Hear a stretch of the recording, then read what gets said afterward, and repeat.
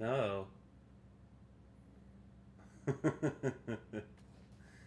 uh, well, can everybody hear me? Can everybody hear me, see me, and understand me? Hold on, let me... I gotta get this pulled up. I'm so sorry. I was trying... And I got an ad right away. Not my intention. Sorry about that, dude. Here we go. And... Ah, there it is. And let's search that up to Nostalgia Critic. There it is. Okay. And let me make sure that this is right. Okay.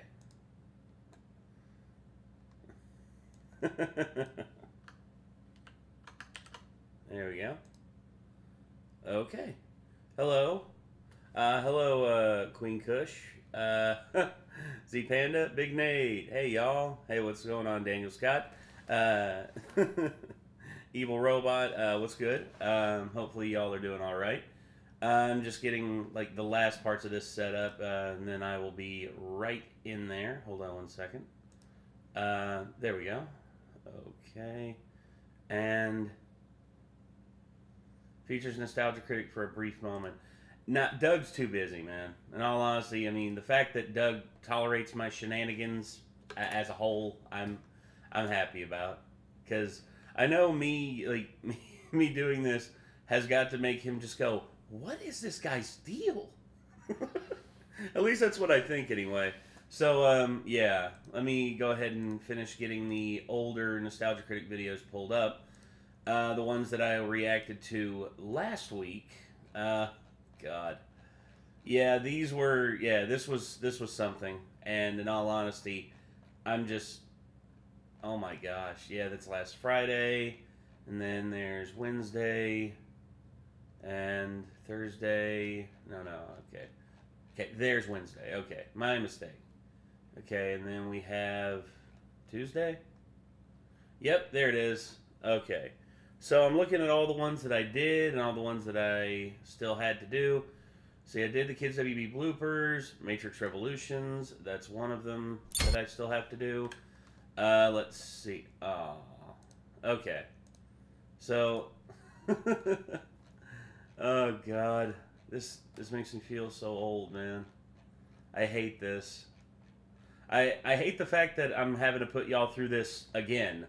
Because, in all honesty, I wanted to just like come on here and just do silly stuff and just make y'all laugh. But here we find ourselves, and in all honesty, I'm just okay.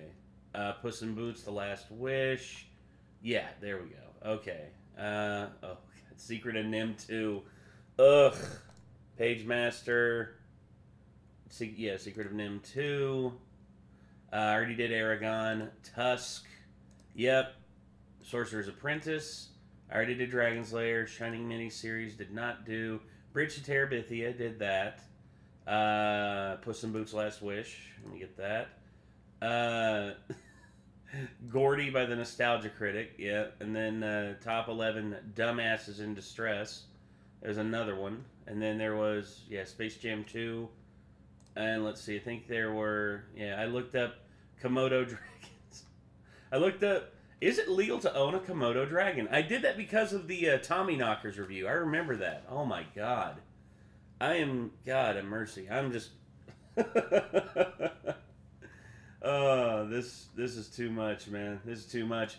And on top of that, on top of all of these, I also have to do reactions. Hello, I'm the Nostalgia Critic. No.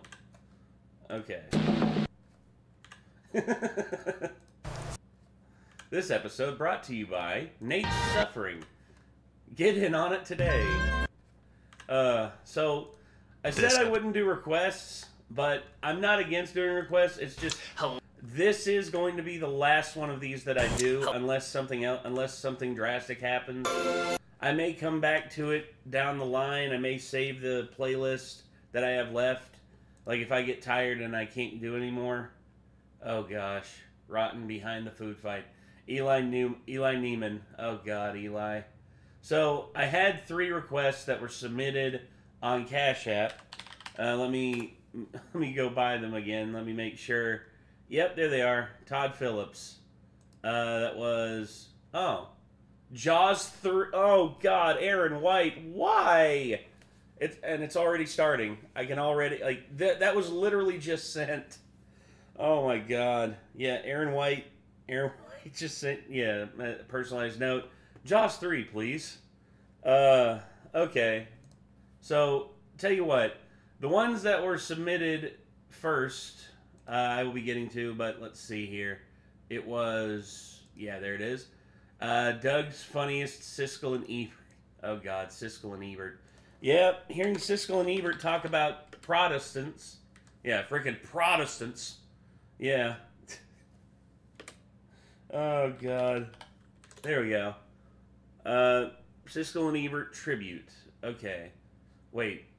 11 funniest. Okay, so 11 funniest Siskel and Ebert reviews. Okay. Damn. Who here remembers Siskel and Ebert? That feels so long ago now. It feels so long ago about Siskel and Ebert. I just don't have I just can't believe it. Let's see. Nostalgia Critic. Pound Puppies. There they are. Pound Puppies. Oh boy. Oh God, no. Hello. Wow, this is an old one right here, dude. Holy crap. Yep. And then the last one, what was the last one they were put? Wait. The Care Bear movie? Oh, no. Oh, wait. Okay. Nostalgia Critic, the Care Bear movie. Care Bears. The Care Bears movie. There it is. Yep. That's the reaction I expected. Taste the rainbow, motherfucker. Oh, God. Oh, man. Yeah. Food. Oh, God. Yeah. We'll see about getting to that one. And then I think, did Steven send me anything on Venmo? Come on. Let me see here. Did we get anything on Venmo? Anything at all? I don't think so. Just in case, I'm checking. Nope. But instead, he sent me that. That's for me and JT. Okay, we'll do that on Friday. So, let's see. Let's see, we did the Care Bears movie. Top 11 Siskel and Ebert reviews. Okay, so these first 3 are from Todd Phillips, who gave me, basically, he gave $20 for each of these reviews. So I'm going to be doing these real quick. Oh, God, not Ghost Dad. Skibbity zappa da zibba da hooba da zo bibba da Ghost Dad. Yeah. Ah, man. That movie was already bad, but it's made even worse now because of the creep that is Bill Cosby. Anyway, shall we begin? This is the top 11 funniest Siskel and Ebert reviews. Oh God, here we go. You're going to be seeing that logo a lot, people. Get used to it. And you'll be listening to this song a lot. Let me grab me a water. I'm going to need it.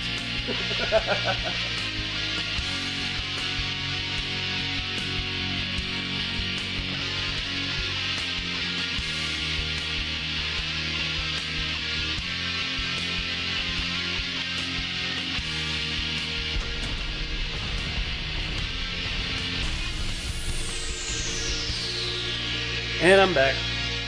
Hello, I'm the Nostalgia Critic. We remember it, so you don't have to. Siskel and Ebert. Arguably the most famous critics who ever lived. Even years after their deaths, people still remember their reviews, their personalities, even their thumbs. In my opinion, a good critic should do 2 things. Offer a unique and interesting point of view, and do so in a passionate and entertaining way. While their points of view were indeed great, it's the entertainment part that kept us coming back. Despite their, quote, professional relationship, Siskel and Ebert acted like emotional children more times than can be counted. And we'll also take a look at a new film about a friendship between a boy and a whale. Sort of reminds me of our relationship. Damn! They'd argue about whose name would be first in the show's title. They constantly mocked each other's physical appearances. They even bickered about who would sit closest to the desk on a talk show, to the point where the host had to sit in between them to shut them up. Even when doing the promos, they couldn't stop pissing each other off. That's this week on Siskel and Ebert and the movie. And the asshole.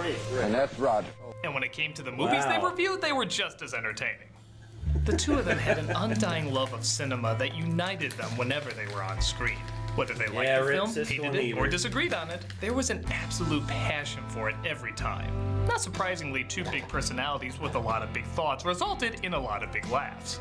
It was wonderful to see them get so into it. Whether they were angry at a film or each other, you couldn't help but appreciate how much they loved talking about it.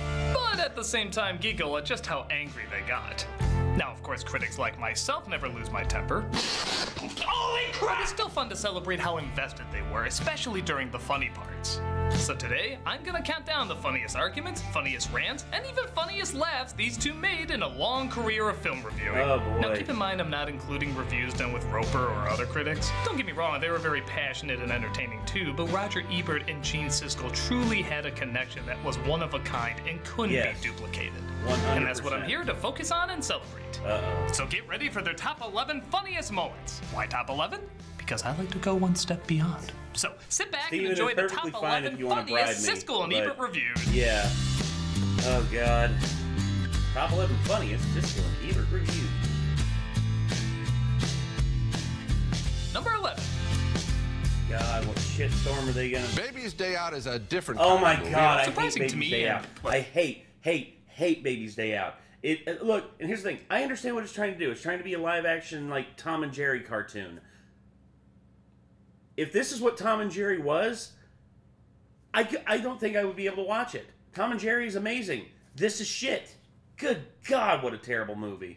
Let's just say it, everyone in existence. Siskel really liked Baby's Day Out. Apparently, it reminded him of old comedic silent films. It almost plays like an old-fashioned silent film. The old-fashioned look kept me involved as much as anything, and I have a suspicion that little kids will really eat up this fantasy of the baby getting in trouble but not getting in trouble. To nobody's surprise, Ebert thought Siskel was nuts. This movie is not funny. It's way too long. The burglars, who are recycled right out of Home Alone, are really awkwardly written. But some of the With Joe Mantegna, who I like in... Okay, I like him in Criminal Minds. He's awesome in Criminal Minds. This is when Hollywood was like typecasting him as discount Joe Pesci. And I hate that, because Joe Mantegna is way more than just discount Joe Pesci. He is so much more than that. Arguments as to why almost seemed as strange as Siskel's recommendation. I hated this movie more than any other movie on this show, and I'm really surprised at you. You should be ashamed of yourself. I agree. Already kind of an odd start to a Baby's Day Out argument. I think a little child who sees this baby about to fall off of tall buildings and be crushed by big cars isn't going to know it's funny. I guess it's not funny, but I've yet to see social media attack, and they'll go after anything. Sure enough, instead of talking about the film being a dumb flick, they get into what cinematic elements might scar children from watching Baby's Day Out, as well as what cinematic elements apparently scarred Roger when he was younger. When I was 3.5 years old, I went to see a movie where Mickey Rooney was standing on a ledge outside a window. It was a comedy. Everybody was laughing. I was terrified. As far as I'm concerned, Mr. Bean's Holiday is a thriller. You might as well take your kids to see Halloween. Whoa. After Gene makes the threat that sensitive children could grow up to be like Roger Ebert, they even argue about which theater each of them saw it at. Man, they could bitch about anything. This is my last. Go back and find out who attended that sneak preview I saw. All those children are in dear jeopardy of becoming We attended the same screening, and those kids were not with that movie. We didn't attend it. I saw it in Michigan City, Indiana, last Saturday. So you're wrong. Totally different audience. Touché. It's a strange and awkward bit of comedy, but I guess that figures when you're reviewing a strange and awkward bit of comedy. I'm really surprised at you. You should be ashamed of yourself. What, first of all, for not agreeing with you? I've never been ashamed of that. I've been proud of that. These two could throw barbs at each other, and it was so good. The new movie, Alaska, which is in the old tradition of real-life nature adventures. This time, it's Gene's turn to ask what the hell were you thinking when Roger gives a positive review to a children's adventure named Alaska about two kids climbing mountains to save their dad. On its own level, I enjoyed it. I imagine it's targeted at kids up to about 13, and I think... So, I watched this movie. This movie had some good parts to it. I mean, the two kids, played by Vince Kartheiser and Thora Birch, were actually, I found to be fairly believable.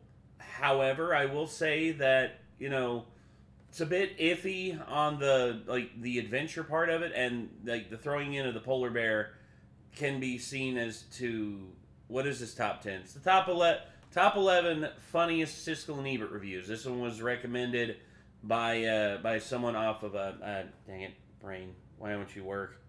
It was recommended by by someone who literally just said, hey, it was Todd Phillips, and he was asking if I could react to these. So here I am. A lot of them are going to love it. Since the kids were babies, Roger thought it was delightful, but Gene goes right for the offense. You know how you always say to me, you missed the boat on this one when we were far? You missed the harbor. Damn. This is, I think, one of the most laughably bad pictures I've seen in a long time. But Gene, too, gets in some weird reasons why. That. He also the word went on father, to, and this is the movie, not Mad other Men. research. He's been in a bunch the word father is never mentioned for 40 minutes in this picture. Really good actor. They're not talking or acting remotely like kids who's lost their father and trying to find. Did you know Freddy never says the word human on his search for killing humans? Movie ruined. They almost immediately jump into yelling at each other. Oh, I do hate it when Mom and Dad fight. Your criticism of this movie is utterly irrelevant to the experience of the film on the screen and would be meaningless to anyone seeing the film. Wasn't meaningless to me. After bringing up a legit criticism about how silly it is, nobody can find that plane. Which, as someone who reviewed that film, I can vouch for that. Yeah, I will say that is a bit dumb that they couldn't find his plane. Now, I think what would have worked is if his plane was hit, you know, stranded there, and then like snow got on top of it, and it was like it looked whited out. That'd be the only thing that I could say. But at the same time, filming that would probably be very difficult because they're filming in the Alaskan wilds. So yeah, it'd be probably difficult. It is to an extent, it is a guilty pleasure. I would say Far From Home is a better survival / like animal friend movie out there. Anyway. Start talking over each other like it's a political debate. Roger, when you're not Nick, I'm on a major story, and the acting by Charlton Heston. Well, the Senator Yeo. 10-year-old kids are going to be saying, "Gee, they didn't." Finally, it ends with the ultimate test of Roger proving he likes this movie. He looks to the camera and says he likes this movie. I just want you to say that you really enjoyed it yourself. I did enjoy this movie. I enjoyed this movie. I'm sure a lot of people felt this movie didn't give them much, but it did at least give them a pretty funny review. Incredible. How can you say that? Also, these kids are in Alaska. They're or Born to Be Wild. Born to Be Wild is actually a pretty good one. Although they did market it a lot on has teenage heartthrob Devon Sawa. It's like and Jonathan Taylor Thomas when Jonathan Taylor Thomas was the biggest thing in the world. But yeah, I want that bear. God. Charlton Heston and his fucking bears. But yeah, that's for me. Alaska has good parts to it, but it's not a movie I go out of my way to watch. Oh, hi Nevaeh. How you doing? Hopefully y'all are doing all right. Next film is called Frozen Assets, and we take a step way down in quality here. This is one of the dumbest comedies I have ever seen. You're going very easy on it, I see. So far. I guess you have to include what they at the time declared the worst comedy they've ever seen. This isn't over! Presumably similar to you, I've never even heard of this movie. But hearing both of them take sucker punches at it is really a lot of fun. It was as depressing an experience as I've ever had going to the movies. That's 23 years of going to the movies professionally, maybe 7,000 pictures. Well, Gene, I was going to the movies professionally for 2 or 3 years before you were, and there was nothing I saw during that time that even approached this, and it's abysmal. See, I love it when they actually jokes agree from the and they film about both a dude who thinks he's managing a bank, but really together. it's a sperm bank, quickly shows where they're coming from. You know what? You can't take it that way. The movie would. Don't be shy. My door is open if you need a hand. 2 hands. Hey, I'll get down on all fours. That's how eager I am to please. It's very standard until the two of them actually start to laugh at the fact that they probably saw the worst comedy ever made, but then realize they don't even want to give it that recognition. Because then people might want to see it. Sister Rose and Brother perhaps the worst comedy ever made. They may take that ad out. That makes it sound good. They get the second worst comedy ever made. Okay, they won't use it. The movie is so bad that they start discussing what rewards they'll be given in the next life as karma for having to sit through it. And even that they review. You know the theory of reincarnation, where the dues we pay in this lifetime, we may get to collect it in another lifetime. This is giving Milk Money vibe. No, it's made even creepier by the fact that Milk Money, they're kids. They're and look, here's the thing. I'm not going to pretend... how's it going, Nate? Hey, Martin. I'm doing all right. I'm just here reacting to more Nostalgia Critic for my sanity. You know, I just... worst... But what makes Milk Money the worst is that they're kids.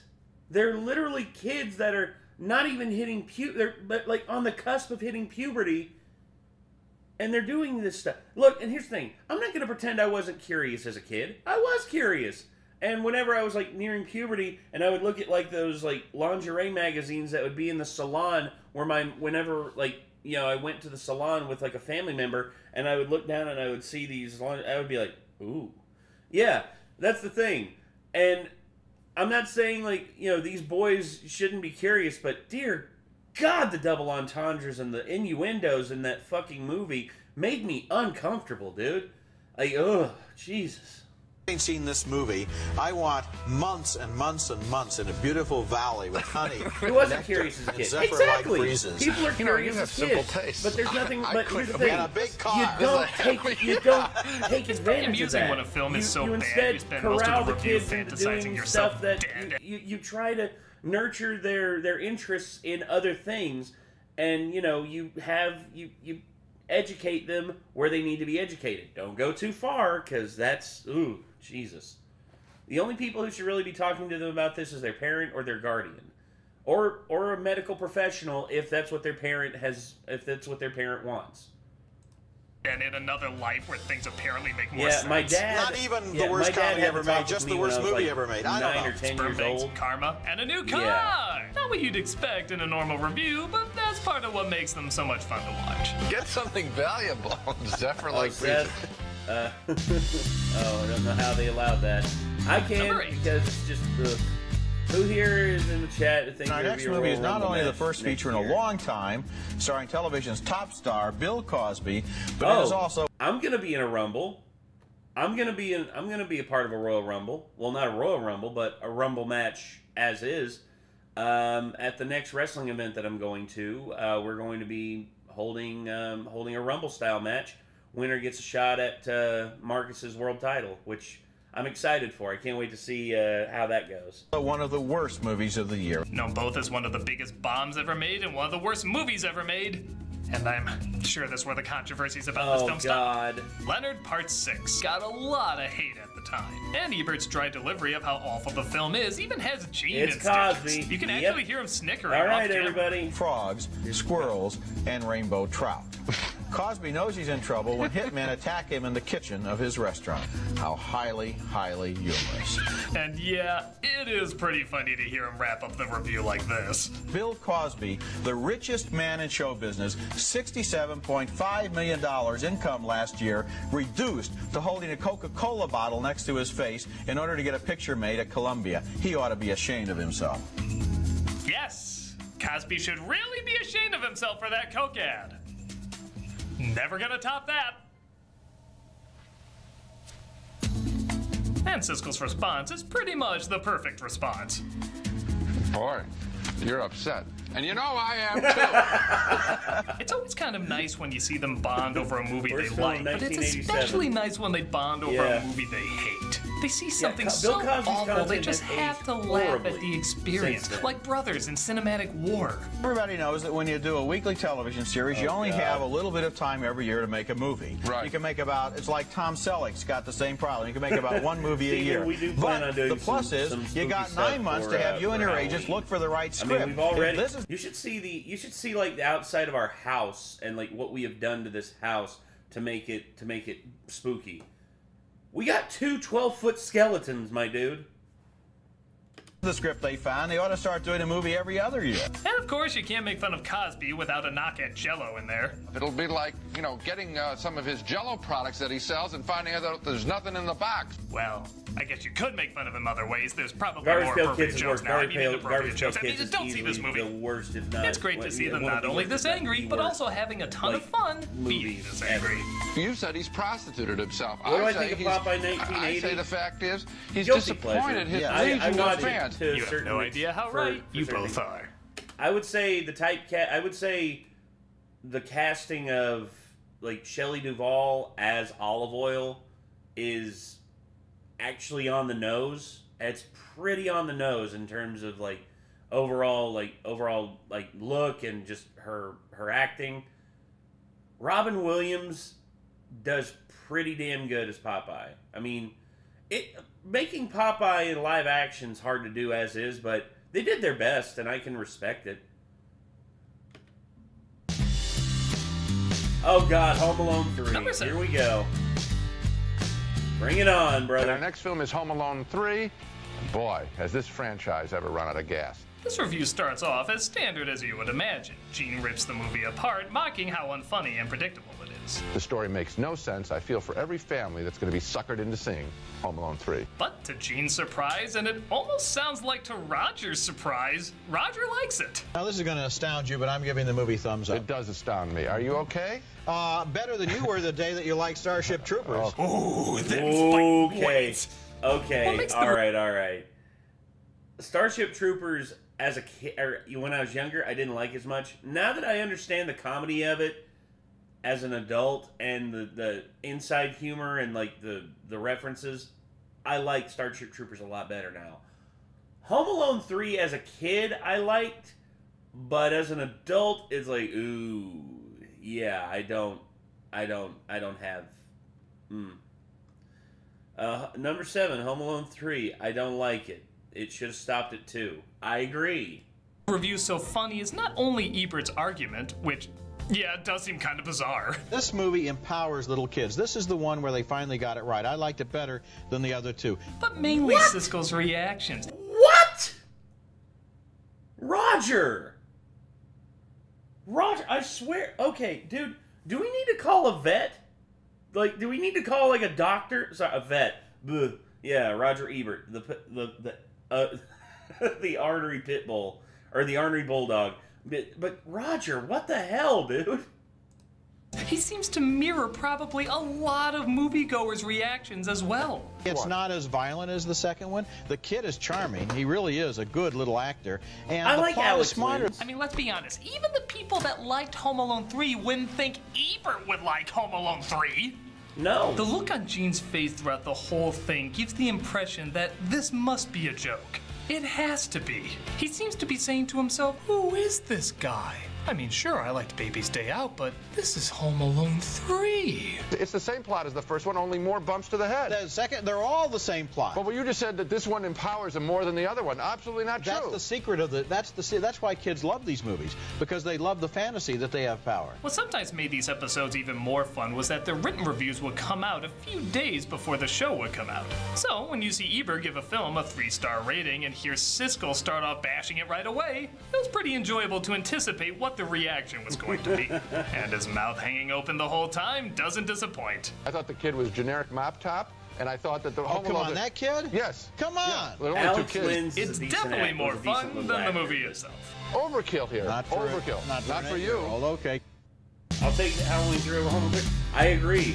I'll take Halloween 3 over Home Alone 3. I will Our first movie is named Red Sonja, and this one gets the prize against some very tough competition as the single silliest sword and sorcery movie. A lot of times when Siskel and Ebert watch a bad movie, they're angry at it. But with Red Sonja, they almost recommend it because of how enjoyably awful it was and how much it made them laugh. God, Red This Sonja. one is so inept, there are times when it's actually fun, especially when the actors struggle through dialogue that sounds like they've already read the Mad Magazine parody of this film. Listen to them. They're practically excited to talk about this film. It gave them so much joy. Vermin! What would their lives compare to this? You are mad! The talisman will destroy you! I know. My God. Brigitte Nielsen, at a certain time during the 80s, everyone was casting her because of, like, she was tall, she was beautiful, she was athletic, she was physically capable. But yeah, it's almost as if it's just like, damn. But the main reason why, like, people were really into her was because she was fucking sly. Yeah, that's right. She was fucking Sylvester Stallone. It's been a long time since I've heard a line like, "You're mad. The talisman will destroy you." Meanwhile, they're dropping dirt directly in front of the limb. Exactly. Right there. It's inches away from the camera. It's supposed to be falling on them. If they'd only had plastic surgery back then in the Middle Ages, the movie would have been over. They almost talk like kids quoting a movie they just love sitting through so much that they have to relive it by shouting out their favorite parts. They're practically giddy. Watch out, Sonia! Look out, Watch out, Sonia! I just love that. Maybe the best moment is when Siskel wants to describe the awkward positioning of the Buddha in this movie. But both of them find it so funny that they can't even find the best way to say it without cracking up. Well, let's put it this way. The Buddha in this film that they have near the camp looks like... How does he look, James? The Buddha looks like... Now we know why he looks so contented, right? Yeah. Oh, I guess you got to see the movie. I don't want to say that because I don't see the movie. The Buddha looks like he's going to the bathroom. Thank you very much. A lot of times they get pissed off at bad movies, but it's very rare that we see them laugh so hard at a so bad it's Not good film. necessarily. I guess this was their equivalent of The Room. You slaughtered my parents like cattle. My brother, my sister. Her sister, my brother, my family. Not only did she wipe out her family, but she also killed her sister and her brother. Seeing these two snicker like... My God. Well, once again, when you don't have any overhead on who's writing this shit, you get. Never mind. I'm just gonna move on because the less I think about Red Sonja, the happier I'll be. Like schoolboys who heard their first dirty word is too irresistible to pass up. Red Sonja definitely made them head in the face. Coming up next to the movies, our next film. Hi, Nick Nowert. How y'all doing? Hey, I'm back. Welcome back, Shadow. Number 5. My brother, my sister, my mother. First movie is Cop and a Half, and it's an entertaining example of the kind of movie formula I call the One's-a movie. For example, one's a cop and one's a robber. Yet another disagreement, but this one Siskel loved to mock Ebert for constantly for years and years. Ebert has admitted to being slightly more lenient to films than Siskel, and this one even has him saying it's better than Home Alone 2. This movie has the kind of chemistry between the grown-up world and a smart kid that I look for and missed in Home Alone 2. Not a huge accomplishment, but Cop and a Half? No, yeah, Cop and a Half. No, like this and this and Stop or My Mom Will Shoot is just. Siskel has a lot of great opening insults, but this one might be my personal favorite. Wow! Wait, where's your big red suit and beard, Santa? You just gave them a gift. Siskel then goes on to describe it as a lame cartoon, to which Ebert says that's kind of the point, and then praises Reynolds for playing it so realistic. Reynolds plays the cop like a real cop instead of playing him like some kind of I think it's a cartoon. Marshmallow. I think it is a cartoon, Gene. It is a cartoon. A lame one. A good cartoon. No, I'm stunned, Roger. The two of them talking about is sadly very short, but the review doesn't stop there. Brandon Chapman, that's a no-brainer right Siskel there. put this. Who is your daddy and what does he do? Versus, my phone thought you said Siri, Nate. Siri. As number 1. Unfortunately, at this time, there's no video available of that episode, but IMDb does have the episode transcribed, and it's pretty damn funny. Including Siskel saying, "The only thing more unnerving than this picture is my esteemed colleague across the aisle. So why, so often, is the only major film critic in America who actually recommended Cop and a Half." If you look further with Ebert defending it, he says maybe you got up on the wrong side of the bed. Siskel says, as did the rest of America. If you get a chance, look over the whole thing. It's a pretty funny read. But even then, 3 years later, Gene still brings it up as Roger impressively convinces him to change his vote on the movie Broken Arrow from thumbs up to thumbs down. Something neither of them have ever done before.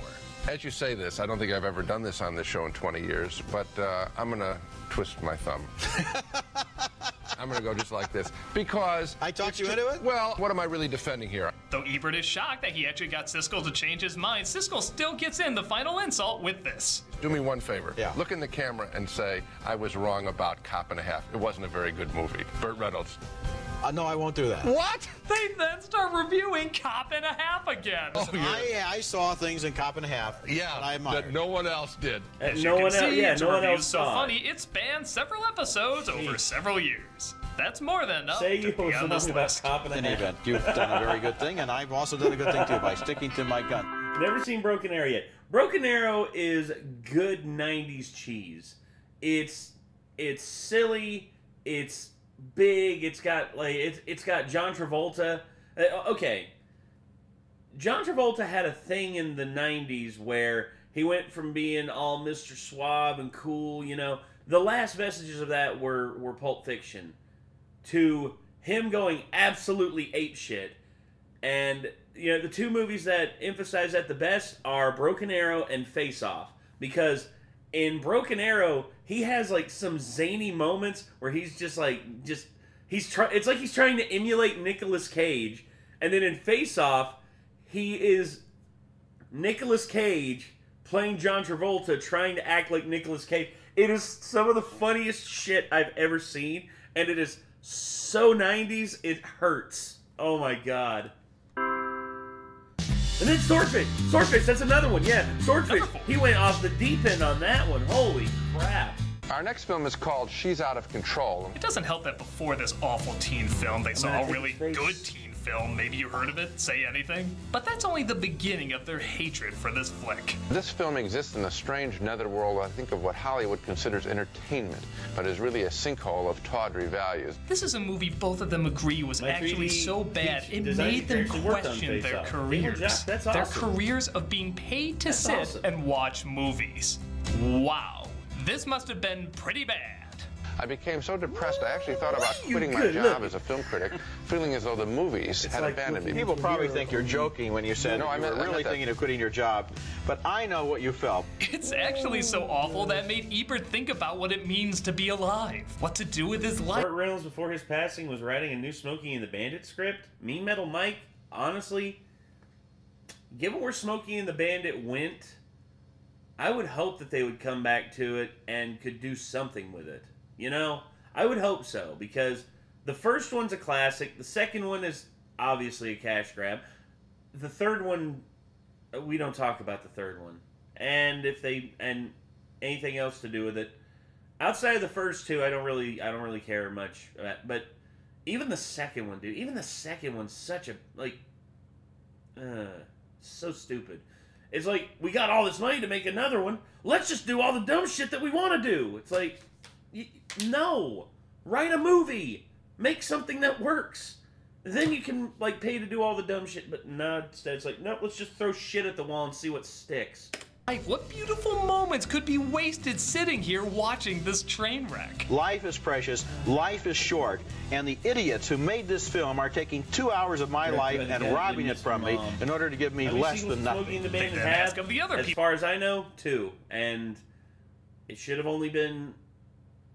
You know what? Fuck it. I'll say it. Should have been 0.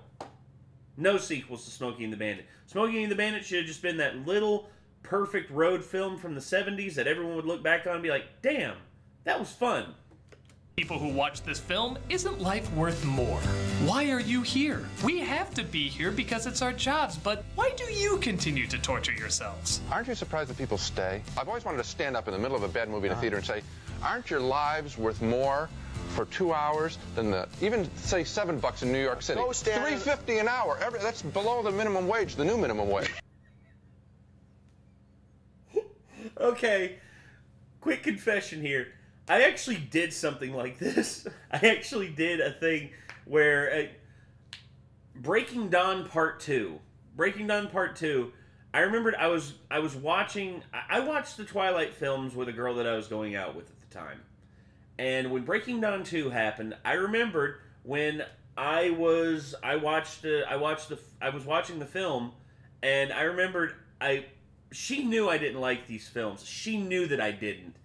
And basically what I did was, after the film was over and the credits started rolling and all the characters like faced the camera and like did their sexy poses, you know, like they're posing for a Calvin Klein commercial, and it did like the credits and showed their names and shit.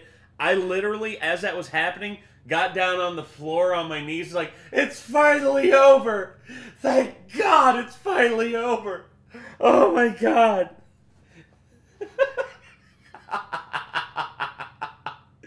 The girl that I was with had her face in her hands like this, and as soon as I was done and I sat back down, she just started like just started swatting my shoulder, and I was just like, I'm sorry, I couldn't hold it anymore.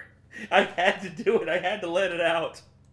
Get out and live. Go stand in the lobby and talk.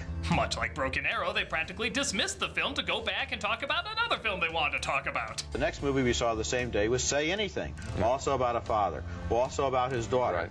Same kind of basic situation, but here's a trash movie and here's a great movie. Even though they're disgusted, they still seem to be coming at it as people who love movies. And this seems like an insult to such a beautiful craft. There's surprisingly even quotes from other big name directors in it. Probably the only review of She's Out of Control. I don't know. There's several Jean-Luc Godard, the great French director, once said, the way to criticize a movie is to make another movie. Oscar Brotman, a Chicago film exhibitor, once told me many years ago, he said, there's a rule. He said, if nothing has happened by the end of the first reel, nothing is going to happen. You can feel their love for cinema in this, but you can especially feel their hatred for this movie. A movie like this is a crime because what it does is it robs life from people by requiring them to spend 2 hours having such a terrible experience happen to them. Mashup? Number 3. Bravo, Nate. Absolutely respect for you. Brain candy and audacious. Uh-oh. Oh, Kate's home. Kate just got home. You can hear the dogs.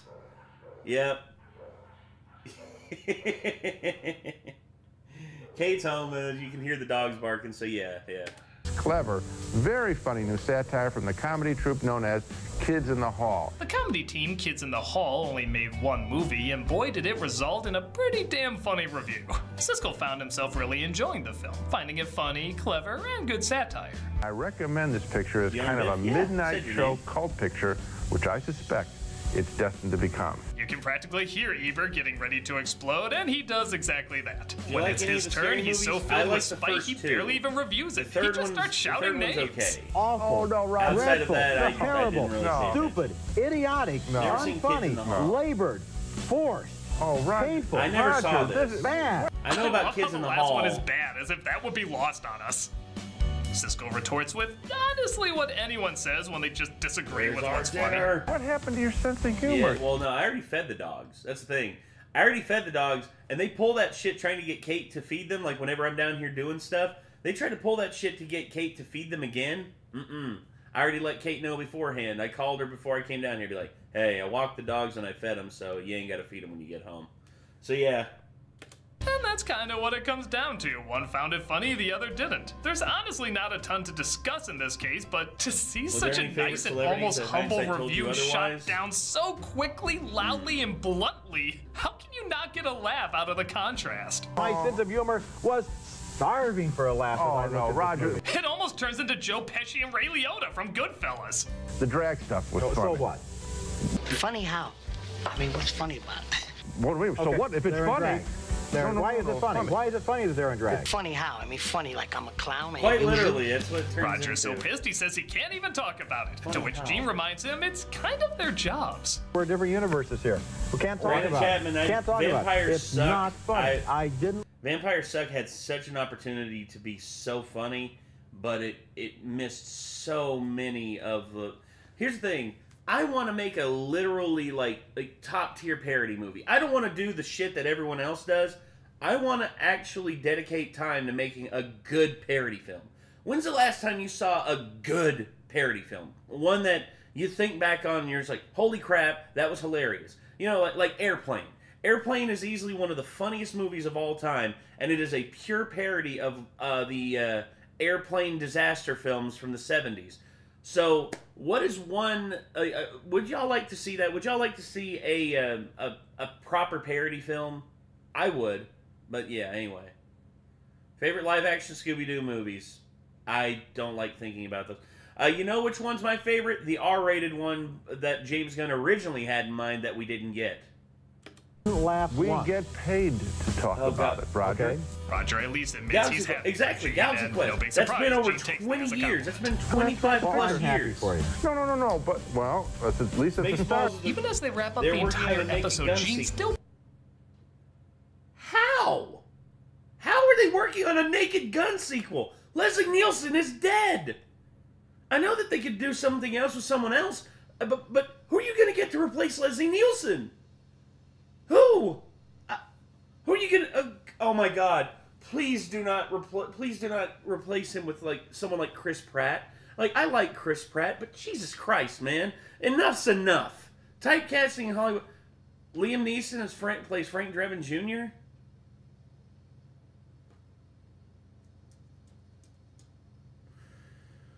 There are many things that I could use to describe Leslie Nielsen: stoic, no nonsense. Funny's not really one of them. I've never really even in movies where he was trying to be funny, like A Million Ways to Die in the West, I didn't really find him that funny. I didn't really find that movie funny either, outside of a few bit jokes here and there. But yeah, I don't know. Anyway. Pushes it hard. Brain candy, Roger. Brain candy. Ding dong, man. Ding dong. Ding dong, yo. Ding dong. I would check it out. Check it out. I think you've been taking too much of it. No, I'll tell you what. I'm going to see this picture again. I'm laughed just as hard. Okay, well, maybe I will too. It's a start, I guess. I don't know if Roger ever checked this movie out again, but one thing's for sure, this reaction was a lot of fun to watch. Will you look at this picture again? Maybe. Sure I will. I'll be happy to. JY, sometime yeah. maybe in the 21st century. century. Typecasted animated lead. Number 2. Liam Neeson plays everything. Leslie Nielsen played everything straight. I know he played everything straight, but the thing about it is his deadpan reactions and his overreactions to like ridiculous things. Like when he would be turning around, he'd be like his facial expressions were so good. I have never seen Liam Neeson do that in a movie where he's done like ridiculous faces. Like I've only seen him just like do very stoic, and it can work, but I don't know it. Hunted. You think this was an Edward G. Robinson or maybe today an Arnold Schwarzenegger film? You might be wondering what exactly. the hell Chevy is Chase Benji is the a Hunted killer get out of these at two, freaking but deadpan. surprisingly, He was actually so good at deadpan. It's it made weirdly him one of the most heated arguments they ever had. Cisco says he didn't like how few cute moments there were and how there was too much action. Benji the Hunted is too action-packed and not cute enough. Benji the Hunted exhausted me. This is the first time I wanted to tell a dog to slow down and stop to smell the flowers. Yeah, TJ Miller is literally exactly the same. When you see TJ Miller in a movie, he's the exact same person in every single movie. And it hurts. It hurts just seeing him in that way. And get Ryan Reynolds. Ryan Reynolds is way too busy, dude. He's busy doing Deadpool. He's working with his production company to make other films. I can't remember the movies that he's working on, but also he's running Wrexham. I mean, the dude's off doing rich guy stuff. I mean, I can't fault the guy. Ebert surprisingly has a joke that almost agrees with Siskel's review. Well, there is a little suspense in the movie. Like, for example, will Benji be able to protect those cougar cubs until they get big enough to eat him? But he jumps right into defending it, and they go at it pretty heavy over Benji the friggin' Hunted. Gene, your review is the typical sort of blasé, sophisticated, cynical review. I'll take the word sophisticated. I would expect from an adult. Jesus, was Benji your dog? Oh, you're wrapping yourself in the flag of children, and I'm saying better. I'm not wrapping myself in the flag of children. You're wrapping yourself in the flag of the sophisticated film critic. No, boredom. Seen it all. No, boredom. Boredom with Benji running. How often do you hear a critic, in all honesty, with pure frustrated anger shout, Boredom with Benji running. Boredom with Benji running. Did you grow up, Roger? Sarah W., absolutely. Dracula Dead and Loving It was the first time I realized that I was attracted to women because of Lucy in. It's like, but Lucy, I'm British. Well, so are these. I was like, his reaction. He's like, Lucy. God, I love that reaction so much. With the boredom of Benji running, I can't go back. Siskel even seems to change his review from relaying it as just not a very good film to total garbage at the end. Black Stallion is a great film. I recommend films for kids that are bad, but I'll tell you what, whether it's good or bad, I think kids will really enjoy it. A ringing endorsement.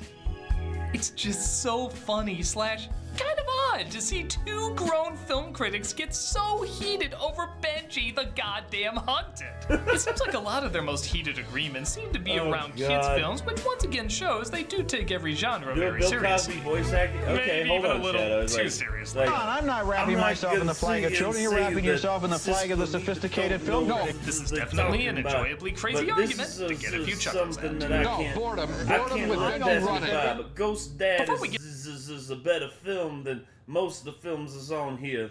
Get to number 1. Here are some runners-up.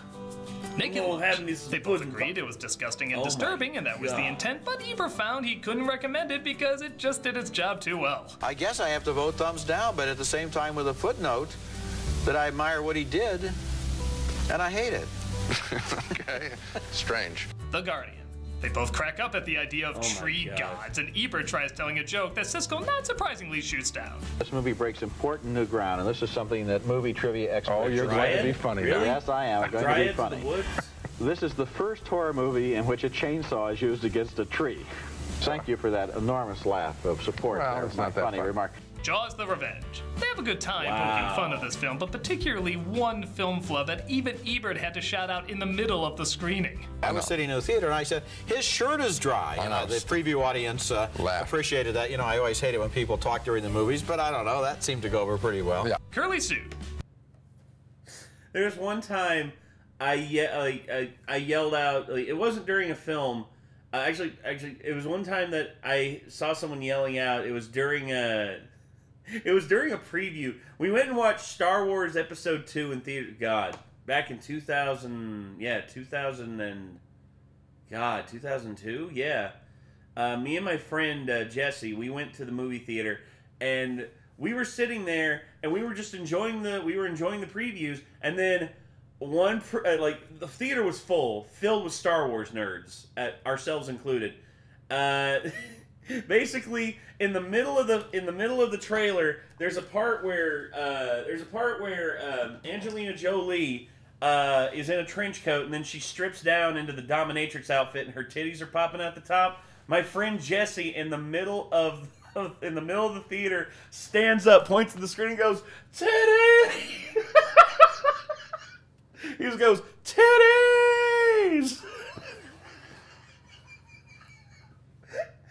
Everyone in the theater was dying laughing. Everyone laughed so much that everybody missed the preview. You see, here's the thing. On paper, it doesn't sound like it'd be funny, but the comedic timing was so perfect. I couldn't help but laugh my ass off. Holy shit. It wasn't Tomb Raider, was it? No, it was for Mr. and Mrs. Smith. I found that out later. Oh. Dude, Jesse didn't give a fuck, dude. Jesse was one of those dudes who didn't give a fuck. Oh, you want me to get the horny bat? Hold on. Alright. Let me grab the horny bat. Alright. Here we go.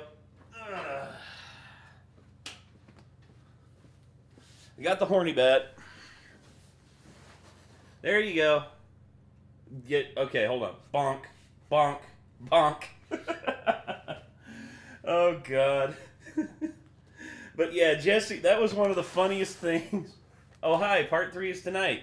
Yeah, Jairus, part 3 of this is tonight. I was 4 years old and... Oh, you whippersnappers, get out of here, man. You're making me feel old. I'm just joking. The horny bat has returned. Yes, The Horny Bat has returned.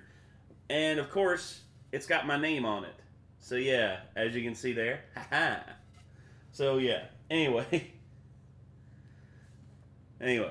Siskel literally shouts his amazement before Ebert can give his review of it. And this is a cornball exercise in sentimental manipulation, but I don't care because it works. What?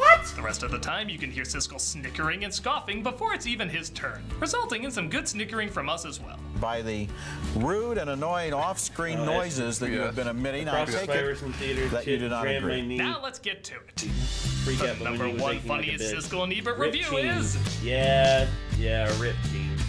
A boy played by Elijah Wood gets fed up with his folks in that scene. North? It's North? Are you serious? God damn it, this movie sucks! Oh my god. Oh my god. Oh my god. Oh my god. Even as a kid, I hated this movie. Even as a kid, here's the thing. Usually when you're a kid, you can let shit go over your head. You can let shit just go right over your head. No, not this. As a kid, I hated this movie. I hated it. I was like, I did not want to watch this. When my dad brought this movie home from the movie rental store, he was like, hey, we got this awesome movie to watch. It's got Elijah Wood, and it's gonna be fun for the kids. Here's the thing. We were like 30 minutes in.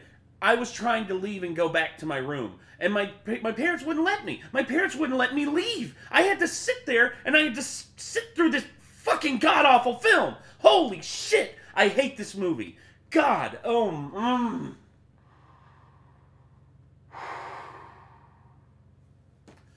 This rant has been brought to you by Nathan's inner sanity breaking at the very thought of having to watch North again. I do not want to watch North again. If I have to watch North again, I'm going to lose my goddamn mind!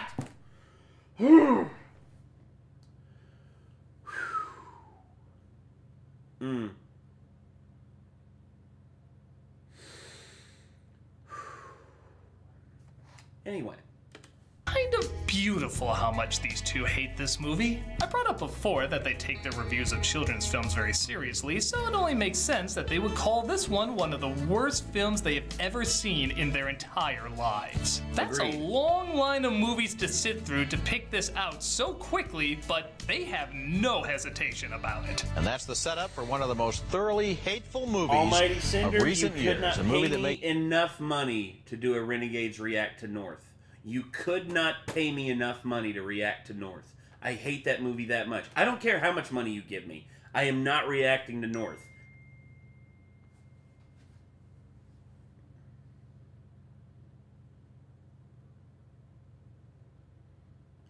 Oh, shit. All the stuff in the photos. Yeah, these are all ours. Oh my gosh. Oh, dude. Yeah, okay. So, anyway. Oh boy. I'm sorry, everybody. But I'm just looking at a friend of mine. Sadly, we used to do a podcast years ago, Renegades Ramble, and we took a bunch of shit down there to decorate the set, and he sent me pictures of this stuff to basically just be like, hey, you left your stuff here.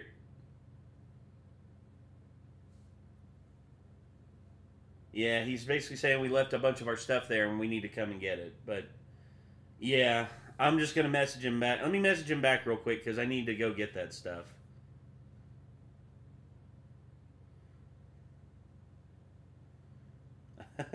I can come down and get it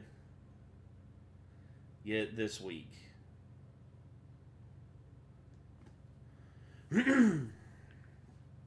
There were several things that... Is that Roan? Yeah, that's Roan. Yeah, it's Roan. And I found out that sadly his brother passed away not too long ago. And I really feel for him on that, dude, because that's sad. That's super sad what happened. But yeah, super nice of him. Yeah, absolutely. Roan's a champ, dude. I love Roan. He's a good dude. But yeah.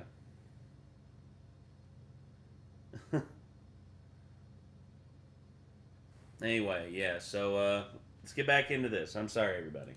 Makes me cringe even when I'm sitting here thinking about it. Ebert's review wonderfully rips into it, pointing out both broadly and in detail why it sucks. I hated this movie as much as any movie we've ever reviewed in the 19 years we've been doing this show.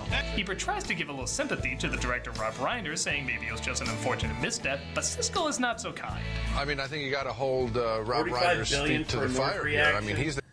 Bro, you are offering me you're offering me the GDP of a small country to do a reaction to a video. Dude, if someone came along and offered me that, I would do it. Like, I would tolerate it, but even then, it would hurt. The guy in charge, he's saying that this is entertainment. It's deplorable. Oh, the Eskimo scene, the ethnic stereotyping is appalling. And Abe Vigoda. It's embarrassing. Jesus. You feel unclean as you're sitting there. I agree. The funny thing is, this movie disappeared rather quickly, and after it was gone, I never really heard anyone talk about it. The only reason I still know of this film's existence, and I think really anyone does, is because of the hatred Siskel and Ebert have for it. It's junk. First-class junk. It actually made me watch this movie to see if they were right, and if you see my review, you know right. they're too nice. There isn't a gag that works. You couldn't write worse jokes if I told you to write And worse. of course, everybody in the movie was vulgar and stupid, and because the jokes weren't funny. What's great as well is both of them put it as their #1 worst film of the year, which just allowed them to talk about it I would more. love to see you do a review of your own for the movie North. If I do a review, okay, here's the thing.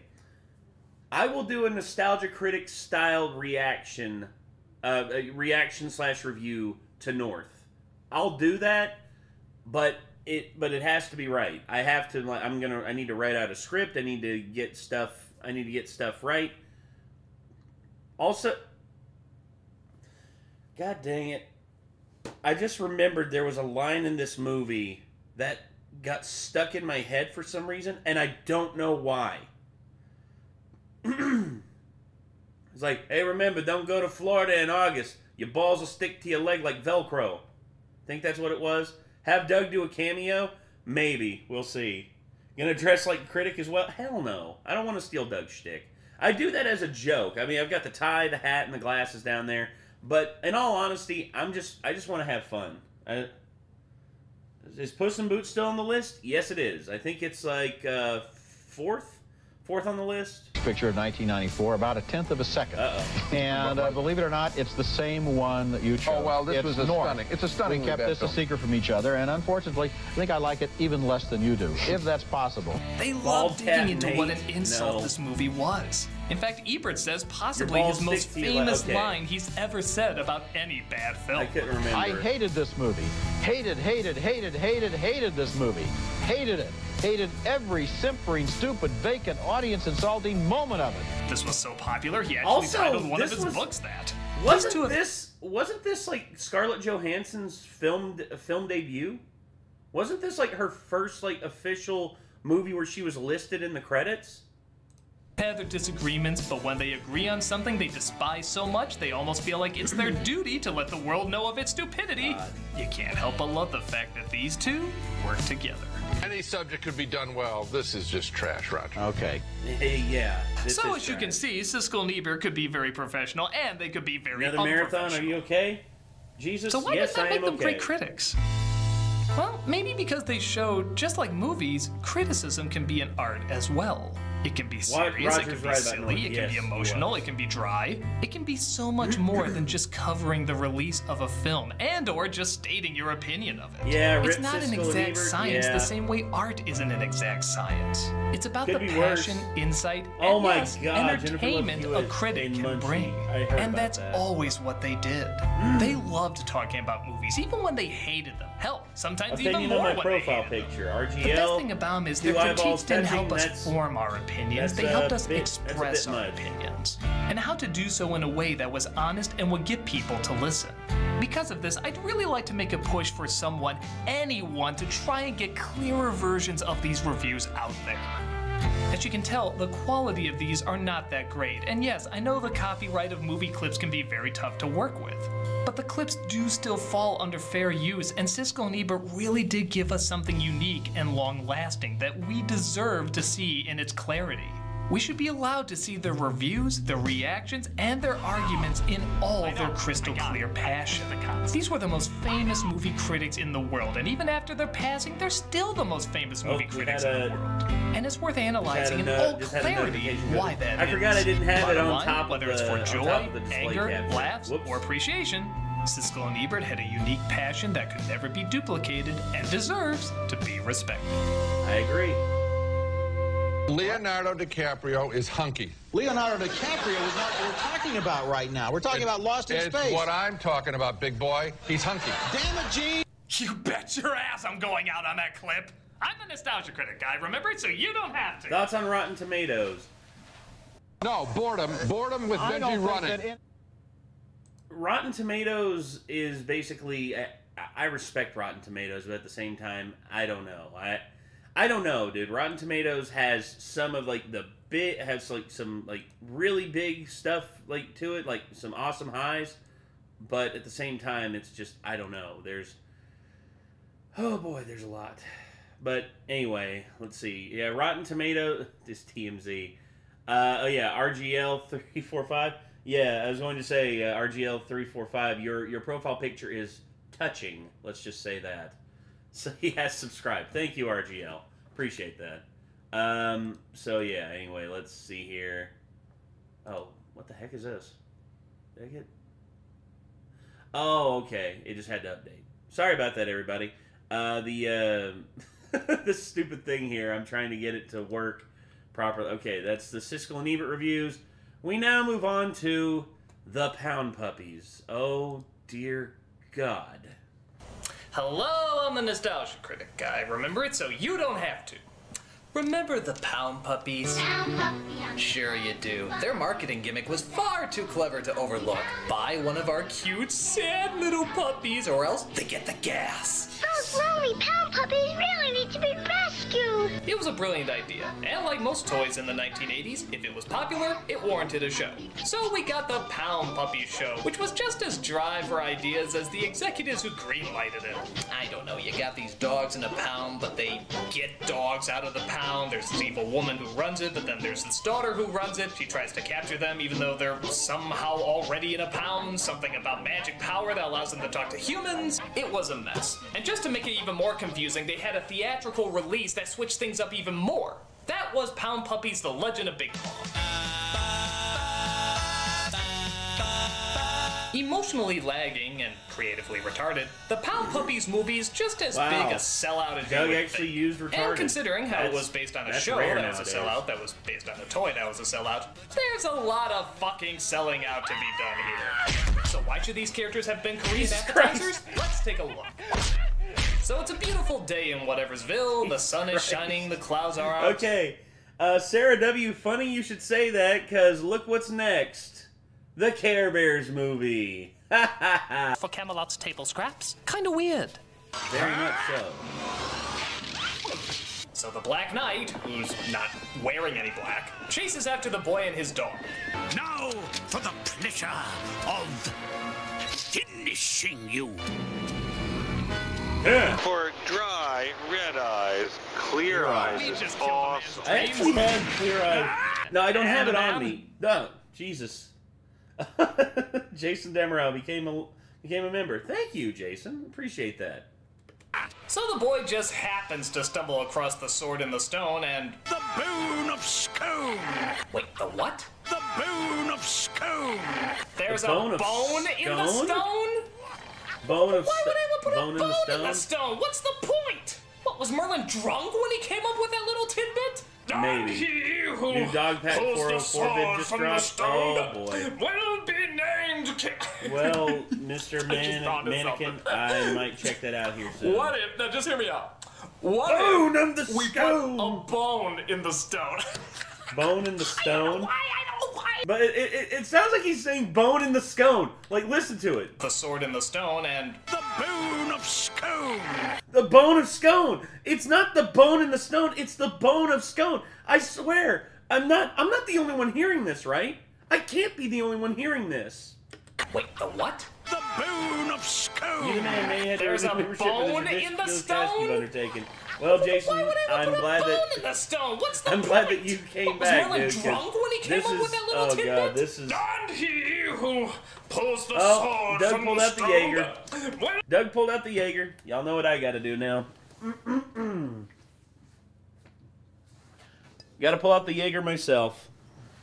Actually, hold on. Let me go ahead and grab like the assortments. Let's see. So, here we go. So on top, I do not I do not recommend alcohol abuse, but I do, however, find it hilarious. We have Hypnotic, which is like the lighter stuff. Then we have, okay, so here's what I'm doing in terms of alcohol abuse. So I have my three choice ones here. I have, well, you can't really see them because of the iPad. Hold on one second. And y'all, nope, you can't really see them there either. Okay, so I have Hypnotic, Jaeger, and Absinthe. I'm going to be imbibing them whenever I feel the need to, which, given the fact that I'm reacting to more of this shit, I'm probably going to have to. Anyway, there we go. Oh, right. Anyway, Bone in the Scone. Will be named. I just thought of something. What if? Now, just hear me out. What if we put a bone in the stone? I don't know why. Everyone's gonna be like, "Why is there a bone in the stone? What's the point of that?" Blah blah blah. I'm gonna be like, "Hey, that contains puppy power." Everyone's gonna be like, Scrappy Doo? What the hell is puppy power? Well, I'll tell you in a second.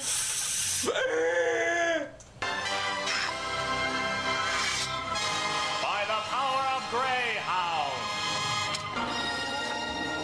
Oh, hell with this. I'm devoting my life to catching Smurfs. Yeah, sure scared him. You can talk. We can talk. And it seemed to stick. I shall never rest until the bone of Scone is mine. And Bone of the Scone sounds like a dog cafe. It does. It sounds like a cafe where you bring your dog and they give these. Yeah, actually, it'd be kind of inventive because they could build they could have like a scone dog treat. Like a dog treat that's shaped like a scone, and you could bring them in and just like do that, or like a croissant or something like that. Oh, I'm sorry, croissant. The sons of the McNasty clan. McNasty? Really? That's his name? You're sort of leaning his future towards evil when you call somebody that. I can't really see a daycare center called McNasty. Oh my god. Is this what McNasty looks like under the box? Is this what McNasty looks like under the box? I need to know. Is this what McNasty... I swear to God, I think this is what McNasty looks like under the box. This is just what his head looks like. Oh my God. Some story, huh, kids? One thing I don't understand, Uncle Whopper. Oh, God. Just try to act like you give a shit, will ya? Wow, the pound looks awesome. I never knew all the fun I was missing out on all this time. Come on, let's all go to the pound right now. Yep. Dance. That's dark. You can hug him, you can pet him, but you better not forget him at the pound. Nope. How are things going with the reactions? Dominic, they're going okay. In commemoration of the 1,000-year anniversary of the Bone of Scone, we'll be holding an adoption bazaar at the pound. Yeah, and everybody's invited to come over and adopt the pound puppy or pound purry of their choice. Wait, a pound purry? Did she really just call a cat a pound purry? What, did pound pussy just cause too much controversy? Pound...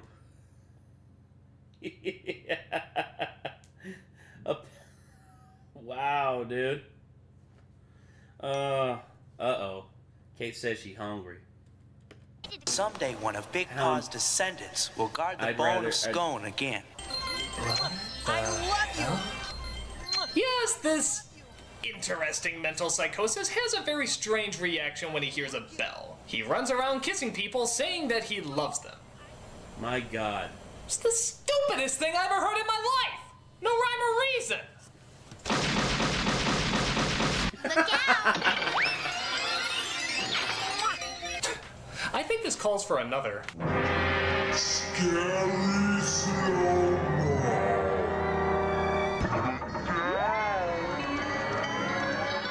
Oh my God, no. Ooh, pound pervert. So after having sold the puppies to a man with razor-sharp teeth, Whopper decides to follow him to see what his evil plan is. I can't understand Colette. Hey, I can't understand Tammy and Jeff. Well, that's odd. It's almost normal. So through a confusing chase scene, we see the thugs get half of the bone as well as Whopper and that mother dog. We gotta find the bone and put it back together if we want puppy power back. What if we can't? We have to, or kids and puppies will never be able to talk again. It'll be like the way it was in the Dark Ages. Oh no! It would be like pretty much how it is now. Yeah. Ooh. How's Asher? Asher's doing good. Asher's doing really good. Listen, it's the puppet. Where does his nose go? Where did his nose go? Oh my God, where did his nose go? I think they're saying my disappearing sloppily animated nose is back at the pound. Oh, her babies are all alone. So with the mother gone, nobody can feed the pups. So they rip off 101 Dalmatians by howling to all the dogs trying to get information. Okay, a fat guy and a skinny guy are headed out of town on a motorcycle. Wait, I've heard this one. The punchline is pineapple, right? We're gonna rescue him. Cat prejudice aside for one day. Goody. So McNasty puts the dogs in the mean machine, or rather a pointless conveyor belt that they easily could have rolled off of, as Cooler and the gang find themselves in even more trouble. Hey, I can't swim. Don't worry, it's quicksand. No, that's water. Are there any sharks in quicksand? It's so water. obviously water. It's blue, it's liquid, you can swim in it, it's water. Do your animators just have trouble drawing noses and sand? What's wrong with you?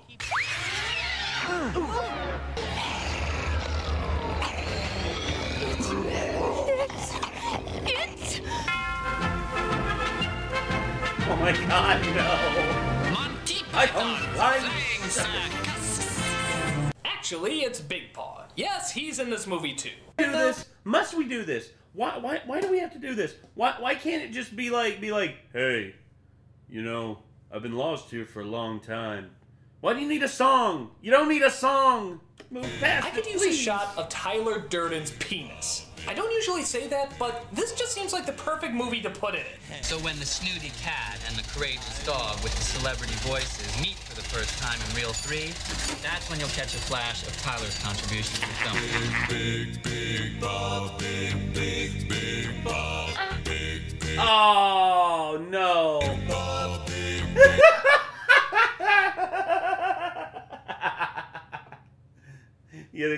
Yeah. Now people won't admit it, but people aren't gonna admit what they saw, but they know they saw it. A nice big. I think it would have been funnier if he would have put like a picture of like Richard Nixon's horrific face up there, or like a buff rooster or something like that. I think that'd have been hilarious. Nobody knows that they saw it, but they did. Nice big cock. Big Bob, big Bob. So the Pound Puppies and their new friend Big Paw approach the lair of our dog do? Now that's the question right there. I'd better hide. What? You better hide? You're a giant. Why don't you try eating the fucking house?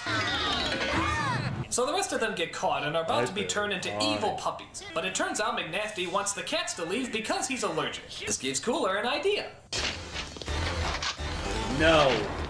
Not the door bit. Exactly. But Cooler and Big Paw get trapped as they try to figure out how to turn the evil dogs back to good. Mama, I love you. My darlings. That's it. Saying I love you changes them back to normal.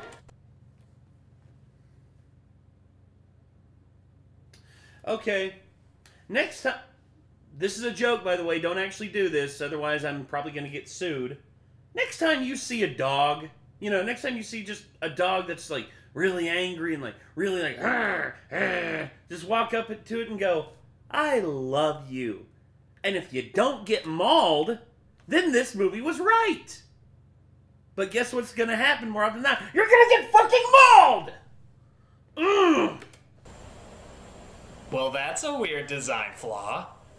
McNasty, when making his mean machine, actually factored in that the only way to reverse it is saying I love you. I love you! I love you! Drat! I've been foiled by the power of love! So they rush after McNasty to finally put everything right. What about the cops? We'll lose them too. Nothing can stop me now! That is except for... Okay.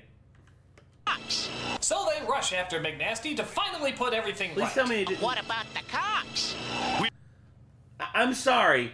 It must be my hearing must be going to shit. They rush Listen after to that. McNasty to finally put everything right. What about the cocks? What about the cocks? I'm not the only one hearing this, right? First, bone in the scone, which they're saying bone in the stone. But why? What about the cocks? We'll lose them too. Nothing can stop me now. That is except for a small dog taking the wheel from me, a bigger dog grabbing onto the back, a few sloppy turns, and a confusing ride that leads me back to the museum where the police are waiting. Don't let it touch me! I don't want to be reversed! I don't want to be a good guy! And they're dead. Well, that takes care of them. Yeah, but what about the scone bone? So they find the bone, McNasty's now a McGoody, and the Pound Puppies have their adopting bazaar. There's something wrong with you. You should be ashamed of yourself and feel totally awful that you're unable to enjoy your dog. Sorry, we don't know what the fuck's wrong with you. Maybe you're just an idiot. What world created this? Aside from just making no sense. I don't want to know. I'm disturbed on so many levels. The animation's choppy, the characters are forgettable, the songs are crap. It's just a stupid movie with virtually nothing redeemable about it whatsoever. So remember, the next time you see a cute, cuddly little puppy in the pound, let it rot. If not, you might end up with more bullshit like this. I'm the Nostalgia Critic. I remember it so you don't have to.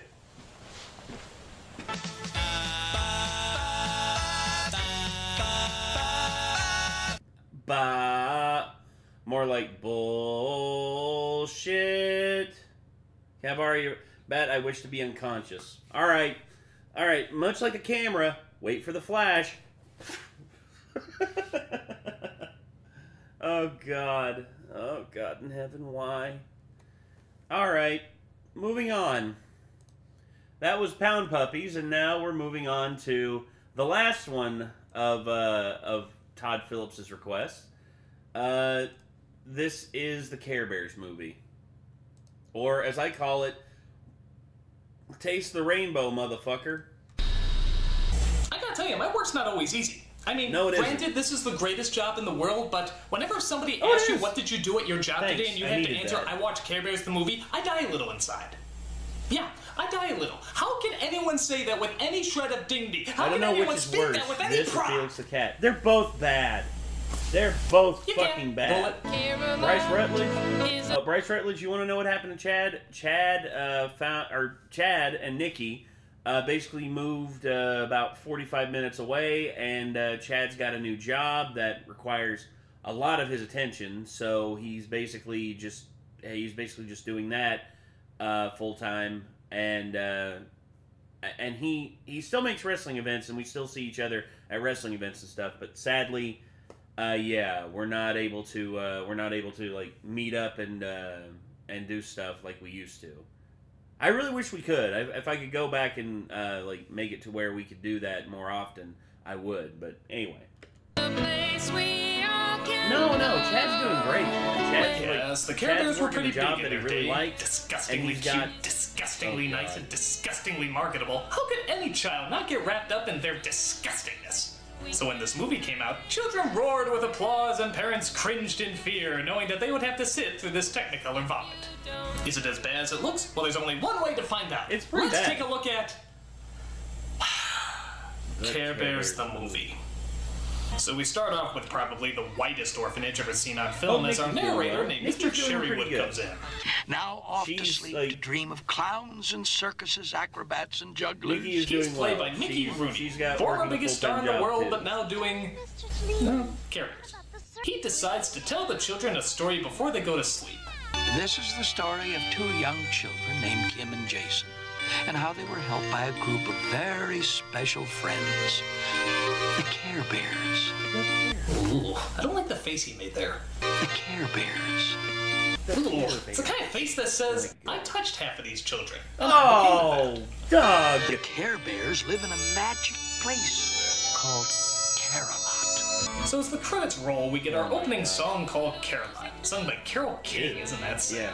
And Carole King, is it me, or does she sound totally uninterested in singing this? Care-a-Lot is a place you'd like to be. Riding on a cloud, you'll care a lot.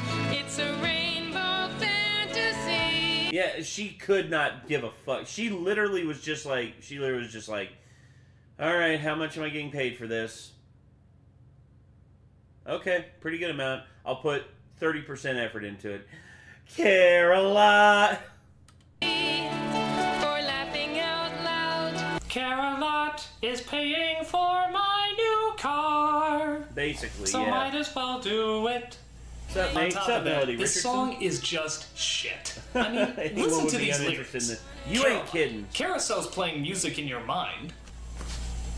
For dancing and singing. Sometimes you feel so glad, sometimes you feel blue. Trust your feelings, it's not bad. Feelings are just you. What does that even mean? Feelings are just you? Oh, that's good to know. I thought it was Herschel, the feeling fairy. What are they talking about? By the way, it's probably my perverted mind, but what does it look like these two are doing? This bear looks way too happy about... Okay, I know this is probably an unintentional one, but yeah, this bear right here shouldn't be like, that's right. Yeah, give him a good shave while you're down there. Oh my God. About what this bear is doing. I think that car is just a cover. So our story begins when they spot two children who, you guessed it, stopped caring. Hi. Not country bears I'm Friend either. Bear, and this is Secret Bear. We're Care Bears. What do you want? Only to be your friends. Actually, I always wondered what counted as quote-unquote caring. I mean, if I'm ordering a pizza with a friend, is it like, hey, what kind of toppings you want? I don't care. No, wait, I didn't mean to... Hi, we're the Care Bears, and everybody has to care about something. Well done, Doug. Everyone well needs done. friends, Jason. Even you and Kim. We're not your friends. How do you know our names? Really? That's your biggest question right now? I mean, granted, that's a legit query, but that should be like question number 5. Yes. We know a lot of things about you. Kim reads a lot of books and wants to be a nurse when she grows up. And Jason, you want to be a jet pilot. Yeah. How did you know that? Friends are supposed to know about each other's hopes and dreams. Friends, stalkers, it's all good. So while they try to comfort the two kids, their main leader, named Tenderheart, goes to check on another kid named Nicholas. Nicholas was a magician's helper. He had never had a friend in his life. Hey! Hey. I do not approve of this, Mr. Scruff. Magician's helper. Mr. Joe from Joe's Antiques.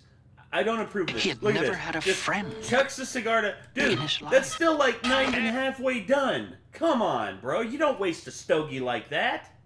That pisses me off. That legit pisses me the fuck off. Hey, close the door. Is Sniper Wolf a Care Bear? Sniper Wolf... Oh, this is why you've never had a friend in your life. If Sniper Wolf was a Care Bear, she would be... What would Sniper Wolf's Care Bear name be? I want to know what you all think Sniper Wolf's Care Bear name would be. Shit talk, like talks a lot of shit.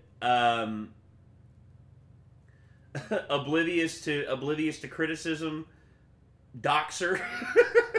What would be her Care Bear name? She'd be an evil one. That's for sure. I bought that trunk thinking maybe there's some junk in it I can use in my magic act. Now half of it's broken. Don't make me tell your parents who may or may not exist and I may or may not be keeping you from. But Nicholas comes across a secret magic book. Nicholas. I am a spirit, Nicholas. Your friend. Victim blaming bear. Unfortunately, it's a book that seems to possess unnatural evil powers. Oh, God. This is your chance to show that you are Hypocrite a greater magician than he. They love him for his magic. Oh, my They'll God. love you for yours. It was never meant for the world of the living. Jesus While that's going Christ. on, though, the Care Bears are working on their latest invention, a teleporter. Yes, apparently there's groundbreaking scientific technology in Care-a-Lot, as long as the buttons look like Lucky Charms marshmallows. But it accidentally beams the two children up when it wasn't supposed to. Where are we? We're the Care Bears! More friends? I like these kids. They have all the right reactions. So while they're trying to get the teleporter to work, they show the kids around Care-a-Lot via a god-awful song sequence. Nobody cares like a bear. But fuck that shit. I want to see that evil book again. He'll be in Yeah. a deep sleep only long enough for you to take over his magic show. But I couldn't. Yes, you can. You must. So this genuinely creepy character that appears is simply known as the Spirit. And while not flat out scary, there is something very threatening about her. Maybe it's her voice, maybe it's the fact that there's just a face in a book, but there's something that's just Black a little Cauldron really lost to unsettling. this? Yes. Black Cauldron lost to this because Disney didn't know how to market the film, and Care Bears was a cultural linchpin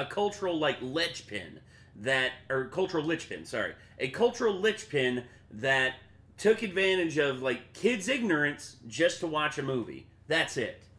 No other reason. Black Cauldron, yeah, here's the thing. Black Cauldron is a much better film than this. Black Cauldron by no means is perfect. It has its flaws, but dear God have mercy, this film is mind-numbingly bad.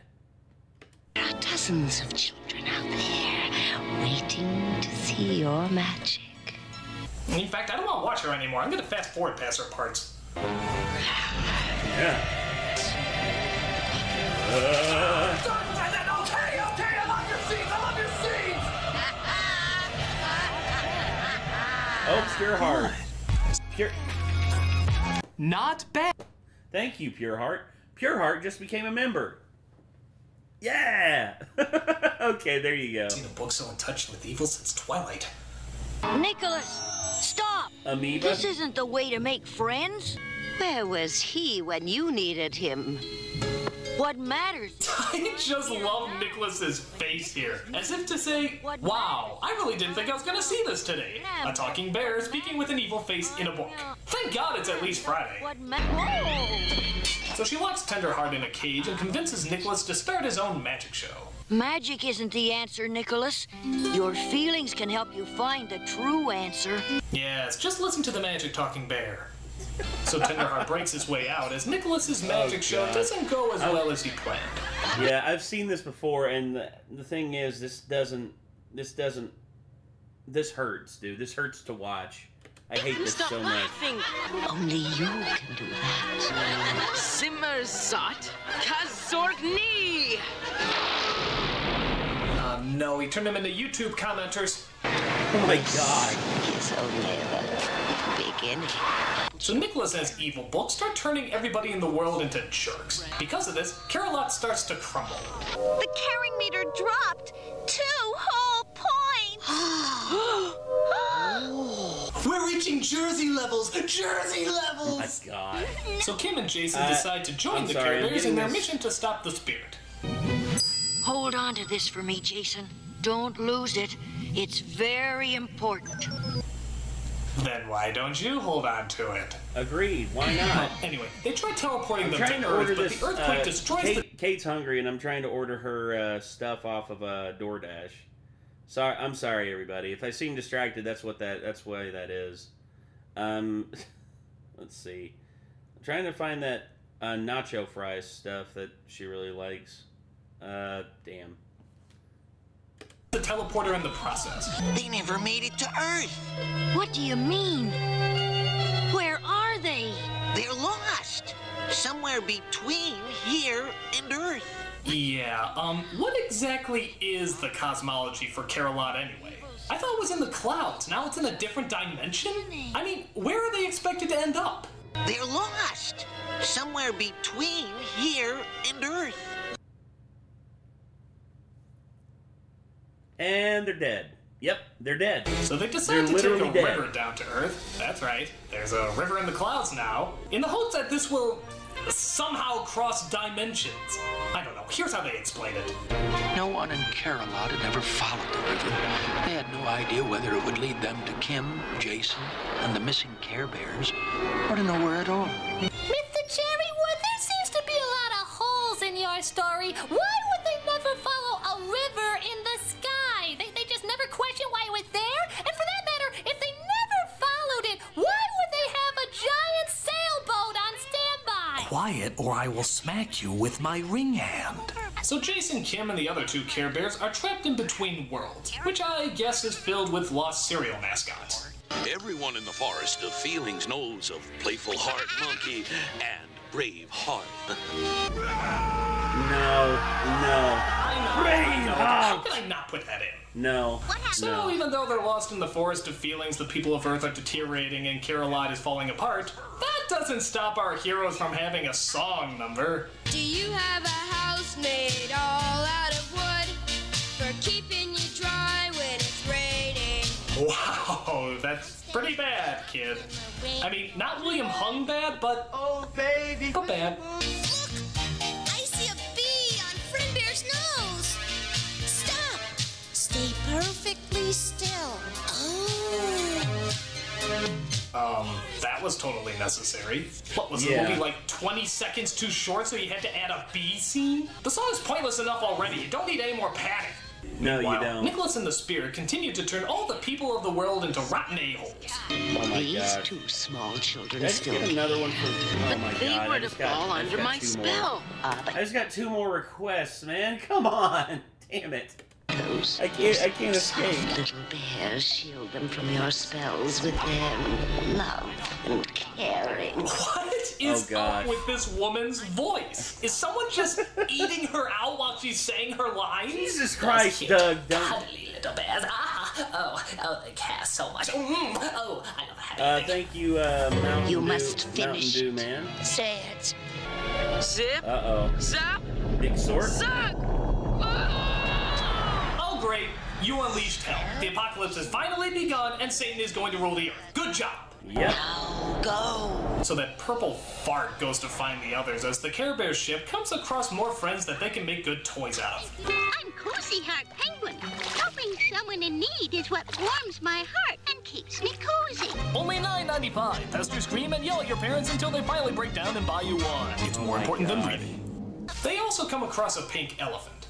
And guessing the amount of booze you've probably had throughout this picture, I'm guessing you're coming across a few as well.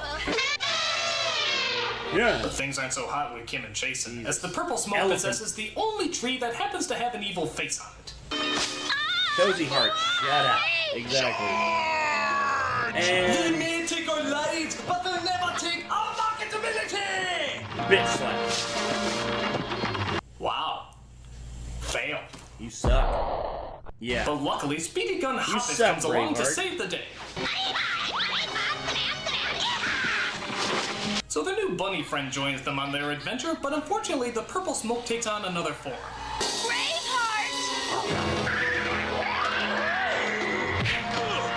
You know, you're really bad at that. Just because you're brave doesn't mean you're capable. Once again, Our another only failure. hope is a Care Bear stare. I just hope it works. There's only 2 of us.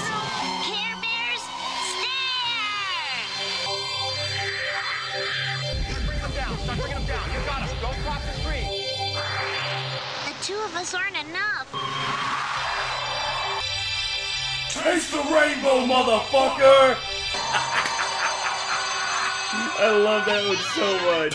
Well, fuck caring. I love the answer that. to this problem was violence. Wonderful, caring violence. So they gather all the other animals love in the that forest meme because so there weren't much. enough fucking toys Taste to the sell rainbow, as they find their way motherfucker. out of the forest and back to Earth. How lucky the river just so happens to pass space and time. Do you still have the key that I gave you? Sure do. If we lose that key, Jason, we can never win. That's why I'm entrusting it to a small boy I barely know. How does this make sense again? So Nicholas casts a spell to turn Kim and Jason into heartless jerks. But he needs them to be close in order for the spell to work. Nicholas, Nicola, you're too late. Too late. I have officially become a vampire. Not one of those sparkling ones, though. They totally suck ass. Yeah, no the shit. The Care Bears tried to stop him, but the evil of the book is just way too strong. The spirit's power is too strong. Look. Nicholas. Oh, Jesus.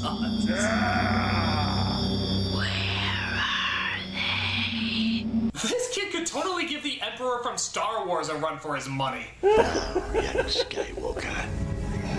Oh my god. You will die. The Care Bears try to, stare him down as the other animals try to help. Everybody call!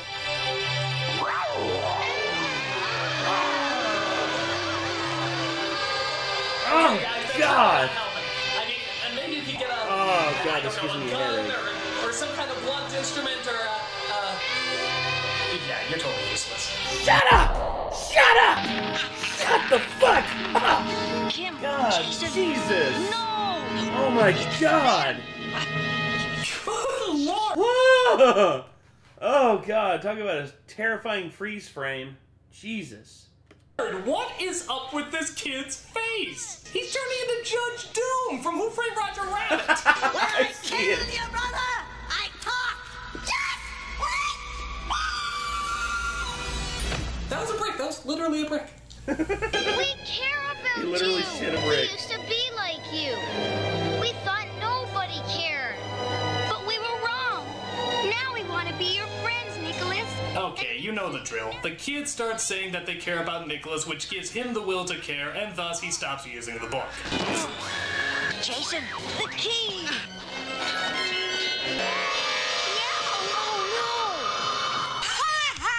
Gotcha! Hold on, Nicholas.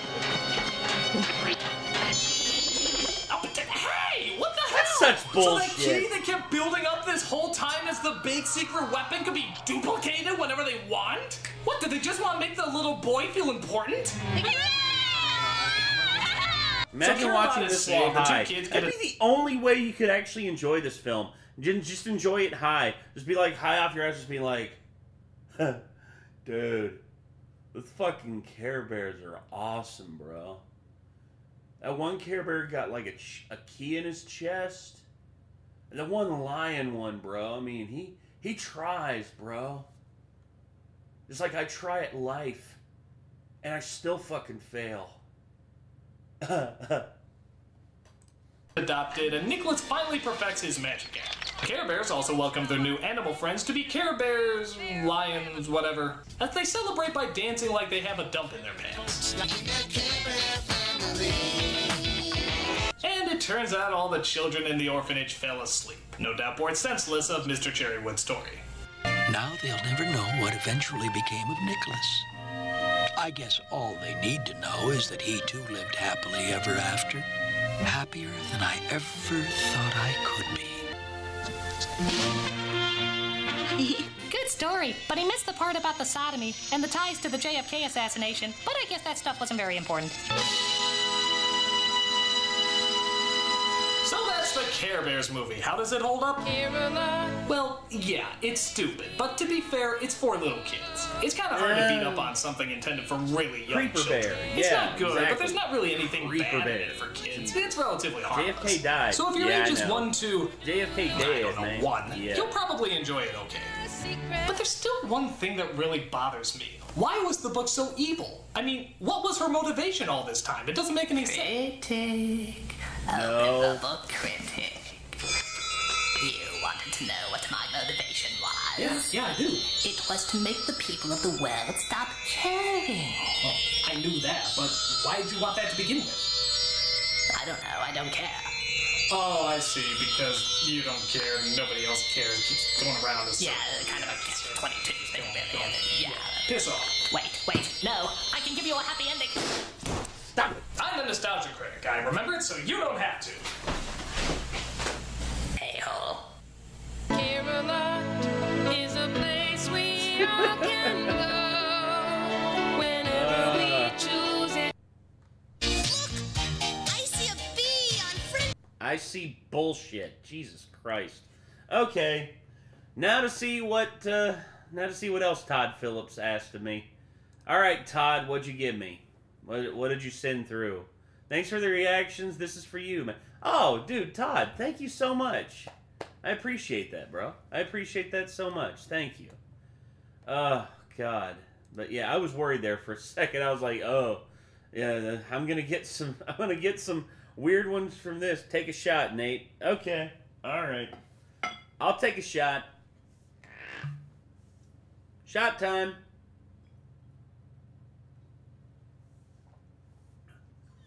Oh! Woo! Yahtzee! God dang. Ooh. I really regret not having a chaser now. I did have water, but yeah. But yeah, dude. Steven. Oh God, Steven, why would... Steven basically is just like, I would love to... because Sniper Wolf is a stalker. Yes, Sniper Wolf is a stalker, dude. Sniper Wolf is a big-time stalker. I have no respect for SS Sniper Wolf. She's a piece of shit. Anywho, moving on. We now move on to the requests that were in the thing last time. Ever tried playing a live stream at 2.5 speed? Time travel? Not really, no. Anyway, yeah. Pure Heart, thank you again, really. Thank you so much. Stalker Bear. Yeah, Stalker Bear would be a good one for SS Sniper Wolf. Alright, we're moving on to The Matrix Revolutions, which was the worst Matrix movie until what was it? It's the newest one, Resurrections, which, ugh, the less I talk about that, the better. Ever had a hangover, Nate? No. Amazingly enough, I've never had one. And that's saying something, I guess. You sure you guys are okay and not taken over by any evil entities and/or mind-manipulating life forms? Why do you ask? I don't know. You're just not making as many long-winded speeches as usual. We're just making sure that you don't stumble across anything. I mean, don't stumble across anything. I mean, segue into another conversation. Well done. Well, let's wrap up Matrix Month by taking a look at what many consider the worst of the Matrix trilogy, Matrix Revolutions. It was the worst Matrix movie until Resurrections. Jesus.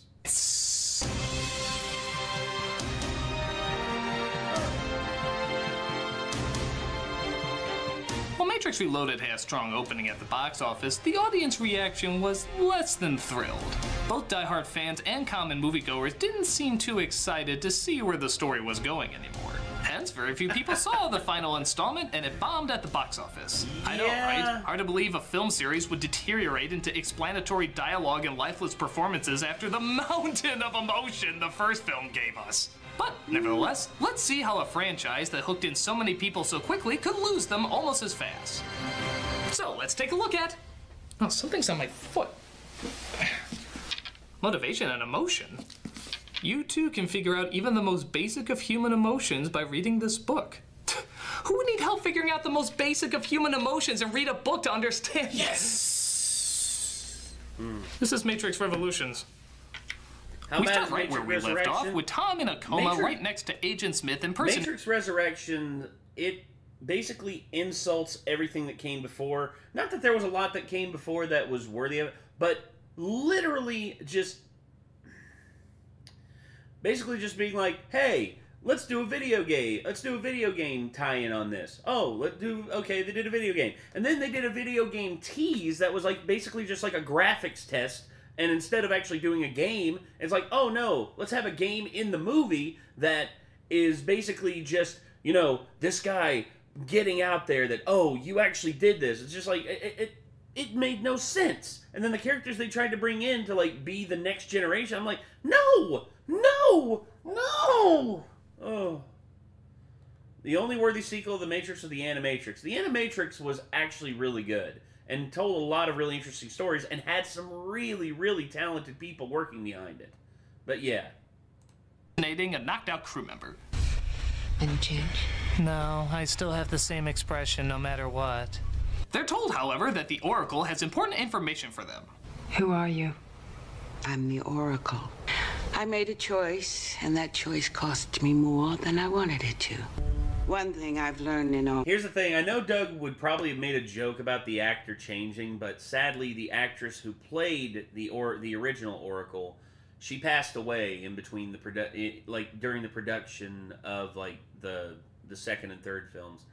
And yeah, it's sad that she passed away, but at the same time it's just like it is what it is, man. And you know, she lives on in the Matrix as the Oracle, and I think it's actually pretty cool that people can go back and watch her performance and just be like, damn, like she actually like added a lot to it. Much like how I go back and watch Coal Miner's Daughter and I see my grandma in the background of the pie auction contest, and when I miss my grandma, I go back and I watch that and I just realize, damn, life's a trip, man. And that's the thing about movies and film. It's a good way to go back and watch stuff like that. All my years is that nothing ever works out just the way you want it to. Like sometimes an actress dies in between films and you have to Dumbledore the shit out of it. Basically. What choice? To help you, to guide Neo. And if you're wondering what important words she has to share with them, apparently it's only 2. I know this because it's the exact same 2 fucking words that everybody in this movie is brainwashed to repeat. No, really, for all their rambling and long-winded speeches, count how many times they just keep coming back to the exact same 2 words. Choice, purpose. Choice. Purpose. Choice. Purpose. Choice. Purpose. Choice. Purpose. Choice. Purpose. Choice. Purpose. They even force them into sentences no normal person would ever use them in. All right, let's move with a purpose. Who talks like that? Nobody. Seriously, has anyone ever used the phrase, let's move with purpose? And not gotten a wedgie in high school? But for some strange reason, Tom is in a realm apparently in between the machine world and reality. Are you from the Matrix? Yes. No. I mean, I was. Wait a minute. Mobile, I think, just may be an anagram for limbo. They're trying to tell us that this world is limbo! Oh my God, is that clever? I mean, say what you will about Citizen Kane's marriage and their visual symbolism of growing the table further and further apart over the years, not only suggesting through visual means that they're growing further and further apart from each other. This just has to move 2 letters around and boom! Instant genius! Oh my God, these writers are incredible! How do they come up with this? They're hacks. Have they said purpose and choice yet? Purpose. Choice. There you go. The movie felt naked for a second. Choice. Purpose. Choice. Well, thank God the rest of the film isn't as straightforward and doesn't ramble on. Oh yeah, it does. I just have never heard a program speak of love. It is a human emotion. No, it is a word. What matters is the connection the word implies. Can you tell me what you would give to hold on to that connection? Wow, this is about as exciting as actually waiting at a real train stop. See, there is a way that you could film. Here's the thing: if David Fincher would have directed this, he would have directed it in a way that would have kept the eyes of the person like entranced on what was going on. But instead, we have the Wachowskis basically just doing this. It's like, we are trying to preach to you about our beliefs and everything. It's like, oh God. And it just doesn't go well. And, oh gosh. So yeah, anyway, yeah. You believe in karma? I want him to say, please give me a Google Play card, sir. The only way that you can pay back the IRS is with a Google Play gift card that is untraceable unless we redeem it. It's like, go fuck yourself. Like love. A way of saying what I am here to do. Yeah, we're here for a while, guys. I hope you're enjoying it. Your programs. Oh, yes. And yet somehow, like most of the machines in this movie, I seem to have much more emotion than any of the human characters. My wife is an interactive software programmer. She is highly creative. What are you doing here? Goodness, I apologize. My wife can be very direct. Yes! Please! More of that! You're the first one to say something that isn't 20 pages long! Yes. I see that you are in love. Oh, what gave it away? Was it how I stare into nothingness with no recognizable thought? Because that's kind of how I normally am. Yeah, you see, this is when Keanu Reeves was being typecast, like as like the dude who broods, And I'm glad that he was able to escape that, and he actually became... And here's the thing. It's because of connections that he made during these films that he was actually able to do this. Because of his connections that he made during this film to Chad Stahelski, David Leitch, and the stunt team that went on to do John Wick, it was how he was able to actually work with them, and yeah, it's awesome. It's awesome to see. How bad are the Wachowskis? The Wachowskis, as time has gone on, I think people caught on to their shtick, and it's much like how people caught on to Shyamalan's shtick. It's like, not to say that they aren't talented filmmakers. They are talented filmmakers, but there's just so much that is not... It's just like, they try to be deep with stuff, but they're shit at explaining it. They try to be deep with their thoughts, and instead it just falls through the floor, and there's nothing there. Yeah, exactly. What a twist! But a character called the Train Man comes to take them away, leaving Tom behind. Yes. You're gonna stay right here until the Merovingian says different. I don't want to hurt you. Down your eye, you make threats. I don't need this. I made it beyond Thunderdome. Get on the train or you stay here with him. Thus, Tom realizes as much energy as he puts into it, he ends up going nowhere. You can personally insert your own obvious metaphor for the movie here, but me, I just want to get the fuck out of this scene! Hey, this leads us to one of Frenchie's clubs, which is AKA the Gyro Cat. A fetish club. You do know people wear other clothes in the real world, right? No, they don't. People don't realize that. Oh my gosh. This is what you said? Gotta be kidding. There. You must be ready to die. Hey, look, it's Sky Captain from Mad Max. They partake in a slow-mo gunfight because, really, I don't think the films have explored that avenue enough. And they break inside to see the Frenchman. The prodigal child returns. The Merovingian. That's the character's name, but yeah, I agree with Doug. You just remember him because he's a French asshole. And that's the thing. It's just like, must the French in film always be assholes? Even in French films, the French are assholes. I don't get it. Is just snootiness part of their... actually, yeah, I think maybe that's the reason. Snootiness is part of their culture. Oh my god. We only want to talk. Of course you do! That's all anybody wants to fucking do in this movie! Jupiter Ascending is awful. Jupiter Ascending had promise, but once Frenchie again, offers to make a deal that if they hand over the eyes of the Oracle, he'll give them back Tom. It seems a perfectly fair and reasonable deal to me. But, because the... Star Sailor X, is that a serious question? Is that a serious question? Are the Coen brothers better than the Wachowskis? Yes. Yes, they are. The Coen brothers experiment. The Coen brothers are cohesive writers. The Coen brothers are actually, like, talented filmmakers, and they know how to employ good people who don't just do the same thing over and over again. They hire Roger Deakins on the regular, who is a god of cinematography. I have two gods of cinematography in my mind. There is Emmanuel Lubezki, and there's Roger Deakins. Those two guys right there alone make up so much of the best cinematography of not only the late 20th century, but the early 21st century. You can't go wrong with those two. And Emmanuel Lubezki worked with Terrence Malick. He worked with he worked with Alejandro González Iñárritu. He also worked with Alfonso Cuarón. Actually, I really wish he would do a film with Guillermo del Toro so that way he could say he's worked with the Three Amigos. But again, I'm just like, I hate the fact that the Wachowskis recycle the exact same stuff over and over and over again, and they don't try to experiment. No, and that's the thing. Speed Racer, the film Speed Racer, was a good exercise in them trying to bring the style of the show to real life, and parts of it worked. But there were also parts that didn't work, and you could definitely tell, like, they were phoning shit in. But at the same time, it's like, I respect them as filmmakers. But here, it's just, you can tell that they're bringing back the same people doing the exact same thing, and they aren't willing to experiment. They're just like, just go with what works. These films love plot threads that don't go anywhere. They say, yeah, that shit, we're just gonna point a gun at you. And the thing about it is, the Coen brothers... Oh, darling, let's not say anything and just suck face. How's it any different from what we normally do? So, because you found the first boring Oracle talk in the boring Oracle room so not boring... Oh, God.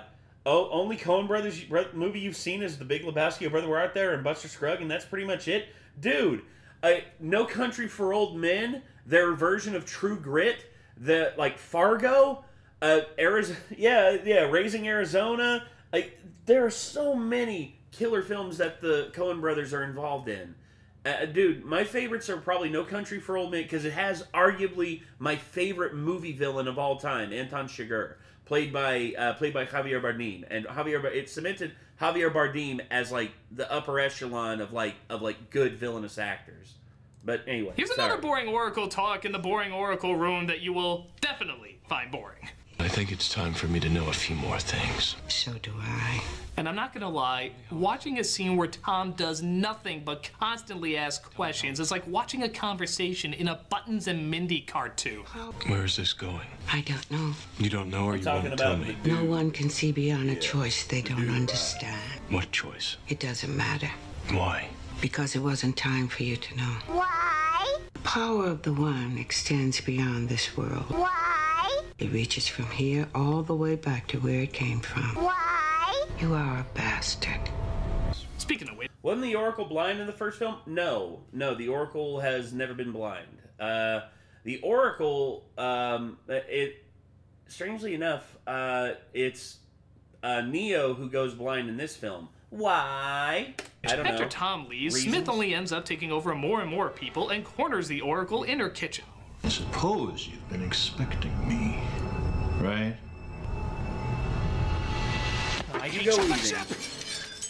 Maybe you knew I was going to do that. Maybe you didn't. What did you do with Sardi? Cookies need love, like everything does.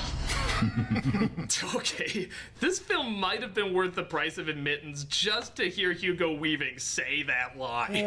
Cookies need love, like everything does. Actually, I think every Hugo Weaving movie needs that line. Beneath this mask, there is an idea, Mr. Creedy. And cookies need love, like everything does. Magnetron Prime! Cookies need love, like everything does. They deserve to choose for themselves. The end has come. It will not be our end, but his. Cookies need love, like everything does. Coming out of him, it just sounds magical.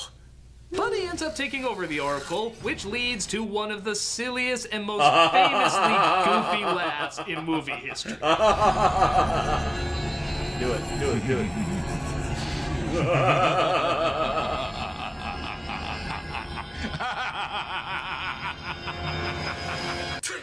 I am not entirely convinced that they didn't replace him with a Hugo Weaving style Muppet.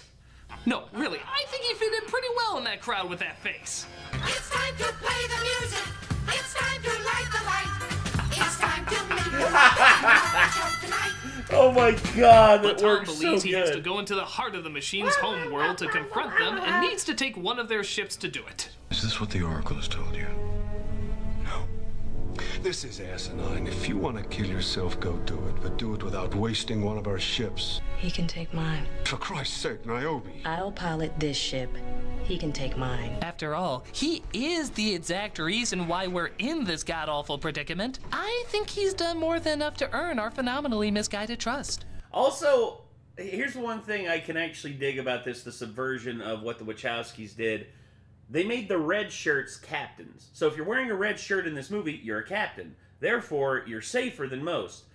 Whereas red shirts traditionally, in something like Star Trek, meant that if you were going down to a strange uninhabited planet and you were wearing a red shirt, you're dead. That's it. You're dead, just to show off the danger of the planet. But here, the red shirts are the captains, and I can actually respect that as a little bit of a subversion. But anywho. But Tom and Oh God, G.I. Jane 2. The fact that Chris Rock and Jada Pinkett Smith have a history, and also the fact that Jada Pinkett Smith is a manipulative bitch who's done nothing but just to mentally erode away Will Smith's confidence over the span of the last 20 plus years of their marriage. I mean, it just stands to reason that I am baffled at how people can still defend her. It's like, she has alopecia, that's why she's gone bald. No, she doesn't. Her hair was growing back. Once you have alopecia, that's it. Your hair doesn't grow back, but her hair started growing back. So she doesn't have alopecia. Turns out she was lying through her teeth just so people would feel sorry for her. And I just, God, I hate this. Trinity's ship has a stowaway. The most menacing Hugo Weaving impression known to man. It might appear that way to you, but Mr. Anderson and I know that appearances can be deceiving. That is a damn good impression, but can he fit his entire fist in his mouth while he's laughing? Tom surrenders his gun to save Trinity, resulting in Agent Kinda Smith burning his eyes. I wish you could see yourself, Mr. Anderson. Marco! Marco! Not oh, come fair. on, it's the law. You have to say Polo. But because we haven't done the blind prophet cliche yet, it turns out now he can see. In Flame-O-Vision. Sorry, but I think you're gonna have to drive. It's cool. I can make jokes even though I should be in blood-curdling pain. Thank God my brain is so slow I constantly forget what's if your eyes if you get like an electrical current across your eyes and the burning would still be there for hours. Like at this point, I'm surprised Neo wasn't going ah the whole time he's hugging Trinity here. Actually supposed to hurt me. Hey, speaking of things that are supposed to hurt me, you guys are awfully quiet over there. Oh, and good. Finally, things can be less suspicious around here. No. Did you make things less suspicious around here? Yes, he is totally convinced that we haven't been affected by you. Good. Oof. Everything is going according to plan.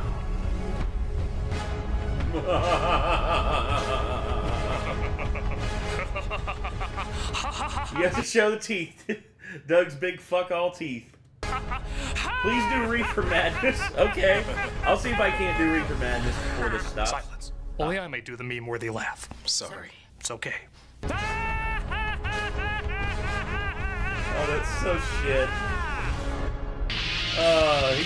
He matched it almost perfectly. That was so good. I sent another donation. Were you able to see it? Hold on, Antoine. Let's see here. Oh God.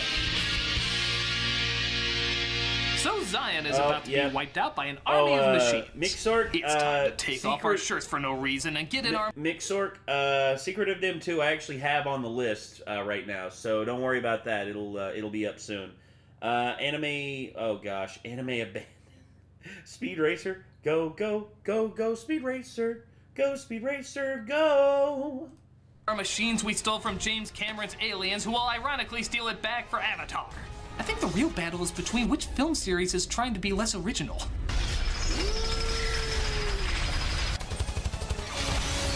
I will say this: these giant robots or these giant like mech suits with the big fuck all guns is actually kind of awesome.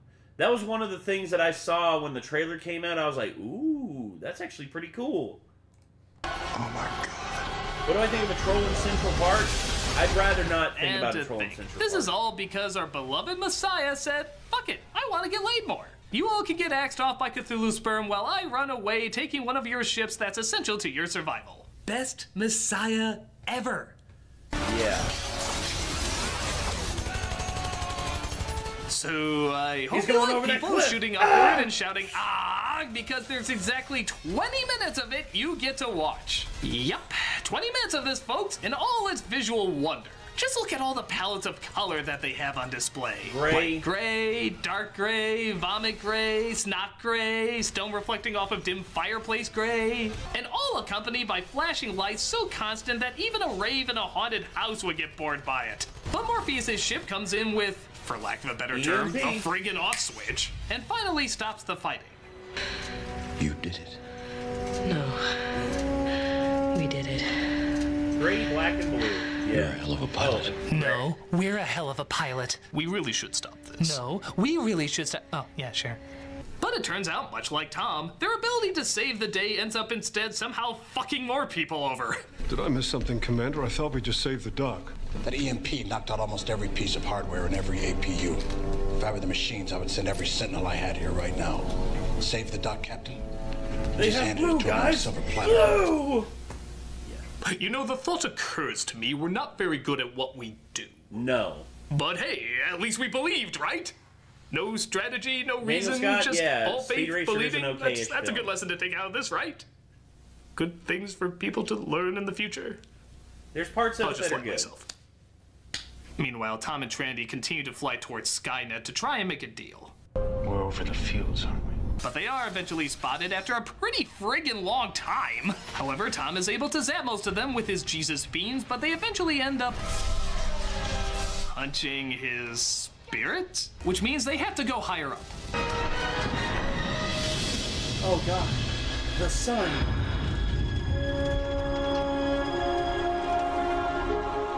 Here's the thing. I could get behind this moment here because being a human being in this world and never actually seeing the sun. This right here is like would be equivalent to like being in an underground bunker your entire life and then finally being able to go outside. So basically a blast from the past. If you all have ever seen that film with Brendan Fraser, pretty good movie. Bit silly, bit dated, but yeah, pretty good. But this right here, I mean, this would be something magical. It'd be like me seeing the Aurora Borealis for the first time, which I never saw before until about a couple years ago when it finally made it down this far. But anyway. Color! It's been so long since I've seen color. Get it off the screen! Oh, well, back to the world of smoke-stained greens and urine-caked blues. What a world of imagination we live in, huh? And the ship Trinity crashes, and Trinity, it seems, is somewhat inconvenienced by the results. I can't go with you, Neo. I've gone as far as I can. What? Yeah, she did. Oh my I don't think she'd be quite so calm or coherent with those metal cords sticking out of her body. My guess is her dialogue would be a mix of gargling blood and... Yeah, quite literally.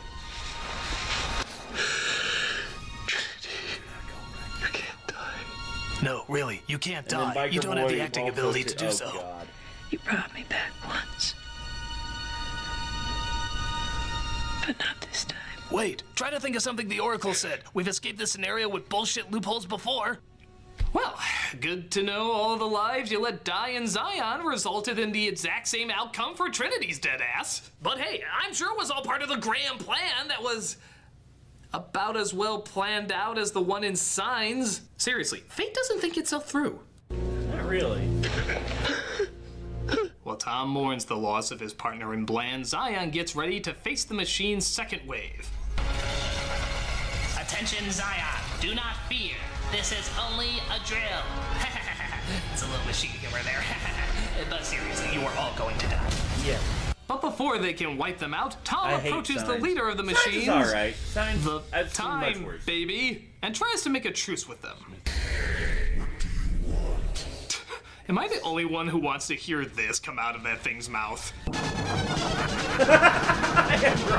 Yes. Seeing how Smith has I can apparently see it. infected all of the Matrix, including the machines and programs, Tom says he can get rid of him in exchange for leaving Zion alone. Why they can't just make another Matrix like they've done so many times in the past, I don't know, but let's just pretend this movie isn't very good at answering questions. And then pretend you're not pretending. Time, baby. Through the magic of tentacle hentai, he's thrown back into the Matrix where Smith has indeed taken over everything. Mr. Anderson, welcome back. We missed. Now is the monsoon of our discontent. You like what I've done with the place? So, remember how crazy fun and over-the-top that fight was in the middle of the movies with a million Smiths all attacking at once? You might be asking yourself, how the hell are they gonna top that?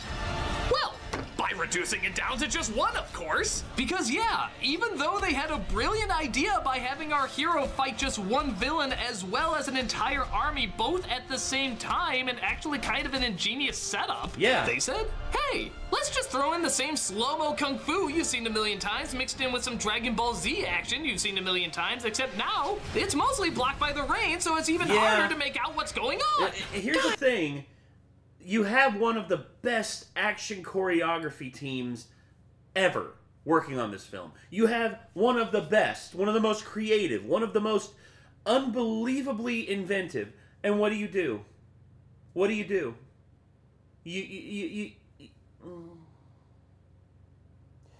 The climax of the entire franchise, the climax of the entire trilogy, the fight between Super Smith and the One.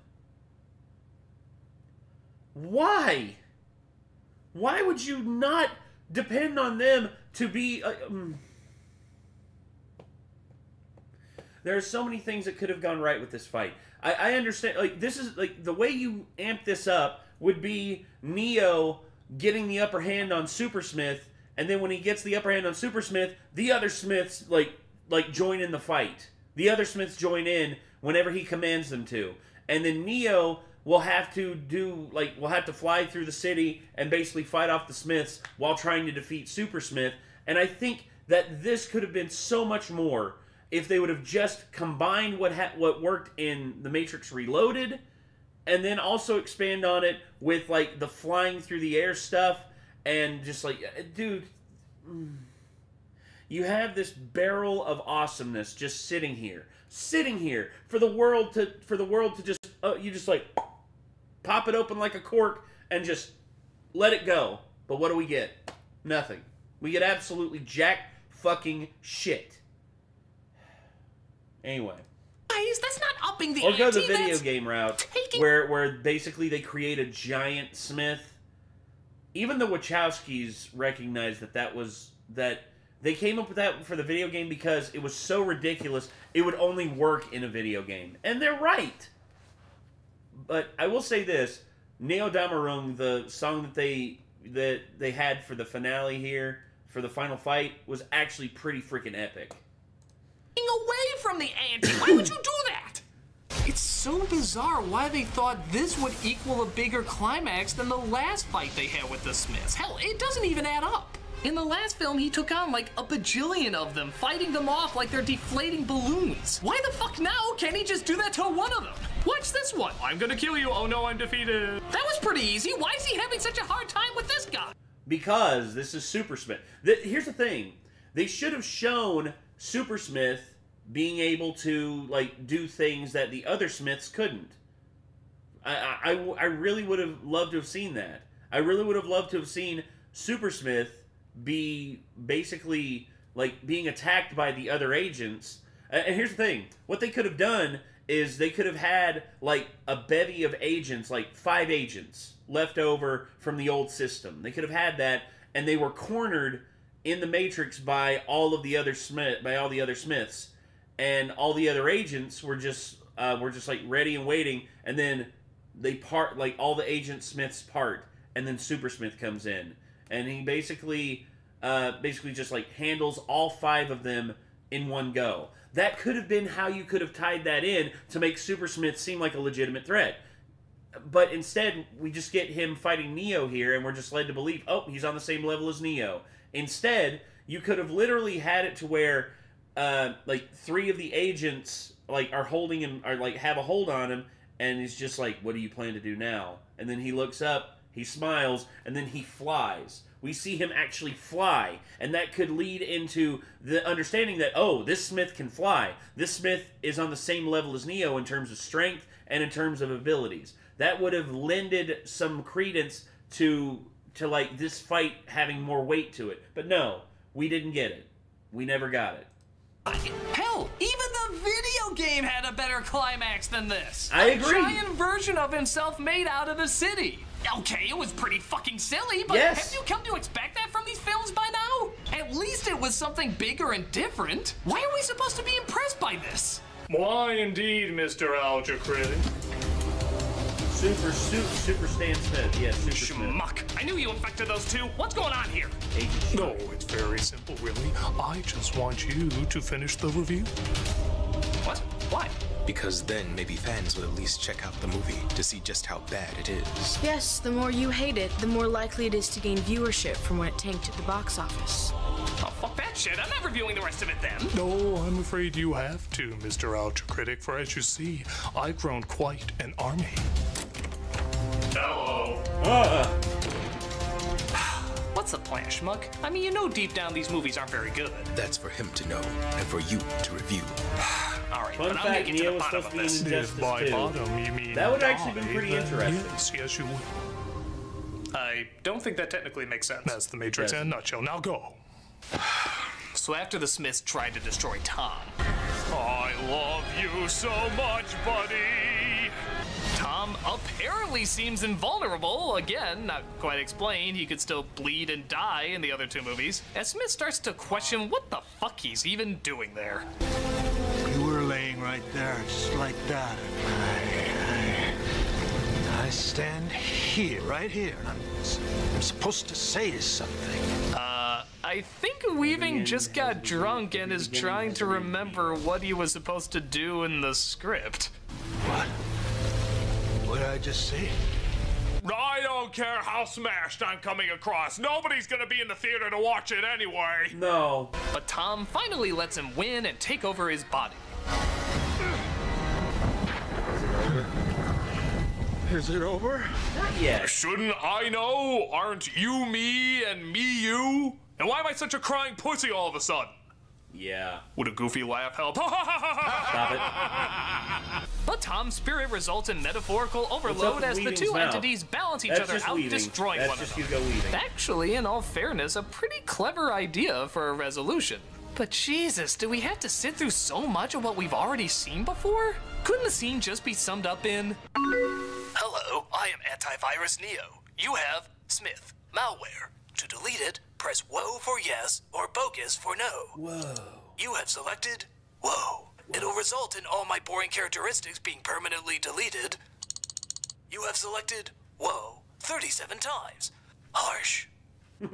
This, of course, results in the death of Tom in the real world.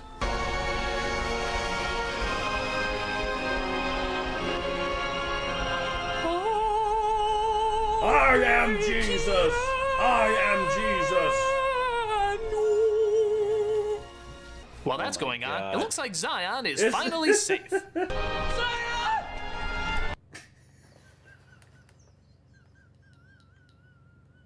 That voice crack there. That's going on. It looks like it's like this boy just hit puberty just as he was about to make his speech. Zion is finally safe. He's scaring the little girl. Zion, it's over! It's over! The war is over! Thanks, random boy with no authority who we're just gonna choose to believe for some reason. So everything goes back to normal and the machines agree to free anyone who wakes up from the Matrix in the future. Well done, Mr. Ultra Critic. And now it seems there's no purpose that voice crack to your existence. That may be all well and good, but have you considered this? Hi, a gun! How? No blood. Wait a minute. I know what you guys are. You're... Ah! The strangers from Dark City! Very clever, yes. But why? Well, what do you do? We were so pissed off that our movie bombed, earning only the slightest of a Nick cult trying to following. get the Doug's attention. We knew we had to. No, the Doug's already seen my stuff, and he's just like, why? Why are you still here? Why are you doing this? Retell our story to a more popular market. So we dumbed it down for a broader demographic. Of course. A world controlled by emotionless entities. A lead who adapts to his powers. A dark environment ruled by human imposters secretly observing them. Hell, it even ends with two people flying around destroying a city. But it wasn't enough. So we replaced character development with gunfights. Vague undertones with obvious symbolism. And classic film noir with sexy people in tight outfits. It was a big hit, but something went wrong. The audiences caught on to our gimmicks and grew tired of the sequels. But you, Mr. Alja, you can say how bad it is and grow the audience's curiosity back. No. What's Dark City? Dark City is basically The Matrix, but more film noir. It's if the Matrix movie was made by Alex Proyas, which that's the thing. Alex Proyas is actually a really good world builder. It's just sometimes he's not the best. He's not the best in terms of just like being at the head of the project. So there were parts of Dark City that worked really, really good, but overall as a project, it just didn't have the appeal to make it to where it was. Alex Proyas. Okay, I'll just do a real quick synopsis on Alex Proyas for you. So,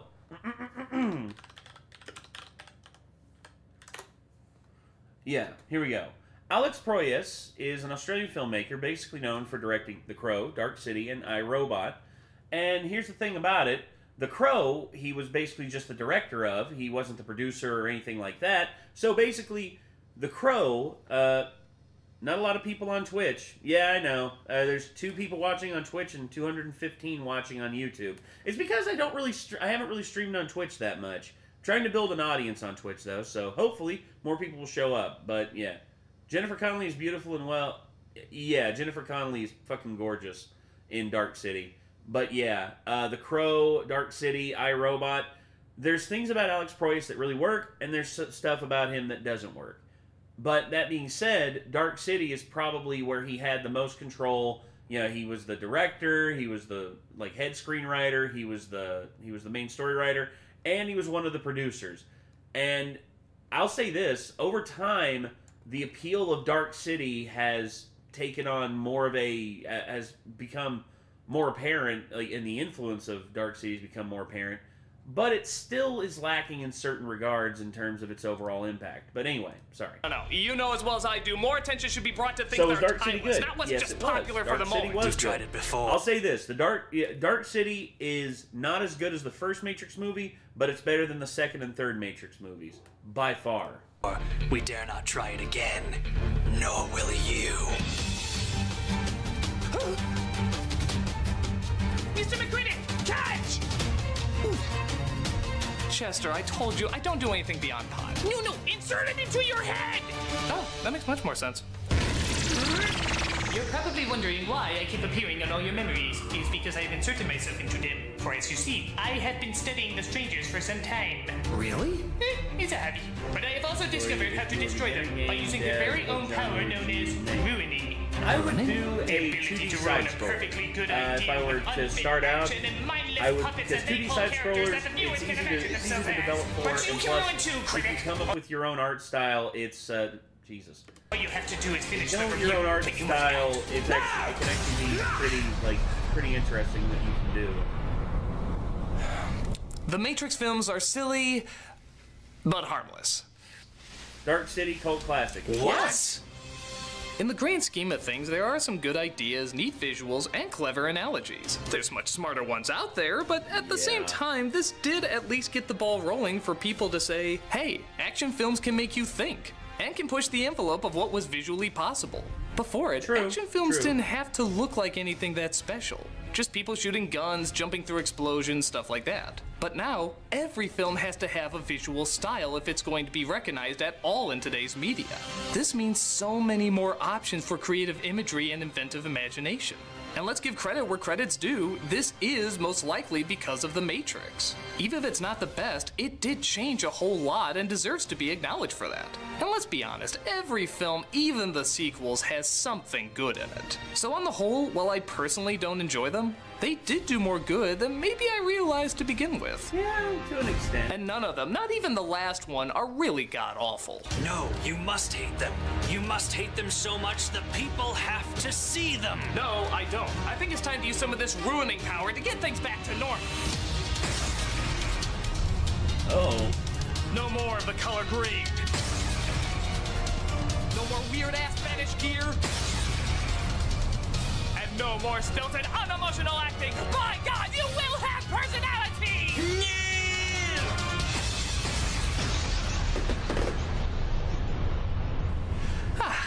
Much better. I'm dying, Nostalgia Critic. We researched so many popular stories. The YouTube link is not for this so channel. many timeless philosophies. So many important sounding Hello, words. I just go home. Why you just got couldn't home? we make Cool. our characters more glad you human? could join us, bro. You want to know what makes a character J. human? Chris, well, you're not sorry gonna about find that. it in this. Went looking in the wrong place. I'll see about fixing the YouTube link on the on Twitch here soon. I am so sorry about that, everybody.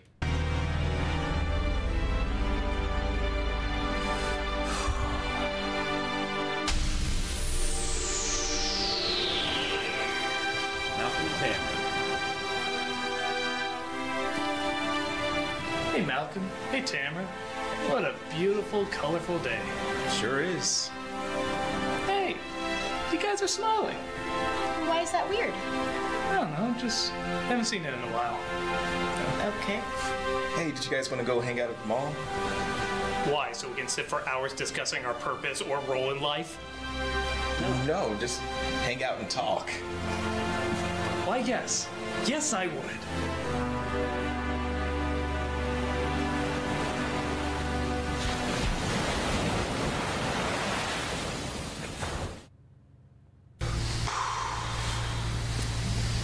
Well, now what? I spy with my little eye something beginning with M.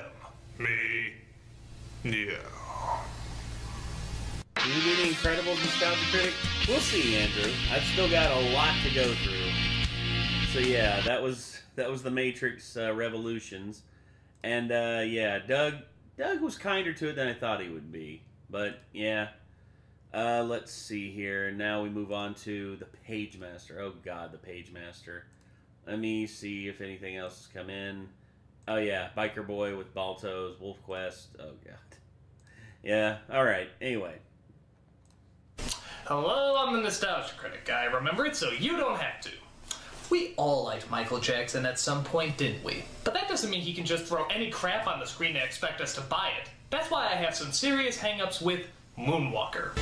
One of the strangest and most bizarre... this isn't Moonwalker. No, it isn't. So, what the hell were up with those clips? Huh? Page Master? I never watched a Page Master. I did? Well, what was it about? Oh, yeah, the Home Alone kid, the Macaulay reading Culkin, adventure, yeah. Library, yeah. Library, Christopher Lloyd, Whoopi Goldberg as the fairy book. I forget who voiced the... Was it Patrick Stewart that voiced the, like, adventure? I can't remember. Page Master! Yeah! What a memorable movie that was. Okay, by the total lack of memory, you can probably tell that this movie didn't exactly leave much of an impact. And why should it? It's boring. I gotta check and make sure Kate got the food before we move on. I'm sorry.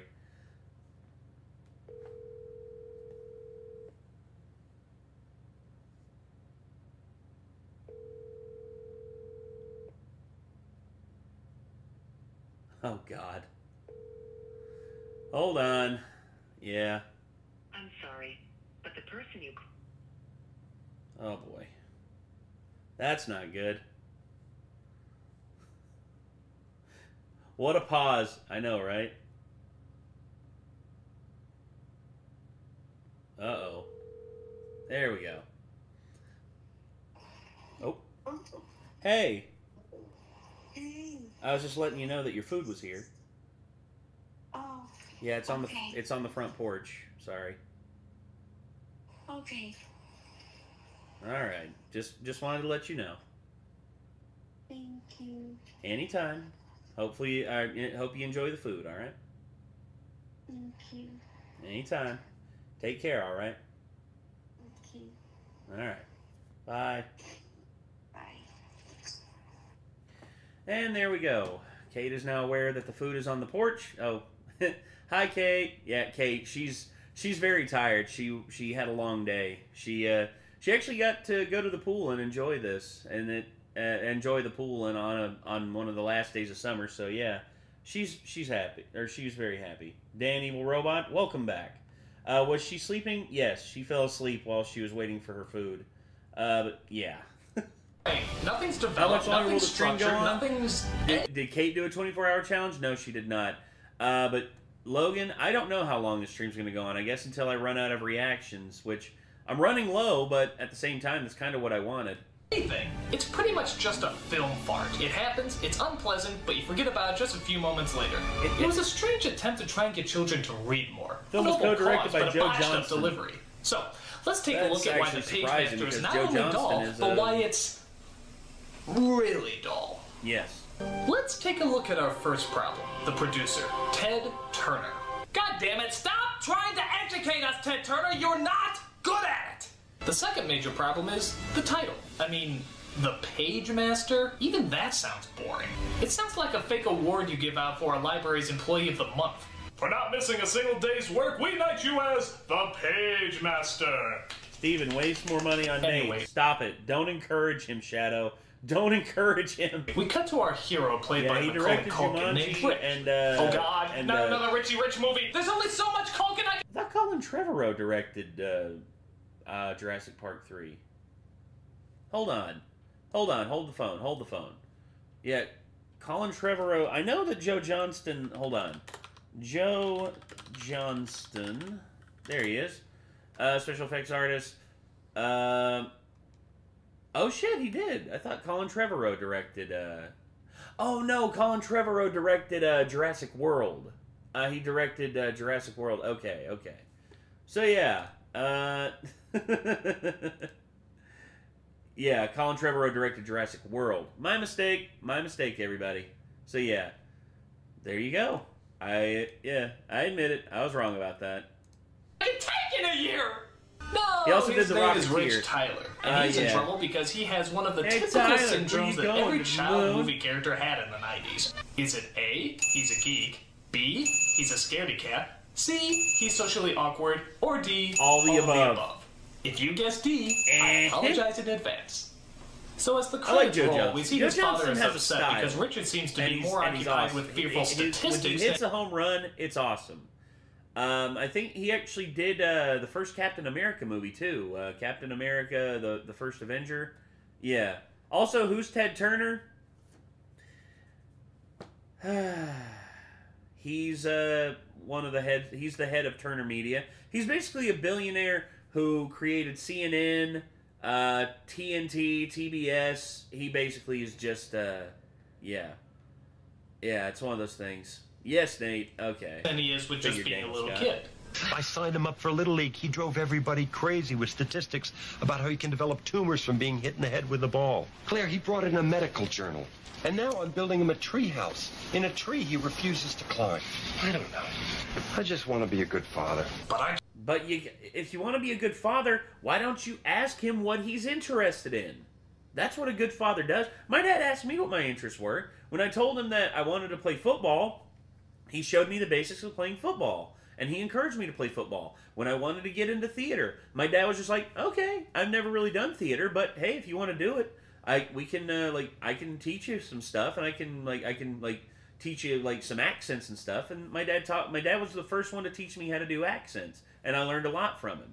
That's what a good parent does. A good parent encourages and nurtures the interests of the child, as long as it doesn't go too far. I just hate him so much! Yeah. So to help him overcome his fears, we see his father tries to build Richard a treehouse. But that doesn't seem to work out. Why the hell is very he bad then? He's bad because at one point he married Jane Fonda, and basically she convinced him to be like, you have to use your money to change people's lives and to make people think that you know better, even though you're a fucking billionaire and you're kind of an asshole. Look, solid as a rock. Dad, 8% of all household accidents involve ladders. Another 3%. Wow, I despise him already! Look at an 11% probability here. Look, kid, you're not Al Gore. Stop throwing numbers around pretending they can hurt you. Rich. Bonk. argue with statistics, Dad. Here's something you can do. Go down to Gutman's hardware store, buy a pound of these. And stab yourself repeatedly with them. Dad! Son, you can't live your life based on statistics. Now, come on, buddy. You can do this. Alright, but if I get sucked into a contrived animated adventure, I'm blaming you. So we see Richard riding to the hardware store as apparently everything's trying to kill him for some reason. God is not pleased with you, Culkin. I will smite you before you make the Nutcracker movie. Like this is his punishment for the good son. Good son? Goodbye. I got a million of them. I am God, you know. Unable to go any further, Richard pulls over to the creepiest library he could find. Hello? There better not be anything whimsical in here! Oh God, He comes across a librarian played by Vladimir Lenin, Christopher Lloyd, who tries to get to know him He does better, look like Lenin, but minus the maybe baldness. a little too much. You're Nate, check your Venmo. Uh-oh. What did you do, Steven? Brave knights. Look, all Don't I worry, want I is don't want to destroy your sanity. Of course. Thank you, brother. You're Thank a you boy very much, who Steven. loves adventure. Oh, No, boy. no, that's not it. Oh, Jesus. Threats and monsters. Graveyard. Yes. I need an adult! I have an adult! I'm sure of it. I think we need a Sonic Says right now.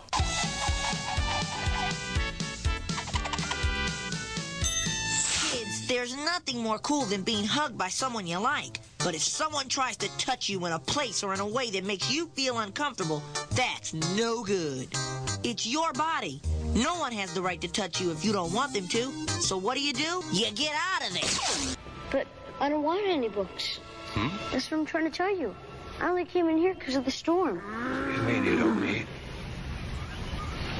I see. That's fine, that's fine. Ooh, a little girl. You are looking for adventure! Stop it! So Richard stumbles around and finds a ceiling full of images that I'm sure won't be reappearing in this movie. Yeah. But things suddenly go strange, imagine that, as the ceiling starts melting and filling up the room with colorful ooze. Is it me, or does this look like the evil opening to Reading Rainbow? Take a look. It's in a book. Reading Rainbow. You'd have to have that synth in the minor key. Do do do do do do do do do do. Yeah, the effects for this aren't that bad. The effects for this for the 90s are actually pretty good. But yeah, this right here, like the evil Reading Rainbow. I actually see that. That's actually When kinda Richard funny. wakes up, he sees he's transformed into a comical cartoon puppet. So, really, what's changed? You are an illustration. A corporate tool used by studios to make money. Yes. So Toilet Paper Beard reveals I'm himself as the Page Zoom, Master, motherfucker. master of the written word. Maybe you can show me the way out? Fiction, A to Z. Where your journey begins. To find your way home, you must face 3 tests: horror, adventure, and fantasy. Or you can make a left at sci-fi and exit through the door. But it's so less incredible. So he bumps into a talking book simply named Adventure, voiced by Patrick Stewart, who really knows how to put the dick in dictionary. Look, all I want to do is get out of here. Of course you do, matey. We all do. But this is a library, mate. Not everything's as it seems. For example, the kids section is really the porno section. We get a lot of complaints about that. That's he also comes disturbing. across another talking book named Fantasy, voiced by Whoopi Goldberg. Now I gotta straighten out my Little Mermaid underwear. Please don't make me think about Whoopi Goldberg's underwear. They try to help Richard out by showing him the ways through the library. But for the most part, they just partake in spewing out book-related puns. I'm a book, honey. I can read. You fiction and non-fiction. You know that short story? I'll have you know, I'm a classic. A classic misprint. Hey, if we arrest anybody, we should probably book them. I wonder if Ellen Page is in this movie. Did anybody watch any films with Elliot, you Rex mean Elliot Reed? Hey, if the film's not trying, why should I? Puss in Boots is up soon. So we also Yeah, find that Wisdom. every time they I think it's here in like the next 2 or 3. In the book, creatures, people, and sometimes even locations can pop out. Horrible puns. Huh?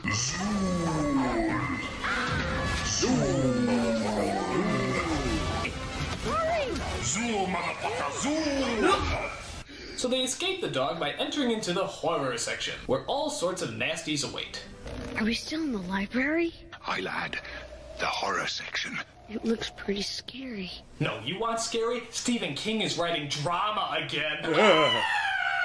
While they're in the horror section, they come across another... You want a caboose impression? Here you go, Shadow. I am sitting here and I am watching The Page Master, starring that kid from the Home Alone movies. I'm still waiting for Joe Pesci to come in somewhere and show off his gold tooth.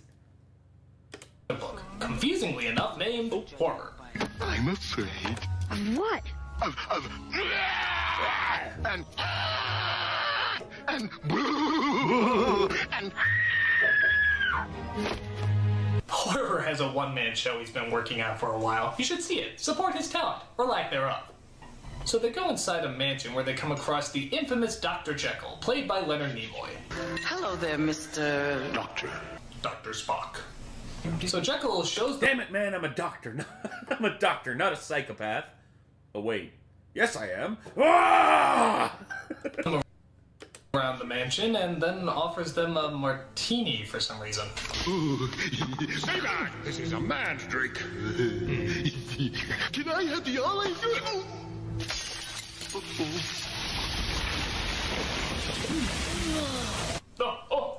You know what? Me. I was actually trying to give you acid. You see, it turns out I... Or that's just absinthe in a nutshell. Jesus. Here's to you, Dr. Jekyll. Maybe this will turn me into Mr. Hyde. Oh.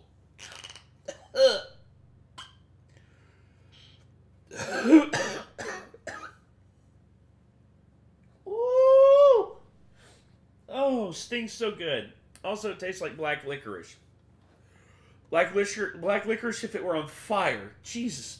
Quite loopy. And then Jekyll drinks the infamous potion, not really explaining why, as he slowly turns into the Incredible Hack. Good luck, Alex Lips. Hopefully you enjoy Alan Wake. I will still be here more than likely. My name is Mr. Hyde! Mr. Hyde!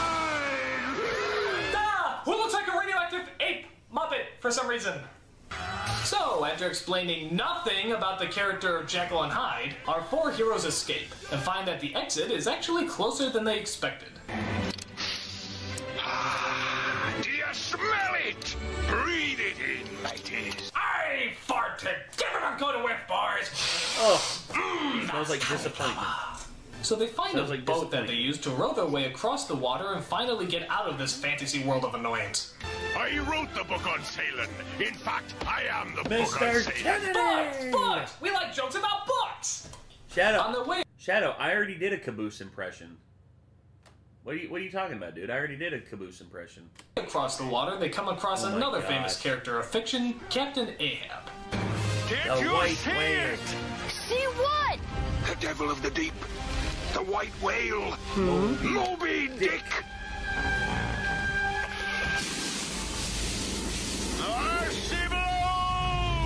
What the hell? Did Charles Manson suddenly take over the animation? Dude, you guys have to be a little bit more clever about your lighting schemes. I mean, God isn't just the light man up in the clouds saying, "Ooh, a dramatic moment. They're going to need a red gel for that." So they spot the sperm whale that literally looks like the sperm of a whale as Ahab tries to bring the monstrous sea beast down. Thou damned whale! Thus I give up the spear! Harpoon! Harpoon! It's a harpoon, you jackass! Ahab hunted the whale with a harpoon, not a fucking spear. Jesus Christ. Shit, that did nothing. So again, one of the great literary characters is just tossed aside without any acknowledgement about why he's a great literary character. Wow, I so want to read about people I know nothing about and stories that have little to no explanation. So fantasy and horror get lost in the commotion as Richard and Adventure are approached by some scurvy dogs. Do a voice critical impression doing a review of North. Like, This movie is absolute dog water. I would not watch this movie even if you paid me to.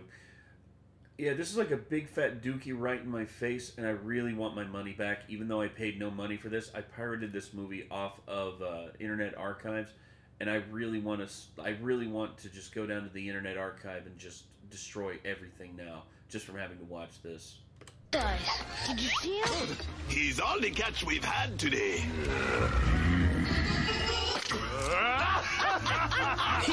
We just laugh at random. Generic villain henchmen just seem to do that.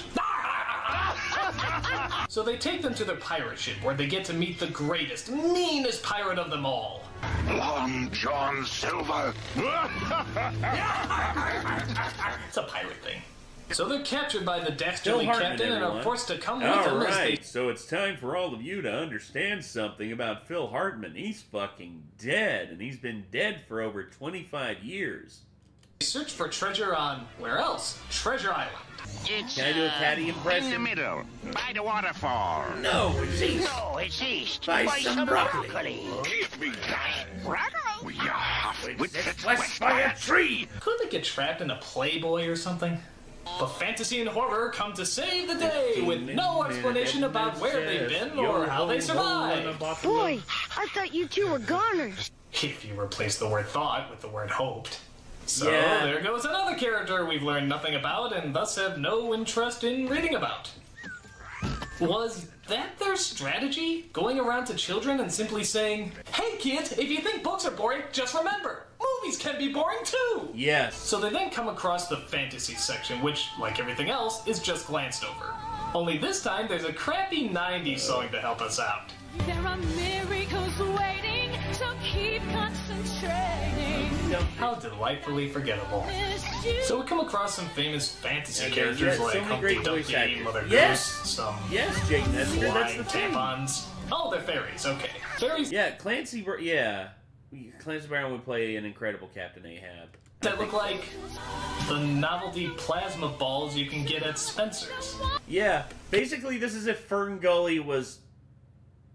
Actually, no, this is actually, in a little ways, kind of worse than Fern Gully.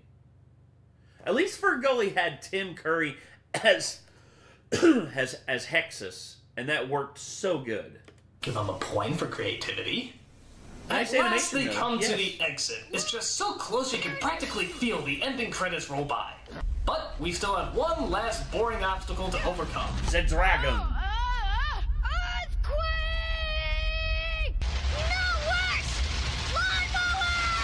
No, it's a dragon as he threatens to gobble up our protagonist. God, even the dragon is boring. Look at him. He barely moves. Do something. Do something! Honey, I Shrunk the Kids. Do something! Yeah. Do something! Do something! As they climb the mountain, they come across the skeleton of a knight who I just assumed couldn't get through this movie. The three books try to fight off the very slow-moving dragon, as adventure and fantasy have a very, sporadic scene together. Don't try to stop me! Be careful.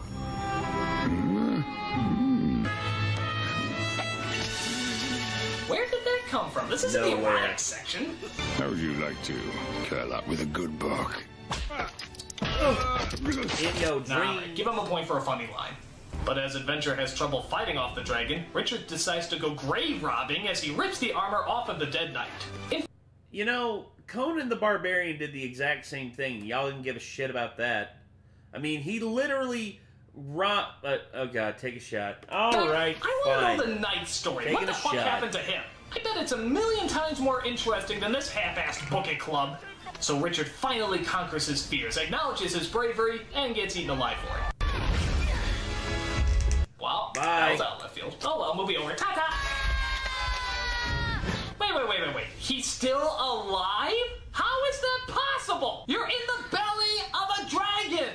You lose! He should be Kentucky Fried Colkin right now. What the hell am I missing? Alright, so while Gotta in use the belly of a education to dragon, get out of this I guess, somehow.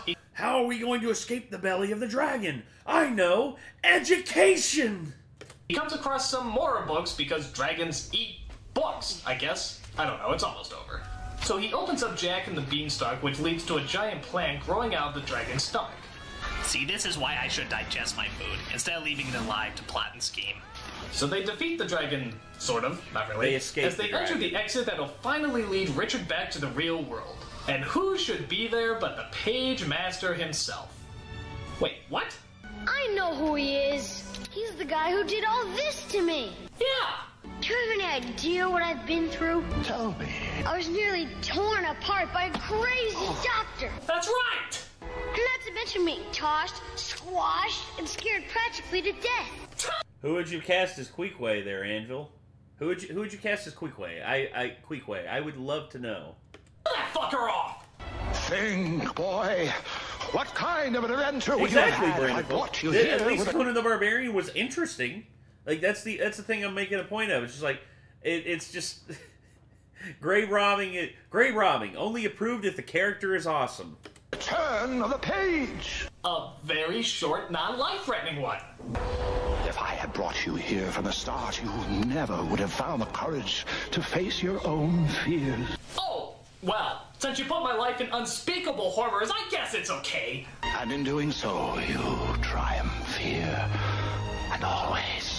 Yes, like his fear of pirates, fear of whales, fear of scientific monsters. You know, all the things you'll have to battle in real life. That's me. That was you. I'm ready to go home now. We all are, kid. We all are. Yeah. So Richard is returned back to his three-dimensional self, or as close as three-dimensional you can be, being Macaulay Culkin. As it turns out, the books seem to come with him as well. I'm afraid you can only check out two. Look, I need just this once. Look, just stop going shh, okay? Your creep value is already beyond numbers. Just this once. Nice ass. Stop that, Doug! Stop it! Stop it! Ugh. So Richard forgets all about his statistics and seems 1,000,000 times braver than he was before. All because of the magic of reading books. Books? Well, now, wait a minute. How did he get all those statistics before anyway? There wasn't any internet back then, so obviously he had to read books. Exactly! He was already Makes a no bookworm. sense. Why would you want to convince someone who does too much reading to read even more? This movie doesn't make me want to read. It makes me want to hurt people.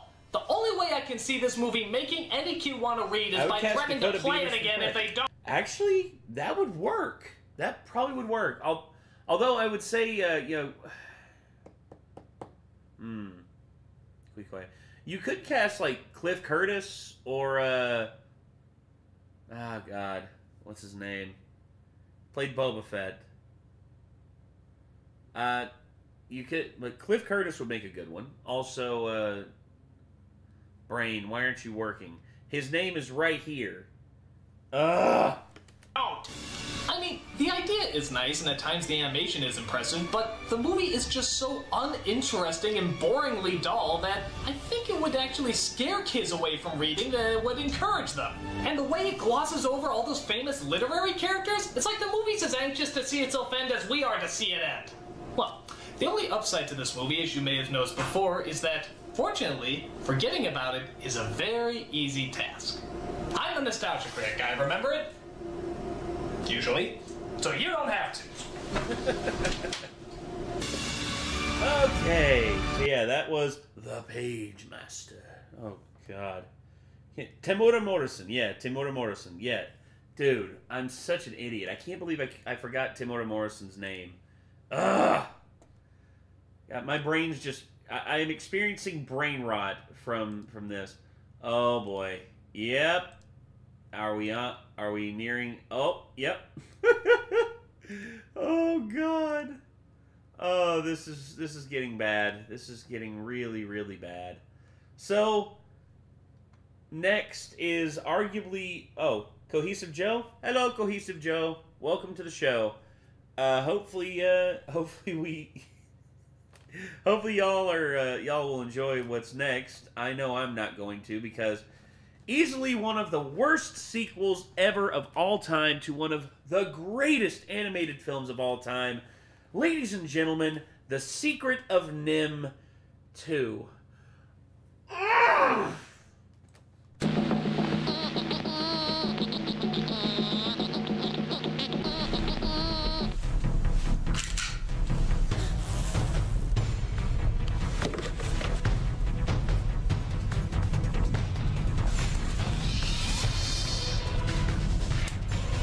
With Eric Idle, yes.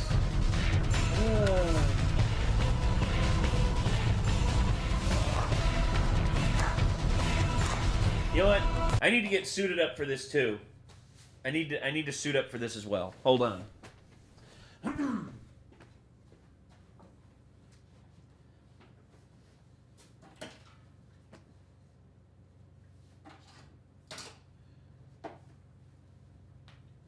Here we go.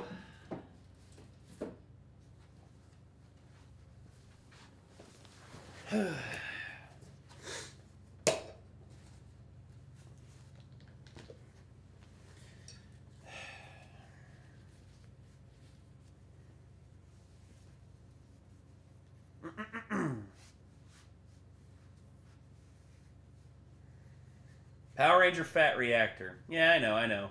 What's your suit name, Nate? Remember, I don't know. There is no real, like, way of putting it outside of just the fact that it's a bit of a knockoff of the Nostalgia Critic suit. So, anyway. Ow! Oh! Ow. It actually hit the bridge of my nose pretty hard. Ow. Jesus. There we go. So, armed with my trusty dad joke book and my and my bat that I'm going to call self-titled. So there we go. Also, yeah. And we're off to watch this now. Here we go. Bring it on!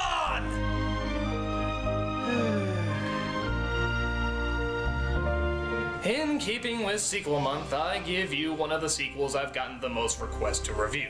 The Secret of NIMH 2. Timmy to the Rescue. By God, have a lot of people told me to review this. Maybe because I've praised the first one as an anime classic and have even admitted to it being one of my favorite movies. The story about Mrs. Brisby and the rats of NIMH was dark, dramatic, yet still had an element of wonder that makes it, what I consider, a masterpiece of animation. Yes. So as you can imagine, I'm not looking forward to this one. Just look at the cover. Mrs. Brisby isn't even on it.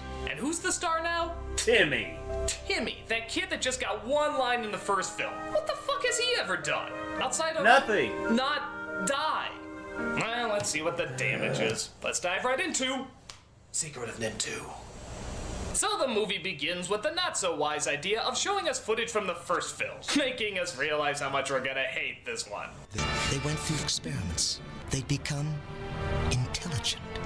None of them would have survived were it not for the incredible bravery of that great mouse, Jonathan Brisby. We must leave no evidence that the rats of NIMH ever existed.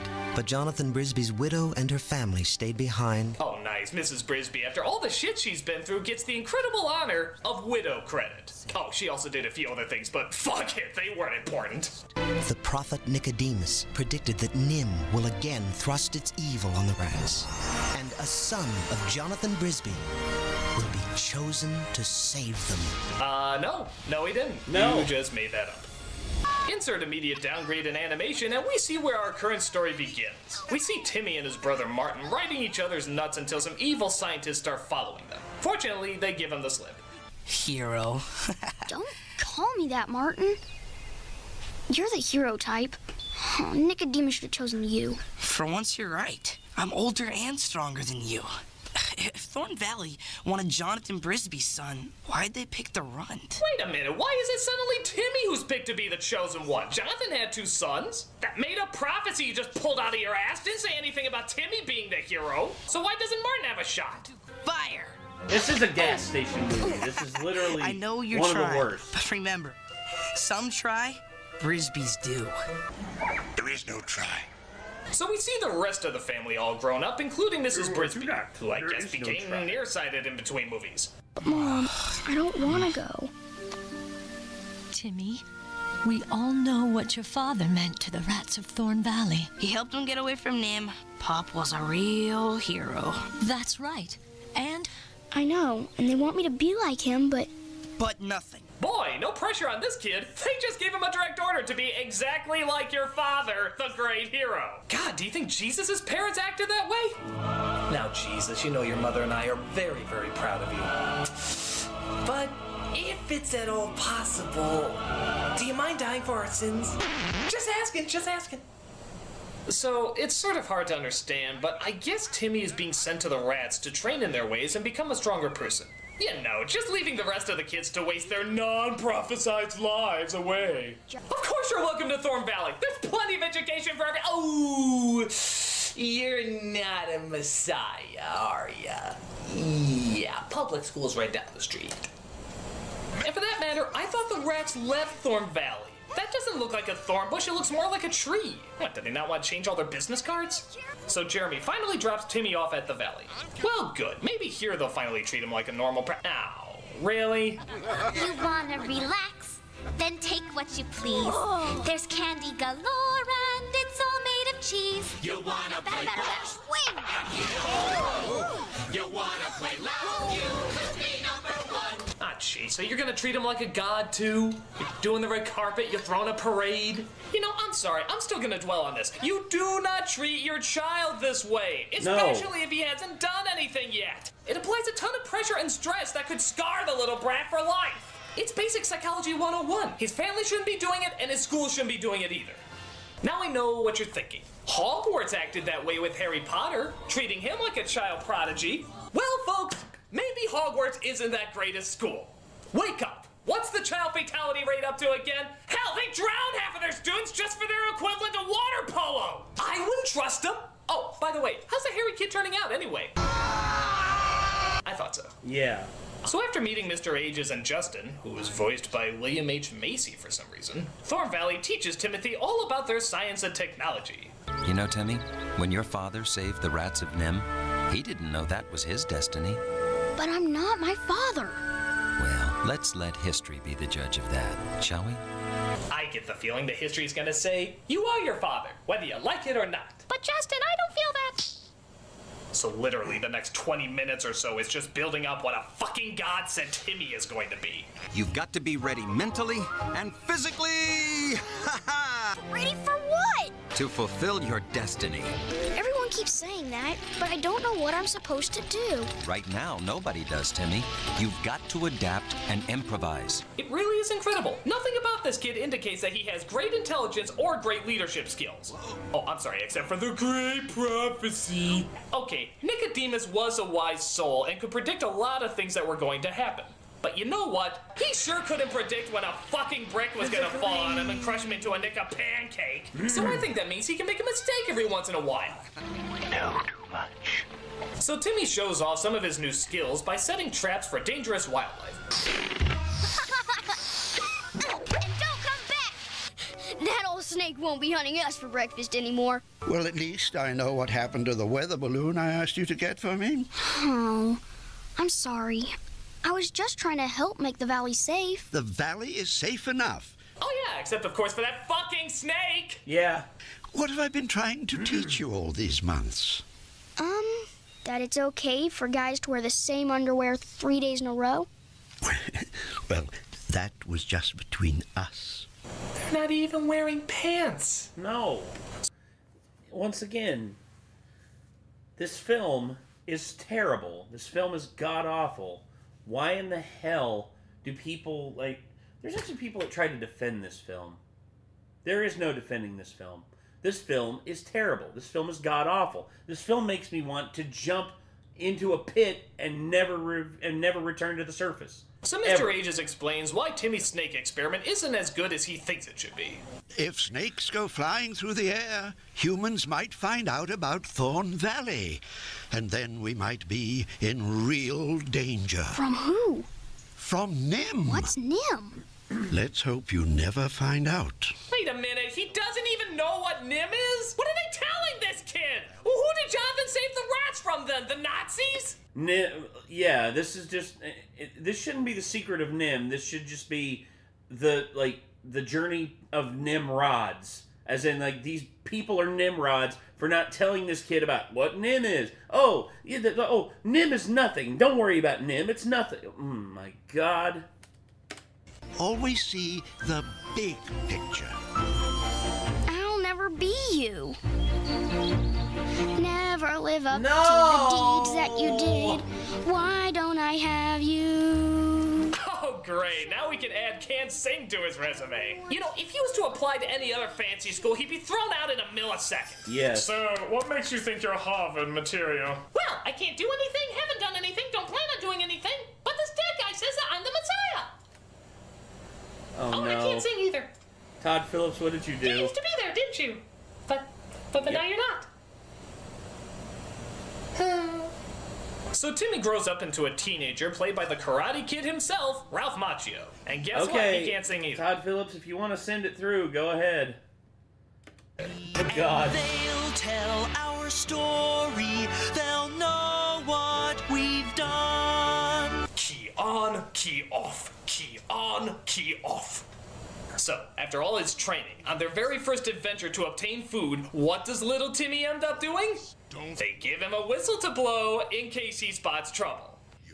Bullshit! All everybody ever tells him is he's a hero, he's a chosen one. Now you're telling him his destiny is to be a whistleblower? What the fuck kind of mixed messages are you trying to tell this kid? Know too much. But he comes across another mouse named Jenny, who it turns out actually escaped from him. Tim, you left your post. You put us all in danger. But You've got to learn to listen. You always think you know better than everyone else. Gee, I wonder where he got that idea. Maybe it was the fucking parade proclaiming that he knows better than everyone else. Jesus, Todd So Jenny Phillips. explains how her parents are being held at NIM and how the lot. experiments are getting more and more out of control, mostly being run by a crazy scientist named Valentine. Dr. Valentine is crazier than ever. My parents and the others sent me to find you. So this must be the rescue the movie was talking about. Animal great. Pictures.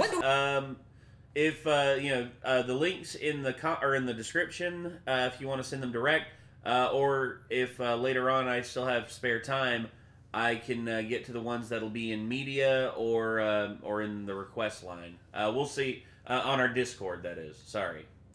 We get going. I'm afraid you ask too much of us, Miss McBride. Why? The council decided that the risk to Thorn Valley was just too great. But Thorn Valley isn't going, so what the fuck are you talking about? The answer's no, isn't it? Ma'am, I answered your question. I answered the darn... I'm cooperating here, and there's no... Fargo. We're doing all we can. Oh wait, my bad. Yeah, it's okay. I guess I'm going to have to do it myself. I'm not going to let anything happen to my mother and father, and that's that. I can't let you leave. Oh, wait a minute. Now they're holding her against her will? Good night, children. Sorry to keep you a prisoner.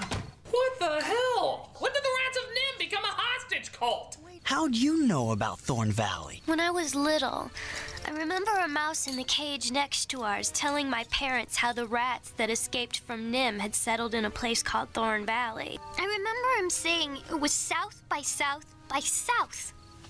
Martin said that. How did you know? My mom's letter said he disappeared. She had no idea what happened to him. Wait.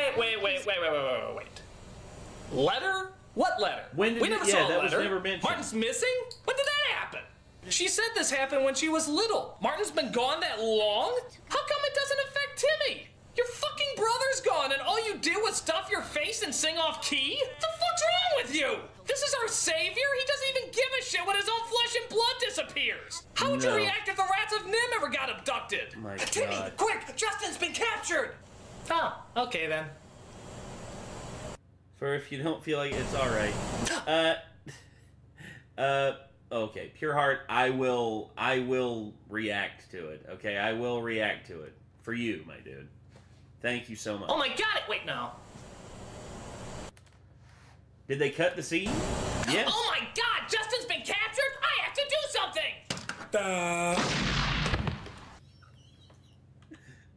Justin's been captured?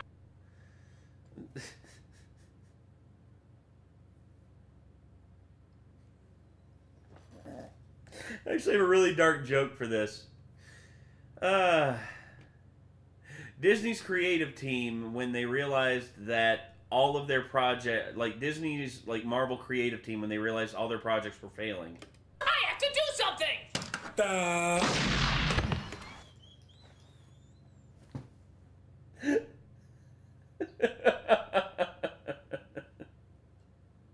Oh, that's so dark. Oh. I get it, Anvil Pictures. Like, that's the thing. Like, you can send in something on the request line on our Discord. Let me actually I'll include the link to our Discord if you aren't on there. But yeah, so more like Lucasfilm project. Yet, captured. Oh God, Disney shareholders, when they realized that Kathleen Kennedy and Marvel had like Lucasfilm and Marvel are failing. I have to do something! Yeah, quite literally. So, Timmy, after just a mere couple of years after... Okay, hold on. I will share the link in our... I'll share the link. Let me just open our Discord real quick. There we go. And invite people. Okay. Here we go. Alright, so... Actually, let me put it in the actual thing here. Let's see. Let me actually put it in the live chat. Here we go. There we go. And... Whoa, okay. Let's see. And pin message. There we go. So, yeah. That is pinned at the top there. Let me make sure that that's actually pinned. So, yeah. So yeah, that's pinned to the top. So if you want to react, if you want to send us something on our Discord, feel free, Anvil Pictures. Hearing the news, finally goes to save his brother along with Jenny, who's off to save her parents. Nate. But a nasty hawk bursts their bubble and they plummet to the ground. Damn it. I thought I put it back on screen. My mistake. Jenny, who's just a mere couple of years after hearing the news, finally goes to save his brother along with Jenny, who's off to save her parents. But a nasty hawk bursts their bubble and they plummet to the ground. They come across a caterpillar who says he can lead them to the great out. Steven, we will watch that video that you sent me about the, the Hell in the Cell documentary. I will definitely react to that. So hopefully you, we'll probably do it on live stream. If we can't do it on live stream, then we'll do it as a video and we'll post it the next day. Sorry about that, dude. Owl, which it turns out is not the Great Owl, but actually Jeremy, posing as the Great Owl. Now, if you even care an inkling about the first film at all, you're probably asking, why? Well, it's so Jeremy and the caterpillar can scam people out of money by charging them for asking questions. Hey, here's a question, Mr. Owl. What the fuck do animals need with money? Animals. Oh, I see. Wait. So just to recap, everybody, Jeremy's a criminal, Justin and Mr. Aegis are kidnappers, and Timmy doesn't even bat an eye as his brother is being tortured for several years. Sheesh, and I thought the first film was dark. This is downright diabolical. Agreed. There it is. So Jeremy finally flies Timmy and Jenny to Nim, and it turns out Justin and Mr. Aegis have a change of heart and decide to join them as well. And I have to be honest, as we near the third act of this film, I'm not seeing the spectacular badness it's supposed to have. I mean, don't get me wrong, it's bad, but it's just sort of basic dumb sequel bad. I mean, nothing really propels it into incredibly awful. Jenny, look! What happened to them? He's turned the humans into dogs.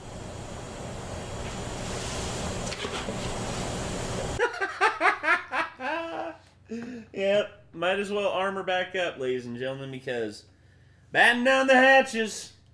Shitstorm incoming.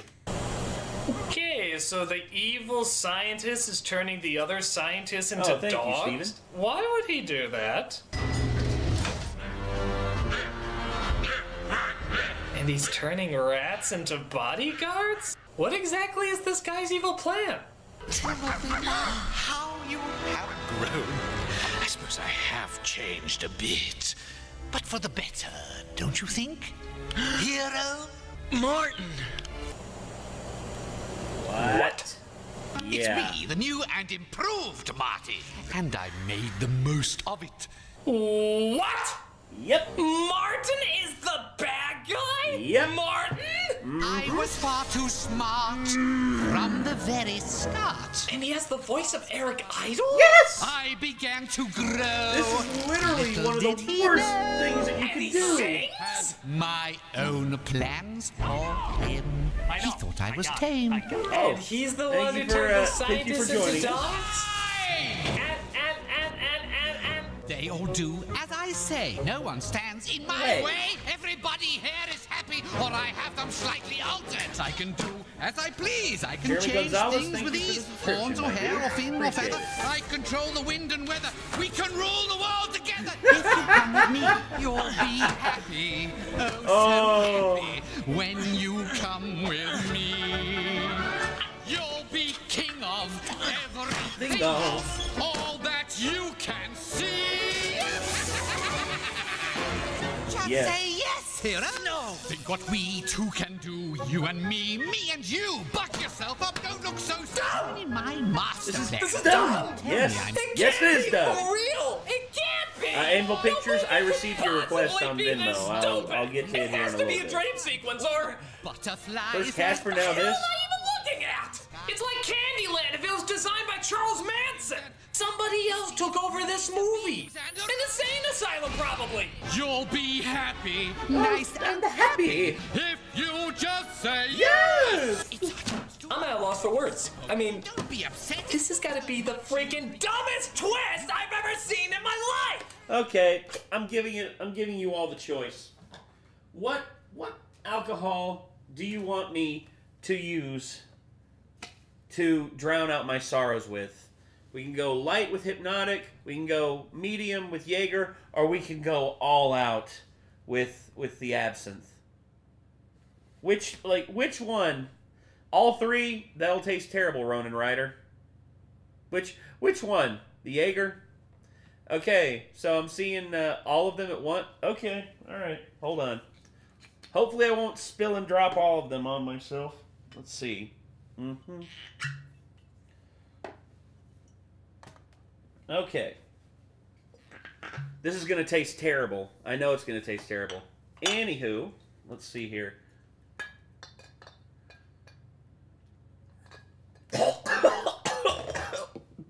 Ooh!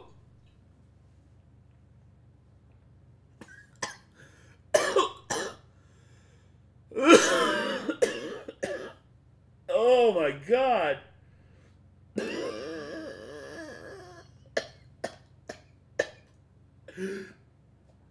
Oh, that was a mistake. That was a mistake. Oh, Christ.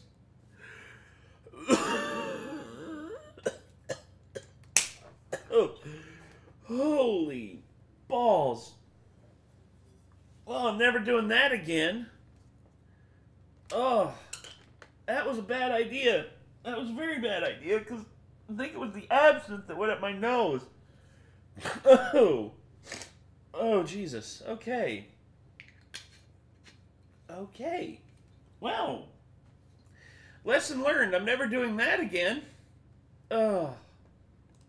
I mean, we just killed Nate. The mouse is a mad scientist? What sick, twisted brain would come up with something so stupid? And then the mouse Oh, turns God. into Professor, a mad what are you doing scientist here? And betrays all his friends. Genius! Are you alright, Nate? This is a work of genius. I don't think so.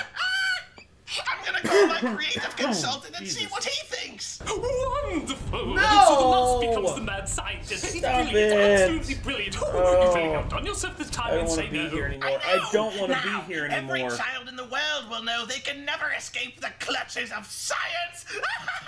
Pinky in the brain, everybody. You're shitty and the duck. You're shitty and the duck. One is a genius. One thinks he's a genius. The other is insane. Or they're rather both insane.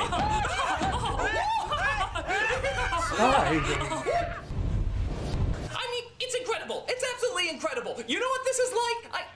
Oh, no. I Don't can't do even it. make the comparison. I can't. It's too stupid to make. But it's true. It's so true. The Secret of NIMH, this wonderful creative film, has officially become about a mouse with scientific abilities trying to take over the world. You know where this is going! Gee, Martin, what are we gonna do tonight? The same thing we do every night, stupid! Trying to take over the world! The Timmy and the Brain.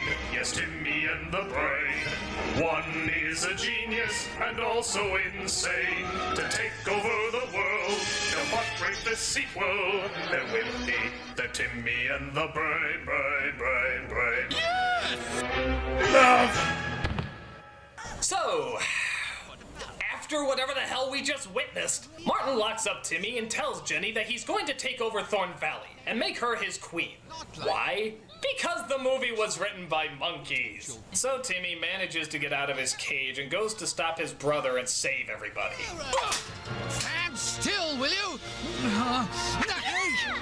So when you get down to it, the actual secret of NIMH in this movie was a totally insane mouse who had the voice of Eric Idle. Yes. I have to admit, that was a pretty well kept secret. I never would have guessed that.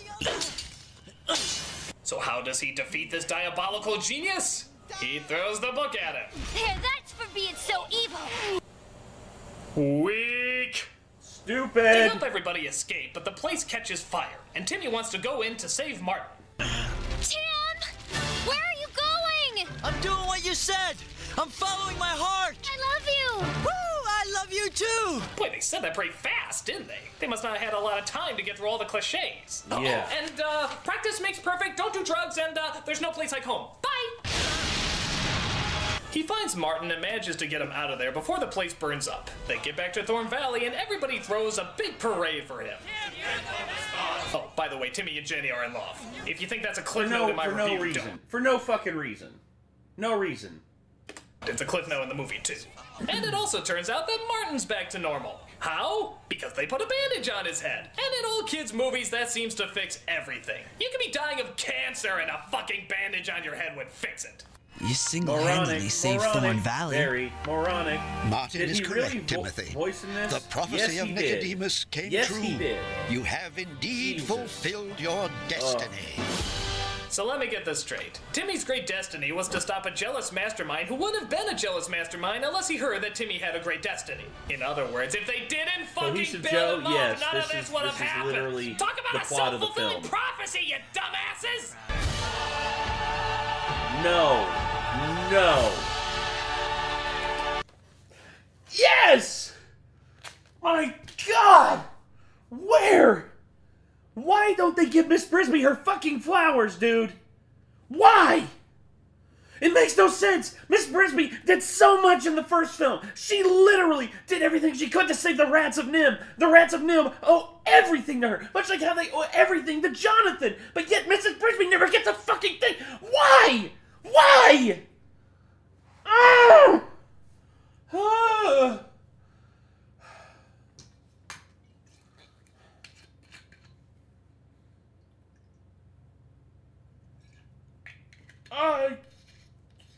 Oh, Jesus, drink too fast.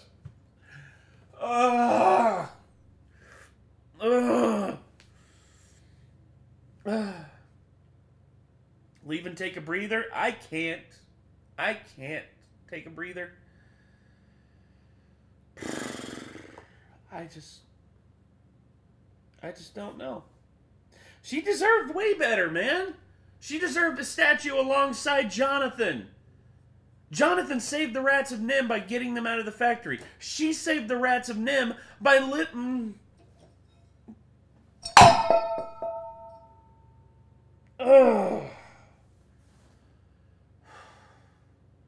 This hurts, dude. This fucking hurts. One of the greatest animated films of all time.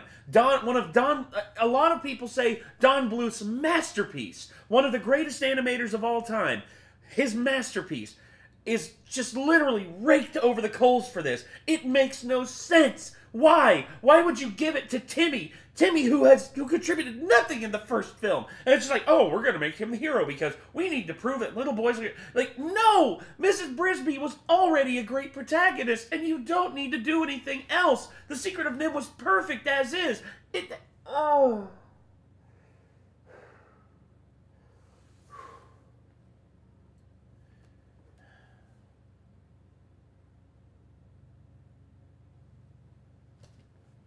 Thank you, Steven. Thank you for the donation on Venmo. God, this hurts, dude. This hurts. This literally causes me physical pain. This hurts me so bad because I loved The Secret of NIMH as a kid. I watched it when I was about, I don't know, 8, 9 years old, and I loved that film so much.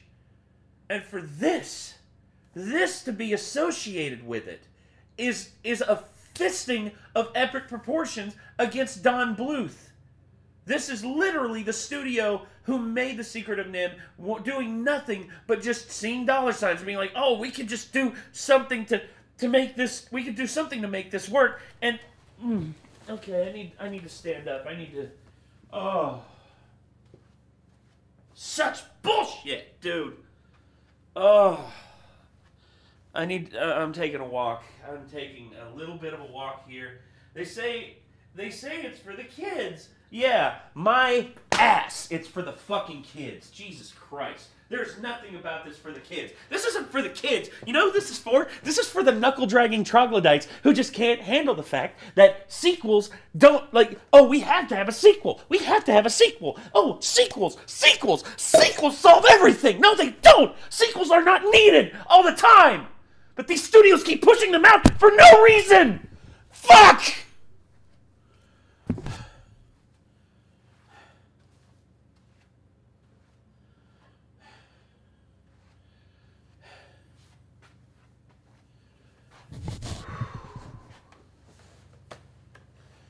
Okay.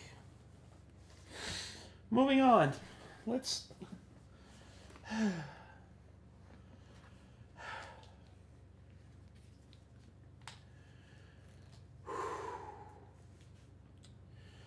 Stream's not over. Stream's gonna keep going. Folks, what can I say? Well, how about this? It's awful! Incredibly awful! I mean, it starts off bad sequel bad, and then it just spirals into a world of absolute insanity. The choices they made to go with this story are just mind-boggling. I still can't comprehend here's the thing. I would rather watch Return of Jafar on loop for 24 hours than watch 30 minutes of this. Literally. Benjamin, you missed a hell of a flip out. Even I'm scared of like how deep I went into that. Even I'm scared of myself right now. Like that, like, oh. The only thing Return that's of Jafar had a remotely better entertaining story, about yes. this film is Eric Idle doing the voice of Martin. But even then, that's just because he's so batshit insane that it's sort of hard not to laugh at it. There's still the fact that Martin's the bad guy. There's still the fact that they build up this kid who's literally done nothing. There's the fact of that stupid self-fulfilling prophecy. There's the fact that Mrs. Brisby is barely in it, or the rest of the family for that matter. It's just... it's so terrible! And I'm not gonna stand for it. Something has to be done!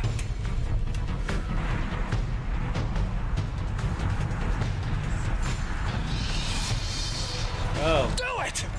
On the 24th, I went to Fan Expo, I met Mike Flanagan, got his autograph, and he told me advice on how to be noticed as Doctor is to make a really good short film that displays your style. Yeah. You may fire when ready. If only it were that easy to destroy this film. If only.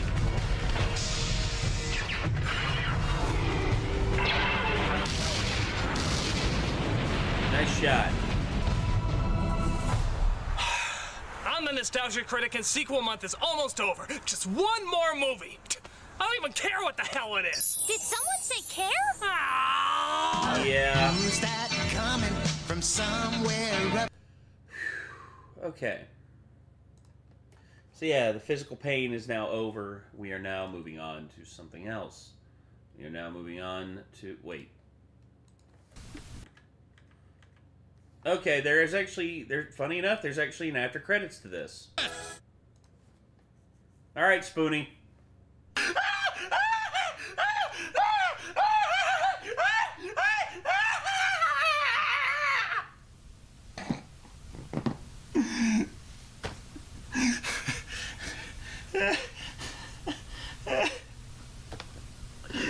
I'm gonna pay for that one day. Return to Monkey. Yeah, Return to Monkey. Jesus. Okay. Hey! And now we move on to one that a lot of people have been excited for. Puss in Boots, The Last Wish. Anyway. This episode brought to you by Honey, the easy way to save Hold on, when let me shopping look on at your Renegade iPhone or memes. computer. They keep telling me to look at Renegade memes, so I'm just going to do that real quick. Yeah, those are the thumbnails. Yeah. Come on. Renegade related memes.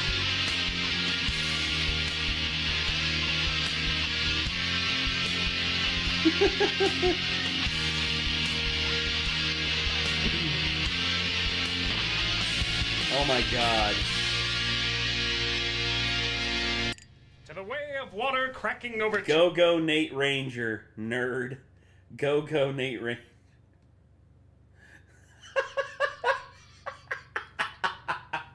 Oh, Shadow with the triple bottle. He somehow slapped his own ass. Yes, I did slap my own ass. That's the thing. I'm capable of slapping my own ass. Yes, but we couldn't have done it without our chart queen, Charlie. Go and see Ranger. Oh, gentlemen, please. I'm just the one who threw all the money at it. You're the ones who turned it into even more money. By following the charts. That's right. By rehashing a 13-year-old idea. It's already based on a 30-year-old idea. We've proved that Hollywood is not out of ideas. Oh, and everyone's quoting it left and right. No, they're not. Right? They're not. I mean, it is one of the top 5 highest-grossing movies. Everyone must be quoting Things it. won't let me join. Why not, Daniel Clark? That's weird. I mean, it's. I have it I have it pinned at the top of the thing. That invite's good for like 7 days. What's a script? I don't know why it won't let you join. Read to make the movie. How bad was Way of Water? Way of Water wasn't bad. Way of Water, actually, I liked it pretty good. It just. Here's the thing. I didn't go for the characters. I didn't go for the story. I knew exactly what I was getting with the story and the characters and everything like that. I went for the world. I went for the wowing of, like, my senses and, like, the complete and total, like, just immersion feeling of going into that world. And I'll be honest,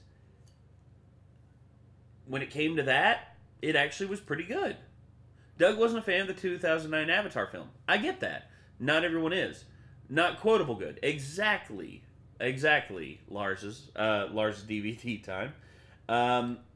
You talk about a problem. Nate, can I talk to you about the problem I'm having with the Discord server? Feel free to, Daniel Clark. I'm sure that there's ways we can help you get back in, or help you get on there. The I have returned, says Logan. Oh, well, I hope none of my money went into that. Not really. Just effects. And even then, that's debatable. To manipulating the bare minimum. With money. And charts.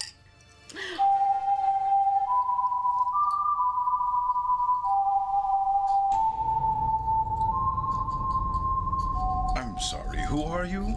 Apology accepted.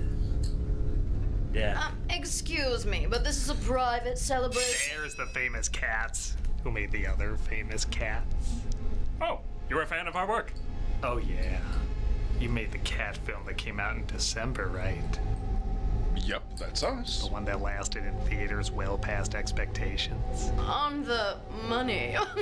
The sequel to a film over a decade old that nobody knew they wanted. You flatter us, Mr.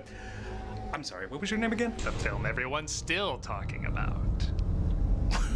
Not everyone. Memes all over the internet, lines being referenced left and right. Countless videos discussing its themes, characters, and story. That doesn't sound like our work. Yes, it does. Oh, I mean, that...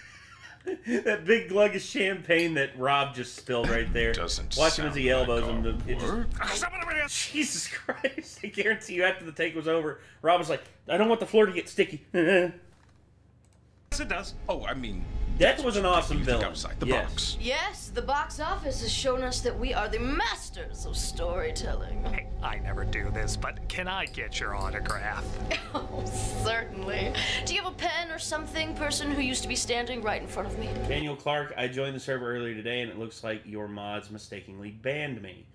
I was going to say, any of the mods who are watching right now, if you all could help Daniel Clark out with getting unbanned off of the Discord. Where do you go?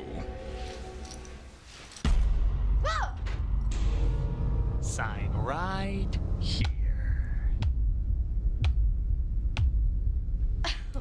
Oh, you accidentally brought the wrong one. You meant this. Oh, well, look Run. at the time. I've got to be terrified somewhere else. We too have a 5 o'clock pan shitting. Vomitous. Go, go, go. We gotta get out of here. Come on. Oh, you're not living up to the hype. Pick it up. Pick it up.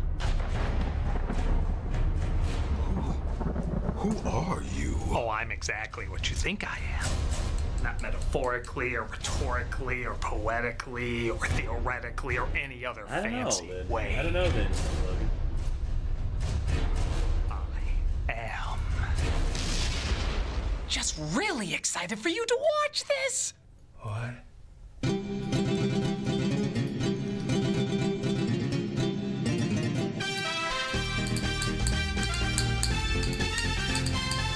For some reason, when this movie came out, everybody was comparing it to the show Velma. I don't really know why either. They're both animated. They're both comedies, supposedly.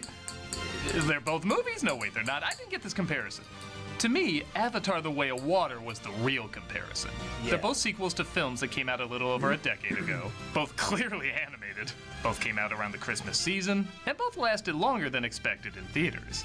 But where the adult one wanted to look real and basically had a script for children, the children's one wanted to feel real and basically had a script for adults. If you told me one of these scripts took 10 years to write, going off of the previous film's ideas and expanding them while also evolving the characters with satisfying arcs, I wouldn't have guessed it's this expensive Save the Whales bumper sticker. That's why nobody's talking about Avatar 2 outside of the technology in the box office, yet people are still talking about Puss in Boots 2 for its imagination and storytelling. Yeah. The things you're supposed to talk about when you see a good movie. It wasn't even a sequel people demanded to exist. I think I speak for most when I say the first Puss in Boots was passable. Clearly he was a breakout character from the Shrek movies, but nobody was really clamoring to see the film again. With the sequel, though, people were still seeing it on the big screen, even after it came out on streaming and Blu-ray. And that's pretty damn impressive. So, what is it that won over so many people, still resulting in fan art, GIFs, millions of hits on videos, and the Megan dance? I'm calling the police. Let's take a closer look to find out. Unless we want to talk about the hidden layers of that other cat movie. No, we got it just fine, thank you. Environment good, people bad. Oh, I just want to see my family again. I would rather see Puss in Boots 3 over Shrek 5. I would too, but here's the problem. DreamWorks sees Shrek as their golden boy because Shrek got them to the dance. Shrek made them into the worldwide sensation that became DreamWorks. Now, usually whenever DreamWorks does sequels, they do really good with them, aka Madagascar. Each Madagascar film is an improvement on the last one, and this proves that DreamWorks is really good at making sequels. However, I don't think they got the point with Shrek 3 and Shrek Forever After. My deal with Shrek 5, if they do a Shrek 5, I would really hope that they do something interesting. I really hope that they would do something that would push the boundaries of what is possible with Shrek, instead of whatever the hell Shrek the Third was. We'll see. This is Puss in Boots: The Last Wish. What did you think The about film the opens with trailer? the only I song in haven't the watched movie, it yet. so thankfully it's pretty catchy. Who is your favorite fearless hero? Puss is played again by Antonio Banderas, who has taken over the corrupt governor's house and is throwing a fiesta. And I knew this movie was at least going to be funny by two opening jokes. One being when a father lets his son's face get stepped on by Puss's boots. He stepped on my face! and we will never wash it again. And the other being when the governor returns home, resulting in this line. Welcome, mi casa es su casa. No, su casa es mi casa. That is so clever, I want to stalk it online so I can obsess over how much better it is than me. Light it up. I'll admit, at first I thought this intro was great, but a little pointless. Like all I wanted to do was show off a cool action sequence. A friggin' giant shows up out of nowhere and never returns. But watching it again, it does show how reckless Puss is with his life. Yes. He's helping others, which is great, but he's also clearly addicted to the thrill and the attention. You can see why Death would be so pissed watching him be so careless with what he has. Which, by the way, damn it, this movie's good. Yes. Yes. The fact that in the background you do not notice Death literally looming over him, it's so good. It is so freaking good, dude. I guess I should also address the animation up front, as it's very different from the other Puss in Boots and Shrek movies. Can I do a The designs are pretty similar, but the textures have more of a painted look, and it constantly skips frames, meaning there's fewer motion blurs or smearing, as it's sometimes called in animation. Like this is the and size often of joked about in memes. This is the size of like a regular like I'd say a nickel or close to a quarter. This is like this compared to it. It is literally like about. It's bigger than a 50-cent piece. It'll be hard to do it with this. I've seen people split on this, and honestly, I didn't know if I'd be into it, but I grew to love it real fast for two reasons. One, it looks more like a fairy tale illustration. Shrek wanted to do more of a trollish satire of fairy tales, so the more real but also kind of ugly textures made sense for the style. This wants to be an adventurous action film, like a mix between anime and a spaghetti western that just happens to take place in a fairy tale. So I feel like it blends these styles perfectly. Two, I've discovered I remember the motion more with fewer frames. It's been proven you can get across more visual information in animation than live action, which makes sense. It is reality reduced down to fewer but more vibrant colors and lines. Yeah. This movie knows this and therefore throws a lot at you very quickly. It's like an adrenaline rush. The skipped frames help you remember the imagery more than if they added more realistic blurs. It's the same thing with the Lego Let's compare Puss in movie. Boots fighting in Shrek 2 in slow motion.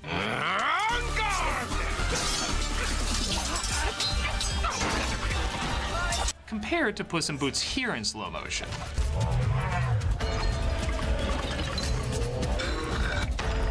So much more is being told. If you pause it randomly during an action sequence, everything looks like a beautiful painting or 3D comic book panel. Yes. I know every frame is a painting. Every frame is a painting, and that's why I love this film so much. the style is becoming more popular, and while I wouldn't want to see it everywhere, I do like variety. If it's done with the right project, it can create imagery that'll last with you forever. The legend will never die! Speaking of forever, Puss in Boots is killed after defeating the giant, resulting in him showing up at the doctor trying to figure out how many of his 9 lives he has left. This is another example of the film doing way more than it needs to. All these jokes are pretty funny, showing the various ways he died. But not only are there hidden jokes, like Puss not only wins against the dogs playing poker painting, but also wins with 5 aces and another one hidden in his hat. But look at these title cards. All they need to do is show a number, but they include a creative drawing tied to his death. Death is even seen in the corners of each one as he gets closer and closer. Is this amazing? No, but the film has a million little touches like this that add up more and more. Case in point, when he's told he's on his last life, Puss laughs off the danger and goes to a bar to drink shots of cream. Another glass of cream. Make it your heaviest. Oh, I keep the heavy stuff in the back. That's funny enough. Have you noticed he has 8 glasses empty? And he's drinking his 9th just as Death walks in? This whole movie feels like Eddie Valiant's desk scene. I just love how much they're sneaking in without you even being aware of it. Yeah. There's the famous hat, the feather, and of course, the boots. There's Wagner Moura as Death, doing one hell of a job giving this creepy-ass thing. Wagner Moura is actually a really, really good actor. And his voice is iconic. The whistle, too. The whistle is just perfect. And this character design, his fighting style, everything about him just oozes just menace and just like inescapable death. And that's why I love it so much. Your creepy ass voice. Can I get your autograph? Sign right there. My only complaint is, it takes Puss way too long to figure out who he is. Puss in Boots laughs in the face of death. So I've heard.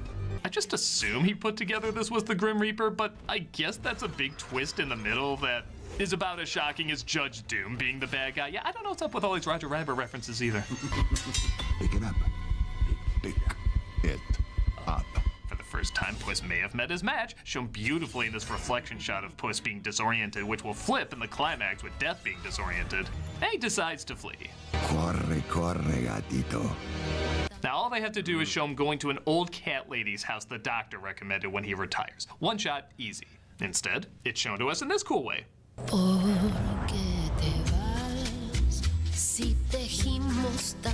Damn it, you're Puss in Boots too! Nobody's expecting you to try! He buries his clothes and sword, and I love the way he does so like a real cat. Not just because it looks hilarious, but you could argue it's him getting ready for his life as a domesticated animal. As we get some really funny scenes with Divine Joy Randolph as the weird cat lady. This is my home, and now it's your home too. Your forever home. And we're shown the equivalent of a retirement home for cats he ultimately surrenders to. You're a talking cat? I'm a talking cat. Let's talk. Okay, so if you're like me, you got your Olaf from Frozen 2 Cross and Gurgi from Black Cauldron Holy Water, but Perito, played by Harvey Gillian, admittedly. Also, Perito, I love the fact that they made that into the name of a character in this. Does walk that line, but never crosses it. His story is pretty decent. He wants to be a therapy dog, but is pretending to be a cat because nobody wants him as a pet. What could they possibly want to offer Puss in Boots? What's a Puss in Boots? Seriously? While his jokes are hit and miss, his chipper personality balances out when we find out later what a depressing life he has without even knowing it. We'll get to that a little later, but I don't think I say this often. I'm pretty sure this comic relief wouldn't have worked if they didn't have the dramatic moments. Speaking of drama, three bears led by Goldilocks, played by Florence Pugh, are searching for Puss in Boots, and she tells the bears, who have only snarled and growled up to this point, to rough up the cat lady, resulting in this. Excuse me, my darling. We're looking for the legendary Puss in Boots. Ray Winstone, again, they could have gotten any actor to play like Father Bear. Ray Winstone is perfect because he's got that menacing voice that just makes you feel a little bit homely, but at the same time you feel like he could rip your head off. No, it's a decent joke, but that's not all it is. These bears actually do have distinct, likable personalities. They apparently like having Goldie as a member of the family, but want to help her out in finding a fallen star that's said to grant one wish. All of you guts for garters. Too hard! That was not just right! Again, if I had to nitpick, I would say they probably do the just right joke a few too many times. These ones are just right. It will make everything just right. The day when our world became just right. Oh, that is just right. But it does tie into the message, and the film is meant to also entertain kids, so I give it a pass. That star has one wish to grant. One wish? Puss in Boots hears about the star and the treasure Matt needed to find it and also make the wish. And it looks like it's in the hands of Big Jack Horner, played hilariously by John Mulaney. Excuse me? Could you do the thumb thing? Like in the fairy tale? It wasn't a fairy tale. It was only a nursery rhyme. Look at the design of this guy. He looks like a Monty Python cartoon mixed with a drag version of Brain's robot body. Oh my god, he does! Mr. Brain. Yes, I am Mr. Brain. Everything about this guy is pretty damn funny. Even his quick backstory gets a good laugh. What's impressive? I've been a boy the whole time. Wouldn't be the first time Pinocchio beat you. Oh. Does it mean there's technically 4 of these that came out last year then? Oh my god! Are those unicorn horns? Baby unicorn horns. Oh yeah, this film also has the crazy mean-spiritedness of the best Shrek movies. Like when one of these sisters is told she'll carry her weight in gold, the Midas touch turns her into exactly that. And she never wakes up. Yeah, the body count adds up to 23, which doesn't include these poor people that couldn't have survived this. Focus! Hand over that man! Jesus, man! In the lot of ya. Like, Jesus! Yeah, love a PG movie that actually has a reason to be PG. Puss? Kitty?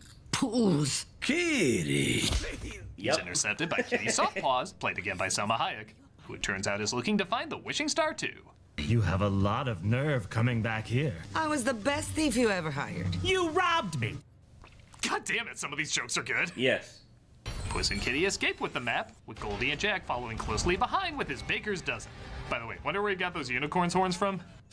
Oh. This movie has so much extra credit. Oh, this is so good. I love this so much. Making all the other movies want to kick his ass in class. So tell us how you became an internet sensation, and by that I mean a ridiculous meme. Well, one doesn't try to be a meme. I mean, it's not like for years I've been trying to force memes down people's throats. Yes, that would be incredibly obvious and cringy. Exactly, but honestly, it was all because of Honey. People forget that was a Honey sponsorship that I was doing that for. Honey. You know how when you find a good deal, you feel smart, lucky, and excited? It's such a great surprise to find you're suddenly saving so much money. I was trying to reflect that subtly in that meme. Yes, it was so subtle, I didn't even realize I was looking at a person. Because thanks to Honey, manually searching for coupon codes is a thing of the past. Honey is the free shopping tool that scours the internet for promo codes and applies the best one it finds to your card. Yes. And I think all that comes across in the performance I gave. Look at all the layers to this meme. The fear of excitement, the excitement of fear. That weird thing on my neck that kind of looks like a hickey, but was probably just me showering with the water too hot. You are dangerously pale. And palely dangerous. What? I don't know. No. But imagine you're shopping on one of your favorite sites. When you check out, the Honey button appears and all you have to do is click apply coupons. Wait a few seconds as Honey searches for coupons it can find for that site. If Honey finds a working coupon, you'll watch the prices drop. That's how I brought myself to tears. I actually broke down on camera. Those are real tears you're seeing there just because of how excited I was to get a good deal with Honey. I also hit myself a lot in the crotch, but mostly it was the Honey stuff. Yes. I actually saved a lot on a tablet I got recently. Look at the percentage of how much I saved. I've even used it in the past for getting movies. How can you not be moved to tears over that? Was Honey easy to use? It was so easy, it was simple. Wow. Wow. And Honey doesn't just work on desktop. It works on your iPhone too. Just activate it on Safari on your phone. Dad jokes is dead. You know how dead dad jokes are? Let's see. How is golf like taxes? You drive hard to get to the green, and then you wind up in the hole. Much like death. You know, you do everything you can to make it in life, but eventually you wind up in the hole. Phone and save on the go. Is it safe to say if you don't already have Honey, you could straight up be missing out? Actually, hold on. Let's see here. Let's do another one here. Did you hear about the fight that broke out in the seafood restaurants? 2 fish got battered. The hardest part of learning to ride a bike is the pavement.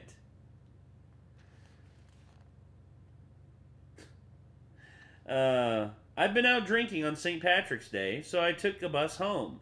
That might not be a big deal for you, but I've never driven a bus before.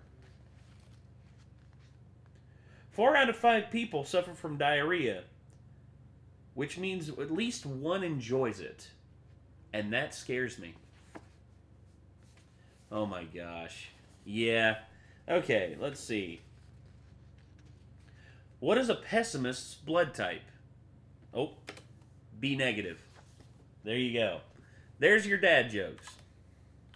Also, I like Honey. I've used Honey and it's saved me plenty of money. So the map seems to change depending on whoever holds it. And again, all they have to do is show everyone heading to the Dark Forest where the star is said to be. But they show it like this.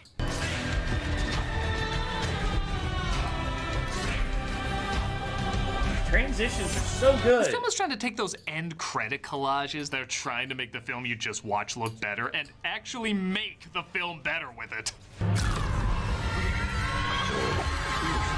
They enter through a portal to get to the Dark Forest, but just like the map, the forest seems to change depending on whoever's holding it, reflecting their emotional stability or instability.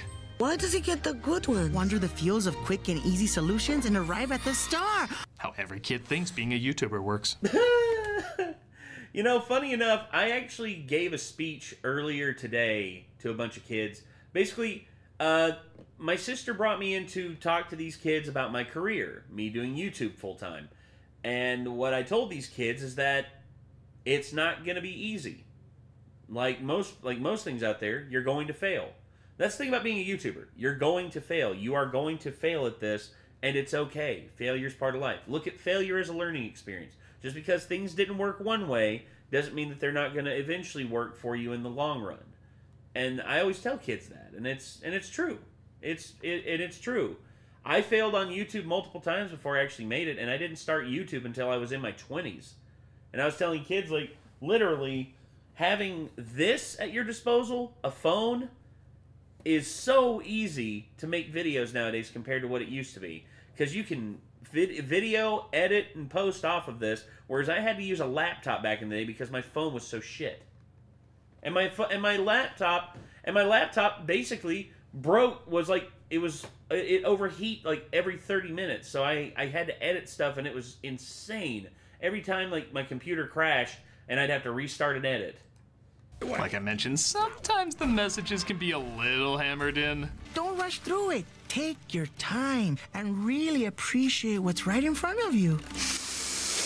A, you could tie this into him wanting to be a therapy dog and calm people down. But B, it gets to the harsh stuff fast. Perito says he doesn't want to make a wish because he's so happy with his friends and family. Where are they, you might ask? Well, they're playing a very holy shit version of hide-and-go-seek. They put me in a sock with a rock in it and then throw me in a river. Whoa, Daddy. Yeah. Yeah, I think Kitty's reaction there sums it up. My jaw was on the floor when I saw this. I couldn't believe this film was going that dark. I feel like a lesser flick would have him eventually figure out what was going on, but I like that he never does. You can either save that for a sequel or, honestly, never address it. Because he always manages to look on the bright side, and whether it's through cleverness or idiocy, it helps things to work for him, even when things don't work for him. They balance it out pretty well. Man. Yeah, I couldn't get this rock off of it, but it's still pretty cool, right? Meanwhile, Jack searches for weapons to take on the threats of the forest, leading to the discovery of his conscience, which, as you'd imagine, is very tiny. I don't cast spells. Well, what do you do? Well, I judge you. His Jimmy Stewart voice is similar to Animaniacs having Kirk Douglas as Michelangelo. I have no idea why, but by God, it's funny. He just gets funnier and funnier when he watches Jack accidentally kill half his staff trying to get the map from Puss. You're not gonna shoot a puppy, are you, Jack? Yeah, in the face. Why? So that's what they do. Oh, how non-grotesquely grotesque. Death keeps appearing to Puss in a lot of cool skull imagery, resulting in Goldie getting the map and Puss having a panic attack. I doubt I'm alone on this. I think this is Perito's best scene.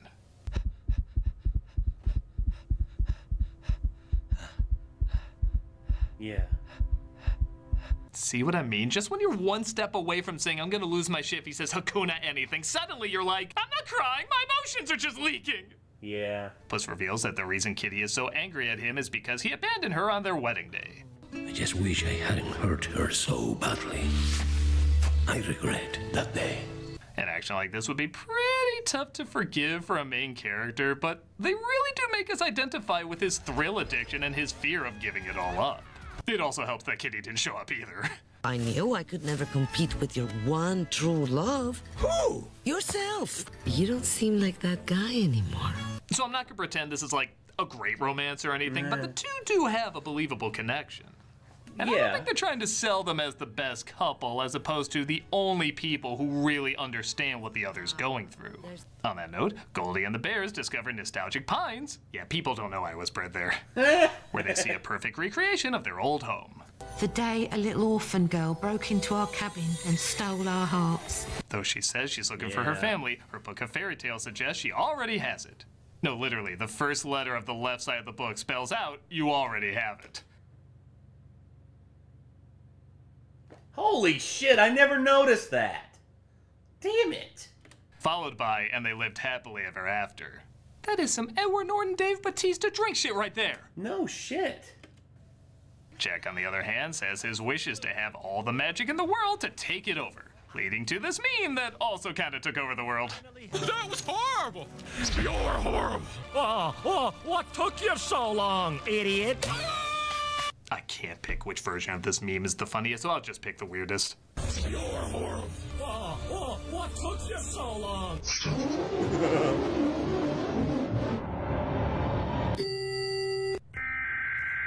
Yeah. Pretty goddamn odd.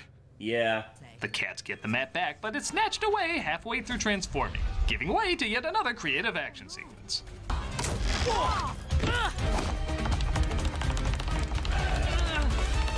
Yeah, whenever people say animation is just for kids, remember you're watching something where this can happen. You can't see something like this in live action. Or if you can, no, you can't. You have to use CG animation. But whatever, it's all just to babysit your kids. Shut the... Oh, God, Amy Schumer. And no. Amy Schumer, no. And the cleavage, too. God, just a disgusting human being as a whole. Get her off the screen. Yeah, screw it. If those are the only options, I'm not going to choose to be a boring, miserable adult. I'm going to choose to be a happy, interesting kid. The cats get the map, but the bears get Perito, just as Puss gets caught in a cave having an existential crisis with his past lives. It's a proper party now that all 9 of us are here. Yeah! You know what? I love you guys! I kind of feel like he's talking with his younger years, like these are his carefree college days. Like I can totally see them recreating Jackass while on Pineapple Express catnip. You will always live a life of fear. Death reminds him his carefree days are behind him, though, as the end is near. And because he never valued what he had, he's gonna take his last life early. Once again, just this animation... Don't make me jealous there's not a haunted house based around you. Seriously, someone get on that. Yes! Halloween Horror Nights, get on that. Have death basically, like, appear behind the people, like, out from, like, a hidden door from behind them and just walk up behind them and just be like, what's wrong? Are you scared? Escapes and gets to the star just as Kitty saves Perito and shows up behind him.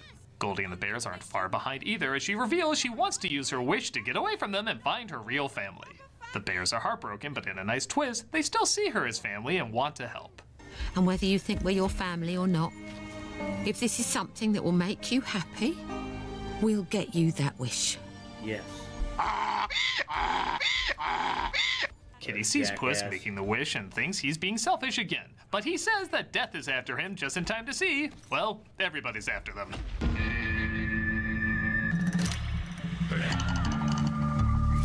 How bad is Amy? Send up to the How bad is Amy? How bad is Amy? Oh yeah, she got paid $11 million by Netflix and claimed that she was oppressed. Yeah, she got paid 11. It's like, you know, if they really respected me, they'd pay me the same amount as Chris Rock and Dave Chappelle. You know, 2 comedians who are tried and tested and who have literally been around for almost 30 years. And she's over there just being like, you know, I really wish they would just pay me the same amount as them. Amy, you're a footnote. You aren't even funny. You sucked off Anthony Jeselnik, stole some of his jokes, and you wanted to pretend that you were funny. And then you played the oppression card anytime anyone critiqued you. And let's literally, here's how you want me to give you the opening bit for Amy Schumer's comedy specials? I'll save you the trouble of you having to watch them yourself. Her opening bit is she walks out on stage, applause, applause, applause. She stands there, admires the crowd for just a second, then she grabs the microphone and she's just like, so my vagina... That's it. That's literally the fucking crux of all of her bits. She's one note. She has no imagination. Gilda Radner was a better comedian than you, and she's been dead for almost 30 years. Or no, she's been dead for over 30 years, I think now.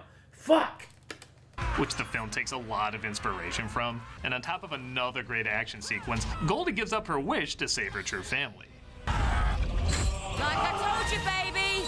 You're the smash, I'm the grab. Yes! And if you've noticed, her appearance reflects that. Her clean, multicolored look becomes more muddy and brown the more she realizes she should probably stay with the bears, thus looking more like them. This movie might be too good. It needs a MODOK or something. Put MODOK in. No! Perito says he doesn't need a wish as one life is more than enough for him, which death comes to put to the test for Puss. This time he doesn't run away though, as he finally has something of value worth fighting for. Lives flashing before your eyes? No. Just one. The one where I got it on with Kitty Catswell. Who on not topping that? No. The fight is about as beautifully laid out as you could imagine. But then he gets fed up when he sees he no longer runs away, but also doesn't think he's invincible. Thanks for the follow, my dude. I came here for an arrogant little legend who thought he was immortal. But I don't see him anymore. But that could be because I'm colorblind. Everything looks red to me. What color are you? I'm looking for an orange cat. Are you orange? Jack Horner comes back, though, after turning himself bigger. And at first I didn't like that Jason everybody else had an arc Damn, aside from him. Like, with a $25 dono there, asked if we could watch Rocky and Bullwinkle, or The Adventure of Rocky and Bullwinkle by the Nostalgia Critic. Maybe. Find the way, except for this I'm just one joking. a-hole, I'll see. I'll personally, look you could at argue it. there Nate, just did you see aren't my enough message? remaining years for him to convert. Hold on. Like, maybe someone could change. They would just need several lifetimes to do it. But second, I kind of miss animated villains. They're just straight up evil. I don't think her husband's disability is autism. I think it's being married to Amy Schumer. Oh, God. Yeah, I like sympathy for my baddies, but since we already have antagonists who are relatable in this, and it's been so long since we've had an animated villain who's not a surprise or misunderstood, he's just plain mean, I've opened up to him more. You go to hell, Jack Horner. You go to hell and you die. Bye. Sir, that's my resignation, mister. The map is destroyed, so the star is destroyed, and everyone goes home to their newfound families. Except the bug, he still gets shit on. Hold still. Just imagine he has this face and he won't feel so bad. The ending teases another Shrek sequel in the near future. Grand Omega 11. Thank you. Honestly, I don't need it. Give me Puss in Boots 3. Talk about making lemonade from lemons. Where the hell did this movie come from? In an age where IP is being beaten to death and old tricks are just becoming older tricks, this movie has so much passion, so much style, so many little touches, while still working off of timeless themes and ideas. Yes. Are the lessons in this really that new? Not really. Some people even say for what they got, the movie was overhyped. And honestly, I can see how someone would think that. Hey, Nate, how's it going? Similar to when I first saw Grand Back to Omega. the Future. Going good. Like the build-up was so much. I'm currently 4 hours in on this, and I think I have God, I think I have how many left in the current run? 1, 2, 3, 4, 5, 6. I have 6 left in the current. Yeah, I have 6 left in the current run, and then there's some that have been requested that I will get to right after I'm done with all these. Kinda shocked to find it was simply a well-made movie. But if a well-made movie is made really well, I will get that pulled up and I will and I will like the react cheeseburger from the menu. Holy It brings new guacamole. life into Yep. something you thought had no more life in it. Make you remember the charm and excitement of watching something people clearly put their blood, sweat, and tears into. Yeah. And sure, lots of films people put their blood, sweat, and tears into, but the great films make you feel that devotion in every frame, every shot, every hidden Easter egg, every unique angle, every line delivery. It tries to do more than what's expected of it without forgetting what it is. A smart, funny, emotional, action-packed adventure everyone can get into. Even though they repeated it again and again, I think Goldie put it best when she said, it's just right. Will Hollywood learn to turn out more films like this? No. I have an idea. Puss in Boots goes to Pandora.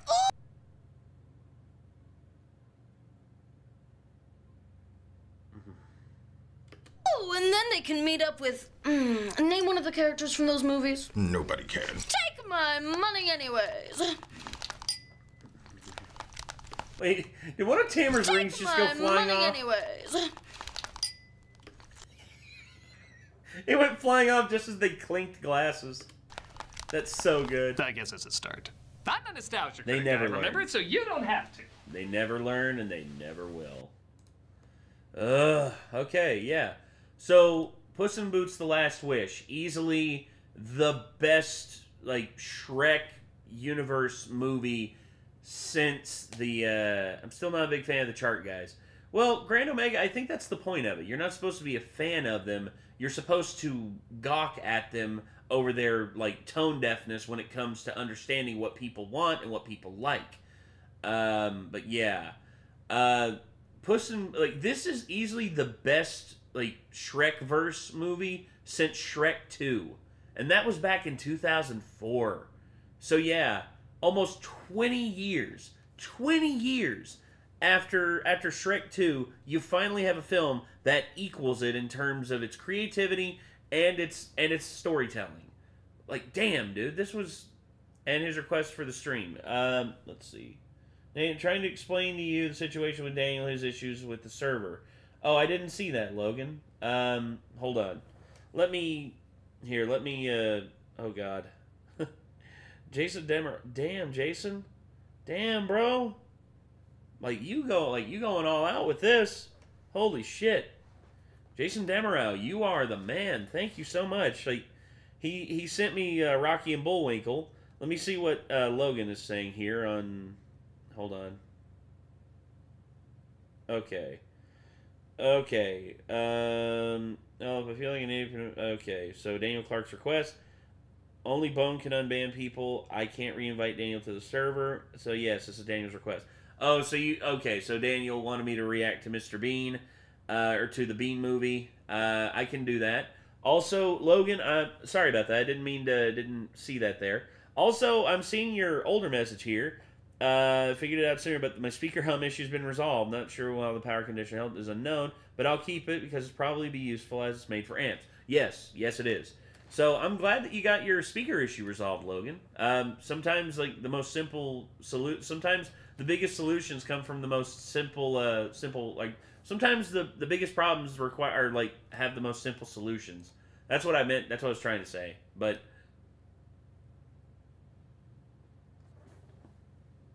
I just saw what was next. I'm in physical pain. I am in physical fucking pain. Oh God, what did you say? So, Steven, also, I knew you were going to watch it on Friday. I was curious if you were going to go watch... Oh, wait. Is that the one you just sent? Is that the one you just sent, Steven? Let me refresh the, like, the Venmo and the Cash App real quick. Holy crap, dude. Like, have I told y'all that y'all are fucking awesome? Once again, y'all are friggin' amazing. Thank you all so much for sticking with me through this. Like, currently there are 211 of you watching right now. 4 on Twitch, 207 watching on YouTube. Thank you all so much for being here with me on this, because I love this. I love this. I love doing this with y'all. But, yeah, Steven, I saw your message, and, yeah, we plan to do it on Friday. We plan to react to it on Friday, me and JT. So, yeah, you'll see, we'll see that. What is it? Tusk? Yep. It's Tusk. Easily one of Kevin Smith's weirdest movies. Oh, King of the Lamps? Thank you for coming by, King of the Lamps. You have a good one, dude. Take care. Oh, this ain't too bad. This episode brought to you by HelloFresh. Delicious pre-measured ingredients and simple chef-made recipes delivered to your doorstep every week. This is easily one of the weirdest setups, and the fact that Kevin Smith executed this. There's a Hollywood flick and a weary critic. It's Nostalgia-ween. Here we go again. Here's this cartoon. They're running into a car. The car goes and shoots ghosts. Nostalgia-ween. And these people did stuff. Hello, I'm the Nostalgia Critic. I remember it so you don't have to. I'm doing something a little different this week. You see, last week I asked if people wanted me to do another Nostalgia-ween episode even though it would be in November. Some people said yes, some people said no, so I'm doing something in between. This is Kinda-ween.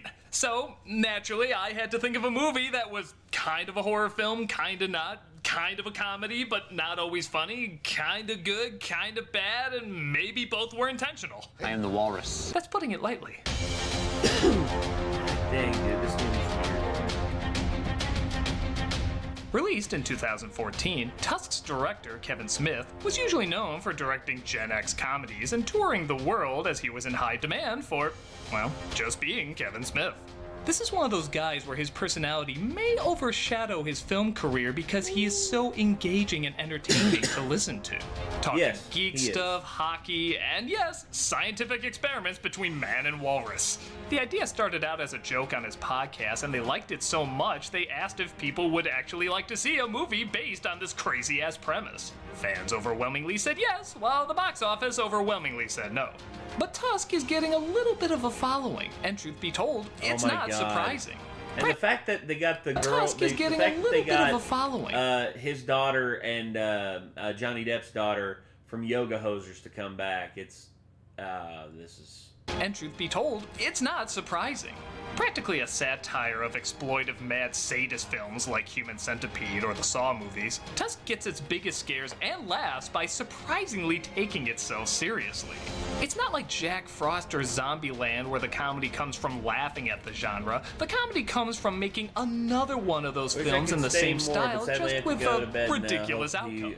The more legit it seemed, the more creepy and hilarious it was. You have a good night, dude. Take care. Half of it, but, you know, we'll get to that when we get to that. Also, the fact that Johnny Depp is in this as a French-Canadian detective is easily one of the funniest parts of the film. Oh, it only figures to wrap up whatever this is with whatever this is. This is the unique combination that is Tusk. A24. When Blumhouse says that shit's too crazy even for us. Oh, that's really the story. How about that? Yep. That invites no follow-up questions. We open with a podcast being run by Wallace, played by Justin Long, and Teddy, played by the Mesmerizer. Sorry, I'm finally starring the boys. We're hosting a podcast called the Oh, You're Just Waving That Red Cape to Get This Demonetized, Aren't You? Yeah. This video is the greatest thing that ever happened to me. You seen how many hits he has? It's up to like 30-something million. They watch Josh Gad's audition for the Mulan reboot when something goes horribly wrong. Someone outsourced Neil Breen to do blood effects. Yeah, trust me when I say this is not a representation of the other effects in this film. They're actually quite good. It's just this one that for some reason looks like one of my effects. As a phone app. Yeah. This video apparently has over 30 million hits. Again, clearly not on YouTube. And Wallace is excited to be flying out to Canada to interview the kid, mainly to make fun of him some more. A man torn betwixt... And of course they get... Because, here's the thing. Funny enough, do you know why Harley from Epic Mealtime is in this? Because Harley from Epic Mealtime is a huge fan of Kevin Smith, and he asked Kevin Smith to be in one of his videos, and thus, that's how they collaborated, and thus, there you go. Devils and Kings. Oh! Hockey. You're damn right, hockey. A Kevin Smith film in Canada. I, too, am shocked there's talk of hockey. Canadian doesn't get sad. Sadness was made by the USA. The scene is pretty funny, actually. This guy is like the Canadian version of the gas station clerk who warns you about the horrors you're about to encounter. It's Harley Morenstein from friggin' Epic Mealtime. He's a character unto himself. The only thing that's missing is him saying, "Oh yeah, by the way, if you want to come to my barbecue later, I'm gonna be cooking brats. They call me the Brat Boss." Just, you know. Is Kevin Smith Canadian? No, he's from New Jersey. No, in a Canadian but he is obsessed with New Jersey. We're not nice, we're optimistic, right? And we're hung like moose.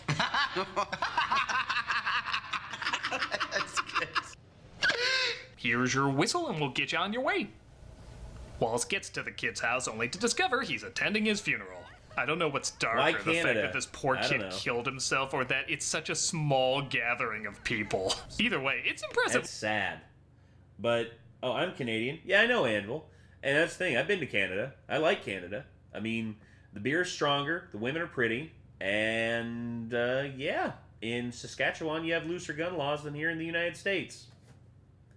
Honestly, if I could live in a province, it'd either be Alberta or Saskatchewan. I've been to Ontario and I've been to Quebec, and I like both all right. But yeah, I would say for me the most fun that I'd probably have would be in like Alberta or Saskatchewan.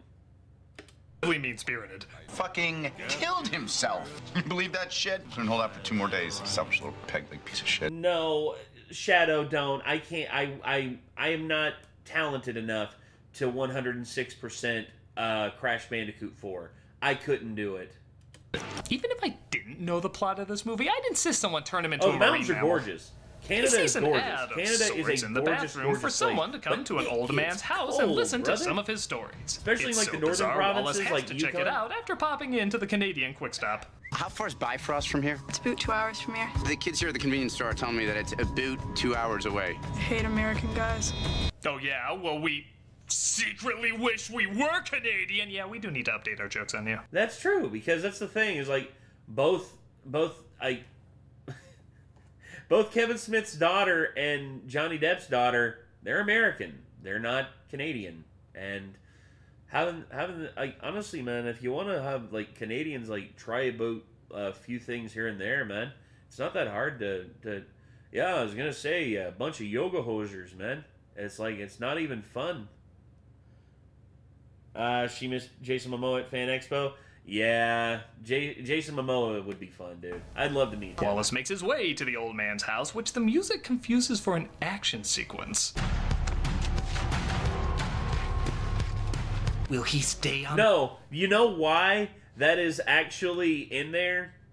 It's because Tusk. That's the name of the song. Tusk. And I think that's why Kevin Smith used that there, is because, in all honesty, I don't think he could figure out any place to put that song. It's Tusk by Fleetwood Mac. Dun dun dun dun dun dun dun dun dun dun dun dun dun dun. Oh, Storm Dragon. Take care. Have a good night, bro. The driveway and not walk over the lawn? Oh, that's my Fast Five Have moment! a good night, dude. The old man is named Howard Howe. I wonder if Kevin is still making Moose Jaws. Not likely. Who's played by Michael. I want him to make Hit Something. Or Hit Somebody. I want him to make Hit Somebody. Because I've heard so much about that script. He's done excerpts from the script. Jerry Bruckheimer said he liked the script a lot. I would love to see him to do Hit Somebody. Parks very clearly having the time of his life. My grandma Lindsay used to tell us, you needn't go very far to find hell in a handbasket. Your mustache looks very walrusy. Are there other ironic traits that connect also, you to the... Also, Michael Parks, dude. Michael Parks is a hell of a character actor. I like Michael Parks a lot. Flippered specimen? Well, my name is Wallace. Oh, you'll do. That's the baculum of a walrus. That's a walrus dick? I'm a dirty boy, aren't I? Howard tells Wallace, big surprise, a lot of strange things. One of which being years ago, he was shipwrecked with a walrus who saved his life. I watched the ship disappear in minutes. I thought I was alone until something very swift and frightening moved by me. I'm not gonna lie, this acting as well as You never lied about the Canadian women are incredibly beautiful. Look at Trish Stratus, she's incredibly beautiful to me. Dude, Canadian women are gorgeous. Like there's gorgeous women all over the planet. And I've been to Canada twice, and yeah, both times I went to Canada, the women were fucking gorgeous. Rating is so good, you don't even need to show flashbacks. You are hanging on his every word every minute. Cute. Because it's Michael Cute Parks. is for Chinese babies, Mr. Brighton. But my walrus companion was beautiful. The way these two work off each other is also perfect. Park's quiet and creepy demeanor perfectly offsets Long's loud and attention-hungry attitude. Holy shit, did you find him? No, we only found death off the Chukchi Peninsula. It'd be so easy for Long to come What's the across as weirdest too movie annoying or you've Parks seen? too over the top. The weirdest movie I've seen, probably Tokyo Gore Police. Yeah, I'd say Tokyo Gore Police. That's me. But they find React the perfect harder. balance of both Okay. suspense. Is that hard enough for you, Dylan, or do you want me to like fillet this movie even more? And hilarious. No, always do sober what you do drunk. Super I will Mario teach you to anime, keep your please. mouth shut. Hemingway said Maybe. And he We'll said see. it to me. I could see a stage play of just these two talking. It's that engaging. Yeah. Yeah, horror movie tip number 1. Never drink anything. Jesus, I believe he actually drugged himself. That fall was so good. We flash back to his girlfriend Allie, played by Genesis Rodriguez, who was going down on him before he left. If this is what you dream about after talking to this guy, your search history is going to become a Netflix documentary. Full of shit, your eyes are brown. I know. I'm full of shit. I'm bad, so spank me right there. Nope. What? Not gonna do it. Are they trying to recreate having sex while your dog is watching? Because that's all I can focus on in this shot. Jesus. Making fun of this kid on the podcast is one thing, but Right? What's Right, Tokyo you are Gore- too, right? Tokyo Gore Police. That's one of the weirdest movies I've ever seen. Yeah, that's what that is, Shadow. Wallace was a fucking loser. Old Wallace had me. This isn't a bad scene as they legit have really good chemistry, but I originally was thinking it could have been cut down a bit as it didn't need to go on so long. I soon discovered this was like saying 2019 was an annoying year, having no idea what was right around the corner. Well, look who's back. Wallace wakes up Yeah, with that's Howard the telling weirdest him thing. that the You know, I noticed that There were people who just like, oh, this year's the worst year ever. Then the next year's like, oh, this year's the worst ever. Oh, this year's the worst year ever. They did that for like 4 or 5 years. Then 2020 happened. And you've never heard, oh, this is the worst year ever since 2020. You know why? Because 2020 was one of the worst years ever, dude. Fuck 2020. Doctor took a look and said he Genesis passed out Rodriguez. from a spider bite Yes, on his leg. that Genesis Rodriguez from Big Hero 6. I'm afraid the doctor stepped on it and broke it. I'm afraid it lies in pieces. I'm thinking they got this guy because Gary Oldman demanded too much expensive makeup.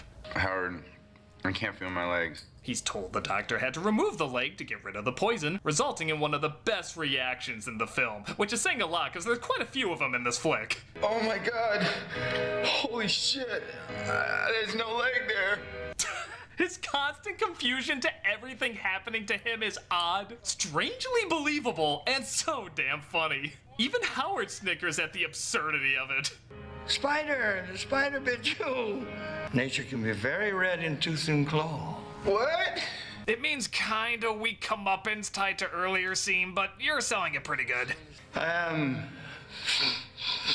truly sorry for your loss. At supper, he discovers he can't move his arms as he starts to put together, there was no spider, was there? There was no spider, was there? The itty bitty spider crawled up the water spout. I'll take reasons I don't want to go to Canada for 1,000, Alex. Yeah. You fucking psycho! Mein Führer! I can rock! I've been constructing a very realistic walrus suit. Will you tusk me? I tusk me! Oh my god. Is man indeed a walrus at heart? This movie really does ask the tough questions. You crazy, Logan. This year's been a roller coaster so far. The door. Uh-oh. Ah. It's dad joke time.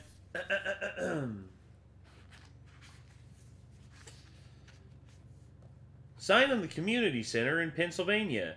Auction Sunday. New and used food. Oh, God. Sign outside a photographer studio says, have the kids shot for dad from... have the kids shot for dad from $24.95. Oh, God, that one's terrible. Sign next to a red traffic light. The light never turns green. Well, that sucks. A real court... This is a real court transcript, by the way. Do you drink alcohol? No, sir. Are you a teetotaler? Not really, just coffee once in a while. Oh, God. Sign on the road in Massachusetts. Entrance only. Do not enter. Jesus. Okay. What do you call a small mother? A minimum. Oh, God. Did you hear about the twins who got an apartment together? Before they were roommates, they were womb mates. Oh, God. That's so bad. Okay. When I grow up, I want to be a musician. Well, honey, you don't know...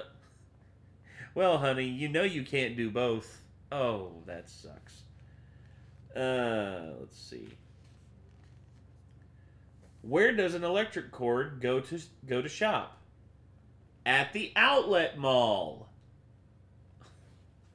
Alright, back to this.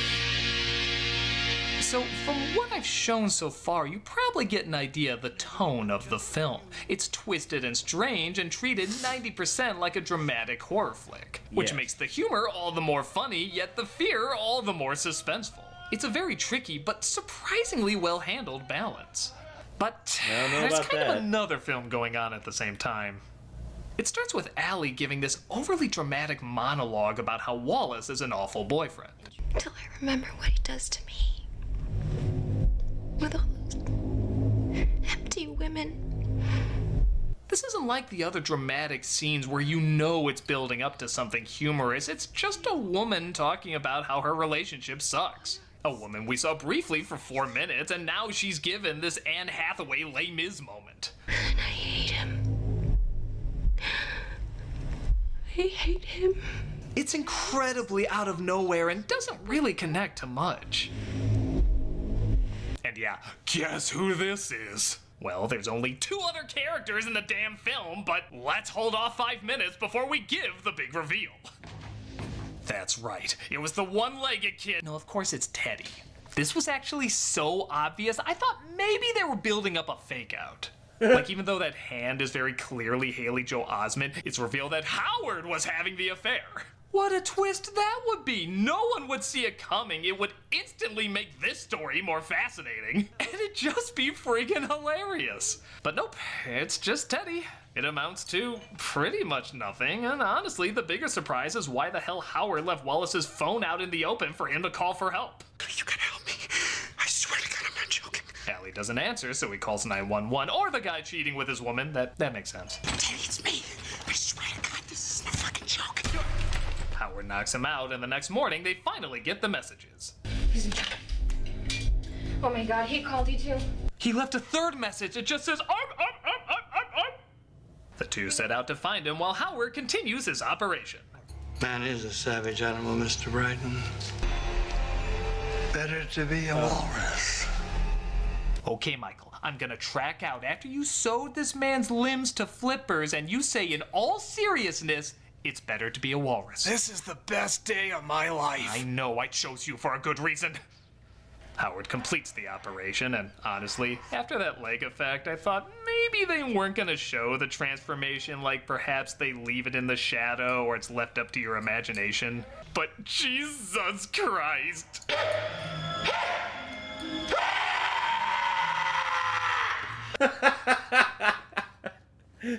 Oh, it's so ridiculous. I hate it. I'm sorry. I achieve enlightenment every time I see that. That is one of the greatest movie monster designs of all time. I will fight you to the death on this. No, It looks like a stitched together turd. Literally. If you were tasked to create a man surgically transformed into a walrus, you cannot do better than this. It's hysterical, it's disturbing, it's hard to look at, yet you can't possibly turn away. It's one of the most imaginative creatures made in horror history. Sometimes the suit folds in on itself when I don't think it's supposed to, but the makeup surprisingly allows him to be so expressive it doesn't take away a thing. What makes it even better is he can't talk, only make barking screams, which again is really uncomfortable, but also a laugh riot. I especially like when he's dragged into the water and you suddenly put together who those other people who took the numbers from the ad were. I don't use the word magnificent that much, but I can think of no other word to describe this flea market of misery. It truly is magnificent. But then, you know, we have the other movie. Allie and Teddy talk to a Canadian cop for a bit, and it ends. Then they talk to a "oh wow, I'm supposed to say I totally didn't recognize him" performance from Johnny Depp. It doesn't end. Guy Lapointe, that is my name, Guy Lapointe, and I spent 20 years as the inspector of the Sûreté du Québec. No joke. This conversation with this guy named Guy, again, gotta love the names in this, goes on for 15 minutes. 15 minutes.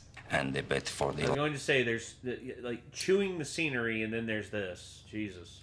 Last 10 years of my life, I have been hunting an animal, my sanity, all in the pursuit of this butcher Not a of the single goddamn Gimli slider. And that, in my opinion, is the only failure of the mighty people of Quebec. There is literally a man being turned into half a Woody Woodpecker cartoon, and we are being held hostage by this scene. Also, little cameo from Mrs. Kevin Smith, aka Jennifer Schwellenbach. Being held hostage by this scene. He butchers them, amputates limbs, cuts out tongues. My daughter better write one hell of a nice memoir about me. She won't. She'll say, he was never there. he was only self-obsessed. He never did anything for me. Bitch, he got you movie roles. I can't think, honestly, don't get me wrong, no life is perfect, but I'll be damned if, like people aren't appreciative of shit. We should be talking to someone else. I think that's a very good idea for you to go and talk to someone else, Mr. Big Bear riding a bulldozer. 2 people at this table were nominated for Oscars. Yes. You can just see Haley Joel Osment sitting there like, I see dead careers. I met this son of a bitch. Yay, we at least cut to a different location. Did you come here about the spider? You have some sort of creepy crawler thing. Oh, we're stuck with these 2 voices for a bit. What a reward. I have to regretfully inform you that I'm not the man. You're not going to shoot the spider? I feel like we're in a bad SNL sketch. You know how the other scenes felt like Kevin Smith imitating Quentin Tarantino? This feels like Adam Sandler imitating Quentin Tarantino. Yes, he's a big Thumbnail old for the brown stream is one. wild. And the lady on the Thanks, phone John said to Bonner. me, Said she was oh, in- we'll send somebody out I'm to actually today. not Oh, well, authorized give to me back my discharge old a Lord weapon. Jesus.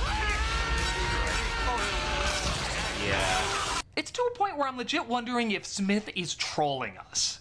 Could that be the idea? Like there's a man being turned into a walrus, yet we're going to spend as much time as possible doing Borat 3 for absolutely no reason? I don't know, but either way, is it possible to volunteer to actually be turned into a walrus rather than watch the rest of this scene? No. Oh, do you coach the hockey bites? No, I'm not the coach. No, I'm just the coach. Meanwhile, these 2 could read out the phone book, and I'd swear it was H.P. Lovecraft. You must be terribly hungry by now.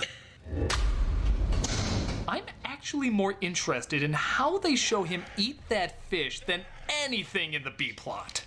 So naturally, let's get back to the B-plot. Where do we go first? Now, where is for the wolf? We look for the witch. As in which one of you knows... I really can't wait till you're cool again. The best. So this pad of paper that he borrowed, I would like for you to give it to me, please. Give him the pad. You give him the pad. Give him the pad. One of you must give me... Oh my God, they're hunting Howard and they get his address at the convenience store. You get 5 minutes back. You get 5 minutes back. Everyone gets 5 minutes back. Now, isn't this soothing to the soul? You see, you have the balls to cut away from this to show us end credit bloopers that forgot the end credits and bloopers. Yeah. Howard reveals he had to eat his walrus friend when he was stranded. Either that or this is the most fascinating cutscene from Castaway. And he's doing all this to recreate the friendship they had. Because I have hardened you. Just to show you. I like how in movies the victim spends most of his or her time crying, but here he's gotten so used to it he just rolls his eyes. I honestly wouldn't be shocked if that was his reaction after they called cut. I don't want one. You don't want a gun? You take him. What kind of American are you? My God, a funny joke from him! Make a wish! Howard dresses up like a walrus himself. I guess I really shouldn't be surprised at this point. And he demands that Wallace take him down, killing what's left of his humanity and becoming the animal he is. He happily obliges. Aha! Just as I expected. Seeing how he's become a full-on animal, Guy aims the gun at him. Doesn't shoot. Yeah, note to self, erase from script. And he's visited at an animal sanctuary by Allie and Teddy, resulting in a flashback. So I don't cry. I mean, big deal. I'm also a lot older. It's good to cry. It separates us from the animals. That and not being a walrus. Not being a walrus separates us from the animals, too. Wallace, of course, does shed a tear, showing there's still some humanity left in him, and the film ends. I'm not gonna lie, for Silent Bob directing a horror film about a guy being turned into a walrus, it's better than it has any right to be. I don't know. I watched this and I didn't like it as much. That's just me, though. Don't get me wrong, there are scenes that are just painful, usually when it's trying to be a wacky comedy. I'm not sure if they were intentionally bad or not, but whenever it's a straight up horror film, that's when the real laughs come into play. It's not only funny, but it's legit unnerving in its own twisted, goofy way. Had the whole film been like that, I think we could have had a gruesome horror comedy masterpiece unlike any other. But even with the bad moments, I'm sorry, how can I not recommend a film with this much madness in it? I think it goes without saying this film won't be for everyone, but trust me when I say it's worth watching to see if it is. It's not worth it, in my opinion. I didn't like this film. I didn't. And here's the thing, I give Smith all the credit in the world for, like, seeing through on his idea. But, yeah, I didn't like this. And that was Nostalgiaween. And a half. I hope you liked it this year. I had a lot of fun, but I think it's time to change back into some normal clothes. No, oh yeah. The itty bitty spider. When I'm the one that's out. Oh boy. Okay, so yeah. That was that, and let me go ahead and get these pulled up here. These are... Holy crap.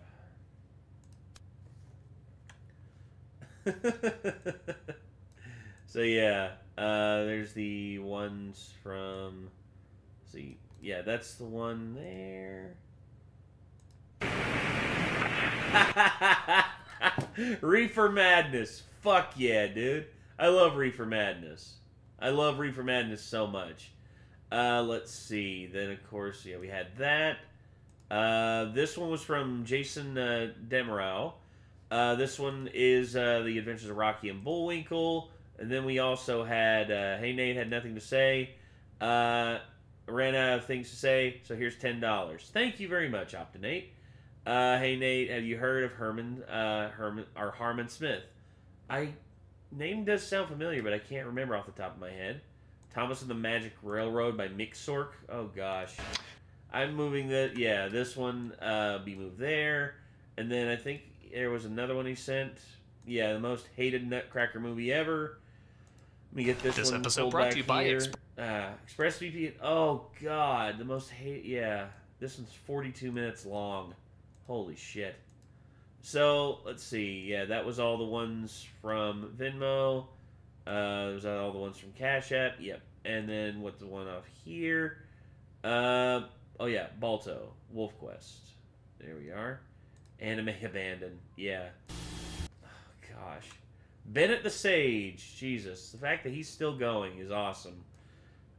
Terrifying as well, because it's just like the dude just has like infinite will to just keep talking about anime and stuff, which is respectable. That is very respectable. But yeah, The Adventures of Rocky and Bullwinkle. Rene Russo and Robert De Niro deserve way better.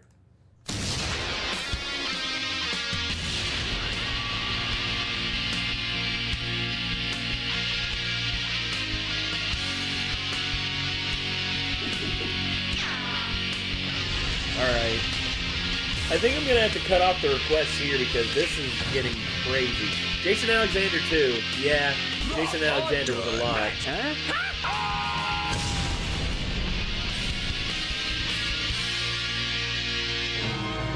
No, I'm going to need this. Rocky and Bullwinkle. I confess, I killed you. Critic? I killed anyone's interest in seeing you. Critic, are you okay? Yeah, what about target practice at Raja Gosnell's house? Now, Critic, if you don't open the door, we're gonna drink all the Ecto Cooler and leave nothing for you. I thought we were gonna do that anyway. No, he doesn't know that. Nate, do a Nogla voice? Do a Nogla voice? Okay. It's like, no, don't do it, Critic. It's not worth it. Instead, think happy thoughts and only, and Aliyah, can you bring me my Bible? I need to quote some scripture to the critic so he doesn't off himself. All right. And in the beginning, the Lord said, "Let there be light." Not that kind of light, Critic. Oh my God! I'm gonna use the 9mm. Less kickback. Thank you. Mm-hmm. Malcolm! Oh!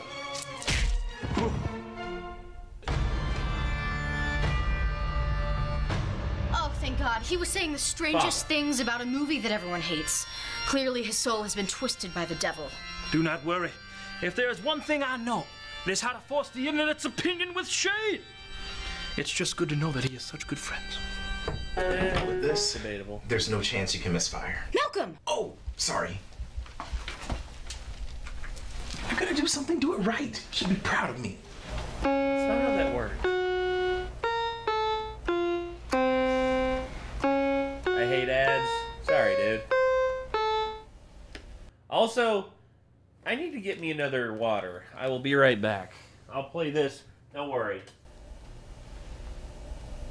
Leave me alone. Your friends told me you were saying some concerning things about a movie. It's okay.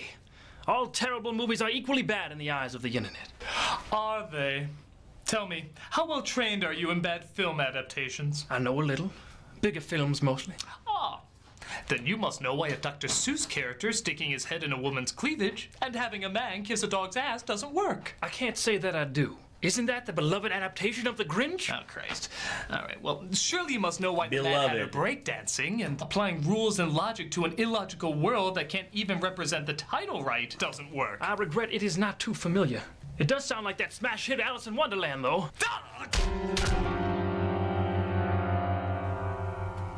Here. What about this one?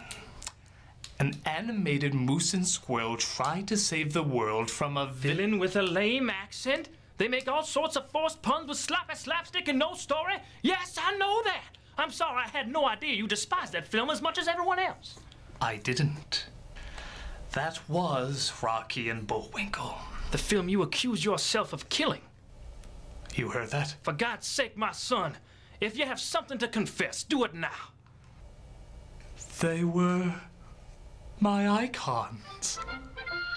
Rocky and Bullwinkle, the popular TV show that ran from 1959 to 1964. While kids could enjoy the adventures of a cynical squirrel and a brain-dead moose escaping the clutches of Boris, Natasha, and Fearless Leader, adults enjoyed a ton of in-jokes and smart writing that would usually go over most children's heads. It was one of the first animated TV shows where the focus was more on the humor for grown-ups and less on exciting stories for kids, resulting in some brilliant puns. You went to college? Penn State? State Penn. And some not-so-brilliant puns. It's from Washington. Washington. Suppose he heard I was a Lincoln fan? There was no doubt. It was corny, but still clever. Yeah. It showed caring little about the scenario could actually be funny itself if you used it with the right kind of comedy. Mm-hmm. But, nevertheless, when the movie was advertised years later, people shuddered in disgust. 1954? Yes. These were clearly some of the worst trailers ever released since any of the trailers in 2016. What's up? I'd like to use one of my lifelines, please. They were bad. Really, really bad. As I read countless requests upon countless requests, I finally decided to watch this sack of moose droppings. As I put the DVD in to review it, I played a little game with myself. The internet despised this movie. Critics gave it a 43% on Rotten Tomatoes. Did it show? Did even the first couple minutes represent how awful this adaptation was? I pushed play on the remote and started to watch. Rocky and Bullwinkle themselves were forced to subsist on ever-diminishing residual checks from reruns of their old show. But something strange started to happen to me. Something I didn't think would happen to me after all the hatred and awful advertisements. I started to laugh. And their plans were crushed by the fall of the Iron Curtain. That was Rocky and Bullwinkle. That clearly well-written, faithful adaptation being shown to me on the screen.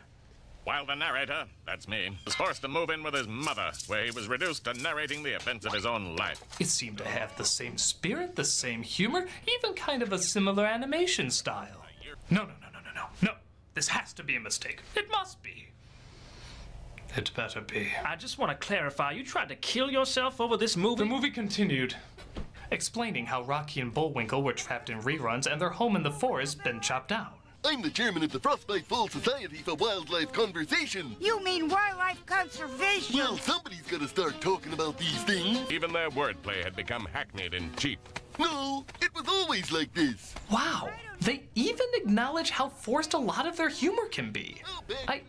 I'm legitimately confused. This seems like the typical Rocky and Bullwinkle writing. Maybe even a little better because of its awareness of how it's being perceived. Surely something has to throw this all off. Hello, Mimi. Live action, of course. Yep. Now we're going to Brendan Fraser, Brad Pitt, and Robert De Niro this up. Oh wait, this was the one he was in? Even better! We see how Janeane Garofalo chooses her movie scripts. Too intelligent. When Boris, Natasha, and Fearless Leader convince her that they should make a Rocky and Bullwinkle movie. What is it? It's classic American cartoon from early 60s. And as you know, films based on shows from the 60s always equal cinematic success. Doug's mother. Yeah. So she signs the contract bringing them into the real world. So now we have De Niro as Fearless Leader, Jason Alexander as Boris, and Rene Russo as Natasha. How did that happen? We are attached to the project. Was that your excuse for little fuckers? But the studio president, Carl Reiner, says he don't like moose pictures. I don't like moose pictures. But a very specific prejudice. But the evil trio put out RBTV, really bad television, to hypnotize the world through awful shows to do whatever they want. Oh, that explains, I think, everything. Yeah. Oh my God.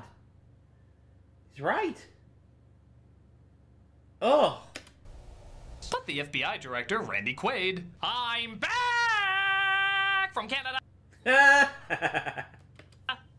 is putting his top agent on the case, Karen Sympathy, played by Piper Perabo. Looper, that's where you know her from. Yeah.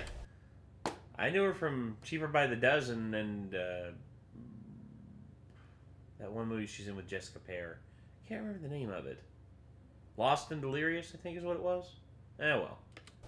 She's so idealistic, warm-hearted, and beautiful, she can't help but smile when she's called idealistic, warm-hearted, and beautiful. Idealistic, warm-hearted, and beautiful FBI agent Karen Sympathy. Damn it, this movie's charming! I want to kiss me and carry me off to a castle! Give me something to work with! Are you familiar with the Rocky and Bullwinkle show? Oh! I mean, I've heard of it. Okay, that was Nickelodeon TV movie awkward. We're back on track! All that's missing is a visual gag even a haunted house wouldn't use. It's almost as if there were a mole in the White House. That's just ridiculous. Yes! This I can work with! In that it doesn't work. Which worked for me! Exactly. I have a weird job. So she sneaks into the studio to try and bring Rocky and Bullwinkle to life by literally choosing the genre of the movie they're about to star in, and using literally a green light to create them. This is so meta, even the Muppets would turn to the camera and say, "You know I'm just a bunch of foam with a puppeteer attached to me, right?" You know, that's not actually quite that's actually quite accurate. I don't even know how many more fourth walls we can break. Aw, poor Jim. But it works, and our two heroes are set free. Rocky. Bullwinkle. It's such a pleasure to meet the only reason Dave Coulier got a job on Full House. Something you'll notice very quickly is that the animation on the two of them is clearly computer generated. You would think that this would make them seem less, well, animated, and more solid and slow. But in a strange way, it actually works. Rocky and Bullwinkle didn't exist in a world of motion. It was mainly an excuse to make verbal jokes. So, in this environment, nothing is really lost. If anything, it really kind of looks like they're in the scene interacting with people, despite them obviously being cartoons. It's not as good as, say, Roger Rabbit, but it is better than other movies. Also, the fact that they got Keaton and Kel to be in this is where clearly they never look like they occupy the same space. The CG surprisingly really fits. Now, if only that somehow upped Rocky's Prozac prescription. Wait a minute. Why don't we take an airplane? It's just not right. I could fly if I had to. We're supposed to be the heroes. I guess the world just doesn't need us.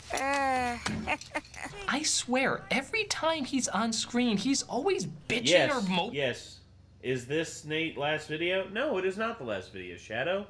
I still got more in the tank. About something. That's not what you said before. Bullwinkle, that's not what you mean. What network are you from? What's the point? No! Even Eeyore would be like, Christ, I'd rather be thrown in a fire with a Velveteen Rabbit than listen to this guy. So they outrun the police because clearly the FBI couldn't ask to do any of this, and they make it to her car. Did you watch her show? Did I watch your show? I loved your show. You did? I'm a beautiful lip gloss wearing 19-year-old woman. Of course I've seen Rocky and Bullwinkle. I look just like the rest of our demographic. Oh no, Harry Knowles. Knowing what we know about him now, that makes that even more uncomfortable. We also see Bullwinkle's antlers can intercept radio frequencies. Bullwinkle, cover up your nose. Oh, okay. I was just getting jiggy with it. Don't say no every time a movie makes that reference. God's finger gets a little closer to smoting us. I was just getting jiggy with it. So the villains begin their hypnotizing test to see if they can make people dumber. It works! There has never been a way to actually destroy a cartoon character until now. What about that movie Roger Rabbit? Shut up! This is totally different! No?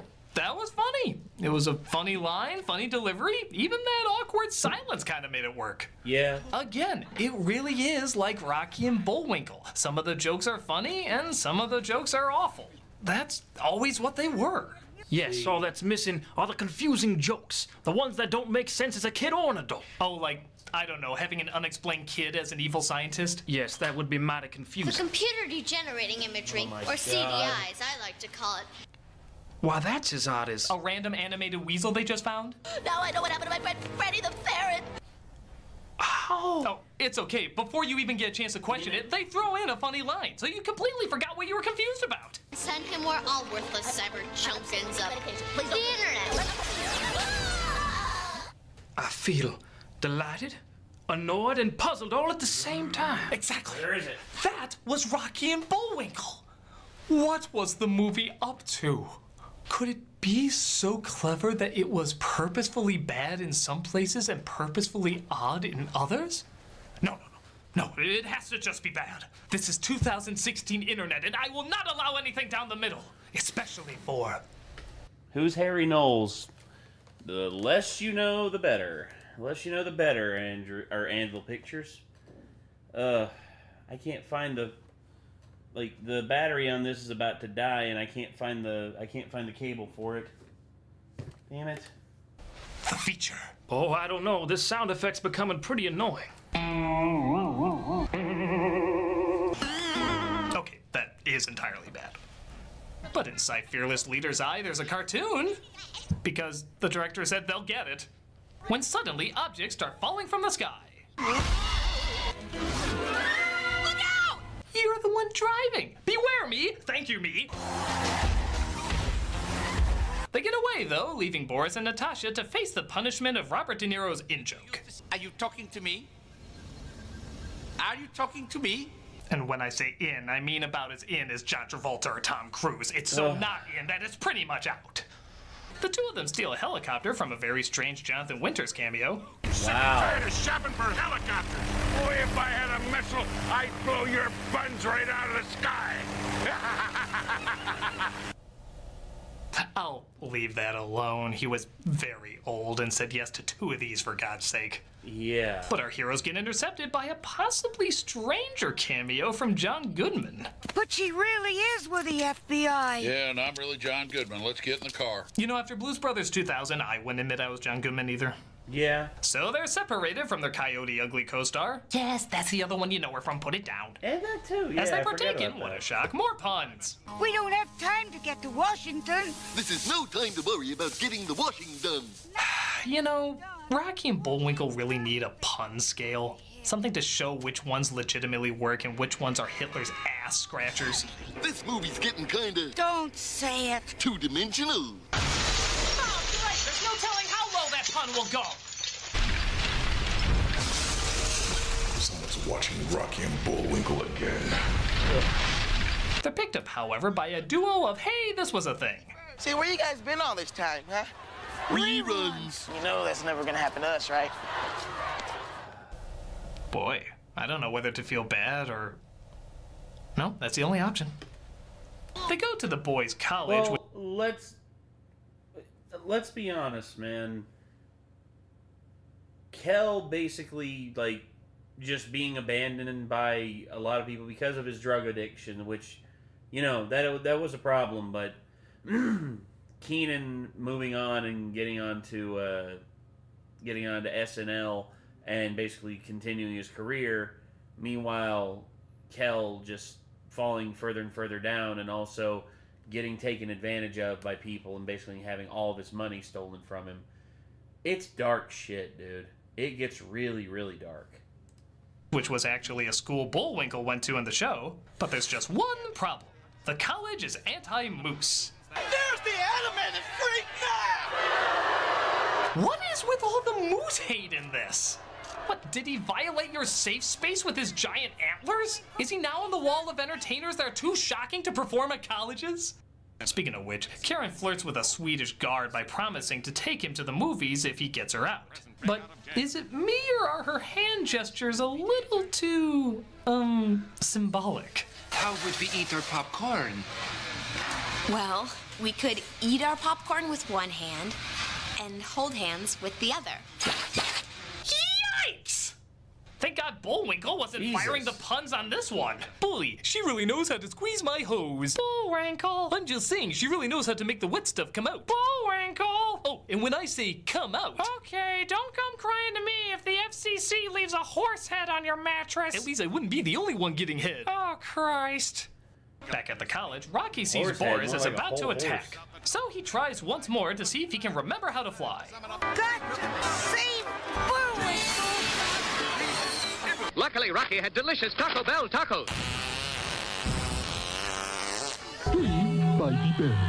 He foils their evil plan, saves Bullwinkle, yet somehow still finds something to be upset about. I guess I've lost the knack. I'll never fly again. Seriously, Zoloft, Prozac, that creepy shit from We Happy Few. Take something, you depressed woodchuck! Yes, Bullwinkle's speech was so inane that the students couldn't understand a word he was saying and consequently found nothing to object to.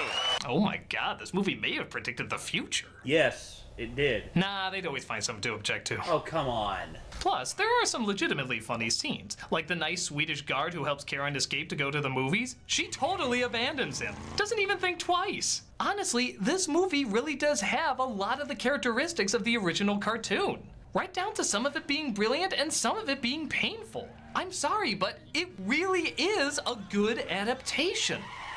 But why this film? Why is Rocky and Bullwinkle the adaptation that works? With all the great cartoons turned into live-action shit, why is this the one that gets all the effort, even down to the flaws? These other adaptations deserve better. These other adaptations deserve better! What are you saying? I'm saying from now on, the movie and I are enemies. Because it chooses this piece of crap to represent perfectly when other adaptations deserve the attention. Because it is unjust, unfair, unkind. I will block it. I swear it. I will hinder and harm that feature. More like he got robbed blind. I mean, she stole his truck, all of his hay, and literally just took advantage of it, which, that does happen. So basically, she got Kel Mitchelled. Ayo! Well, I just made myself sad again. On Earth, as I am able, I will ruin Moose and Squirrel. You know people already hate it, right? Well, yeah, but I'll make them hate it even more. That's not very impressive. You're not very impressive. What's the story of the Good Burger actors? Well, sadly, they fell apart in the early 2000s. Kel Mitchell basically got taken advantage of and got all of his money stolen from him and fell into drug addictions, and Kenan basically just pretended that that didn't happen. Hey, Nate, just sent one last donation request. Alright, hold on, Antoine. Let's see what we got. Biker Boy. Holy crap. Abnormal Gamer 64 and Biker Boy. Alpha and Omega. Oh, God. Alright. This episode I will put this one on the back burner here for now. So, yeah, the other two, let me get them pulled up. hopefully we can get to them. Yeah, oh wow, look how young Doug is here. So youthful, so full of hope. I hate it. Old versus new Cinderella. Wow. Okay.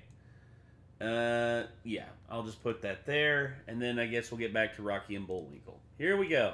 We still got Good Burger 2, for better or worse.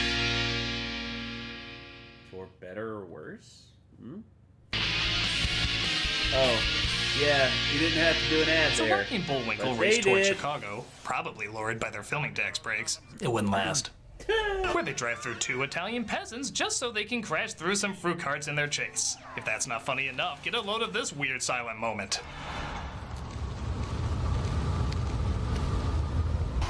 I have no idea why that was there, but it just cracks me up. Was it supposed to be an out-of-body experience? Like, we're supposed to hear their thoughts?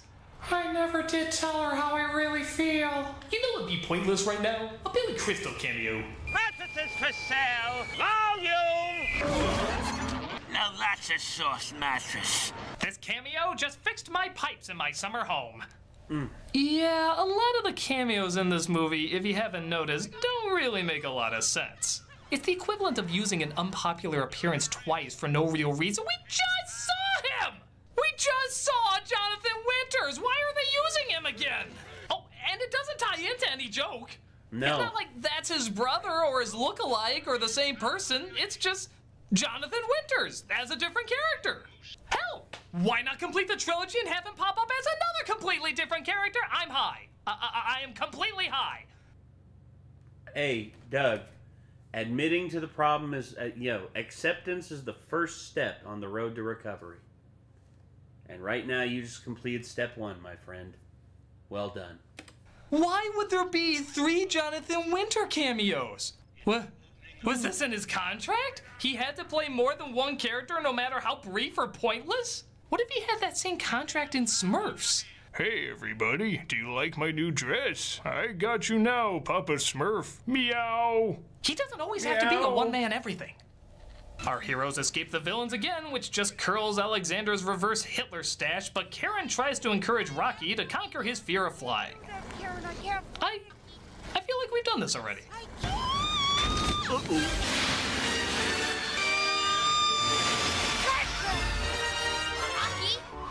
you're flying!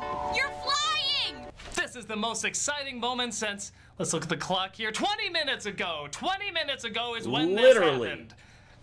I was just as excited then. Actually, no, I'm less excited because we did it, what was it again? 20 minutes ago! We come across this image that, quite frankly, I have no words for, as the villains lie about destroying our heroes, making Fearless Leader very happy. Excellent! My faithful minions, excellent! Go home, movie. You're drunk. I clearly haven't licked enough toads for this. How is it Robert De Niro has been in movies where he's worn fake boobs, and yet somehow this seems more demeaning? Well, at least they get chocolates, though. I have so many questions.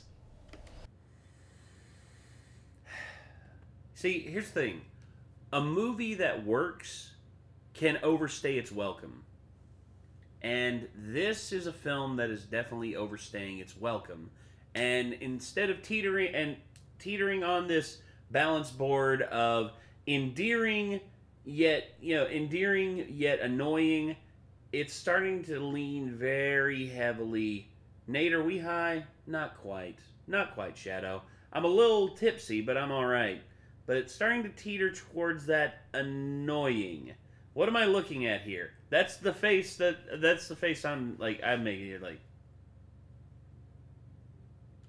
Karen and Rocky get captured and see what Fearless Leader has done to the other agents. And now, ladies and gentlemen, the main cause of your bedwetting tonight. Look close and deep. There's no way you're getting those urine stains out of your mattress. Not terrifying enough? What if we meld it with a beautiful lady and one of your cartoon icons? Rule 34 has nothing on this insanity. The Lord knows someone's jerking off to it. Meanwhile, Bullwinkle accidentally lands in Washington. Well, as long as I'm here, I might as well talk to the president about the trees. Oh yeah, the trees are still a thing. Is this like a last-minute environmental message? Because it's not worked in very well. No. I don't think Gone with the Wind would be very powerful if they suddenly threw in... Where shall I go? What shall I do? Frankly, my dear, I don't give a damn. Also, save the trees. And by the way, don't smoke. Bye, Red. But Wade is still there and realizes the best way to get Bullwinkle to save them is to email him over. Say, what's this site called Tentacle Hentai? No! Time stood virtually still at RBTV. No, not really. We just want to show off we could do that effect. But it's too late, for everyone is under Fearless Leader's control and he forces the world to vote for him. Vote for Fearless Leader. We will vote for Fearless Leader. Either one works in this scenario. Either one would be better than this shitbird. Actually, you know what? Fuck it. 4 years of Fearless Leader. Oh, God. But Bullwinkle's antlers reverse the signal, and he slams into De Niro, surprisingly holding back a raging bull joke. I would have done it. I would have done it. I would have too. I would have too. It's like he rammed into me like some sort of raging bull. Yeah. Everything gets wrapped up, and our heroes, of course, save the day. And RBTV changed its name from Really Bad Television to Rocky and Bullwinkle Television. What's the difference? Wow, I think Rocky's negativity is really rubbing off on him. Y'all gotta learn how to love yourselves. Speaking of which, Karen is allowed to love her inner child because the film reminds us that was a thing. And she even goes back to the Swedish guy who was still waiting at the movies the whole time. Damn it, that's funny! I don't care if he looks like James Marsden melted into Greg Sestero, it's still a funny joke! Holy shit! The trees. You're right! He does look like... Hold on. He looks like James Marsden melted into Greg Sestero. I can't unsee it now! It's like up, here and up. Here and up is James Marsden. Here down is Greg Sestero. It's uncanny! And also Greg Sestero's hair, because, you know, like feathery blonde and not wavy auburn. More like wavy brown. Never mind. But they both got also. Okay, enough of me gawking on this. It's still a funny joke. The trees are planted again until the next computer-generated jackass complains about them, and all is right with the world. Except for the fact that it's here. It's here on Nostalgia Critic, and you know what that means. Destruction. $1 million to slap a kid? Dude, I'd do that for free. Destruction of the feature. Hell, you know what I would do? I would go to a supermarket and I'd wait for a little brat to act out, and I'd literally pull a belt out, and I'd be like, I would hand it to the parent and be like, either you do it or I will. And just watch the world burn. That's literally what I would do. Done by the destroyer of films, Nostalgia Critic. What passion, what comedy. He has been touched by the internet gods. And Hollywood forced to listen. Hollywood that decided this was going to be one of the most faithful adaptations, while other adaptations deserve better. I, for once in the end, laughing at them. Still, I have to admit, I kind of liked it. Okay, it's nothing great, but Rocky and Bullwinkle wasn't really anything great either. It could be brilliant, but it could also be kind of lame. It could be creative, but it could also kind of be phoned in. The jokes overshadow the story and characters every time, but that was always the idea. And that's precisely what this film is. Like it in the captures Boondocks? its source material to a T. Even the trailer redubbed a lot of the lines so it would sound lamer for some reason. What's the difference? So it's no wonder nobody wanted to see it. It has a similar feel as George of the Jungle. It's obviously meant to be a kid's movie with some tongue-in-cheek jokes for adults. But it never loses track that it's mainly just meant for kids. Yeah, again, for the most part. And as kids' films go, this is fine. No classic or anything, but a solid C+. If you're not a fan of the original cartoon, you probably won't be a fan here. I'd give it a pass. But if you like have a C- soft spot or for D. puns, good or bad, But still, fourth wall jokes, and kind of better than some out there. An awkward yet still likable charm. God help me, I actually think this is enjoyable enough to watch. Wow. I don't agree, but fair enough. Are you surprised by my choice? My ability to disagree with the masses? My ballsiness to enjoy something so universally despised? Oh boy, you really can't talk a man's ear off. So you really liked Rockadoodle? Get out of here. Okay. Oh, and tell all the others that enjoy mediocrity that I will speak for them. I am their champion.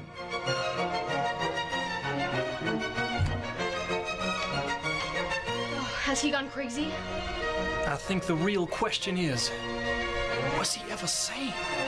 Mediocrity. Mediocrity's everywhere. I find you all okay. You're okay. You're okay. All your mediocrities are okay. You are all average. Movies that I think are mediocre. Is everything all right? I think we reconnected. We lost connection. I think we're back.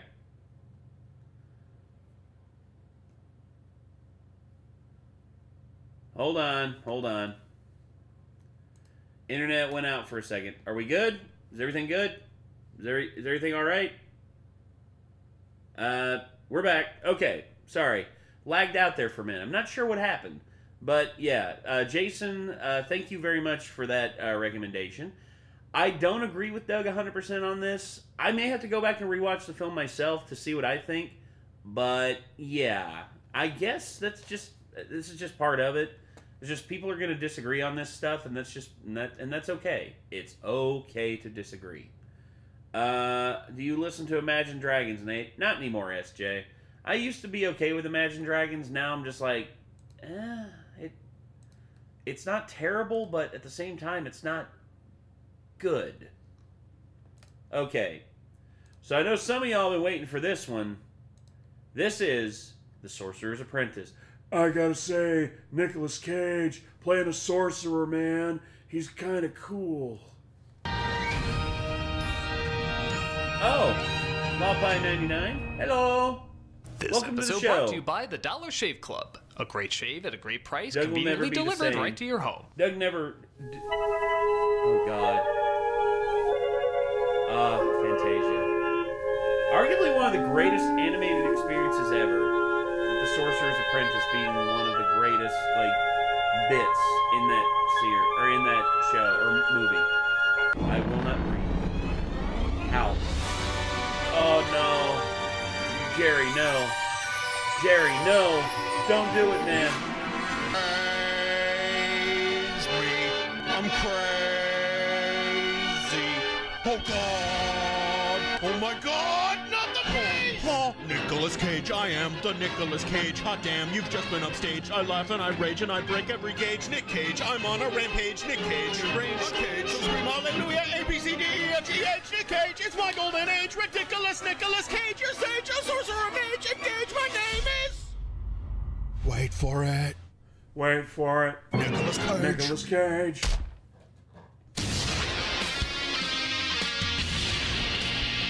Fantasia, Nate, yeah.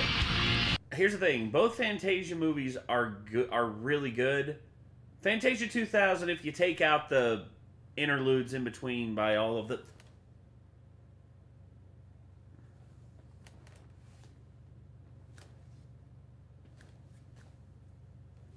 You little bastard.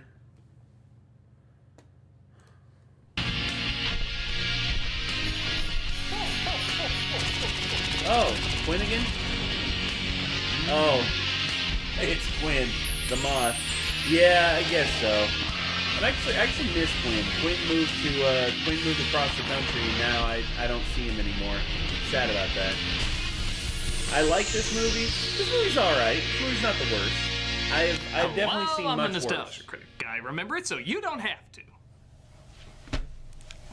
Why do I keep falling for Nicolas Cage movies?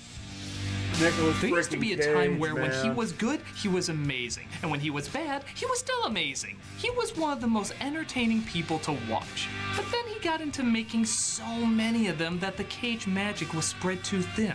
Like butter scraped over too much bread. It wasn't as much fun anymore. Nevertheless, I still looked forward to them. Why? Because I'm a friggin' dumbass. No joke, if anyone ever involves a celebrity in something I like, I always fall for it. When was that? 7 years ago. Hello, Holy shit. it's Nicolas Cage.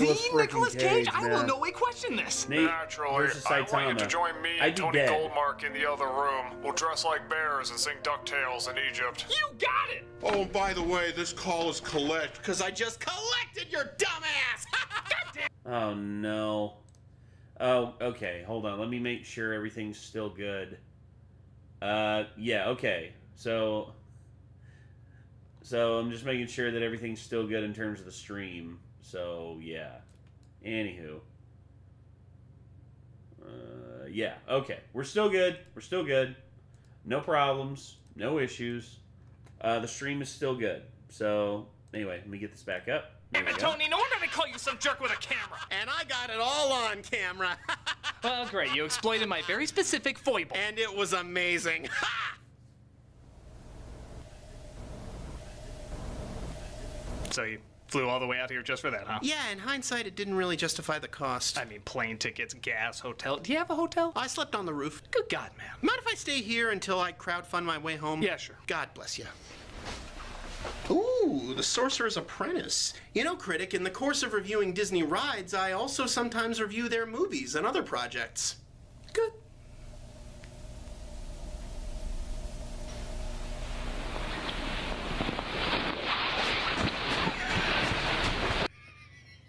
That's disturbing. Just power pole extend. Push him right out of the scene. Plus, in 2010, Nicolas Cage gave us another dull-zaster with The Sorcerer's Apprentice. All right, get over here. Whee! Sorcerer's Apprentice. In 1940, Walt Disney released perhaps his most audacious experiment in a career of audacious experiments. Fantasia, heralded by some as Walt's masterpiece, combined classical music with classic Disney animation in ways no one had seen before, and its most famous sequence is The Sorcerer's Apprentice, starring Mickey Mouse. A simple story about Xander who almost destroys the world. It featured the mouse who started it all, in his red robe and blue hat, magically controlling the cosmos, becoming one of the most iconic images in Disney's illustrious history. Yeah. Then 7 decades later, this presumably happened. Disney, I want to play a wizard. Well, we can certainly do that. Yes, we have a live-action version of Sword in the Stone. No. Black Cauldron. No. Wizards of Waverly Place? No. A Wicked-style Jafar movie. No. An all-male Hocus Pocus reboot. I want to play Mickey Mouse. What? Mouse. No. Yes. Okay. Just run it by my agent. He says yes to everything. We noticed. Thanks, guys. This is gonna be awesome! Oh man, I cannot wait to see where this one leads. So here's the thing about Nicolas Cage, he's not playing Mickey Mouse because the Sorcerer's Apprentice is Mickey Mouse is the Sorcerer's Apprentice. It is Yen Sid who is the sorcerer. So it would be Nicolas Cage who's like, I want to play the sorcerer to Mickey Mouse's apprentice. All right, here we go. Plus, we got a movie that has little to nothing to do with The Sorcerer's Apprentice called The Sorcerer's Apprentice. Directed by John Turteltaub. You mean the same guy who directed? Oh yes, 3 Ninjas. Thor! The film That's was true, trying he to did catch in direct on 3 hugely Ninjas. successful Holy cinematic shit. updates of Disney properties at the Can't believe time, I like forgot about Pirates of the that. Caribbean and Pirates of the Caribbean. But where that movie at least had some connection to the original source material, this... No. They had a dancing broom for a minute. Authentic! Let's take a look at why the magic is gone with Sorcerer's Apprentice. I'm Nicolas Cage, and I want It to tell you... opens with a you prologue should see so my... complicated you'd Oh, swear Monica they were Bellucci. trying to squeeze in 5 other movies into this movie. The fate of mankind rested with the just and powerful Merlin. He taught his secrets to 3 trusted apprentices, Balthazar, Veronica, and Horvath. This is Ian McShane, by the way. I figured I'd introduce myself because I have no idea what character I'm supposed to be. Alfred frickin' Molina plays Horvath. I'll still leave a bigger impact than Pirates 4. Morgana Le Fay, Merlin's most deadly enemy. Well, that and Transformers 5. We are but servants. Yeah, I'm gonna assume that's a different spelling. But the way this movie goes, it wouldn't surprise me. Merlin, Horvath, you betray me? Yeah, nice read there, Spirit Halloween Store Beard. This is why the Borg Queen is assimilating you. He is the Borg Queen, isn't she? This movie's in such a hurry, they dissolve from one shot to the exact same shot. Man, I hate it when movies do this. This was clearly a full scene at one point, but it didn't work, so they cut it down in editing and tried to make it faster, and that's why we should all go to Mitt Romney's house dressed as hamsters and convince him he's a hamster too when his entire human life has been a dream. Wow, you really went off on a tangent there. Yeah, I'll fix it in post. Veronica sacrificed herself for Balthazar by drawing Morgana's soul into her own body. Balthazar trapped them both in the Grimhold, an inescapable prison that you can buy at your grandma's antique store. Yeah. So Balthazar, played by Cage, searches the world for Merlin's successor, the Prime Merlin. Oh God, I forgot about that. Yeah, so where he's Merlin, like, but that's the thing. It's not Merlin. The sorcerer in the original, like, Sorcerer's Apprentice wasn't Merlin, it was Yen Sid, so it... that will one day defeat the trapped Morgana. But he'll in no way use his powers to stop the atrocities of history. For mankind will never be safe until Morgana is destroyed. Maybe he can use those powers to stop 2 world wars if you have the time! Slavery, genocide, those'll sort themselves out. He's got to keep the world safe. Flash forward to our young protagonist being awoken by his corporate masters, heading to school in the year 2000. This is David, a boy who's so new to dating that he asks a girl out the same way a girl would ask a girl out. Yeah, where's the box where I would like to be David's restraining order? But the note blows away and David chases after it. No! No, lady, don't! I guess I could just ask her, since she clearly already knows I wrote it, but I need the receipt for my taxes. But he comes across Merlin's magical shop of gremlins reading the never-ending story as he looks at all the mysterious wonders. Like, look, a decapitated little girl's head. He literally bumps into Cage, who, as you would expect, is a little quirky. I have something I'd like to show you, Dave. How'd you know my name was Dave? Because I can read minds. Okay, movie. Nicolas Cage is one of those people you do not need to overscore. Yeah, he's already his own strange music. A magic ring clings to his hand, meaning he's the chosen one. No way. Because God knows why your actions should make you special. He's just chosen. But an evil villain is released as well. No way. Is that all this twerp says? No way. No way. No way. No way. No way. No way. This kid really knows his vocabulary from A to A. Not very sporting of you, Balthazar. Where's that doll? Oh, apologies. I guess I could have just looked down. Question 2. How to get burned? How to get burned? How to get broken. The evil Horvath, played by Alfred Molina, manages to fight Cage back. I'll have that doll. I am Nicolas Cage, Sparrow. Molina throws fire at him, only to find out fire doesn't hurt him. So why did he throw fire at him? They both get sucked into the magic urn, and David leaves the store and coincidentally comes across his field trip. Ew, he peed his pants! A jar broke. This is just water. She eating somebody's soul while laughing that hard? Hey, you leave her alone. Oh, she's terrifying. She eating somebody's soul? Oh my God, that kid's laugh is terrifying. She eating somebody's soul while laughing that hard? Hey, you leave her alone. She's a good friend of mine. Really? Yeah, she grew up into a lovely woman. Look. Was she just standing there in silence until you addressed her? It's best not to question her. Absurdity. She's freaking me out. She is. How did she? I told you it's best not to question her. Let's just continue the review. Nick is Jesus? No, he isn't. Cut to 10 years later, where David has grown up into man-seeking plot, Jay Baruchel. A shame his voice didn't grow up with him, as it constantly sounds like two geese fighting over rye bread. I really wish that people would take me seriously. Is everything okay? He lives with the unsuccessful prototype of Ned in Spider-Man Homecoming and comes across an old familiar face. I'm sorry, it's Becky?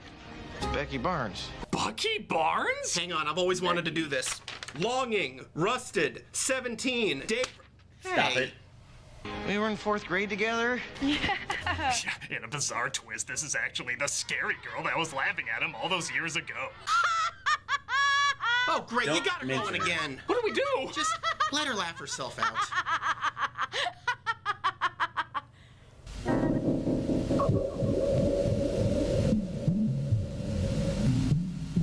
Can we put a blanket on her or something? Go ahead. You first. You do it. No. He helps her fix the college radio station she works at, while Cage and Melina have a face off. Cheerio, Balthazar.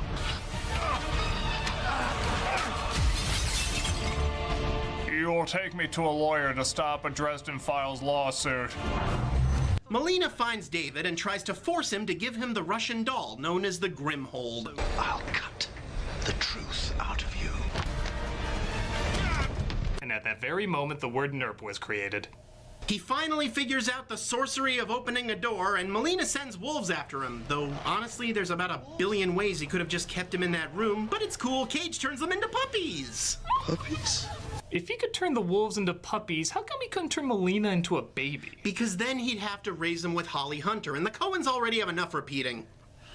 Cage flies in, though, on a pretty badass metal eagle. Oh, hey. Where's the doll, Dave? That's exactly what I want Nicolas Cage riding a badass metal eagle to say. Where's the doll, They Dave? escape, and Dave tries to take in the situation. I've been stuck in an urn for the last 10 years. So have I. A figurative urn of ridicule. That line of dialogue gets directed by Judd Apatow. It shows. Yeah, hey, here's a fun game. Try to spot the moment where Nicolas Cage actually seems invested in what he's saying. It is a prison for the most dangerous Morganians in history.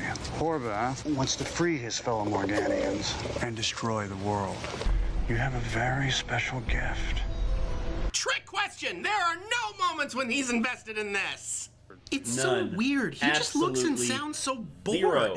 The whole movie is stunningly devoid of Nicolas Cage freakouts or any energy to speak of. You know how he likes to alternate between screaming and soft muttering? Here it's just soft muttering for the whole movie. It's Nicolas Cage as a sorcerer. How is this dull? Till we found the sorcerer who would inherit his power. Focuses your energy, helps you master new spells. You have to become the Prime Meridian. You're going to set me free. Hi, I'm Nicolas Cage. I know, advancing in age. I'm slower and duller and lacking the rage. Nick Cage, not really engaged. Nick Cage, got paid my wage. I like eating bread, paying taxes, and taking these pills. Nick Cage, these pills are so great. They send all the goblins away. Nick Cage, this song doesn't rhyme. Nick Cage, I sleep now.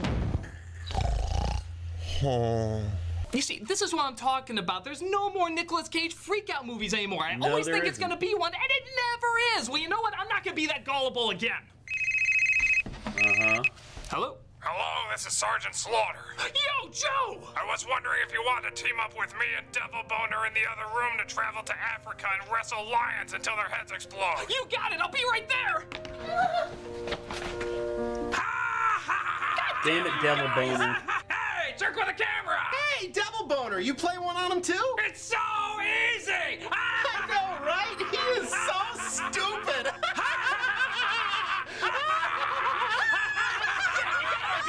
Get out of here.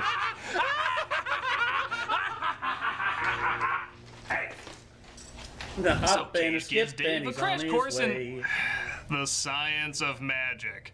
Actually, they do that surprisingly a lot in this movie. Everything we see is in a constant state of vibration, thus the illusion of solidity. Sorcerers can manipulate matter because they're born with the capability to use the entire power of their brain. We will the vibrations to go faster. Is sorcery science or magic? Yes and yes. No and no. When you try to shoehorn science into magic, all you do is make it less fun for the fantasy lovers and even more infuriating for the science nerds. We don't need to know the science of the flux. That's not necessarily true, because here's the thing about it. Here's the thing about it. On the most base elementary level, science is magic. Because here's the thing: if you could tell someone 500 years ago, like, hey, did you know that in the future people will literally be flying around the world in these tubes, these metal tubes that are fueled by liquid dinosaurs, they would look at you and just be like, you're a fucking magician, dude. How in the hell is this possible? That's the thing. Science, like magic, is science to a certain level. I'm not saying that it's all like there's certain levels to where magic is just like, science, like magic equates to bullshit, but yeah, anyway. Capacitor, we don't need the engineering manual for the Ring of Power. Do you want midichlorians? Because this is how you get midichlorians. Oh. They go to Chinatown to see if they have any of that Mulan Szechuan dipping sauce. Bad news, they don't. Oh. So they decide to look for the doll, which they trace back to an acupuncturist. This leads to a lot of comedic antics. Hello. Hi. Hello. All right, that's all he could come up with. Let's see how Cage is doing. Do you have an appointment? Taufa Holang. Okay, his piss poor Cantonese is all the comedy we need. Taufa Holang. But Goro's less impressive two-armed brother tries to attack. Oh my god, I have no idea how to train these. Be still. Not the beads! Not the beads! Damn it. Jesus, Susan Sarandon's dragon from Enchanted looked more real. Oh my god. This is it. Use the Schwartz. The dragon is defeated just as the cops show up on the scene. Hey, what do you got? We had reports of a Nicolas Cage movie on the loose. Bottle Rocket meets Paper Dragon in this Asian festival. And between you and me, Cap, I think some of these folks were hitting the Saki pretty hard. Glad to know his New York is as good as his Cantonese. Does he think New York is Boston? Cage takes nerp. A lot of people do. A lot of people confuse the New York and Boston accent. Yeah, the Boston accent's a lot like this right here. And of course, you take your car past Harvard Yard. Whereas the New York accent's a lot more, it's a little more street. It's a little more, it sounds a little more rugged. That's just how it is. Face to a safe place to train him as he opens up the book to open up the book. The art and science and history of sorcery, including our recent history as well. Okay, that was pretty cool. Yeah, give him a point. This is the Merlin Circle. Once you enter, Catholicism, wow. there is no going back. Really? A Kev Smith reference there, first. Randall? I can hold it. Okay. Randall Graves. Oh, okay. Is there a Dante Hicks in the comment section too? Is there a Dante Hicks to go along with the Randall Graves? Is there? No? Okay. The first time I did a Bruckheimer production, I was teamed up with Sean Connery. What life choices brought me here? Disney. That's what brought you here. The fact that Bruckheimer started working with Disney. And the rest is tragedy. A lot of people have been asking me recently, are you... All right, dad joke time.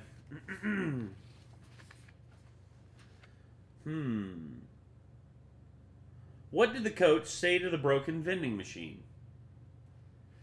Give me my quarterback! My God. Tom Cruise made a movie about cooking. It's called A Few Good Menus.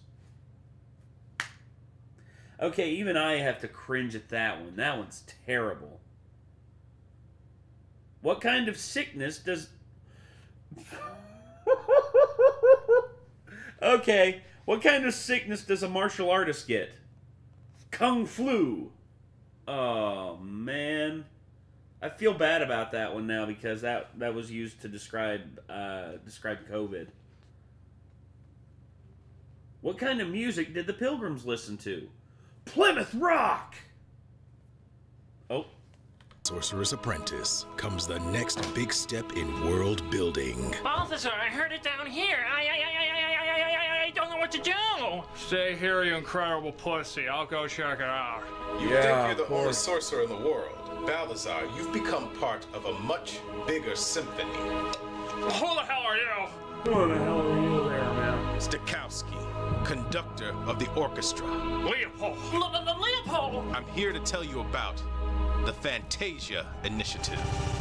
The Fantasia Cinematic Universe. No! Start Phase 1 in 2018 with Night on Bald Mountain with Jared Leto as Chernabog. Fire, tits, skeletons, demons, skeleton demons with their tits on fire! I'm the devil! Mr. Leto, you're wanted on set. I'm on set in my mind.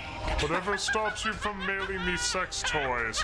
And in 2019, Dance of the Hours with Scarlett Johansson as the Ostrich. I was a dancer, trained at the Red Room. At graduation, they sterilized me. I can never lay another egg again. Those hippos will pay. Coming year 2020, Jack Black is Bacchus in the Pastoral Symphony. Gonna bacchanal till the break of dawn, y'all! In 2021, Selena Gomez is the Sugar Plum Fairy in Nutcracker. Oh my god, guys, I am a fairy. Wow! In 2022, Daniel Day-Lewis returns to the silver screen as a dinosaur in Rite of Spring.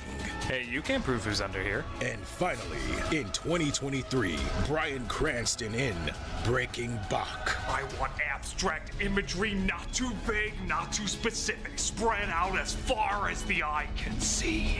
No way, I mean, what, you crazy? You're goddamn right. They all join forces in the Fantasias. I clicked the wrong Never thing. has there been such a misguided franchise with so many celebrities attached. Okay, there's been several, but this one's especially embarrassing. Hi, I'm Bette Midler. Let me treat you like a dumbass by calling Salvador Dali the melting watch guy. You're too early. That's for Phase 2. Big Oz Twitch TV. The Fantasia What's up, dude? Cinematic How you Universe. Right after we finish the Marvel, Star Wars, Indiana Jones, Muppets, Pirates, and Disney Nature Cinematic Universe. My God. The Marvel Cinematic Universe. Yeah, this was made 7 years ago. This is before the absolute train wreck that has commenced with all of these movies and all these cinematic universes. It's just, this hurts. This hurts. Rip the MCU. Rip everything, dude. Nothing is good anymore. How's your night going? Big Oz, I'm doing all right. I still like the MCU. Okay, cool. So, Nate, when's my For Try Not to Laugh going to be seen? I'm trying to get Kate and Nick to do videos with me tomorrow. We'll see how it goes. But, yeah, hopefully I can get them to do that with me. And also our new animated films. And Pixar's. Oh my and like 50 live-action remakes. But once we finish our live-action Home on the Range, we promise we'll get around to it. You're lying, aren't you? Yes, we are. Yeah. Yeah. Oh, God. Walter is... So Melina gets the help of another magician Anything called past Drake Thanos? Stone, I not agree. his David Blaine ripoff, who apparently uses his real magic to entertain people. Fun fact, this was actually the same actor who played Dr. Doom in Fantastic. My master disappeared when I was 15, Toby vanished. Cadell, yeah. Left me with nothing but an incantus and some prescription-grade abandonment issues. I'm still taking him more seriously here. Me too. Cage continues to train David when... Live action Zootopia we win? should go. Never. Who's that? I'd rather have Zootopia 2. Yeah. Yo, I love The Sorcerer's Apprentice. Oh, I thought it was okay. The girl from earlier. Okay. The Winter Soldier? Oh, right. That was this movie? That was this movie. I completely forgot. Yeah, we all did. 25 minutes off screen, we're reintroduced to Bucky Barnes. Just call her Winter Soldier. It's the only way I'll remember her. Sounds good. And we're supposed to just pick up where their non-existent chemistry left off. I think you'd better step into my cage. It might be a little crowded inside him, but there's always room for one more voice in his head. He shows how the electric coils, when positioned right, can actually make musical sounds. The coils are firing at such a high frequency that the sparks literally create sound waves as they fly through the air, which is nerdy. I'm sappy. You know, he really is the poor man's Andrew Garfield. Yes. Andrew Heathcliff. Oh, very good. The next day, when he's going to the bathroom, he's accosted by Russell Off-Brand. Prime Merlinian, eh? You don't look like much. Oh, I'm sorry, miss. This is the men's room. But Cage comes to save him from both Melina and Borat Zoolander. To be fair, he does use probably the film's best sound effect. Oh. Why does that insanity work and none of the other madness does? Don't worry, it's followed by a stupid line. What are you doing here, Dave? Working on my master's thesis. What do you think I'm doing in the bathroom? Well, that exposition in the opening was so much fun. Let's literally have it told to us again. No. Yeah, I'm not even kidding. Everything that was said to us in the intro is repeated back to us pretty much for no reason. Tristan Morrison? Maybe. She was making Water drop preparations, sound effect. something that would enable her to enslave mankind. Merlin had 3 apprentices. I was one of them. You told me this. I've heard all of this. Who would inherit his power. In all fairness, did you even listen in the beginning? No, because I'm sick of listening in general. I'm tired of people and movies taking advantage of me. Oh, boy. Hello? This is world-renowned director Stanley Kubrick. You've come back from the dead or with Bill in the other room? You're gonna shoot the Nostalgia Critic movie on the set of the moon? I'll be right there! Got you, Bill. Bill got you again. Bye, Bill. Speaking of bad jokes, take a look at this fascinatingly botched Star Wars homage. You don't need to see my faculty identification card. I don't need your faculty identification card. These are not the droids you're looking for. Thank you very much for ruining the joke. The lesson, kids, is if you can't be bothered to think of something Say- original, just steal something and admit you're stealing it. Bill needs That's to the same come thing back. as actual creativity, Yeah. kinda. Bill does need to come After back. we see the dog presumably piss on a Fantasia DVD, Dave realizes he has to get the place clean for his girlfriend. This is the plot now. And as you'd imagine, a mere 62 minutes into this Thank you, Sorcerer's Toby Apprentice Fiddle. remake, they finally remake The Sorcerer's Apprentice. Poorly. Sucktastic is how I would put it. In Fantasia, the brooms went out of control because Mickey was off daydreaming. And not just any daydream, he was dreaming about being a god, controlling the cosmos, altering the fabric of reality to suit his every whim. Kind of like the real Mickey Mouse, come to think of it. What is Dave off doing while this flubber dance is going on? Showering and brushing his tongue. Whimsical. Yeah, it's a little ironic that Mickey used magic to be lazy with his chores while Dave is using chores to be lazy with his magic. Command you to stop! Wow, that line read was so bad it stopped the whole movie. Yep. Even that spray bottle is like, I'm Windex and I could have read that line better. Yeah.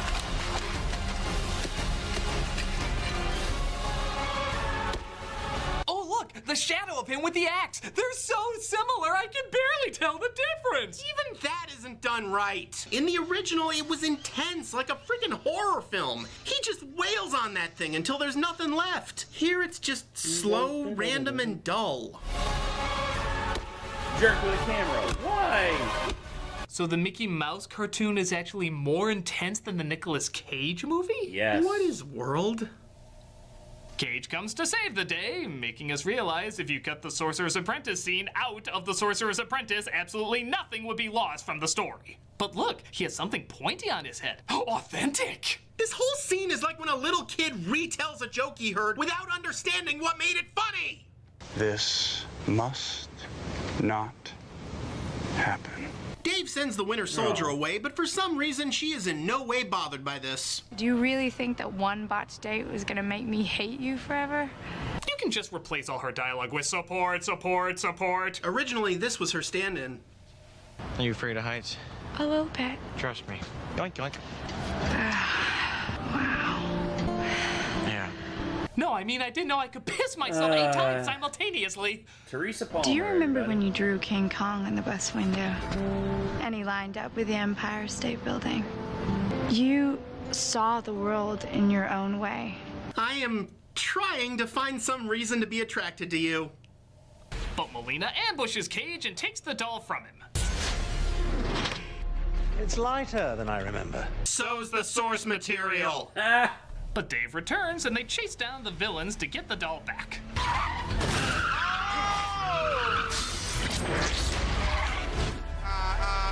What the heck is this? Is he turning into a Mars Attacks Martian? The villains escape and realize they need reinforcements to win, so they bring another friend to life to kidnap Dave's girlfriend. I said I'd like to make a request. Nah. Okay, this might work. Yeah, new character, looks kind of creepy and badass. Let's see what they do with her. I need your power to free Morgana. I just don't need you. What the hell? Exactly. We didn't even see how she kidnapped the girlfriend, or use any magic, or fought anybody off. Critic, critic, critic. They had to use that time for more important scenes. Like what? Command you to stop! Oh, yeah, because that got a big laugh. Oh, shut up! Dave tries to get the doll back while Melina watches on.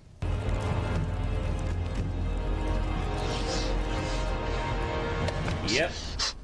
Come on, Dave. You know the drill. Give me what I want and I'll let her go. You've seen this done in a million movies. We're not very original, so this will be 1,000,001.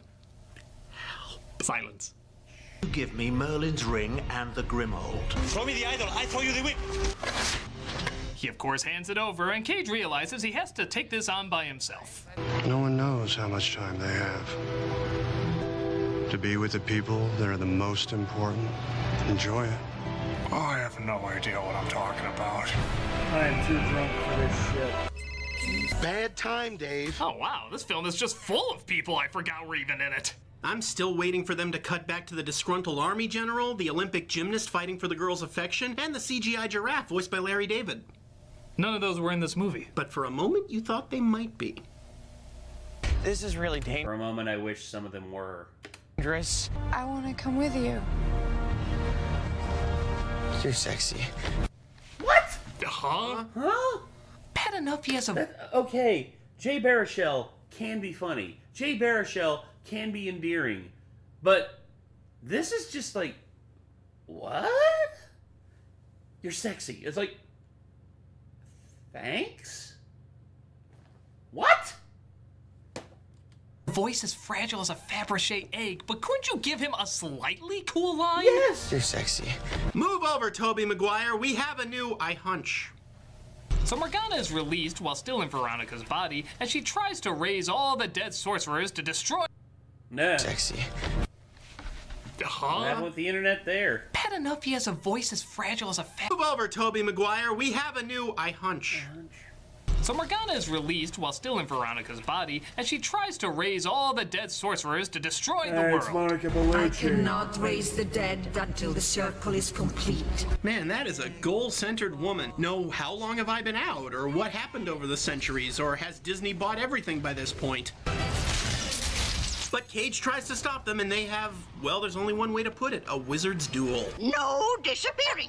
No. Oh, this is a load of That bullshit. little girl statue. I got a score to settle. You know, could we get more New York statues in on this? I want to see Vladimir Lenin, Eleanor Roosevelt, and Balto fight to the death. Then we'll get the Statue of Liberty to rampage through the city to the tune of Higher and Higher. They already did that in Ghostbusters 2. This movie's stolen enough already. Haven't you learned anything? It's not stealing if you admit that it's stealing. That's not Just how have it Dave works. Say, hey, that looks like Ghostbusters 2. Problem solved. Cage gets Morgana out, and for no given reason, Dave can fight her without his ring, because something ruby slippers. I put a spell on you, and now you're gone. But I'm not alone. I brought a little science with me. Yep, the science of a mop that can move of its own power. Science rules! Well, I guess you could say the mob cleaned up this mess.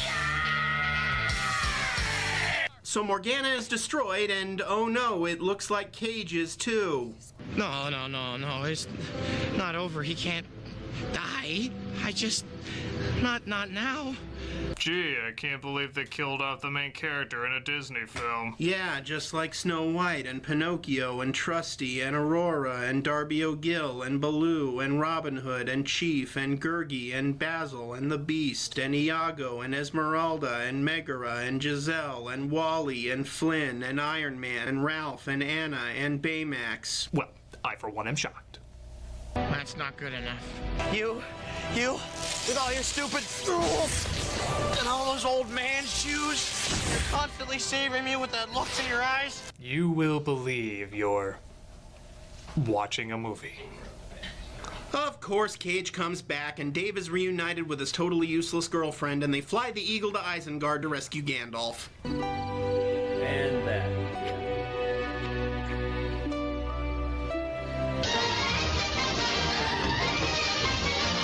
How far, Holang?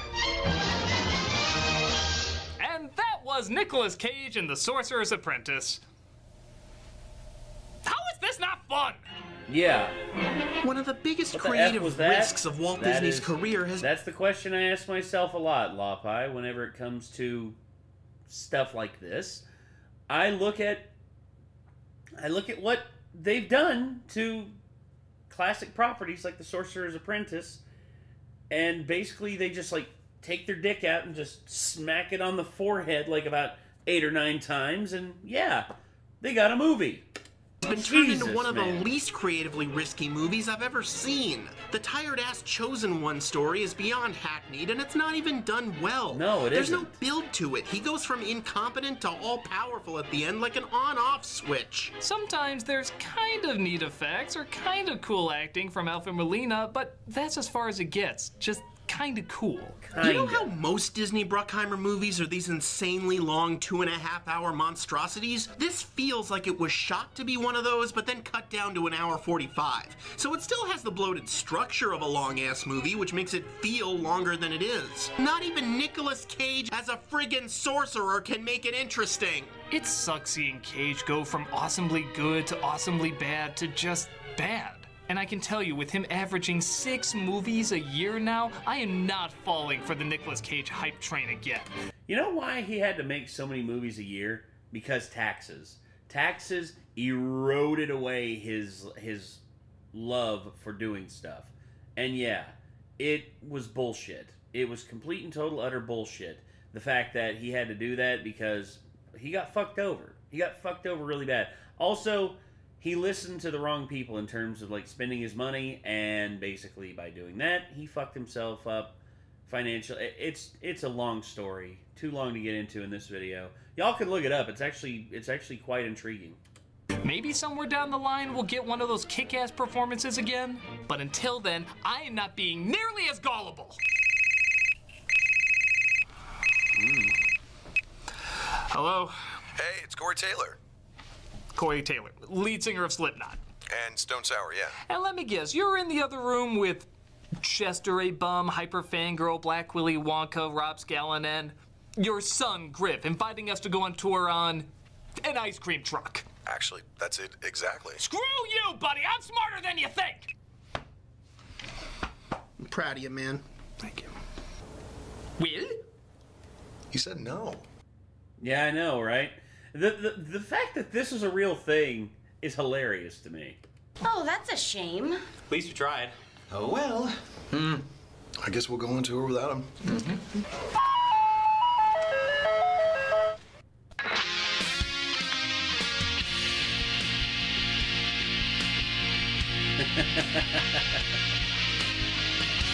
Okay. Anywho, yeah, so the fact that Corey Taylor collaborated with him. Wait, he actually got Corey Taylor? Yeah, he did. And he basically got Rob Scallon too. I mean, it's actually kind of awesome that he got to work with those guys. This.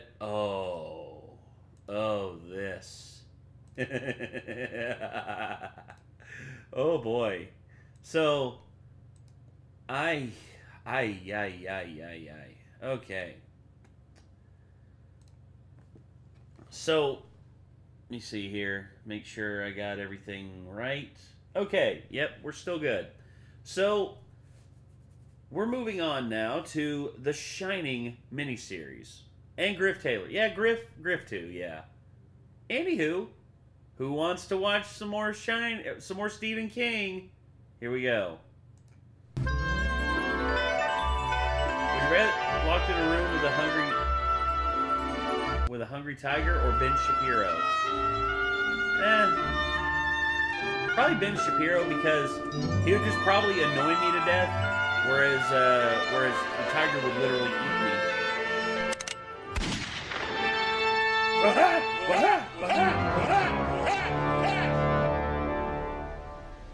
Yay! I tell you, nothing like moving to a new place, doing some heavy lifting, stretching the muscles. Isn't it great, guys? I don't know why I didn't think of this before. I mean, why keep filming all my stuff at home when I have a perfectly good location just waiting to be used? Were we always filming at your house? Yeah, to be honest, it was actually really inconsistent where we were. What's important is that we have this fantastic location built on top of a harmless Indian burial ground that rests below the hulking remains of a burnt-down insane asylum for schizophrenic homicidal orphans. And vampire puppies. So, why don't you guys get busy putting together those very heavy props while I figure out where to put this delightful Halloween ornament? Oh, and if you guys could place them in the order of my favorite props to my least favorite props, that'd be great. Bye. Bye! You're lost! You don't get to take notes with me as I watch the highlight of any nostalgia-ween, the Stephen King miniseries.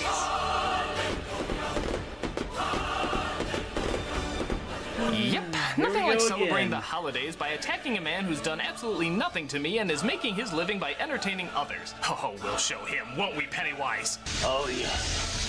We all know he's had some classic stories, but he's also had some classic blunders. And nowhere are they more spotlighted than in the overly long and overly goofy miniseries. Only this time, the idea is not to get one of his ideas to the screen, it's rectifying a version that he's hated for years. That, of course, being The Shining.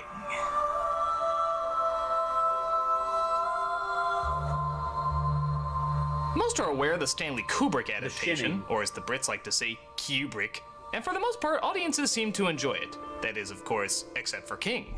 Yep, the guy who loved 2012 and Death Race couldn't stand the theatrical release of The Shining. So, what to do? Release his own version on TV in 1997 with a teleplay entirely written by him. It's sure to have some kingly awkwardness, and I'm here to take notes on it for my next review. So, what are we waiting for? Let's dive into the Wish You Overlooked Hotel with The Shining.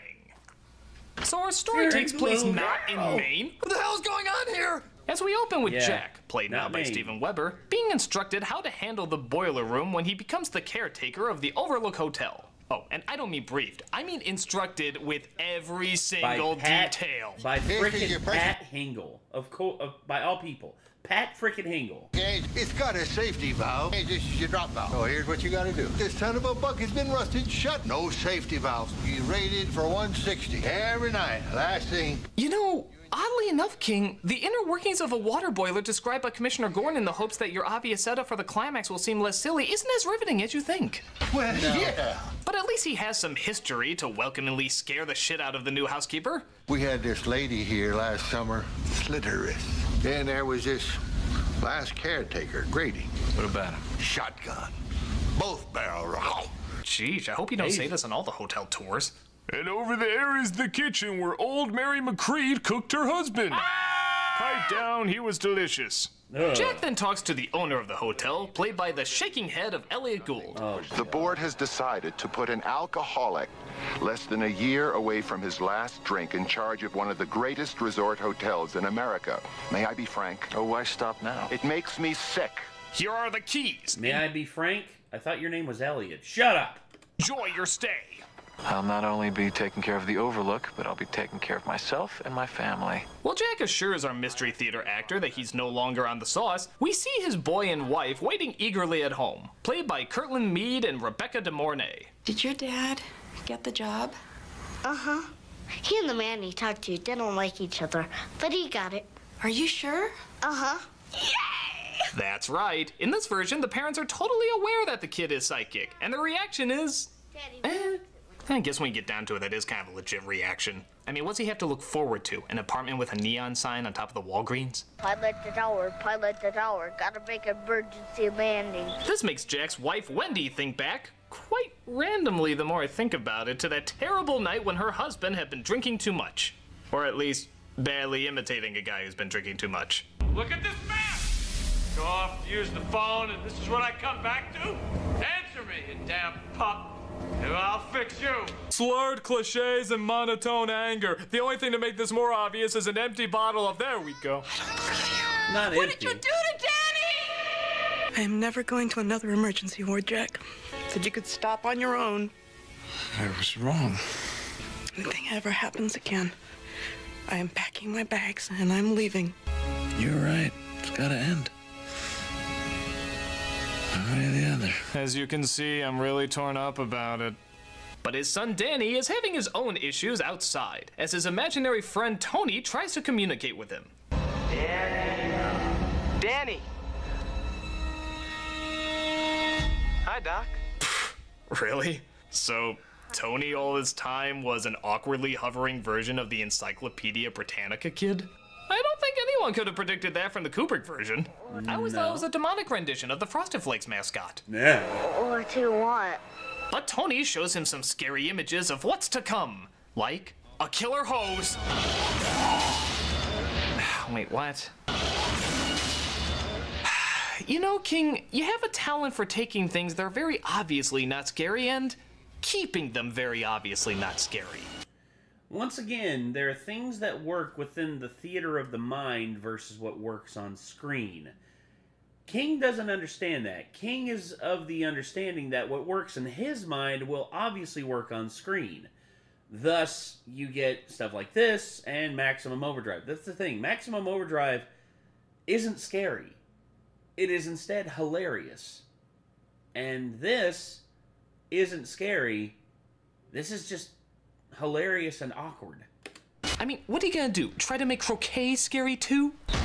Oh, for God's sake, just because you put blood or teeth on something doesn't mean we're automatically gonna be frightened by it. I mean, can you think of an instance where you just took something random, you put blood or teeth on, and that instantly worked? Ah, that was different! It turns out the horrifying croquet mallet was just another one of Danny's visions. Though Jack does seem to be struggling as he finds himself calling his AA sponsor, who loves reminding him of stuff that he apparently already knows. Well, you know what they say at the AA meetings, don't you? You know what they say in the meetings, Jack. Well, if he knows, why are you telling him? Exactly. But it's still tempting for him as he finds himself drawn to local pubs like the Tavern Tavern. Yes, it is.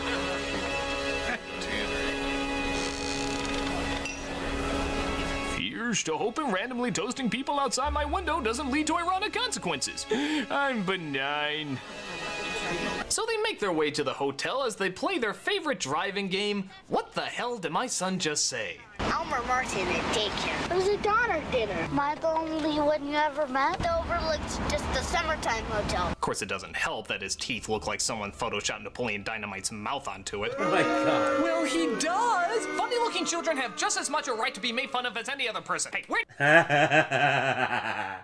Oh. did you get that? They approach the hotel, and everything for the most part seems pretty welcoming.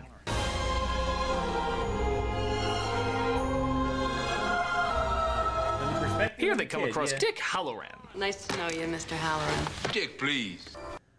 Played by Melvin Van... Is it? Well, Doc. Yeah, played by Melvin Van Peebles, yeah. A.K.A. Sweet Sweetback. Gonna give me a hand, or you're just gonna stand there? So Dick, of course, explains that Danny and him share the same psychic power that he refers to as the Shining. And that if he ever needs help, just to use his power to contact him. And maybe a half a dozen times, I've seen things. Good old Melvin. What were they, Dick? Now, I, of course, am too sophisticated to make any jokes. Melvin, Mario's dad? Yeah. Well, that's the thing. He's not just Mario's dad. He's one of the most famous, like Black Cavalier, cinema, filmmakers. Because Sweet Sweetback's Badass Song is one of the best blaxploitation films ever, and not only that, but it's up there with Shaft, Dolomite, Black Belt Jones, Coffee. it's some great stuff, dude. It really is. It is great, great stuff. Famous Indy Black, yeah.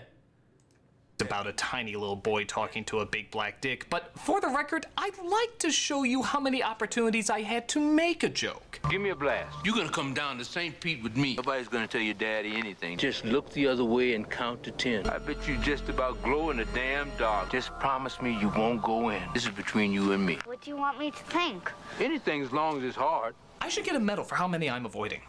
Oh, by the way, be scared. A door closed.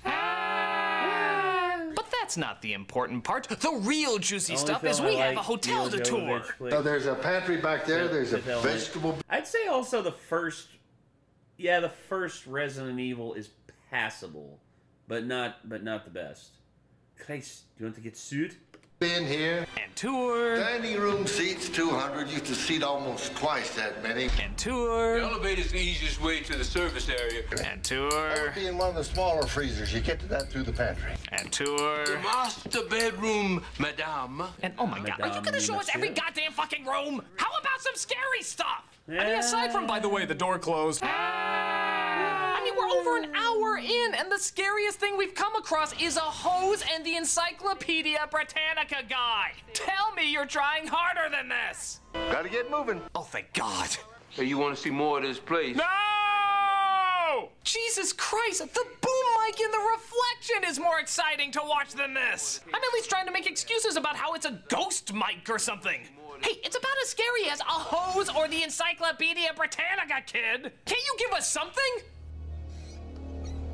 Better than that! But finally, the guy gets going and they start looking after the place. And he's already off to a bang-off start, as he accidentally comes across a wasp nest and gets stung. Can I keep it in my room, Mom? Do you think that's... It's fine. It's fine. They're all dead, guaranteed. Hey, come on. I thought the only wasp we needed were the 3 right in front of us. Oh, well. They're looking over a big creep. Wow, Doug. Wow. How do you know that Jack's a wasp? He's not really a religious man, so he can't really be a wasp. Instead, he's a waz, a white Anglo-Saxon. That's really all you need. Creepy, scary hotel. You know those will lead to a lot of other scary possibilities, like bringing groceries into the hotel, putting them away, reading a children's book, putting that away, discussing the children's book immediately after they read it. Really? You are doing so fantastic. Well, finally, we do get some form of suspense when Danny locks himself in the bathroom. Oh no, another Miracle Whip binge. Oh God. Now!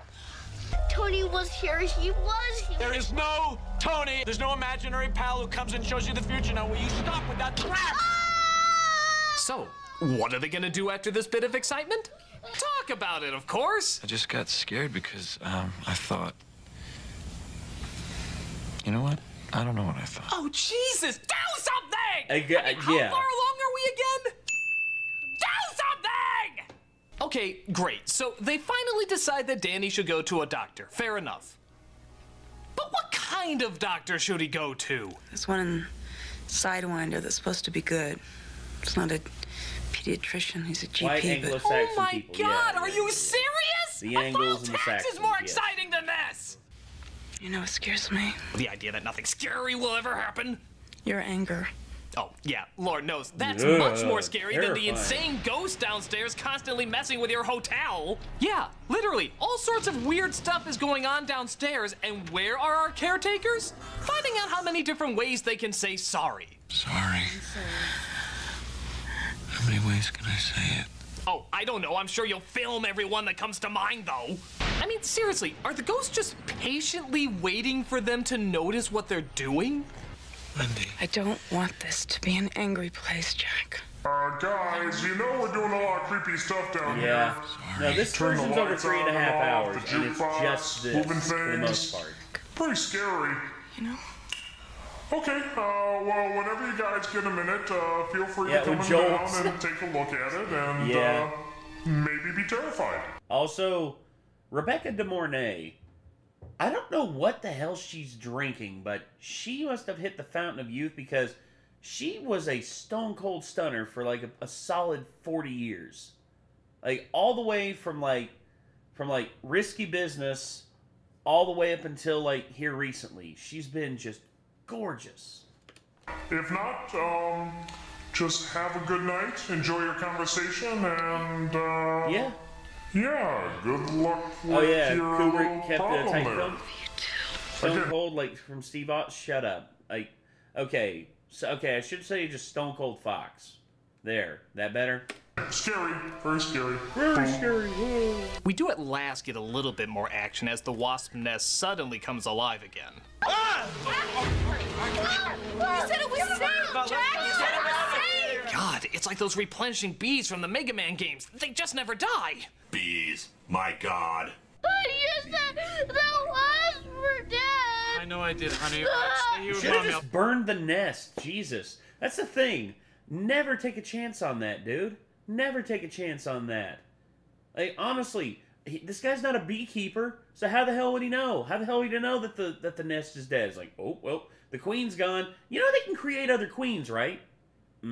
I'll be right back. But, whoa, that was way too much excitement for part one. So let's level it out with the incredibly exciting actions of going to the kitchen, getting a container, trapping them in it, taking them outside, going into the living room, retrieving your camera, taking pictures of the wounds, and talking about how you can use this to possibly get some insurance money from it. Yeah, I think $5,000 a sting should do it. Huh? Don't you think? Who cares? We're an hour and a half in. The other movie had an elevator, a blood, two scary girls, and whatever the fuck that was. And aside from the ghost... A furry giving a blowjob. So basically like what goes on in most hotels. Once again, closing the doors every once in a while. Nothing creepy is happening at all. What's next? They're gonna terrifyingly tinker with the thermostat? So as we begin part two, which I'm sure a lot of people saw, seeing how part one was so riveting, we finally see Danny goes to the doctor. How did Danny break his arm? His father did. Jack didn't mean to hurt him, but he was drunk. Didn't we go over this? Yeah. The flashback. Remember drunken Christian Bale hurting his son? We saw this. Why does this need to be repeated? So your family's mending? I think it is, Doctor. We're trying to move on. This moment of pointlessly long writing brought to you by Stephen King, helping young kids reach the top shelf for 40 years. God, even when a setup for a scary moment happens, look what they do with it. Shut up! Do you hear me? Just shut up! Danny! It's snowing! Take a look. It's snowing. Hey, thank God! Satan and his demon army can be dealt with later. It's snowing! God, I can't take this shit! Shining miniseries, Broken Record. Yep. Yes. Hey, Critic. We felt really bad about abandoning you while you were moving everything. Yeah, you did. We're wondering if you wanted us to come back and help you out. Rachel, let me explain something to you.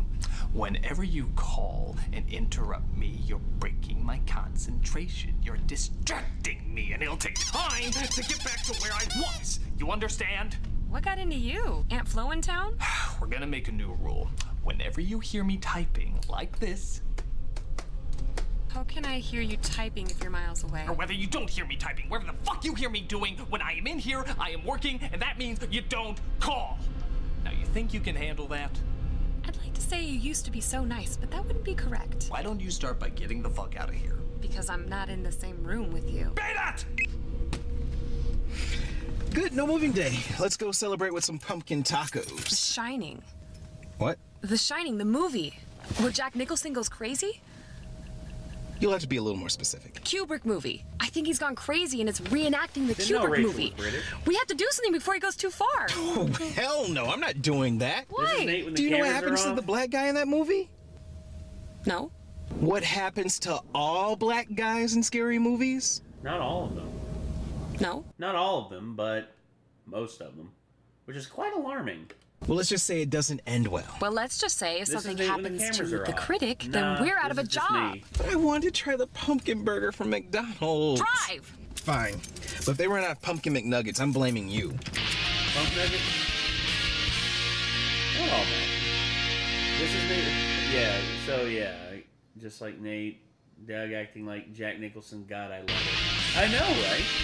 He actually pulls it off pretty good. So I know you're all blown away with that snow scene, but sad to say, some actual suspense seems to enter the picture when Danny is tempted to go into room 217, which he has been forbidden to go in. Doc. What are you doing here, Doc? They're like pictures in a book. Doc, if you give them the chance to become more than that, I can go in here if I want to. Go away. Leave me alone. Good. To find out how you can own the new Encyclopedia Britannica... Honey, where are you? Help me! I was talking to the people at home. Just a hose, stupid. Just call this number and we'll send you this free booklet. Danny, what are you doing? Nothing, Daddy.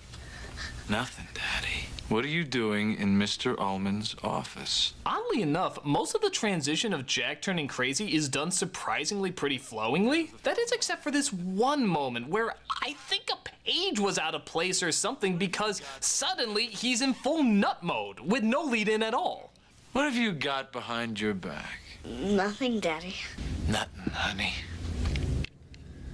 Not supposed to go into any of the guest rooms. What should we do about a little boy who cannot keep to the rules? Daddy, I didn't go in the... Men follow the rules.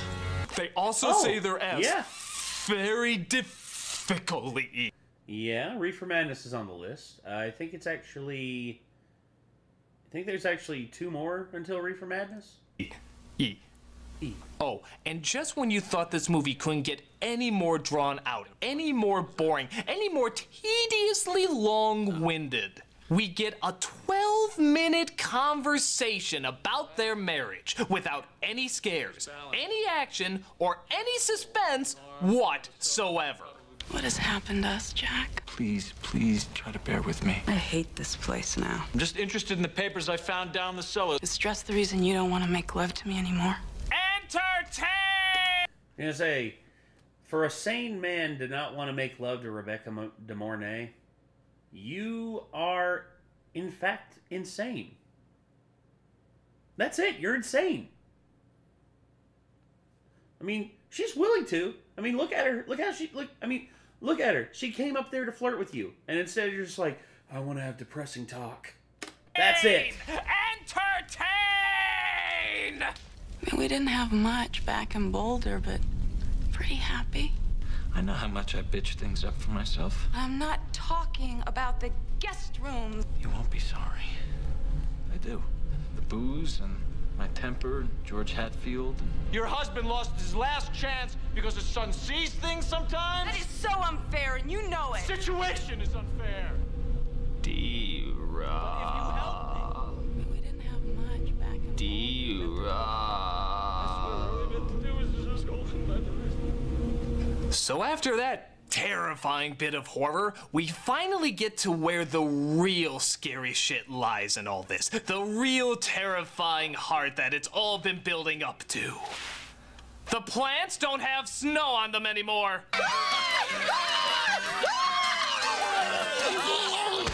Oh, and you know what's even scarier? Having them be totally still while playing animal sound effects over them. Jesus Christ, I'm gonna piss myself! Ooh, I'm gonna write a Doctor Who episode about this. And because breaking in the first time went so... Going to say, is he in a Canadian tuxedo? Yeah, he's in a Canadian tuxedo. Like, blue jeans and a blue jean jacket. It's a Canadian tuxedo. So well, Danny decides maybe doing it again will turn out even better consequences. And wouldn't you know it, something actually a touch scary does occur here.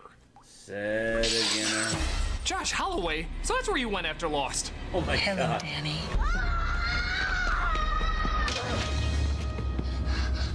Knock, knock. Who's there? Zoom, motherfucker! When the parents come across him, they notice he's not his usual cryptic self, but rather a more unusual cryptic self. Danny? Hey, Danny, way to get to first base. Bastard! Wait, I never... If you so much as lay a finger on him again, I will wait till you're asleep and I will kill you. Of course, she figures out it wasn't Jack and asks him to go figure out who did it. After 5 minutes of talking about it, of course. I have to get out of here. Show, don't tell. Show, don't tell. Show, don't tell.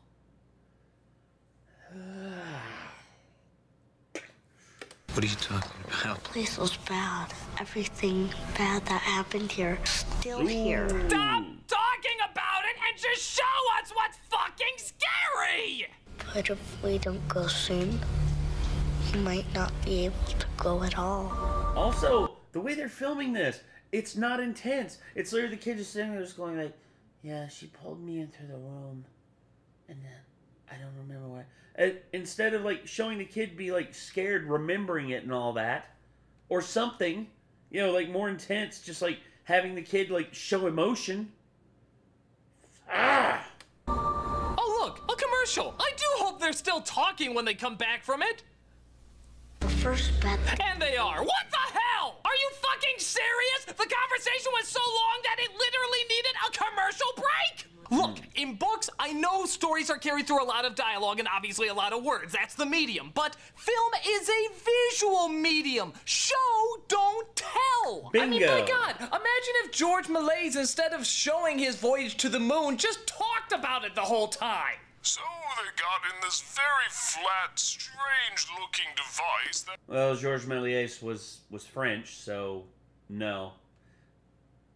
It was like, so they got into this very strange device, and they shot themselves to the moon with a gigantic bullet. And, of course, it went into the moon's eye, and the moon was very annoyed, of course. Yeah, I would have added a French accent onto this to make it seem a little more authentic. Kind of looked like a penis and launched it into the moon. Oh, the moon, by the way, has a face on it, and it actually hits the face in the eye. Oh, this would be rather unbelievable if we were to see this visually, Holy crap. but... Nah. D-Rob. So Jack decides to go up there and carve himself a witch. Say, this looks like the most intimidating weapon around here.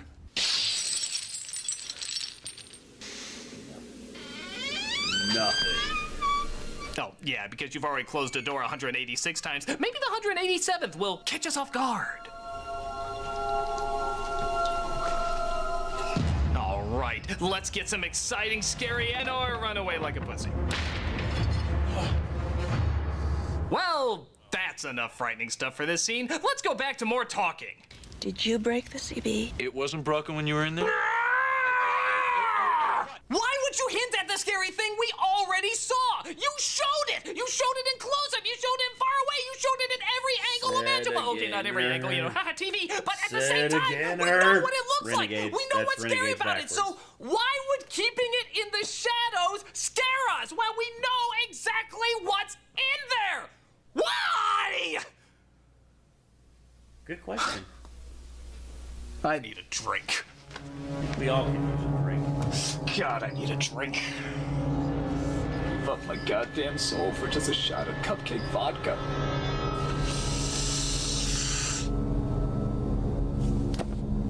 Why, hello there. Kinda dead tonight, isn't it? Yes, it is, Mr. Critic. What'll it be?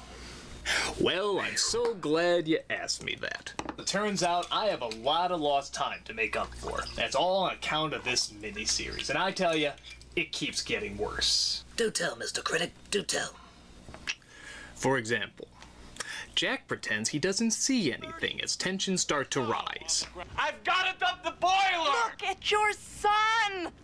Can't you see the bruises on his neck? Are you blind? Stop it! I want to overact too. About it later. So Jack goes and smashes the radio as well as the snow scooter and pretends like he doesn't know what's going on, resulting in a 6-minute conversation about how they're stuck. We could learn as we go, Jack. Maybe. We could listen to the weather, and we could pick a time when they're calling for 3-4 days without snow. Yeah. And if the forecast is wrong... Fuck the conversation. You can say this in 4 words. We're stuck. Oh, nut bunnies. Why is this so hard? But things get suspenseful, I guess, when the hedge sculptures start to come to life. Wow. Not since The Happening have I been so not afraid of plant life. I'm so glad the CG artist from the Langoliers still got work. Things get even more hectic when one of the rooms locks Wendy inside. Why? I mean, what's the point when you really think about it? Even if they do catch up to him, what are they going to do? Give him poison ivy? Thank you. Oh, hey, that wasn't us. You're just a clumsy clod. And once again, what is this all building up to? Nothing. Hi, Mom! Abso-fucking-lutely nothing. Hey, you're jumping at shadows, babe. I swear to God. You know, that is such a line read. We have a dude who plays in the band with us. I'm not going to say his name because he doesn't like being on the internet in terms of like his actual self. He's more than happy to shitpost under his fake name, but yeah. That line read right there. You're jumping at shadows, babe. I swear to God, that is 1-to-1 sounds just like him. That is one of the most like you want to seem like you don't care, but yet you go through the effort of saying it anyway. So there's some effort put into it, but it's not enough for it to actually register. But yet you understand how passive aggressive it is. So accurate to like how he talks. Holy shit. You're jumping shadows, man. Some people like the first film version of The Shining, some don't. And I can understand either. But at the very least, you have to acknowledge it created a surreal, scary environment. Yes. And as soon as this version started, it was clear it was much more interested in talking about that scary world than it was actually showing it. Yes. And that was 3 goddamn hours ago! So... Oi, that sounds like a pain. You know, it's funny, Dominic. I didn't think this location had any alcohol, let alone a bar. It doesn't. You've just been hallucinating. In fact, you've been drinking toilet water for the past 5 minutes.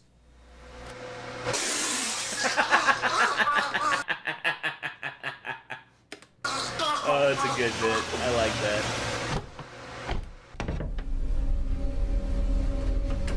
Critic? Critic?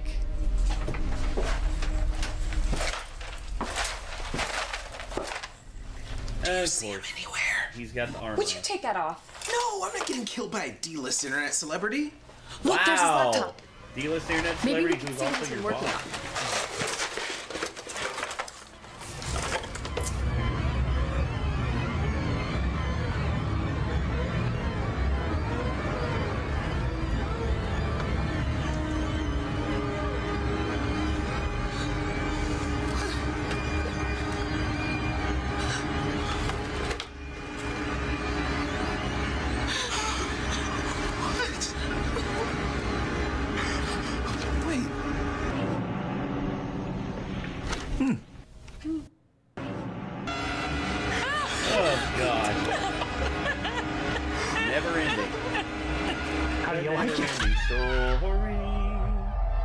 What are you doing down here?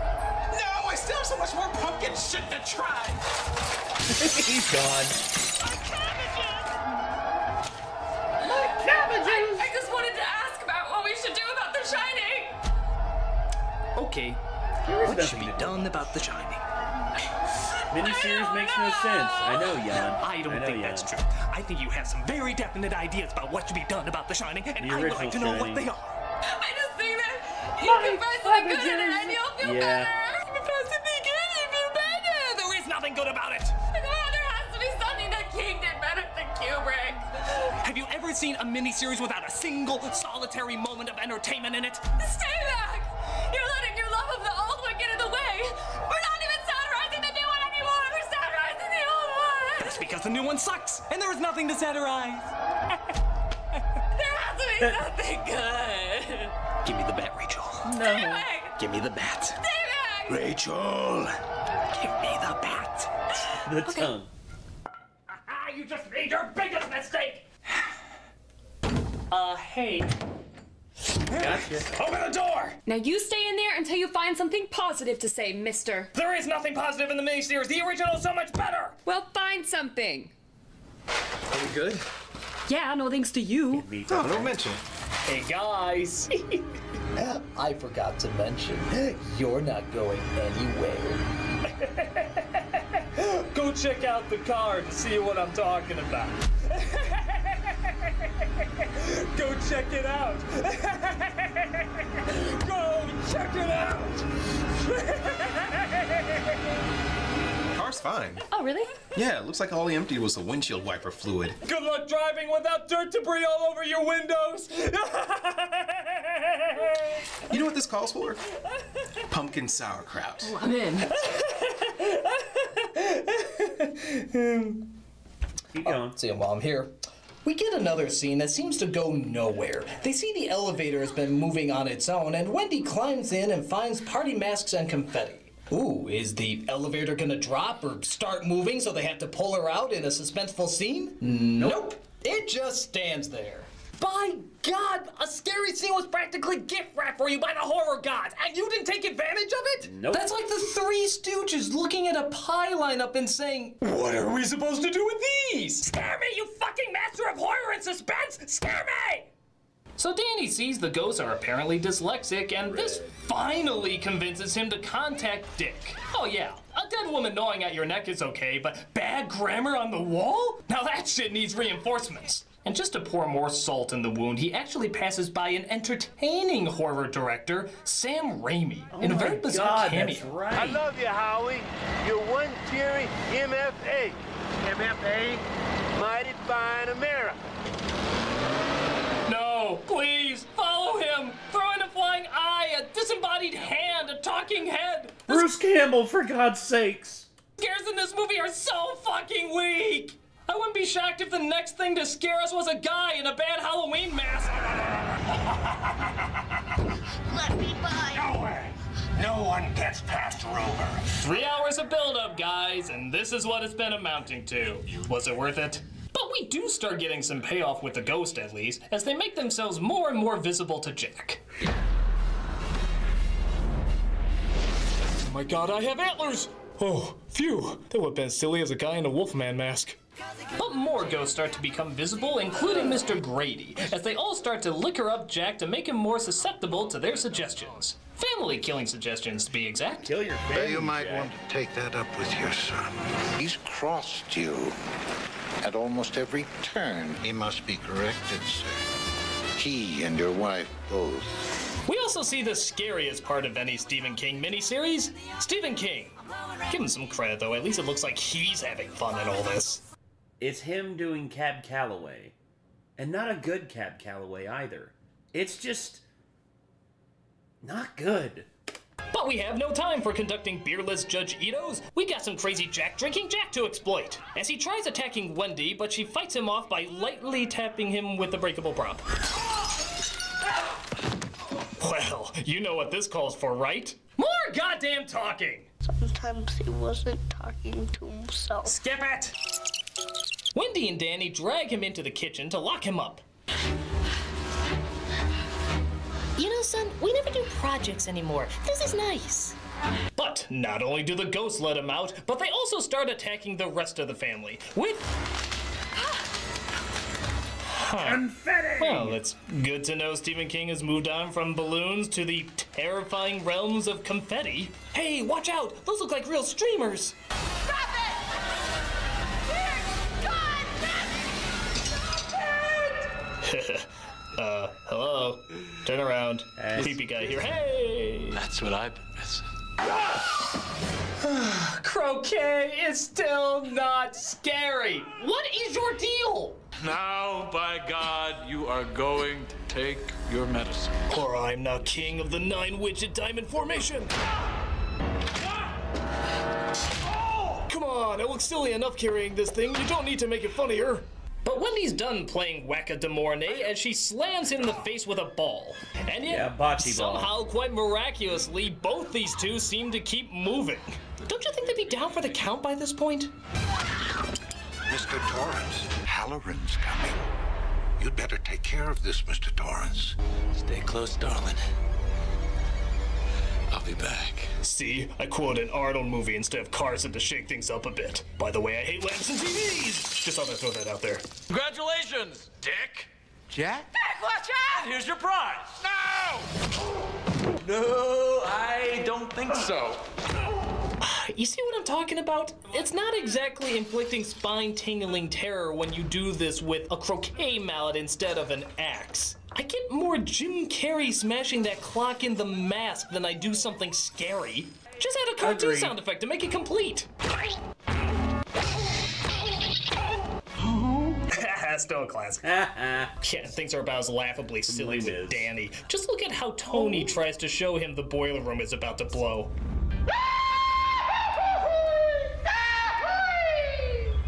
It's the boiler. My daddy forgot to dump the boiler. But Danny does find out and manages to tell his father, who seems to be struggling back and forth between loving his son and turning into an evil Ed knockoff. What could a worthless little pup like you know? That my daddy hasn't dumped the boiler pressure today. No! Foiled by incompetent maintenance!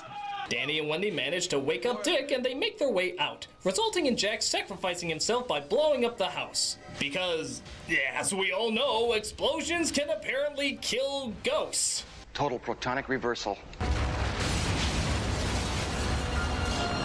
Jesus Christ, man. Wasn't that boiler nitroglycerin? Holy shit. Like, here's the thing. I've seen what happens to a house whenever a hot water heater literally shoots out the roof. I saw that. I didn't see, like, it happen, but I saw, like, the giant hole in the roof and everything, and it was kind of funny. Yeah, because the people it happened to were rich, you know, and they could afford to get it fixed, but still, you know, I'm glad no one got hurt, but still, you know, what was in that boiler, man? Jesus. Bye, Daddy.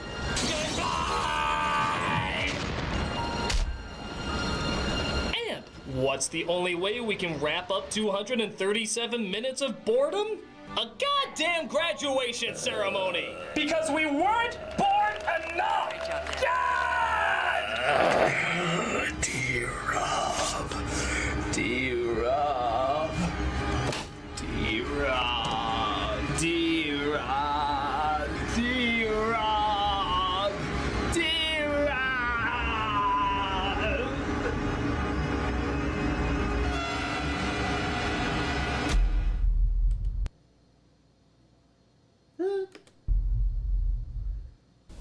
Huh? Who knew?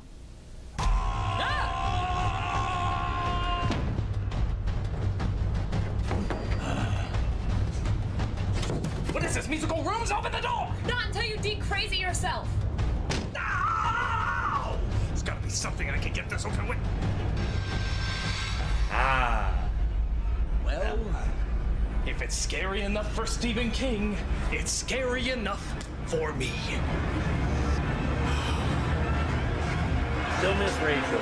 Yeah, Rachel's a bit. Little pigs. Rachel had her own style to it, and as much as I love Tamara, I do miss Rachel a little bit too. I love Tamara though. Both her and Malcolm are awesome, and they do great work with Doug. Little pigs, let me come in. Not by the hair on your chinny chin chin. Then I'll huff, and I'll buff, and I'll blow your house in.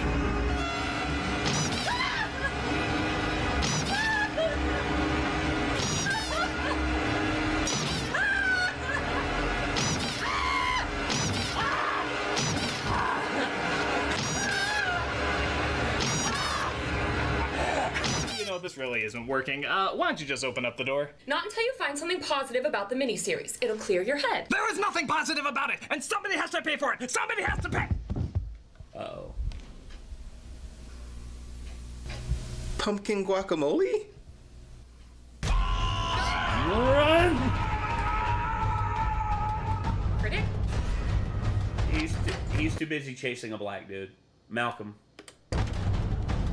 Here's Dougie. Hey, Doug. HB had a Doug. Good job, Doug. I love you. That's it. Malcolm! You know you have to die! It's the law of every scary movie! What about that guy from Event Horizon? He lived! Jurassic Park, Deep Blue Sea, Gremlins, the list goes on! Well, how about that chick from Alien vs. Predator? Was she black? I don't really remember! I'm pretty sure she was! That chick was awesome! Why do so many people hate that movie? But Sana Lathan, yeah, Sana Lathan is black. So, I don't get that. I think it's seriously underappreciated as movie crossovers go! I mean, it's no Avengers, but it was still pretty damn decent!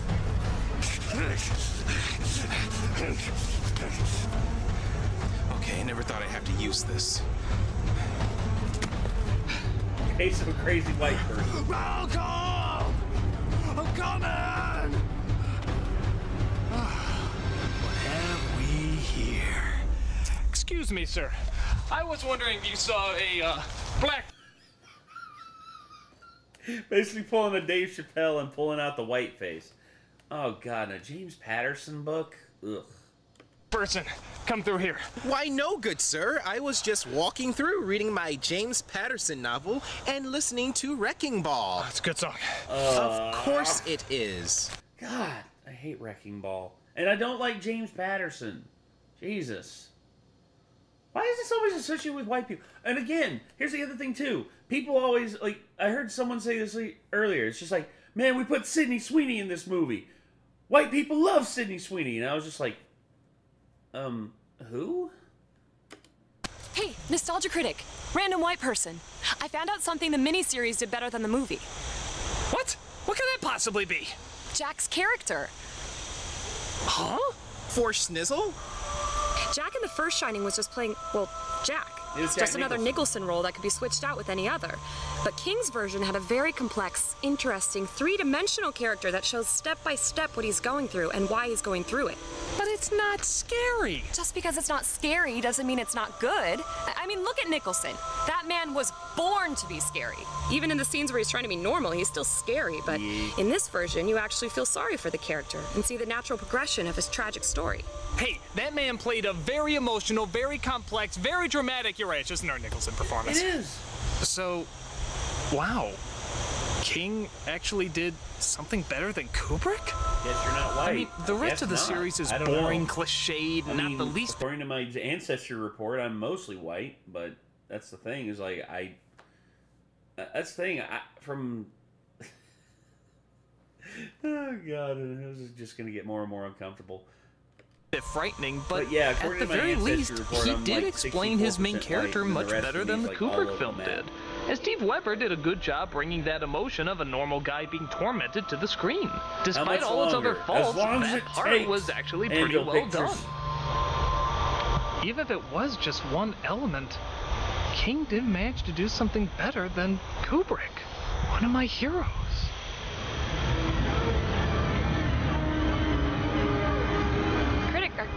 Are you okay?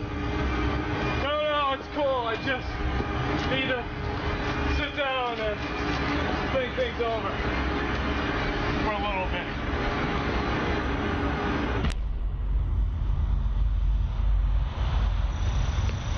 What's wrong with them? I don't know. I guess the idea of Stephen King doing something better than Stanley Kubrick was too much for him to take. Huh. Well, it's been a long day. Let's see what else we can find that has pumpkin in it. Oh, well, that's perfect because I found this website called pumpkinporn.com. Ooh. Everything pumpkin related. Oh, pumpkin hot pockets. Yes. Pumpkin onion rings. Pumpkin tortilla. Pumpkin meatloaf. Pumpkin.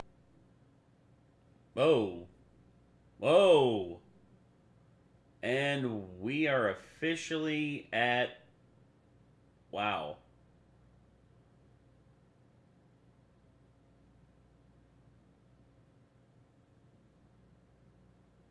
Wow. Everything just went silent. Yeah, everything just went silent. Holy crap. Okay, so yeah, that was the Shining miniseries. What's next? Oh god, Alpha and Omega. Oh god. Okay, time to switch it up a little bit. Ladies and gentlemen, this is Reefer Madness. This movie is hilariously bad. I'm the Nostalgia Critic. I remember it so you don't have to. I have called this meeting here today to tell you about this frightful assassin of our youth. This assassin poisons the mind through propaganda and false accusations about a certain drug that one Simon D. Chipmunk once quoted as marijuana. This propaganda is a film that was made in the 30s and is so fabricated that I swear even the actors themselves are puppets. It is a film that can affect your children, or yours, or yours, or yours. Will you stop talking while I'm talking? Jesus, the attention span of jelly beans! This propaganda is a film simply known as Reefer Madness.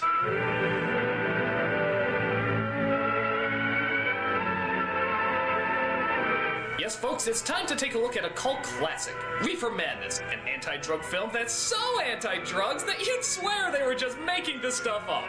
Which, of course, they are.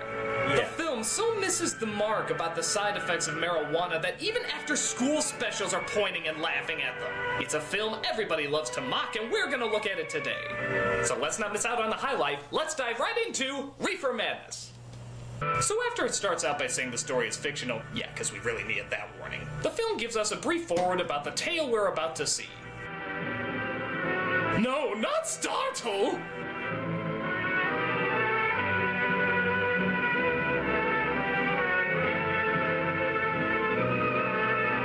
Wow, for a drug so menacing, they sure do give it a nice font. I wish a narrator was reading this. When he got to that part, he'd probably say it all fancy. Will not have failed in its purpose, because the dread marijuana may be reaching forth next for your son or daughter. Let's see, laughing, hallucination, God, I want a joint. Let's see,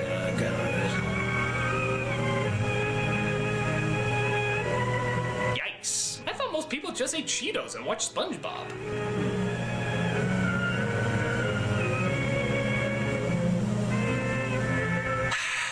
You just read us the damn movie! Yeah. Hell, the phone book is sounding more entertaining than this! Let's see, if we wipe out this ghastly menace, then the picture will not have failed in its purpose.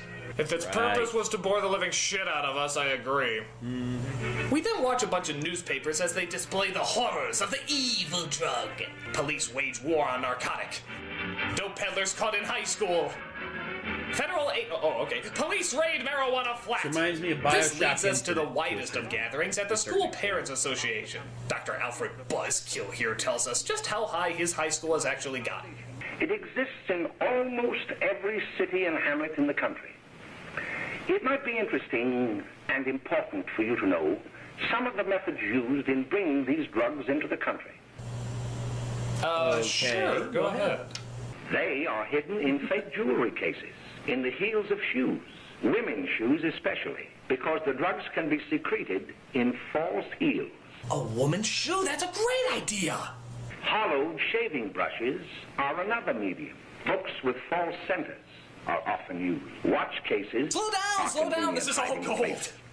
Recently, a huge supply of heroin was taken.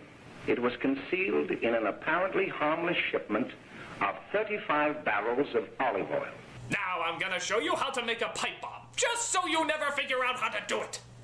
And more deadly, even than these soul-destroying drugs, is the menace of marijuana. Well, that's just common knowledge. Incorrect, but go ahead. No doubt many of you do not believe that these things do happen, that they cannot happen to you. You may also believe that the facts have been exaggerated. By you? Never! Let me tell you of something that happened right here in our own city. So as you imagine, he goes into the backstory of what caused this thrilling meeting to happen in the first place. Apparently there were these gangsters, see? Who spent most of their time selling marijuana to teenagers and providing a place for them to smoke it. The woman who runs the apartment is named May, who's going out with one of the gangsters. Oh, Jack, we can get along without dragging those young kids up here. Oh, why don't you button up your lip?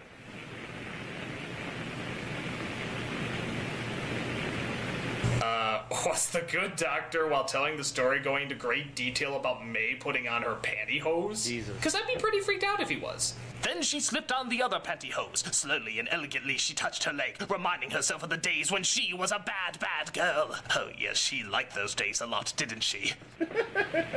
We then get a quick shot of her bra strap and... Dr. Alfred! Okay. A couple of your customers, May. Yeah? They're old enough to know what they're doing. Not like those young kids you bring up here. All right. Listen, I'm gonna blow. Too easy.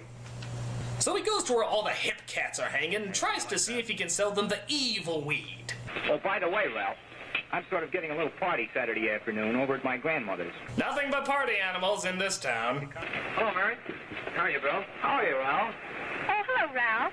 You know my brother Jimmy, don't you? How are you? Swell. Imagine, somebody swell in the 30s. In fact, everybody seems to be swell in this movie. Just take a look. Swell. What the heck? Let's just have a swellometer at the bottom of the screen to keep track of how swell things are. So they convince one of the kids to come with them to a place called Joe's, where they hope to get him addicted to the stuff. What the hell? You know, they really don't use that many butt transitions anymore, do they? It's a dying art. Good night, Mary Jane, wherever you are. Ha-cha-cha-cha-cha. Hey, he ain't no paper man. Why, don't you know he has that hot finger Friday? Boy, he really swings out hot with a mess of jive. The hell did they just say? He really swings out a hot mess of jive. You want to dance? Do I? I love this guy. He looks like the missing Dick Tracy character, Pot Top. So after we see him smoke a joint in the closet, not really sure why we're seeing this, we see two kids named Bill and Mary Lane sit down at her mother's. You know, after that session we had yesterday, I went home and told Mother that the trouble with her pot roast gravy was she hadn't added 3 heaping teaspoonfuls of olive oil. Boy, these two need some Hot hot top, and yep. fast. She just threw me out of the kitchen. Blandest of bland. Hello, children. Hello, Mother. Hello, Mrs. Lane. Gosh, hot chocolate. Gosh, hot chocolate. Now then, enjoy yourself. He will. She will too, Mrs. Lane. May I? Oh, thank you, kind sir. You're so very, very kind. Holy smokes, the swellometer is just bursting with swellness. Any more, this place is gonna make Pleasantville look like the fucking ghetto. Like softest music to attending ears. Romeo, My dear, what o'clock So tomorrow light it shall I hurts, sing yes. to thee? by the whitest hour of of white. 9. Holy shit. I will not fail. Oh, take her bra off! Well, I'll see you tonight, Mary. Bye, So Bill. long. Gosh,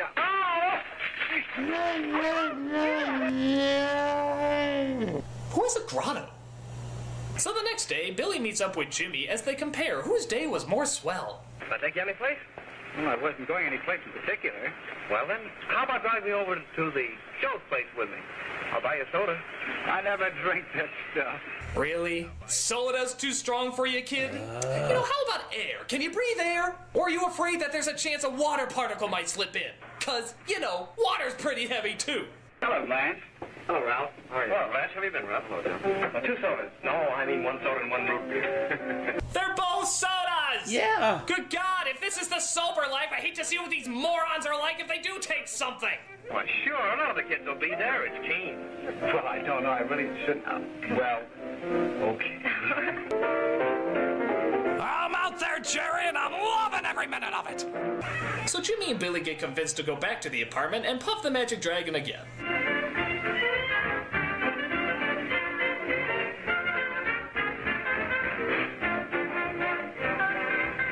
Wait a minute! Hold it! Oh, Stop God. the movie! Ralph puke? Something must be brought to the attention of this travesty. Let me What's guess, that? you have something to say. When do I not have something to say? All right, well, what do you got to talk about? It may come to an astonishing revelation to all of you that I, in fact, have done drugs in the past. No. Oh, yes. You may be shocked to find that I was not always a straight arrow. Your arrow's as straight as a hedge maze. But needless to say, I must point out this is not how high people act. You will notice the constant movement emulating from their feet. Notice the incredible amount of energy that they have in their step. This is not a common occurrence. No. The typical stoner looks more like this. Quiet, immovable, and astonished that he has two hands. You will also notice the absurd amount of smoke that these kids are taking in. And yet not once do they ever let out a smoker's cough. Even people that work in a tobacco factory let out a cough every once in a while. These teens are smoking Kool-Aid. And why not? They get drunk off of soda, apparently. Well, thank you. That was very informative. Are you done? Oh, I'll never be done. But I will stop for now. Okay, so after they get... You got O.J. Simpson off the hook, and you caused 9/11! Okay, so after the teens get higher than Zeus, one of the gangsters lets out this really crazy laugh.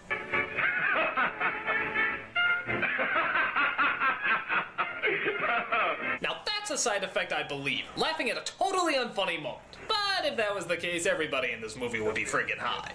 So one of the gangsters approaches the crime boss and lets him know how business is going. Pack 10 gross for Jack Perry. Who? Pete Daly. All right, send him in. Pete Diddy? I thought you moved on to the harder stuff by now. Yeah, he moved on to child trafficking. Oops, did I just say that out loud? Just dope enough to draw the line selling hop to kids. All right, Pete.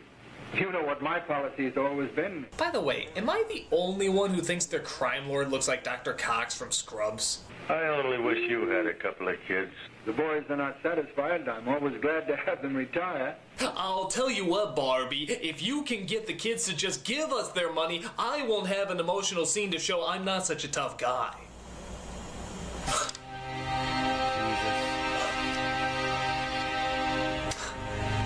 Brendan Fraser was dead all along. Wow.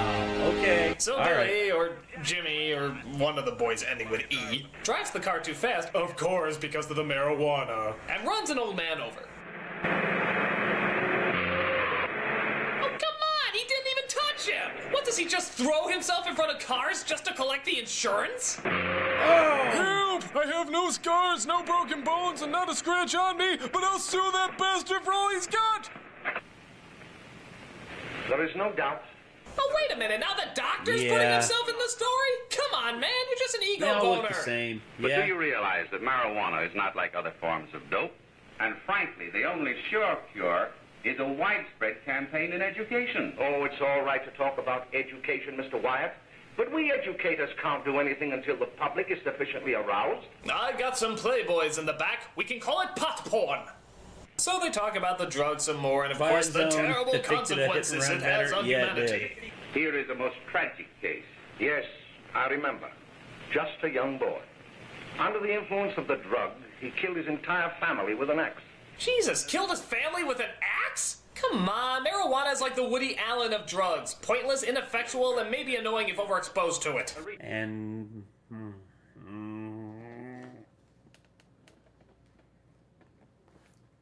Ooh. Oh, there's so many things I want to say about Woody Allen, but I'm going to hold myself back on it because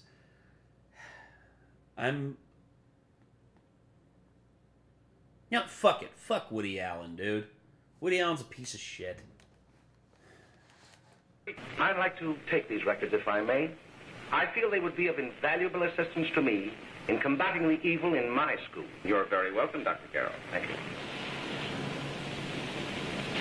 Sit down, Bill. Oh, God, are we still with this guy? Come on, the crowd he's talking to must be bored out of their minds. So I talked to the man and didn't learn very much. Then I talked to the boy and didn't learn very much. Then I went home and baked myself a cake. Oh, it was a lovely cake with lots of frosting and a little cherry on top. Then I started to fantasize about a woman putting on her pantyhose. Oh, yes, the soft, elegant leg that she has was so...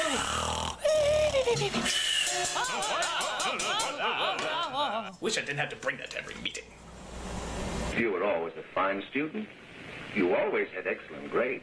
If you were being honest with me and honest with yourself, I'm afraid you tell me an entirely different story. I'm worried really about does something look like a bulldog. So the doctor tries to see if there's anything wrong with the kid, but doesn't get anything out of it. Oh, that was boring. Let's get high again. Come on!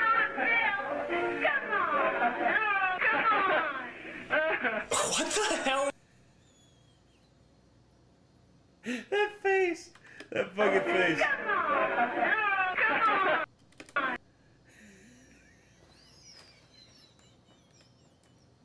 Jesus Christ, man. What's with that face? What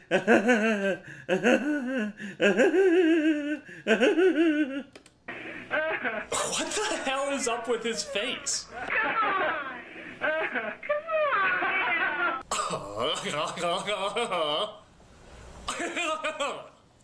Mary Lane then finds the place and tries looking for Billy. The gangster convinces her to take a few puffs, and before you know it, she's seen colors in a black and white movie.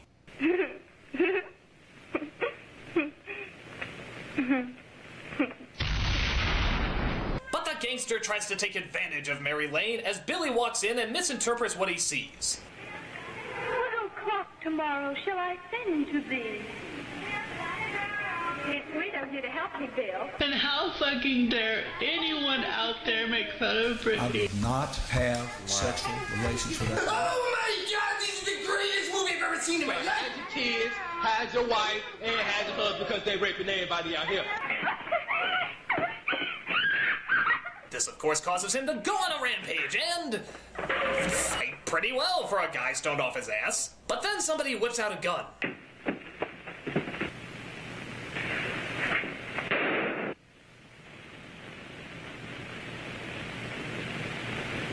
Oh no, the gunshot popped her zit! She's dead. How? By shooting the mosquito on her back? So in typical gangsta fashion, see? They give the kid the gun and in his stone state convince him that he shot her. What happened? You killed her. That's right. You killed Mary Lane while on the Mary Jane. Jesus. Look, after I scram, you call the cops. And this is your story. I can still hear you. Two kids came up here for a couple of beers. What? You're out in the kitchen, you heard the shots. When you got in here, that's what you found.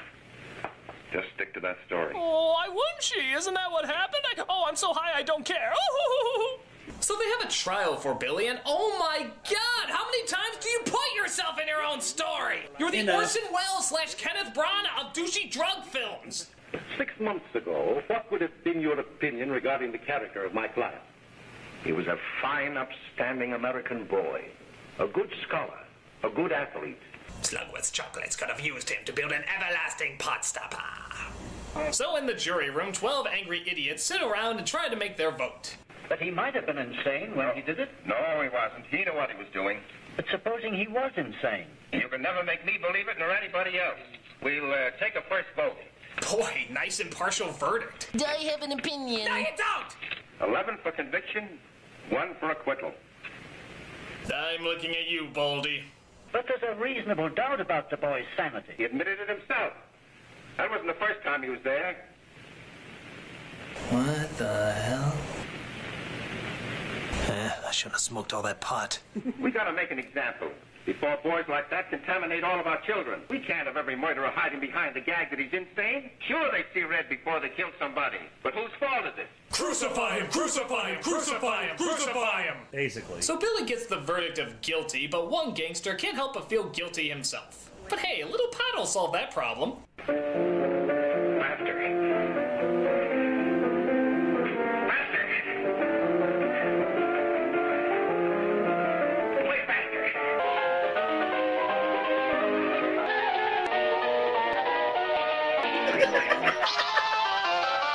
So ridiculous.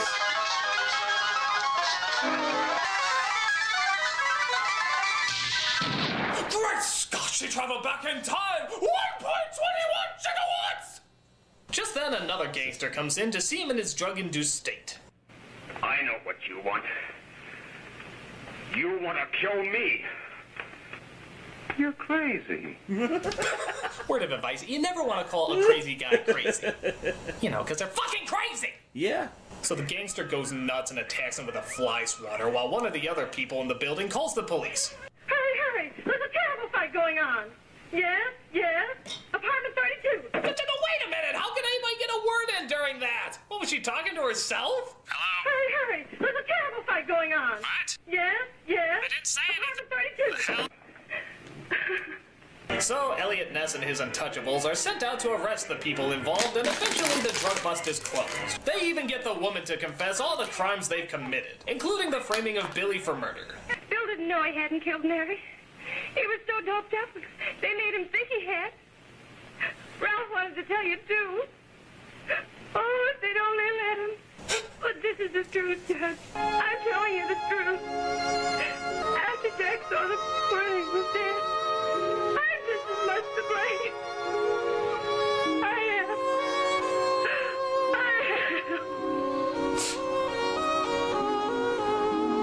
Officer Dick Cheney believes her story and sets out to put things right. But after she makes the confession, she finds that life just ain't worth living anymore. And by God, it does look like nice jumping weather, doesn't it? Okay, how did she break that window? That hole was huge. It's not like TV, guys. Those things don't crack that easily.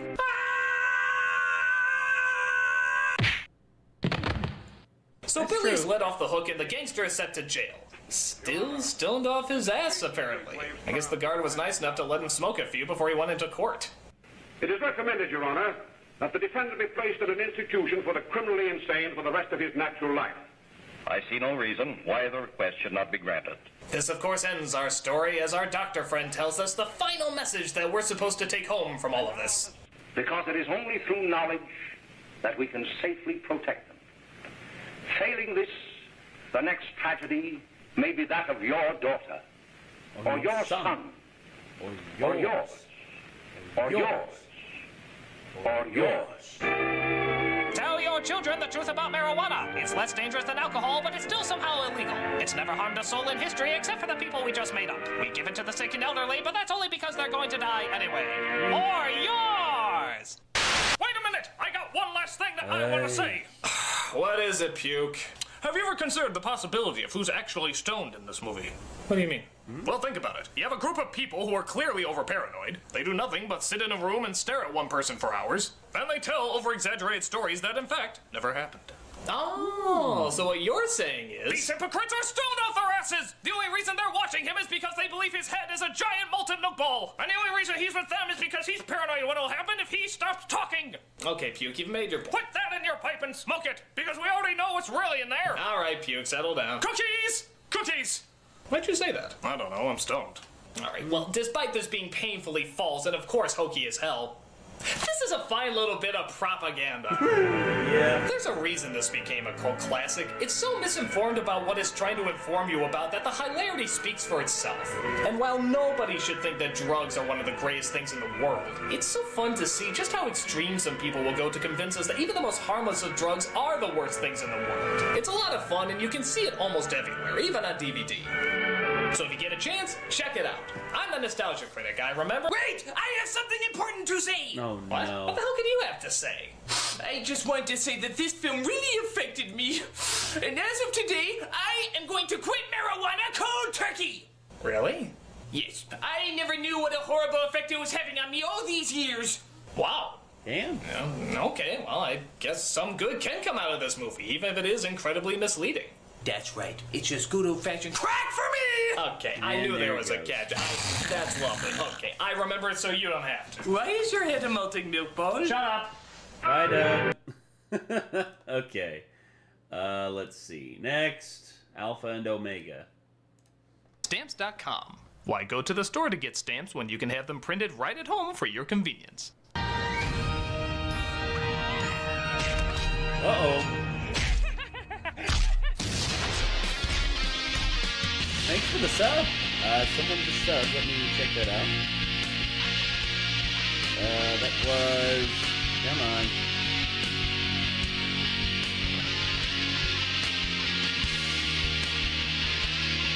Someone just subbed, so thank you.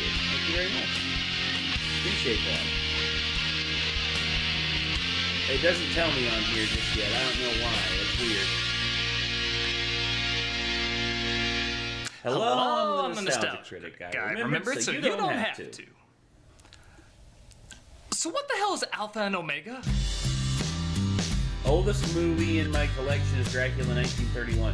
That's a good one, dude. Released in I have 2010, Citizen I've Kane never even on DVD. heard of this film outside of all the requests I've gotten for me to review it. So I looked it up and found it's not just a movie, it's surprisingly a franchise. The film made $25 million in America from a $20 million budget. Not great, but it also made $25 million in other countries, racking up a decent profit. So there's surprisingly a lot of straight-to-DVD sequels, 7 to be exact, which got me thinking maybe it's like the Land Before Time movies, where people really like the first one and the sequels try to exploit it to death. Or maybe not. Nevertheless, this has accumulated a following. I'm not sure if it's a favorable following, but people do like to talk about it for some reason. Is it a film kids liked, a film kids hated, a film kids liked but then hated as adults? I can't entirely say. What I can say is it's been 10 years since the film came out, everyone wants me to look at it, so that's what I'm gonna do today. So sit back and enjoy. Yeah. We're gonna see what all the fuzz is about with Alpha and Omega. It opens with a pack of wolves dog sledding. I too am astonished they didn't make that joke. And 2 sister wolves chasing each other. I wonder if this was... Remember when movies had to be good to be good? It looks like this is Humphrey, played by Justin Long, and this is Kate, played by Hayden Panettiere. And just to be clear, no, this is not one of the direct-to-DVD movies. This actually is the animation for a cinematic release. It's like if the Norm of the North team did Balto. It has very little detail. Well, except for a few specific areas.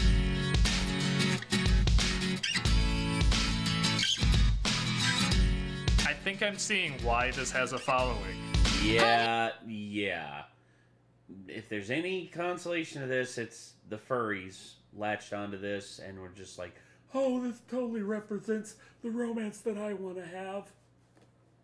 You know, with another human dressed up in a dog outfit because, you know, bestiality is wrong. At least in public.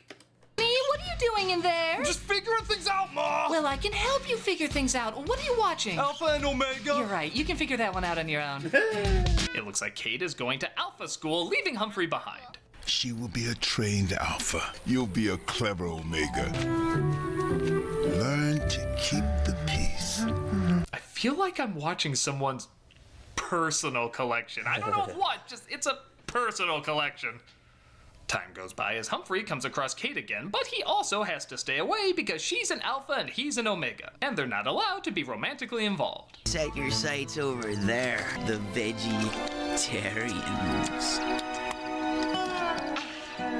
Oh, that old vegetarian cliche that they like to eat berries that are fed to them by squirrels and have weird smiles. It's 2020, I thought we were past this! But 2 other wolves attack their prey while Kate leads her pack by bringing up the rear in support. This causes a stampede and Kate leaps in to save her friends.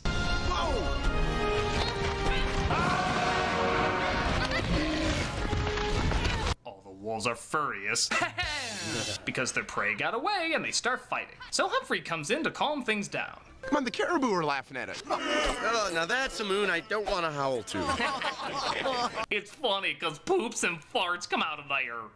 Get back to the den. So I guess the Alpha's jobs are to lead and the Omega's jobs are to be the peacekeepers. No wonder so many wolves carry copies of Immanuel Kant. Kate's mother has a strange reaction, to say the least. The Eastern Wolves ruined Kate's hunt. The Omegas were there to break up the fight. Oh. Beware, she comes with a terrible curse. But she also comes with a free froget. Oh. Food is tight as their leader, Winston, played by Danny Glover, is getting upset that the neighboring pack is stealing their food and attacking their clan. Can-Do was jumped. Whoever did this, let's rip his tail off and shove it down his throat. Okay, I say get her some medication, but she's the most entertaining character so far. Winston meets with the leader of the warring pack, Tony, played by Dennis Hopper, as they plan to unite the packs by having Dennis Kate Hopper. and his son Garth That's wed. a callback. I won't let my pack starve, Winston. If we have to, we'll fight for the valley. See, this is why he's cemented as a great actor. Oh, not because this is a groundbreaking performance. I mean, all great actors have to die, with their last film being light years beneath their talents. Oh my God. Garth knows his responsibility. Does Kate? Kate understands that she has to marry Garth, who she will meet that night at the Moonlight Howl. I understand. It's my responsibility. But all this heavy stuff doesn't have to get in the way of our boys getting ready to strut. You know, for a starving pack, how is that one so pleasantly plump? Even Kate gets dolled up for the big night, which to a wolf means putting a flower in your ear. It's the tramp stamp of the dog world. If Garth gets out of line, go for the throat and don't let go until the body stops shaking. Okay, seriously, Damn. are any of these DVD sequels titled Mother Eats Her Own? The Moonlight Be Howl more begins entertained, and... It's rare that I say this, but someone spent way too much time animating this. Yeah. Okay, if you just showed me some of these clips alone, I probably wouldn't think twice about it, but going from wolves mostly walking on all fours to that orgy dance from Matrix Reloaded does stand out a little bit. You see that? She did the sucky thing. Play it again. You see? My Sucky, God. sucky. How do people give shit for sex being written in Lion King, yet this gets a free pass? Wow, this is a new feeling. Please explore it privately. Kate arrives to the ceremony too, and... Kate is hot. Stop trying to make me into this! If this... I'm not into... Okay, here's the thing. I can draw the line where... Because here's the thing.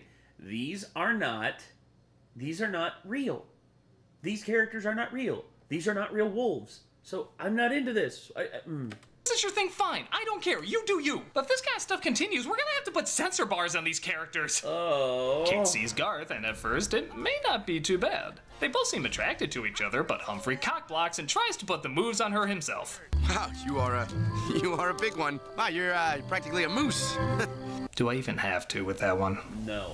Kate goes along with Garth, though, and discovers his howl is so bad it shoots birds down mid-flight. Yeah, okay, that's pretty funny. I need some water. I'll just keep my vocal cords warm. Yeah.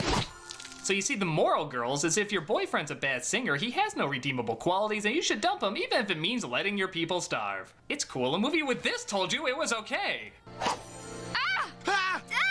Future Alpha all the way.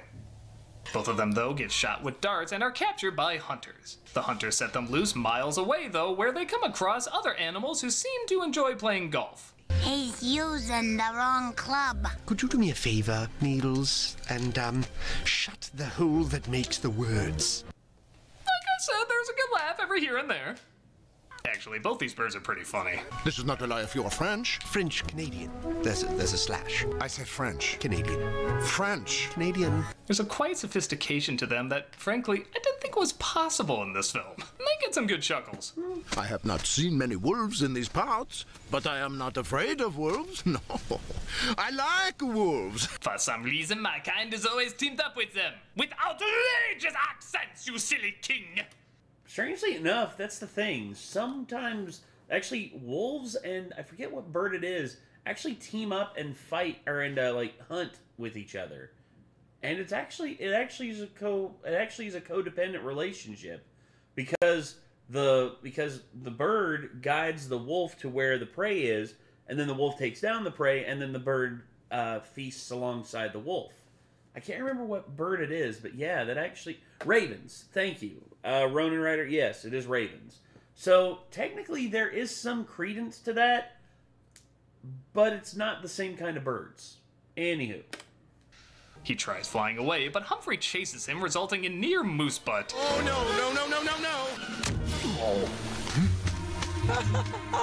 I love how they act like they're above that joke, even though this imagery is totally fine. They find out they've been moved to Idaho for reasons that honestly should not surprise you. You were relocated to, repopulate? You know, for the strong alpha in this, her main goal seems to be find a dude to fuck. The two birds say they might be able to get them back home after their massage. And they say Korra was the first animated gay icon. It's about responsibilities, so I don't expect you to understand. We've toured it many times. Dated a pintail from Jasper once.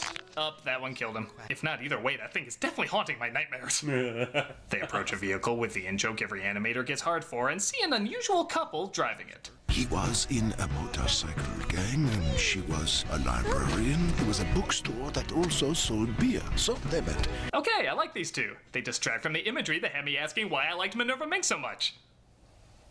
In the way every growing boy did. No. No. God, that shoulder can get it. Doug. Doug. Doug! Damn it, we've lost him. Did he already react to Balto 2? No, Antoine Davis. That one's actually, I think, it's up here soon. I'm Buster. Wow. Well, I'm Chaplin. Hello, Chaplin. It's good to be here. It's good to be here, too. Even though my name is... Get the damn bag. So after Kate and Humphrey get a ride and... leave the birds behind. Boo! You were the James Woods to this movie's Hercules. Kate's sister Lily, played by Christina Ricci, agrees to show Garth around until Kate hopefully returns. You want to see something an alpha can do?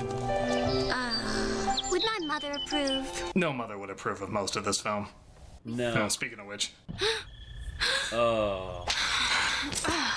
You got $20 million to make DeviantArt a movie. Yes. Humphrey really has to pee, though, causing them to lose their ride. How is he gonna make up for screwing them both over? Rain, rain, go away. Get out of here, rain. It's a rain dance to stop it from raining. Duh. Just then the two birds run him over with the trailer, and it's their movie now. Yay. Oh, come on, how come other people's fantasies clearly get to come true in this?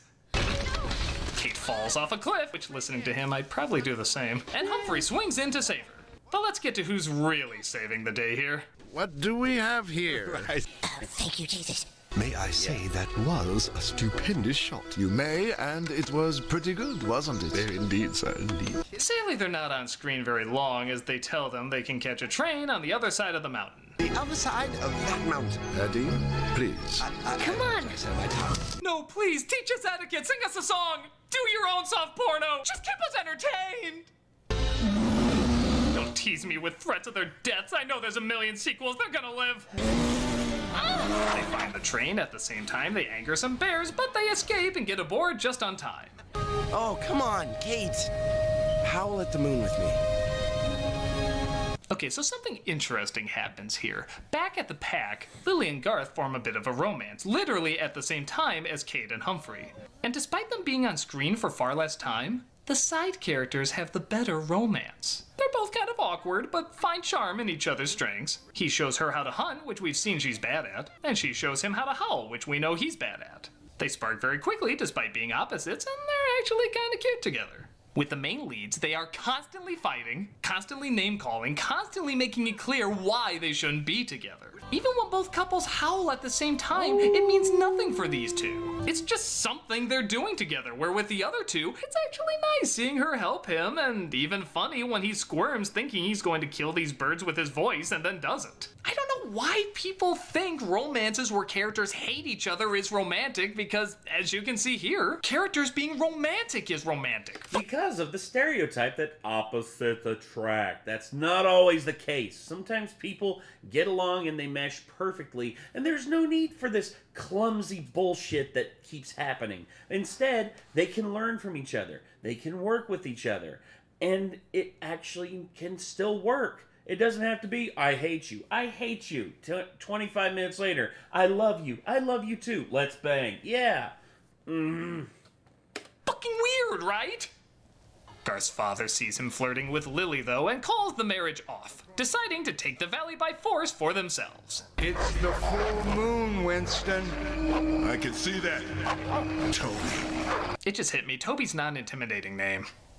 But the vegetarians, yeah, remember them? Tried to stop the violence just to remind you they were characters in this movie. And yeah, they never show up again after this scene.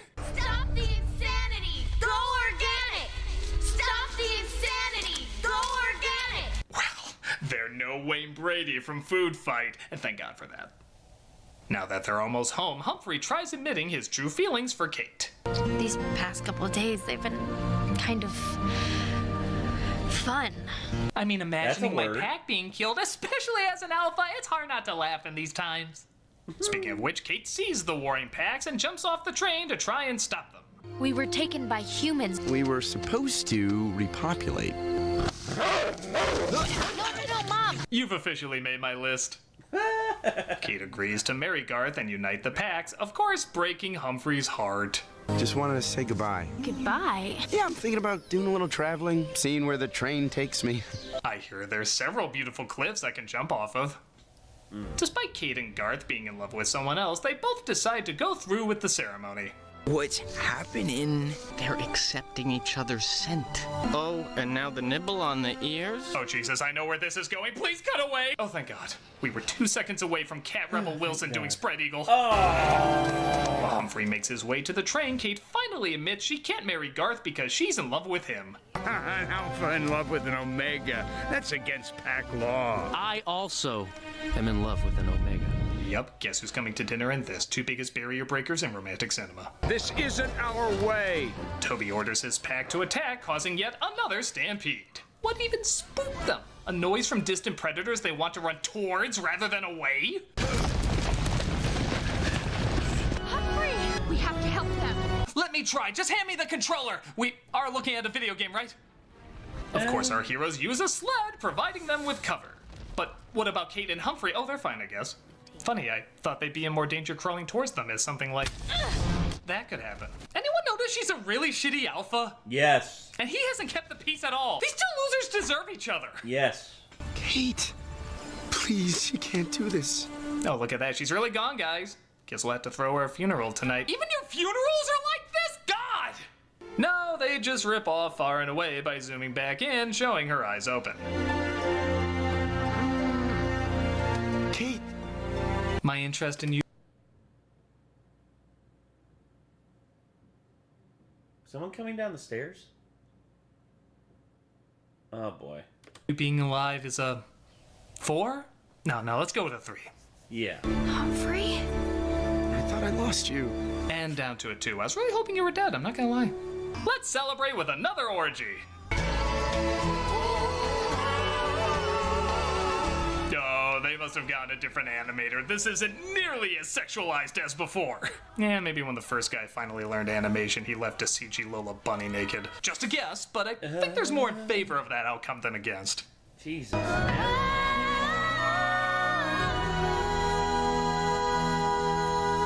And there you go. That was Alpha and Omega. I expected somehow less and more at the same time. Alpha and Omega, not a very good movie, but I can't really say it's a very bad movie either. With the exception of those specifically animated moments, which, granted, are very out of nowhere. The movie's rather bland and run-of-the-mill. The story and characters aren't that original, and the animation's nothing spectacular, but it's not insulting or aggravating to watch. There's 1 or 2 jokes that got a chuckle out of me, and the ones that didn't aren't painful, for the most part. They're just forgettable. I guess if a kid wanted to watch this movie, I wouldn't see anything wrong with it. I feel like it's a movie children would have on in the background, and chances are that's the kind of movie it was intending to be. A small little kid's flick. I've seen a lot worse, and yeah, honestly, even a lot weirder, so this one doesn't register too high as anything particularly great or awful. It's just there. Yeah, that's what I can say about Alpha and Omega. It's just there. Not a glowing review, but not a bad one either. It's just something that happened, and I'll probably forget about in the near future. Take it for what it's worth and see for yourself. Although I will say, it is a shame I didn't get a chance to see it in 3D, though.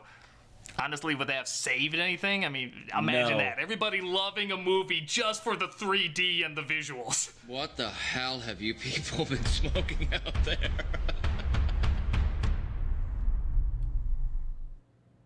You are...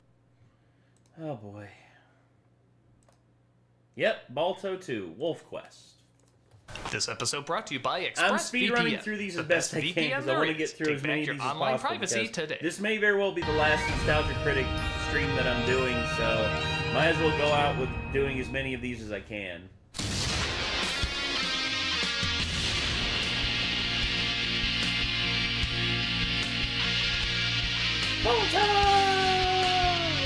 How many left? Let's take a look.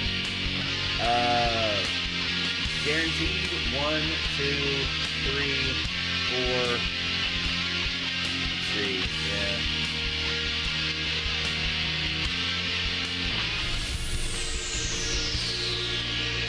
See, there's some here that are like guaranteed requests, and then there's others that if I can't get to, maybe I'll do like a video on them later. But right now, 1, 2, 3, 4, 5. Yeah, 5 right now.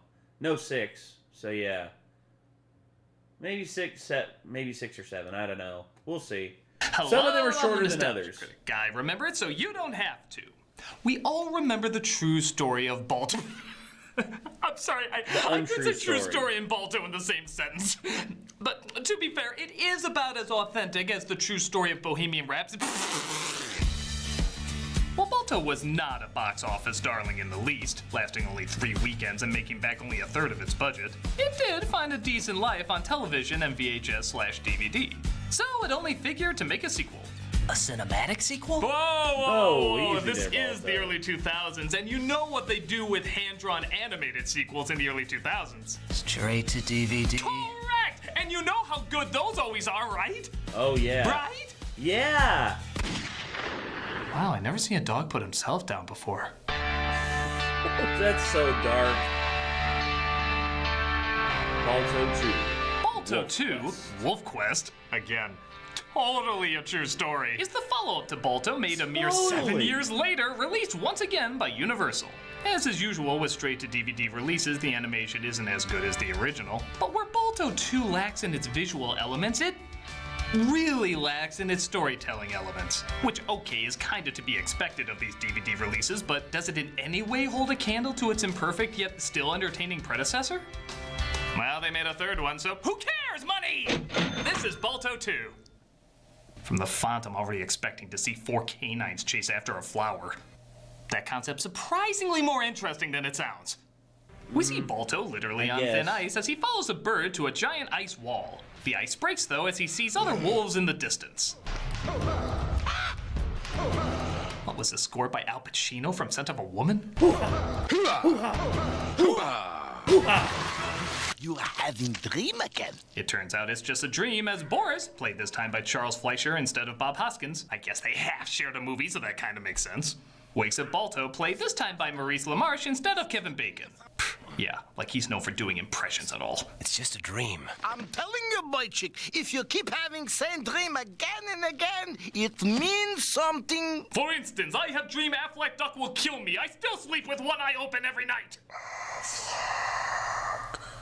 Apparently being a hero dog isn't as rewarding as one would think, as they spend the night in a shipwrecked boat. Yeah, everything went to shit after Togo proved he should be on the Wheatie box. Look! On totem pole! They come across a totem pole that apparently has the same animals Balto saw in his dream. They're just wood carvings, Boris. Humans use them to tell stories. But of what? I don't know. Ah, what animated direct-to-DVD movies were back then.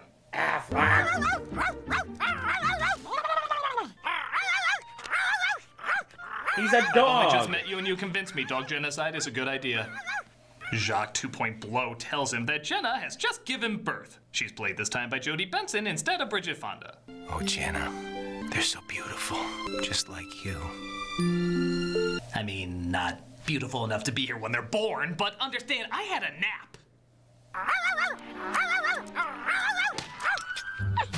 You can tell an animator really liked drawing that. One more time, just for giving it. You can tell an animator really liked drawing that. Hunting a puppy over... Yeah. Oh, the pups get older as Balto continues to be apparently a real deadbeat dad. Good morning, sleepyhead. Did you forget about watching the pups today while my girl and I go on a picnic? I don't think you understand just how important these naps are. They prepare me for my daily slumber. Balto finds himself bummed out knowing that soon they'll be up for adoption and they'll have to find new homes. Tomorrow we can all go on a picnic. Balto, don't you remember? Tomorrow is the day for our pups to find their new homes. But I don't think I can let them go, Jenna. Not yet. I have so much more of their lives to sleep through.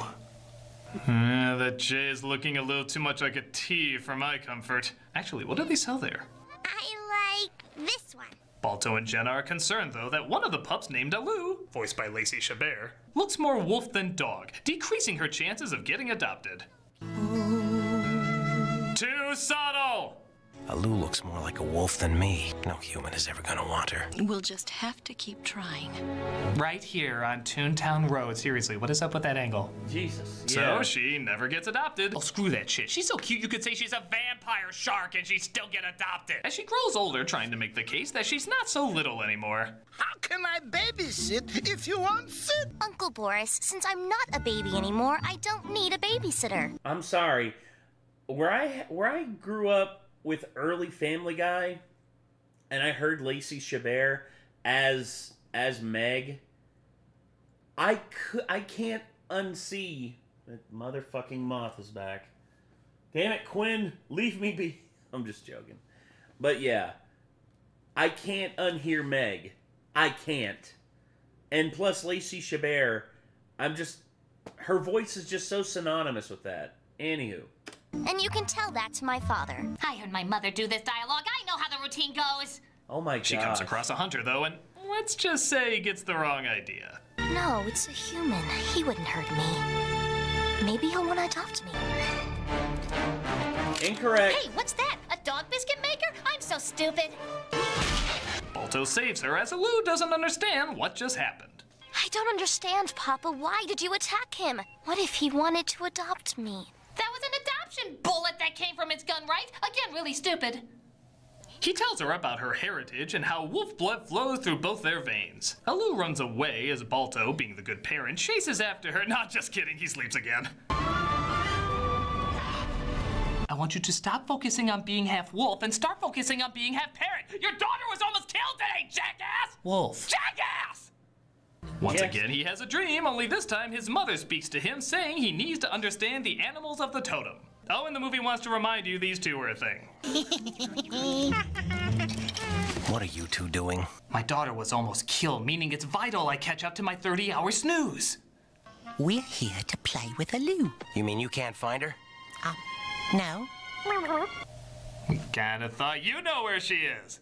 Yeah, exactly. She's got to be at her mother's. She's the parent that actually adults. Maybe she can find her while I nap. Oh my god. Oh no, I wish we had a mom too. Weirdly sad. She must have run away. Run away? I thought I could keep her safe. But she's not safe now. She's running wild. We've got to find her. Oh, that's what a father does. Yeah. You know, here I thought the answer was... Don't you dare say napping. Gotta go to Not sleep. napping. Goodbye.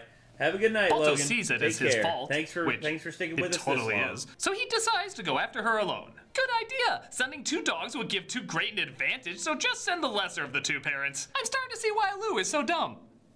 He comes across the raven in his dream, who leads him to a fox, voiced by the late Mary Kay Bergman, caught in a trap. Holy crap. Say, I'll help you find your daughter if you'll help me out of this trap. How did you Stop know with I'm the looking for bedroom my eyes, daughter? Fox. Do we have a deal, or don't we? Stop with the bedroom eyes and just let it go. I don't like how sexy that fox's voice is. It makes me... confused.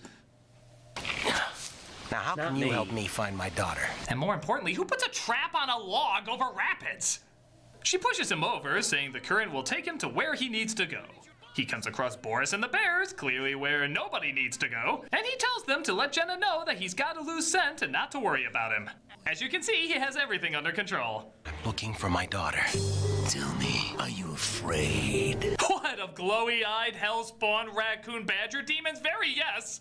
You must listen to your fears. Let them lead you back to the safety of your cozy little home. Okay, Alu was found dead and they ate Boris. No, he admits he's scared of never seeing his daughter again and they vanish. Apparently that was the password. Alu, meanwhile, tries to find a spot out of the hot sun. A cave. At least it'll be dark and cool. Like what Tim Burton movies used to be. She goes inside and finds a bunch of crystals and a singing mouse, as you do. I am Maru. This answer tells us what we are, but not who we are. How do I find out who I am? I am shedding light where darkness lies. Really? Like how? You drink too much coffee and are on social media too much. This totally isn't working. Dang it. I can't believe I did that again. Like how? I am shedding light. I am shitting light. Where darkness lies. Really? Like how? You drink too much coffee and are on social media too much. This totally isn't working. Damn it.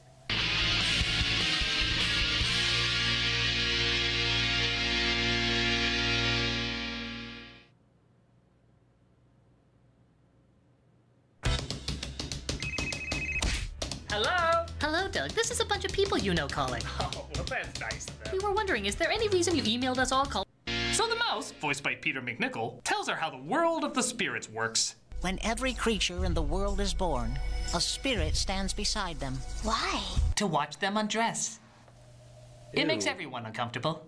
Ew. He sings a surprisingly nice song about following her own path, though it is a mere, 40 minutes in to suddenly make this a musical? It's like if one of the Spider-Man movies had a musical number deep in the film. You know that proves my point more! Have faith and trust in yourself, and make the journey. The mouse disappears into a picture on the wall. No, they got it backwards. Yeah, it's Vigo that's supposed to go in the painting, not Janos. And she exits the cave, coming across it. Also, the Mad Hatter from Batman, from the Batman Arkham games. An unexpected Arkham visitor. City. Oh, it's a bear. Maybe he wants to adopt me too.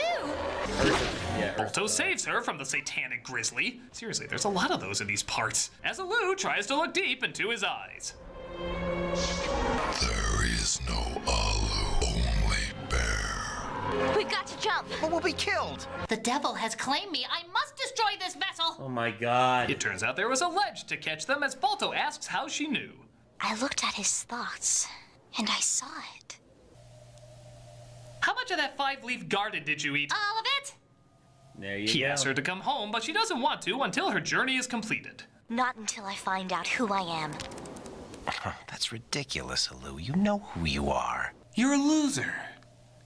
Like a big loser. You're a loser. He agrees to come with her so she can find herself. I'm sure her mother would be thrilled to have those extra hours of crippling anxiety, but they come across other wolves who have it out for them. Hey, look. It's literally the three henchmen that you see in every friggin' Disney movie. You got the quote unquote normal one in the middle, the big brooding Hulk one, and the stupid one with the silly facial features like the big bulging eye and the tongue hanging out. Yeah, literally every single time. At least we know the Raven's on our side. Come on, we can take him. Alu, no! The Raven's got You're a this. loser, baby. Bye-bye, so why don't you kill me? There's something so demeaning about using the back of your hand to push somebody off. Like, you're not even worth the palm. You have the luxury of smelling my lotion as I push you off. Oh, is that cucumber mint? It is. I prefer Balto and Alu are so bad at fighting them off that the water does a better job. As the gang's leader, voiced by Mark Hamill, tells them to chase him down. Oh God, Mark, why? But need you, the tide will drown. If those two live, they'll take what's left of our food. Or worse, complain about Last Jedi. For Christ's sake, get a life! No. Last Jedi is terrible. I will continue to say that it's terrible. And I won't change my mind just because you ask nicely. By talking about Balto too. But the real leader of the wolves, voiced by the late David Carradine, tells them to clear the way. It is I who thank you for coming at last. You knew we were coming? It was I who sent for you. You see, there's... Oh, check extra features, I guess. Our summer is almost past, and I have listened to the trees and to the blades of grass. And it told me to go to Thailand. And... I don't want to get too dark with it. It's sad that he's gone, but yeah. Think he nibbled the same 5-leaf garden as you, Alu. I hear smells. Caribou will not return this year. We must follow them. Our leader has lost his ability to lead. Dare you say that? Let him speak. It is his right. Thank you, you're very kind. Anyway, he's not very kind and doesn't deserve our thanks. We take what we need from other clans. Steal from others? It isn't right. Yes, there is a right. Our right to survive. The Thorn Valley Plan is the aspiration of idiots and dreamers. And if we eat the food of other clans, what will they eat? That is not our concern. It's not the balance of our world the concern of all. Excluding the caribou, we can eat them until extinction. Oh, wait, some bullshit about our bodies becoming the grass. Problem solved. The White Wolf has come to me in dream visions. She said we must be led by the one who is wolf and does not know. Huh? about? Papa? Spoiler, it's not him. It's actually Ralph. It's a big twist. Yeah. See here, our wise leader. Wouldn't it be hilarious? Wouldn't it be hilarious if it was Steel instead from the first movie? Be like, no, not you or you, but him. And then up on the hill is just Steel being just such a smarmy dick, just being like, yes, I will lead the wolves, even though I myself am not a wolf. Yeah. Bill from Kill Bill. Yes, that is correct, Daniel Scott. That is absolutely correct. Who visits with the great Anayu only in his dreams, has brought a mutt to guide us. Okay, he must have recorded this right after Batman because that sounded very Joker-ish. Yes. See here, our wise leader who visits with the great Anayu only in his dreams. Only thing that's missing is the laugh. Has brought a mutt to guide us. But Aloo tries to step in and motivate the pack. I say Niju is afraid to cross the Great Water. I am not afraid. But crossing the Great Water is impossible. So you're afraid? I'm not afraid of impossible. I love impossible. I wish Cuphead and Zelda 2 had a crossover. I love it that much. Oh, did I mention David Carradine Wolf is also magic? Which, saying that sentence out loud makes me realize of course he is. I will be a leader who does not depend on foolish dreams. Oh, animators who draw my eyes sunny side up. Ah. My eyes were eggs. Half the wolves go with omelet pupils, while the leader of the wolves reveals himself. How did you do that? I simply became one with the tree. Okay, just because you're in Kung Fu doesn't mean you can always become one with blank. Actually, yeah, it does. Aloo has a vision of the caribou and says she wants to help the pack find them. She tries telling the leader of the wolves, but seeing how we're almost at the end of the movie, I guess we better have song number 2. We are all a part. We must fight for what belongs to us. Like this movie, which we've stolen for ourselves. I know 2/3 was about a father-daughter relationship, and then we showed up right the shit out of nowhere. But we fought hard for this last 20 minutes, and we're gonna cram what we can. Mask of the Phantasm is still in it. Yes, Mask of the Hey, don't look Phantasm is now, the but best there's a animated giant Batman U movie. facing your back right now. One big sneeze and we're both dead. What happened to my part in this movie? What happened to my part in this movie? Look! The wolves find the ice forms a bridge that the caribou crossed last winter. Like, not spread apart, just one clear path heading straight there. The odds of that happening once seem pretty impossible, but twice? That's just science. If we're to cross, we must go now. The ice path will only hold for a short time. I know, because... things! The leader gets separated, though, as Aloo tries to save him. But Mark Hammerwolf isn't done with him yet. Hey, if I could swim to you so fast, how come you couldn't swim back to the wolves you were separated from?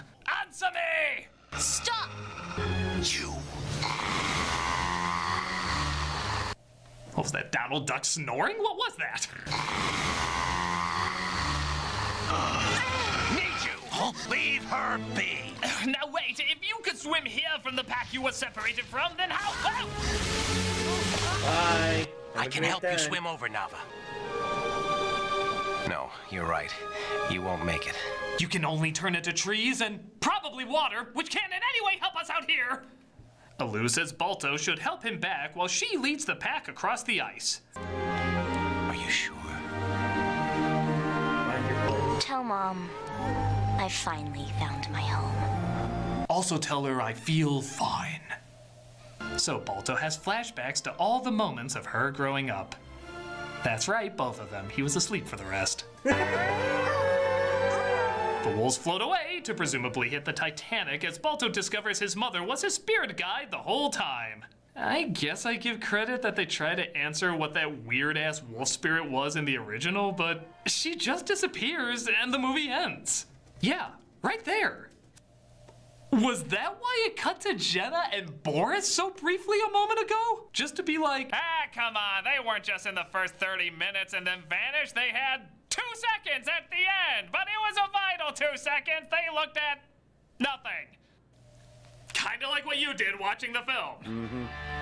I guess for a direct-to-DVD sequel, it's not really that bad. The backgrounds are still nice, the animation is passable, and the plot, while disjointed, did take its time and tried to give some atmospheric moments. For the low bar set, it does actually do an okay job. But yeah, it's still clumsy and or rushed in many areas. Nothing's fully fleshed out, and it just comes across as exactly what it is, a direct-to-DVD sequel. Can kids watch it? Sure. There's nothing offensive in it for them, and honestly, there's nothing even that offensive in it for adults either. But it's hard to say that's a glowing recommendation. Nothing that bad, but nothing that good either. This is a sequel to a true story that might be underwhelming, but at least it's not painfully underwhelming. Yeah, at least. I'm the Nostalgia Critic Guy, remember? So you don't have to. That growl. Guarantee they told Lacey Chabert, like, growl, do the best growl that you can. And then she was just like, okay.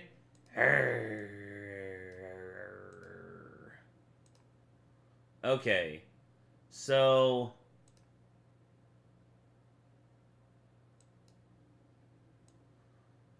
yeah. Alright. So...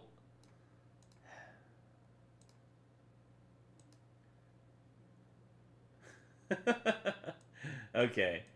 I've got 3 here that I'm going to do 100%. So I'm going to do like probably these 3 and then call it a night.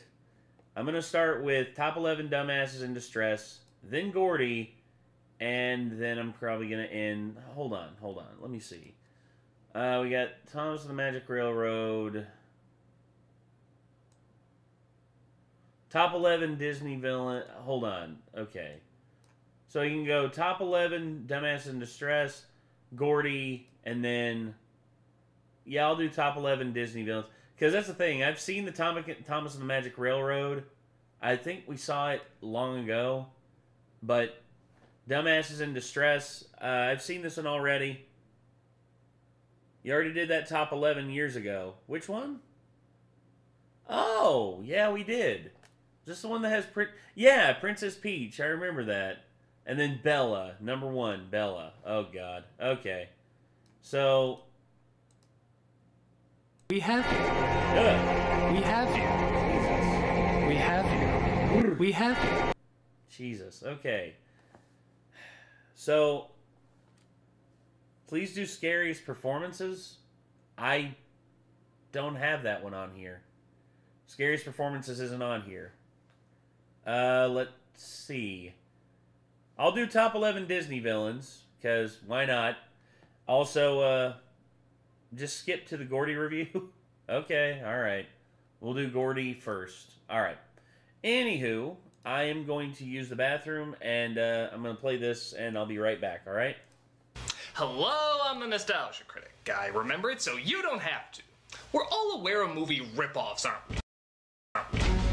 Whenever a big hit comes out, there's always an underground ripoff with a similar title to make people think it's somehow connected to the original, if not believing it's the original itself. For example, you got Babe, and then you got Gordy. Oh, you nasty ripoff of a movie, you! How dare you try to take the good, wholesome decency that this film created and you try to cash in on it! Oh, you're a despicable movie! Despicable, despicable!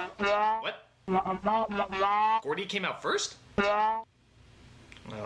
Okay, let's switch them up, David. Oh, you nasty movie! Nasty, nasty Babe! How dare you try to rip off... Gordy?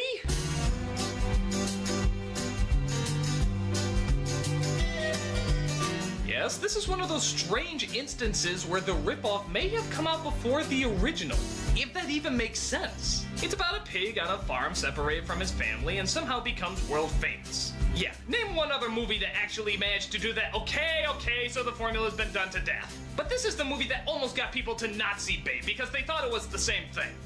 But hey, apparently kids liked it. As you can see, one reviewer quoted as saying, kids will squeal for Gordy. Come on, squeal. So let's not waste any time and start chewing the fat. This is Gordy. Never heard of Gordy. So it starts out with an old narrator telling the story about a little pig on the farm. Okay, if I point out all the similarities, we're gonna be here forever. Nestled in the heartland of America, there's a place called Meadowbrook Farm. And they make Smucker's brand jelly better than anyone else in the world. Pig tower in the house. And on this farm, there lived a happy pig family. Babe is still the best one. Babe and Babe Pig in the City are both really, really good. Yeah, that's a rooster. Yes? Okay, if even the rooster is late on the line cock-a-doodle-doo, then we are seriously screwed. Yeah. Okay, so some big bad rednecks come in to take the father, without consulting the farmer, by the way. In fact, you never even see the guy who owns this farm. And the rooster goes to inform one of the little pigs named Gordy. There you are!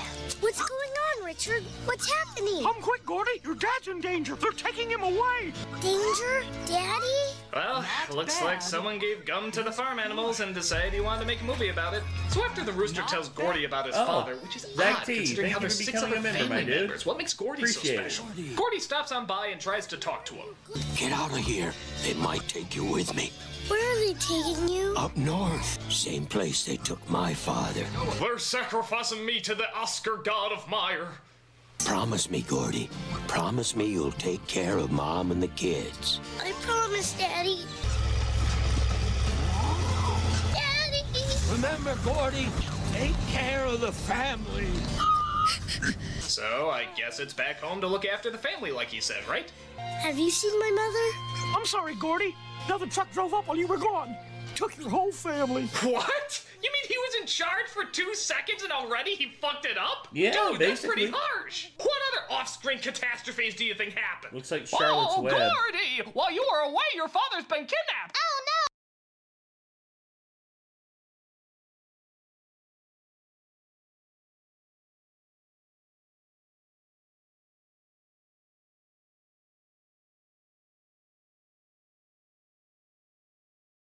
Save him? Oh, Gordy! While you were saving your father, the rest of your family got kidnapped. Okay, I guess I'll save What? them. Oh, God Gordy! dang it, I did While it you were again. busy saving them, the farmer fell down the well. Oh, jeez, all right. Charlotte's Web wishes that it was this movie. Charlotte's Web wishes. Or no, this movie wishes it was Charlotte's Web. That's what I was saying. Fuck. I didn't realize I muted myself there. I'm so sorry about that. Oh, Gordy! While you were busy saving them, the Hindenburg disaster happened. Okay, I guess I can. Oh, Gordy! While you were busy with the Hindenburg disaster, Osama bin Laden came back to life, turned into a transformer, and is destroying Chicago with the dark of the moon. Oh my god! Oh my god! Oh my god! Oh my god! Ah! Well, one problem at a time. Gordy is off to find where the other truck took his family. All he knows is that he has to head north. So that's where he goes.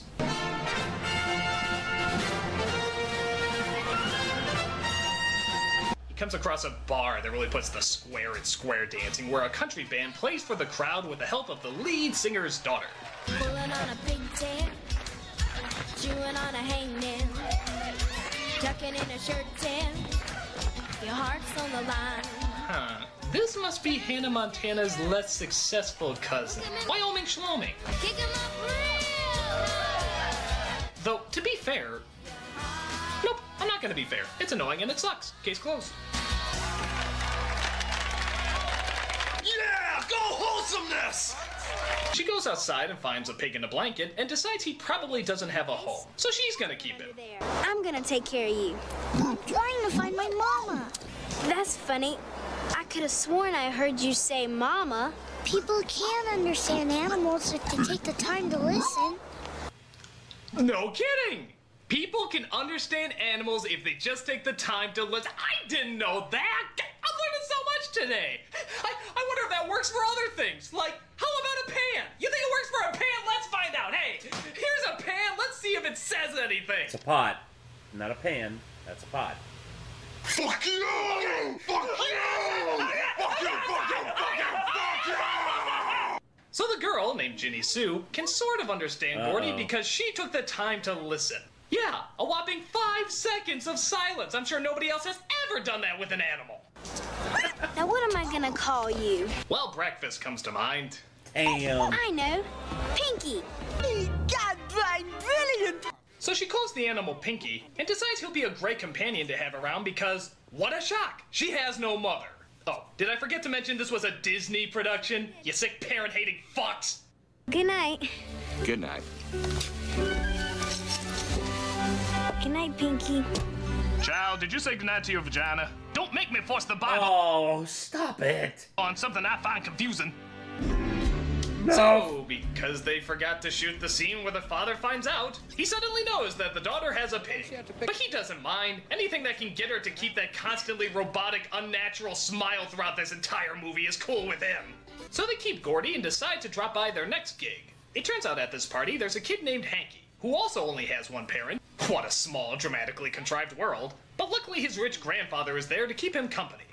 Why don't you ask your mother to dance? Bet she'd like that. Go on, ask her. Okay. Mom! Mom! I'm sorry. She didn't hear you. I'm sure she would have danced with you if she had. Really? Not dancing with your mom bums you out? Dude, I think even Freud would be like, kid, get some real problems. So he goes to his swimming pool where Ginny Sue comes by to keep him company. We saw the way that man treated you. Taking charge of your mom? He's her new boyfriend. Oh, by the way, did I mention that he can't swim? And yet he's hanging right off of a diving board? Isn't that like a person with vertigo trying to relax on top of the Empire State Building? Yeah. I better get back. And you'll never believe where this leads. Quick, do the idiot paddle! Hanky, I can't swim! How do you think I feel? Hanky! No! So, in probably the most embarrassing way to be saved by anything, anywhere, the pig gets Hanky a floating duck and pushes him to safety. Weirdest rescue ever. Spider Pig, Spider Pig, does whatever a Spider Pig does. With no one around to help, the pig apparently jumped into the swimming pool, pushing an inflatable pool toy, swam to the boy, and saved his life. Look at the reaction on his face. That's the words of this whole ridiculous scenario sinking in. You would have that reaction too if you had this story repeated back to you. Yeah. We've been told that the young Royce is going to be okay. He's expected to make a complete recovery. Physically, yes. Mentally, no. You are bully me for the rest of your childhood, kid. You better start saving up for therapy bills because you ain't ever gonna recover from this. Hey there, Hanky. We came to cheer you up. But on the plus side, the pig becomes a hero, and the rich grandfather talks about making this sudden celebrity the mascot for his company. But Hanky's mother and fiance, who I guess are the bad guys now, actually don't want the pig and instead want her to be the mascot. But Gilbert, you promised to help me.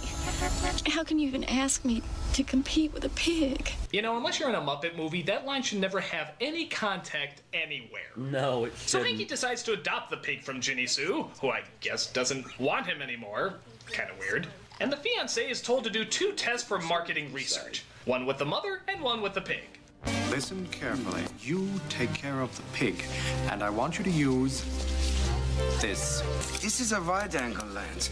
Why would you want to shoot anybody with this? Do as I tell you. Move. Oh no, a wide-angle lens! It's not like he can just back off the camera to make Gordy look normal. It's a wide-angle lens! A wide-angle lens! But it doesn't matter. Gordy tells Hanky about the wide-angle lens. Yeah, he can understand him now too. And Hanky switches the lenses around. And because this is obviously the world's worst director, he never looks through the lens to see how it's turning out. And because the fiancé is also the world's worst producer, he never looks at the footage and just sends it off to the test audiences. Boy, trusting world, isn't it? Goodbye, hero pig. That's such a... What?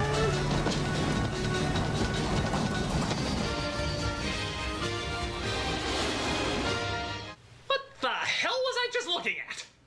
Boy, I don't even think David Lynch could figure this edit out. Why is it holding on him for so long? Why is there a heavenly glow all around him? This is like a weird, this is like a Twin Peaks kind of thing here. Like, this guy's like the menacing, bad guy, and we're witnessing his evil plan.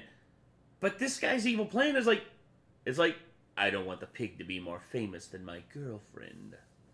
Is it the virgin douchebag? This is the most awkward transition! It's like if I woke up one morning and said, I'm going to eat breakfast now.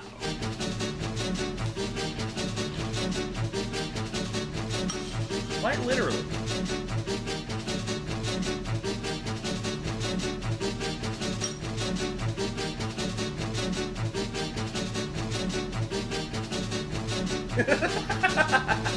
So something you may notice is kind of odd about this movie is that there isn't much of Gordy talking.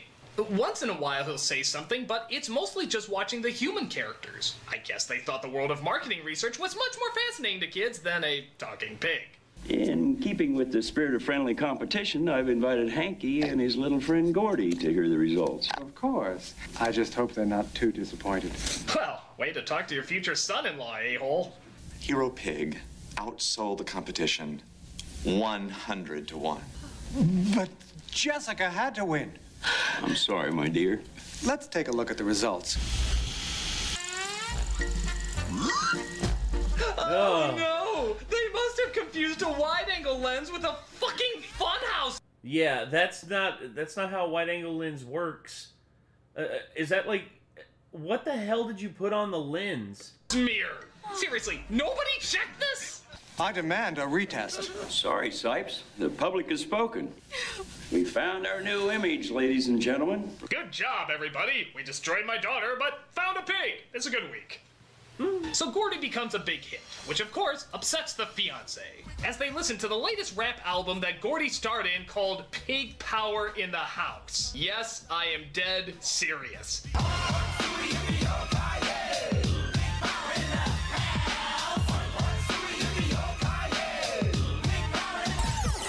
That was Pig Power in the House, everybody. Keep an eye out for it in Your Nightmares. Hell. Hero Pig label puts out one CD and it goes platinum? Oh, come on. 50 Cent is good, but that was fucking Pig Power in the House. There's no comparison. Jesus. How do you account for it? He gives people hope. If a pig can make it, anyone can. Touching words. Touching words that I'm sure are lyrics in Pig Power in the House. Can I hear that again? Oh, no. You know, I was right on the verge of taking over. What do you want us to do? Kidnap Gordy.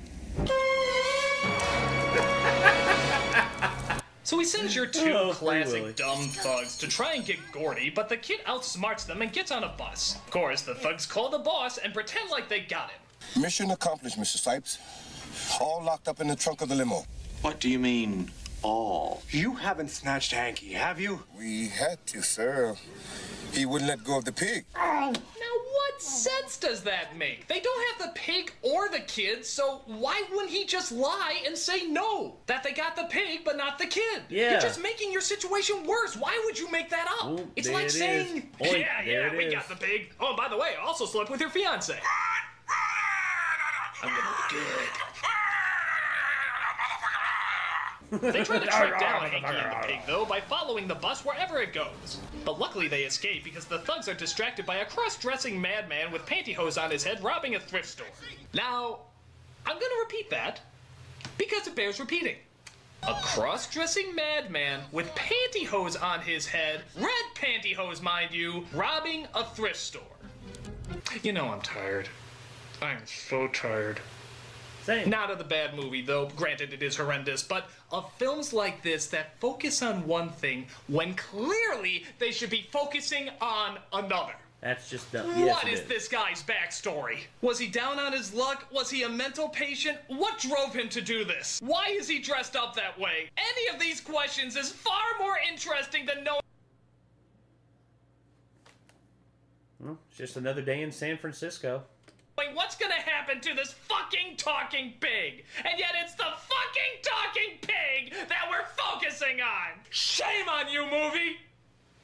Shame on you. So, getting back to the not cross-dressing robber story, Hanky and Gordy come across Ginny Sue and her dad, what a coincidence, and they decide to give him a lift. When they suddenly come across some sad, sad news. Henry Royce is listed in critical condition. The billionaire who suffers from a heart condition has taken a turn for the worse and is not expected to live. Grandpa. So, like most of the really important stuff that happens in this movie, the death happens off-screen and makes news around the world. He was laid to rest in St. Louis at a private family ceremony. Yeah, that must be why there's cameras covering the whole thing. Under ordinary circumstances, my beloved daughter Jessica would inherit my industrial empire. However, rather than devote her energies to corporate business, Jessica has chosen a personal career. Frank, what are you doing here, man? Frank, come on, dude.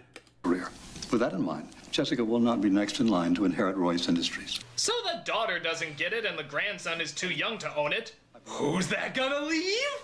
Therefore, I leave my entire fortune in the care of Gordy. That's right! The fucking pig gets the fortune! Well, half the fortune anyway. I'm sure he left 1/4 to his pogo stick and the other 4 to the color blue. But hey, a will's a will! So now Gordy the pig is rich. You can't make this stuff up except for the fact that somebody has an extremely poorly. With Hanky as his translator, yes, his translator, Gordy uses the money to play the stock market, get the company back on top, everything except looking for his fucking family. Hell, he even does TV interviews. Tell us, Gordy, as the new darling of Main Street and Wall Street, what are your views on the outlook for the American economy? That's very good, Gordy. Now, if you'll excuse me, my professional career as a journalist is over. So Gordy makes an appearance at a giant concert and brings up the fact that he's looking for his family. Hey, if Pig Power in the House isn't playing there, I'm not interested. But it's all good. Even President Bill Clinton gives a call to show his support. This is the President calling from the Oval Office. On behalf of the American people, it gives me great pleasure to unveil in your honor your very own postage stamp. Now, if you'll excuse me, I'm gonna do something that'll promise I'd never land a spot in another kid's film again. Hey, Monica, have a cigar. Hey, Monica, come on over here. Have a seat on my desk.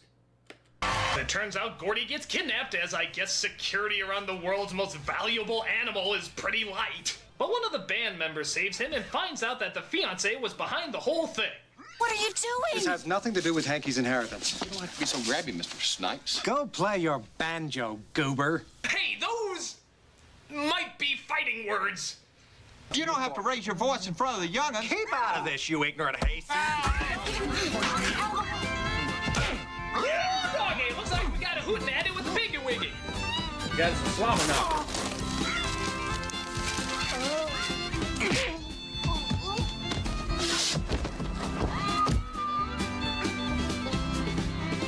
And of course, this bullshit. Just like, I just punched out your fiance. You want to suck face? Oh, I thought you'd never ask. Very nice, very nice. And now, Conway Twitty. Oh my lord. You know my grandma on my mama's side used to love Conway Twitty. I can almost hear the stillness. I'm sorry. Look at Conway Twitty's mouth. It's up here, like normal, then like oh. As it yields to the sound of your heart beating. Bum, bum, bum. So because the mother is suddenly a good guy now, she helps discover where the family is and they try to go and save them. Luckily, they're at a slaughterhouse that the family just happens to own, and the father just happened to be shipped to, and the owner just happens to believe that the little kid has the authority to shut it down. I guess this happens to be the mother of good timing. So Ginny Sue's father and Hanky's mother get together, despite the fact I think they shared a minute of screen time. Gordy gets back to his family, and they all decide to live on the farm that apparently still has no farmer, so I guess that makes it okay. So that was Gordy, or as I like to call it, Pig in the Shitty. To be fair, the movie doesn't seem to rip off Babe too much, no more than any other story about a farm pig who becomes famous. I swear, it should be its own genre. It's just a stupidly told story that makes no sense. The pig doesn't talk much, and when he does, it looks like he's having a heart attack. We never see him with his family, so there's no concern about finding them. And a lot of the scenes are just straight up awkward. There is pretty much nothing on this DVD worth looking at. Unless... Holy shit, Pig Power in the House music video? No, that can't be serious. There cannot actually be a Pig Power in the House music video.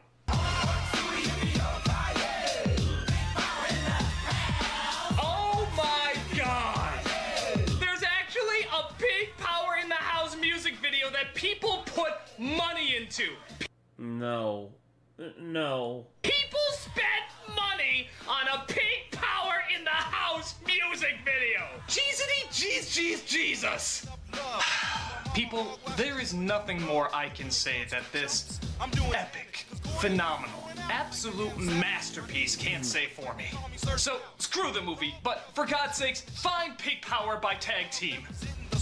I'm the Nostalgia Critic, and Pig Power's in the house! I was gonna say, if Whoop There It Is made, you know, Tag Team, this killed Tag Team.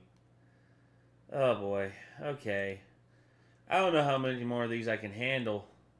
We had one more that was recommended on here on our... My God. Okay. So, alright, which one's this one? Hello? Okay, top 11 scariest performances. Yeah, this one... Oh boy. Yeah, I don't know what else to say about this except for... No. No. Hello, I'm the Nostalgia Critic. I remember it so you don't have to. And I'm still continuing the month of Nostalgia Week! Eli Neiman, I will...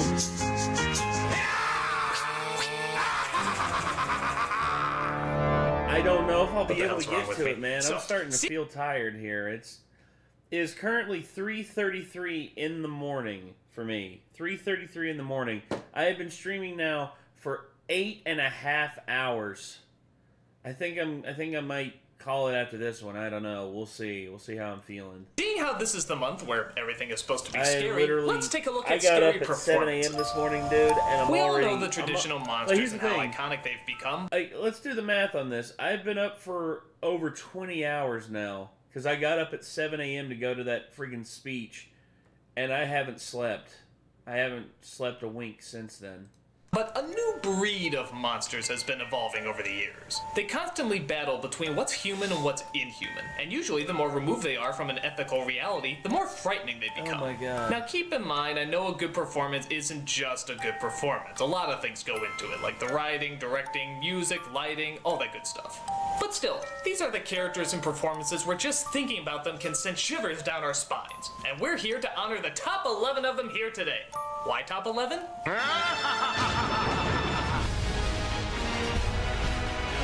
God, Alex, Hannibal Lecter,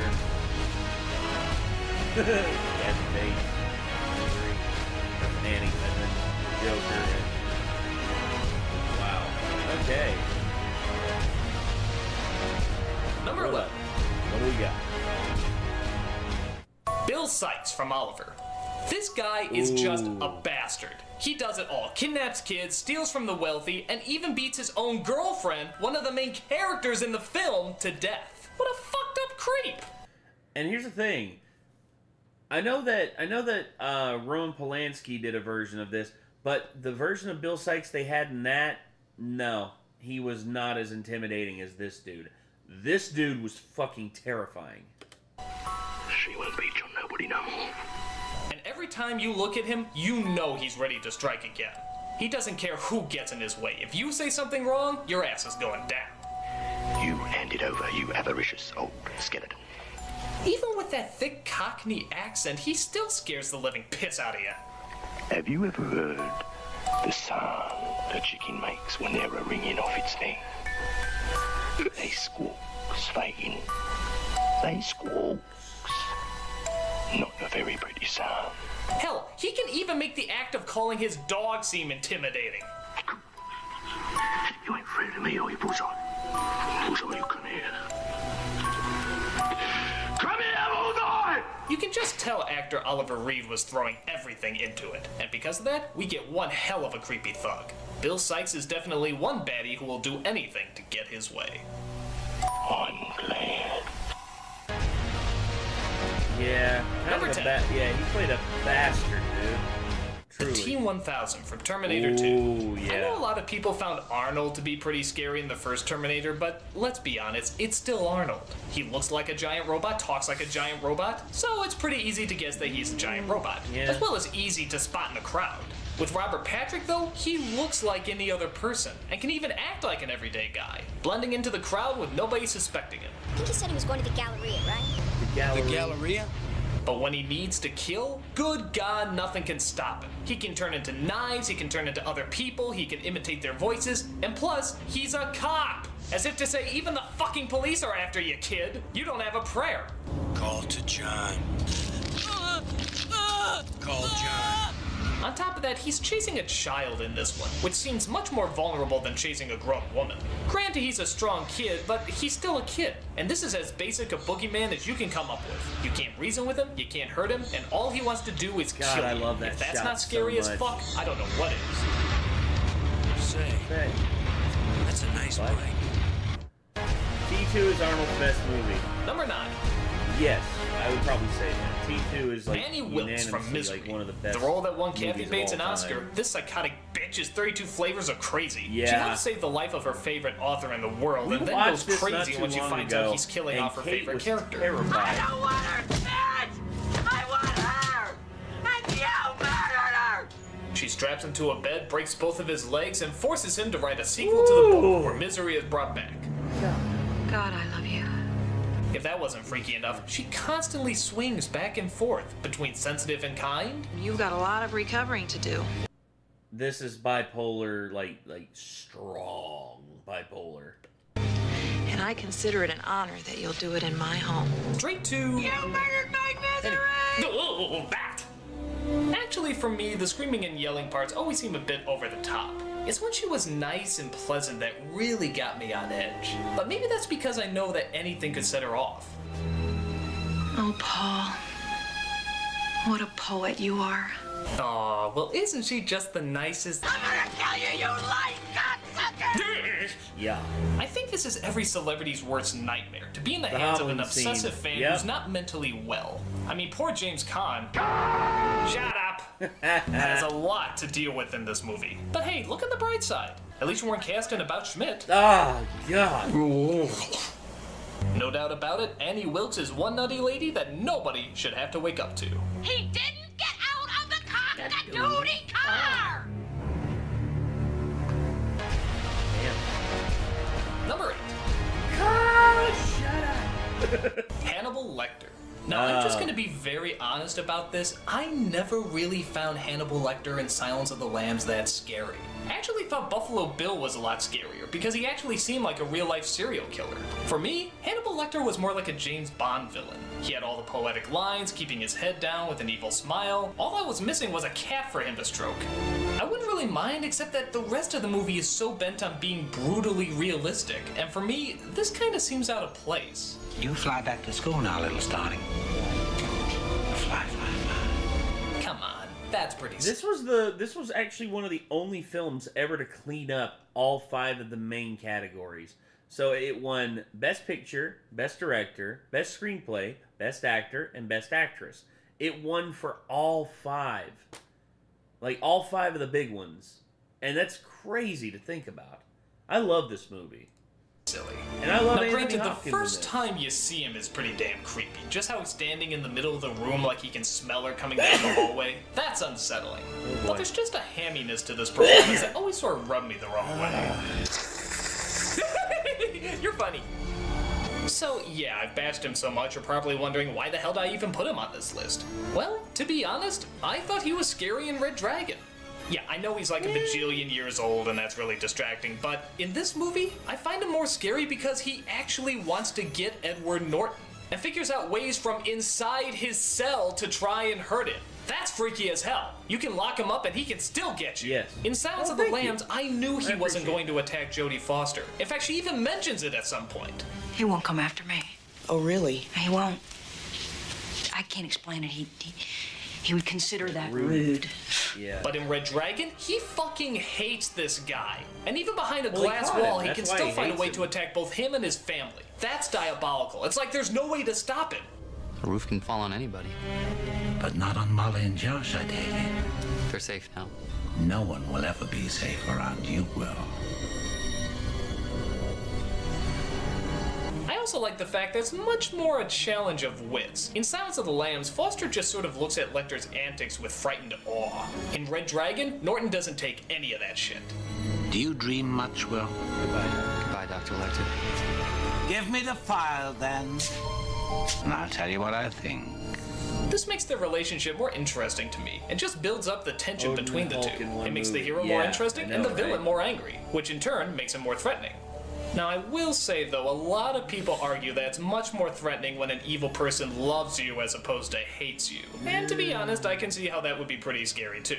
Yeah. So in this category, I'm saying Hannibal Lecter from both The Silence of the Lambs and Red Dragon are on the list. And for those of you who wonder why I did put Hannibal on there... Oh, man. This was one of the most shocking scenes that I've ever seen in my entire life. Like, literally, just like... I remember when I watched it, I was like 13, and I was just like... With the brain and the spoon. Yeah. That was stupid. And anybody who likes it is stupid too. I know it's just my opinion, but I'm right. And a nice Chianti. Number 7. Alex from A Clockwork Orange. Oh, God. It's hard to believe that not only is this... I'm singing in the rain. I'm singing in the rain. Oh, what a glorious feeling. Oh, God. Crazy teen supposed to only be in high school, but we're also supposed to, oddly enough, identify with him. After all, what's not identifiable about murder, rape, beatings, breaking and entering, and being a complete psychotic nutball? What does that great big horsey gape of a grin portend? The kid is a sadist, plain and simple. He's not in it for the money or any kind of physical reward, for the most part. He's in it because he simply loves to do wrong, and sees almost an artistic life to it all. Oh, bliss. Bliss and heaven. Oh, it was gorgeousness and gorgeosity made flesh. He's a savage beast, but he listens to Beethoven. He feeds on the innocent, but is still intelligent and well-spoken. We've seen smart villains before, but what really separates him from other villains is 2 things. One is his age. The idea that a person this young would be doing so many terrible things is pretty disturbing. The second is just how much he enjoys it. The smile on his face is just pure delight. He is in heaven. There is no remorse in what he is doing. For him, causing people pain is like reaching nirvana. Nirvana on a roller coaster. He simply loves every minute of it, to a point where he actually hums Singing in the Rain while raping an older woman. This scene is so traumatizing that there's still people out there who can't listen to that musical. I'm singing in the rain, just singing. No! One of the most controversial characters in both film and literature, Alex is one of the scariest school children you'll ever come across. I've taught you much, my little droogies. Number 6. Norman Bates from Psycho. Oh. Yet another character who just sort of keeps you guessing and guessing. You can't figure out if he's a good guy, a bad guy, an innocent pawn, or an evil plotter. All you know is that he's horribly obsessed with his mother. And the less you know about that, the better. Would you go out with friends? Well, a boy's best friend is his mother. Every time you see him, you get nervous. You can't tell if he's just a poor soul or a time bomb waiting to go off. We all go a little mad sometimes. And Anthony Perkins does such a tremendous job. His twitching and sudden mood swings keeps the character a complete mystery until the very end. And without actually giving away the twist ending, let's just say every movie nowadays that does have a twist ending owes everything to this film. You understand? I don't hate her. I hate what she's become. If you haven't seen the movie yet, check it out and see how influential both the film and his performance was. And speaking of influences, where do you think Alex got his smile from? But she's harmless. She's as harmless as one of those stuffed birds. Oh, and if you're thinking about seeing the shot-by-shot remake, I have only one thing to say to you. Vince Vaughn as Norman Bates.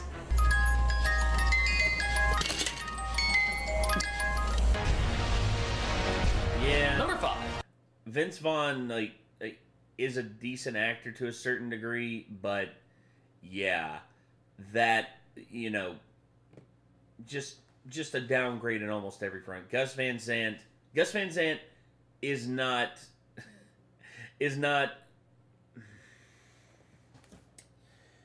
oh boy. Gus Van Sant is not Hitchcock. Vince Vaughn is not Anthony Perkins. And of course, Anne Heche is not Janet Leigh. There, I said it. The Gemini Killer from Exorcist 3. Oh, this Brad film is Dourif. sort of like the Planet of the Apes movies. If you can buy the absurdity of it all, it's actually a pretty damn good film. You just really gotta stretch your suspension of disbelief. And one of the things that makes it so effective is Brad Dourif and Jason Miller as the Gemini Killer. Sort of a long story, but after the death of Damien in the first Exorcist movie, another spirit known as the Gemini Killer sneaks in. Therefore, we sometimes see the person as Damien or as the killer, and both are pretty damn scary. Jason Miller does well switching personalities. There is suffering over there. They can be cruel. Who is they? Never mind.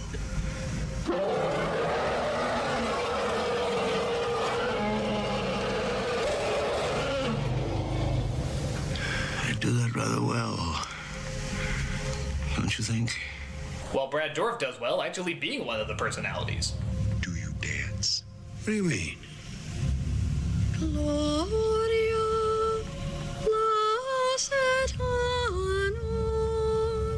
Both range from gentle whispers to blood-curdling screams, never knowing what's going to come out of them. Then the tube moves through the vein under the crease of the arm as he watches while I rip and cut and mutilate the innocent, his friends, and again and again and on and on. He is inside with us. He will never get away. His pain won't end. The film was directed by the author of the original Exorcist book, and he certainly shows an understanding of both suspense and horror. Is it as good as the first film? No. Can it be far-fetched? Sometimes. But it's still a really creepy and nerve-tingling movie, with haunting visuals, creepy ideas, and of course, 2 great performances as the Gemini Killer. Come in, Father Morning. Enter, Night. This time you're going to lose. Number 4. The Joker from The Dark Knight. It's almost pointless to talk about this performance as I've talked about it so much, but I think everybody was taken back at just how terrifying Heath Ledger was as the Joker. We know nothing about his past, family, or friends. We just know that his goal is to simply spread chaos. Introduce a little anarchy. Upset the established order, and everything becomes chaos. He's like a demon that can't be destroyed, but the most disturbing part is, he makes it sound like he shouldn't be destroyed, like he's part of the grand plan. He makes it sound like it's the natural order, that he's humanity fully realized. When the chips are down, these civilized people, they'll eat each other. See, I'm not a monster.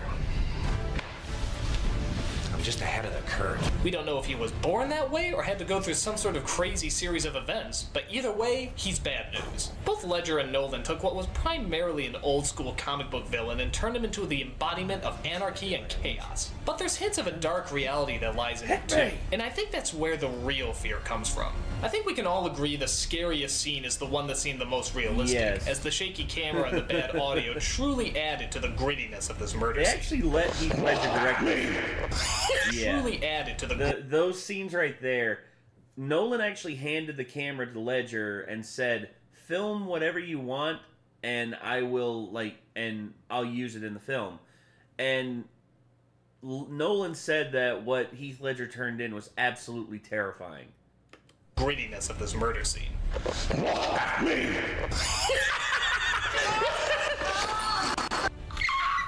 Yeah. Combining the dark side of comics with the dark side of reality, the Joker is one evil clown we will soon be forgetting. Why so serious? Considering this was Heath Ledger's final, completed role, yeah, this one hurts, dude. This one hurts a lot. And I really, really wish that he could have beaten his demons and he could have gotten past it. But, his legacy is cemented as one of the best, if not the best, Joker of all time. I know there's a lot of people out there who would say Joaquin Phoenix, and Joaquin Phoenix is definitely an amazing actor to portray the Joker, and he did a tremendous job. But this is a watermark that I still feel like hasn't been reached yet, personally. Number 3. from No Country Oh for my Old Men. God, It was yes. actually pretty hard deciding Easily, who was creepier, Anton or the Joker. I decided to go with Anton Easily, for like, one one of my main favorite reason. villains Unlike the ever. Joker who wants to be anarchy and misery, I think Anton feels he has to be anarchy and misery. Like there's no other choice. That's just another level of depression to add to this character. You don't have to do this. People always say the same thing. What do they say? They say, you don't have to do this. He doesn't really smile that much, so he's not fully Yeah. enjoying what he's doing. It's Yeah. like a strange fixation. You know, funny enough, He doesn't really smile Javier that much, so Bardem he's right here, this image right here, one of the first images I ever saw of Anton, and not only that, but his haircut, that symmetrical bob haircut that he's got. Basically, the thing with it is, he did this, and when they showed him the picture of like what his hair was going to look like, he literally looked at the picture of the guy that the thing they had, and he was just like, "So you're telling me that I'm not going to be able to get laid for like the next 3 months because of this fucking haircut? Okay, fine by me." not fully enjoying what he's doing. It's like a strange fixation that if he doesn't do certain horrible things, the world will be thrown out of alignment. He was great. Much like the Joker, we don't know why he's come to this conclusion, but it's Javier pretty Bardem obvious as the nobody's Joker. changing it. I'm more interested in seeing Willem Dafoe as the Joker. Willem Dafoe as the Joker, with that laugh and that huge smile and his menacing demeanor. Ooh! Oh, Jesus, I love the idea of that. But yeah, Javier Bardem could make a pretty decent Joker. I mean, hell, Cesar Romero, a lot of people thought Cesar Romero wouldn't make a good Joker, and he turned out to be one of the best ones. He was a good classic Silver Age Joker. But, you know, Javier Bardem could work as the Joker. Dafoe would kill, yes, Dafoe would kill as the Joker. And if they're ever able to convince him to do it, yeah, it could work. His mind. You just look at him and you think unpleasantness. How does he see the world where he feels he has to do these things? I won't tell you can save yourself, because you can't. The whole movie itself is basically about the evolution of the dark criminal mind and how it's only getting worse, evolving to a point where not only can we not control it, but even more disturbing, we can't understand it. Anton is the perfect representation of that. Not feeling, never satisfied, doesn't know if he's doing the right thing or the wrong thing, but above all, doesn't care. Every word he says is beyond cryptic, as well as confusing. Ooh. You got no cause to hurt me. No. But I gave my word to your husband. That don't make sense.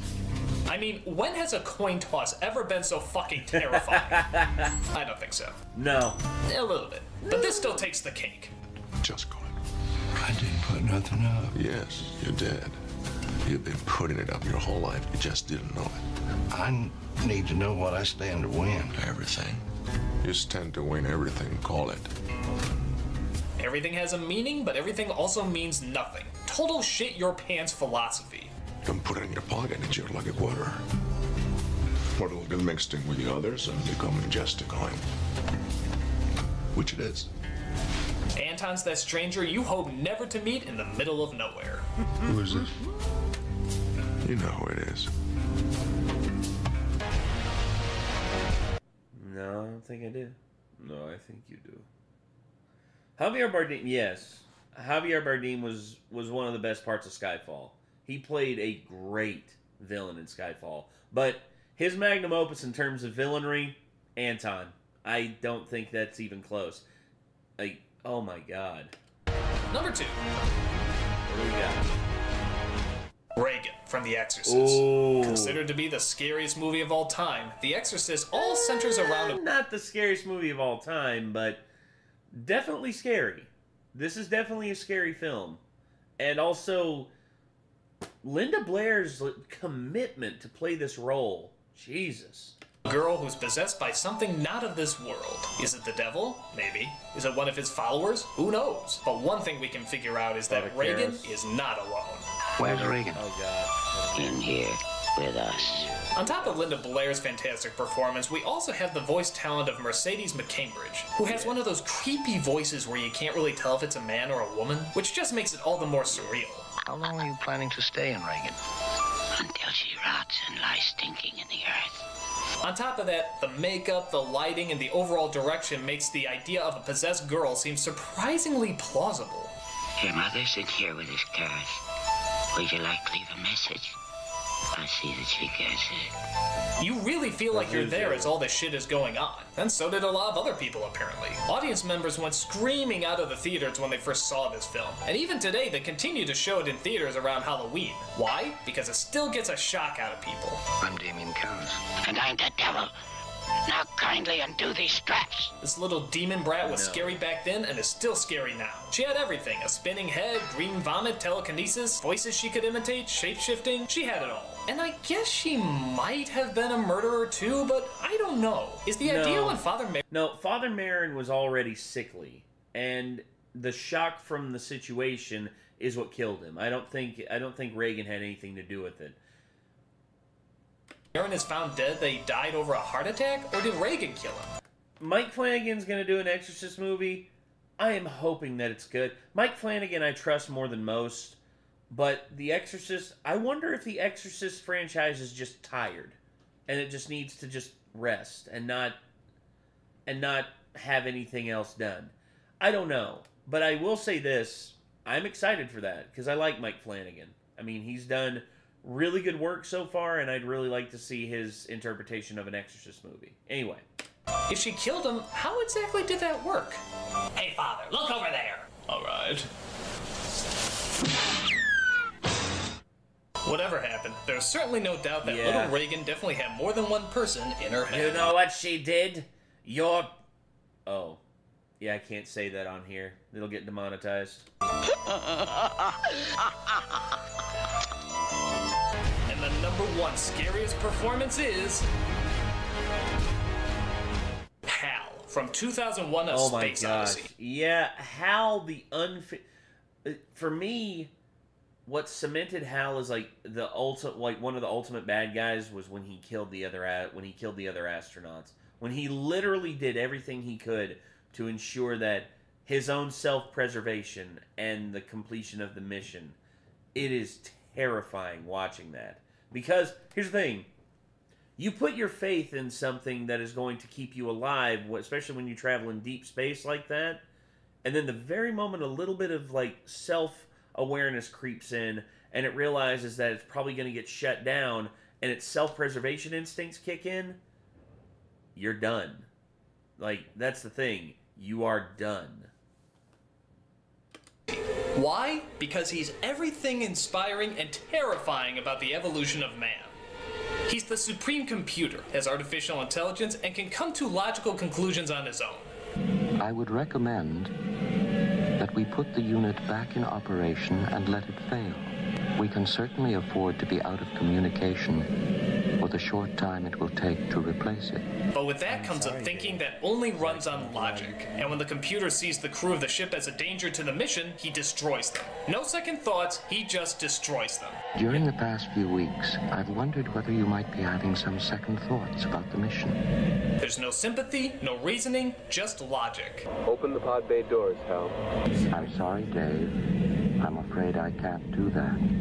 This mission is too important for me to allow you to jeopardize it. Everything he says, no matter how creepy, is always in that monotone voice. He's never happy, sad, or angry. It's not like a person where you can argue to their emotional side. With Hal, you know there's no emotional side. If he thinks you should go, you're gone. And he'll use everything that mankind has programmed into him to carry it out. Dave, this conversation can serve no purpose anymore.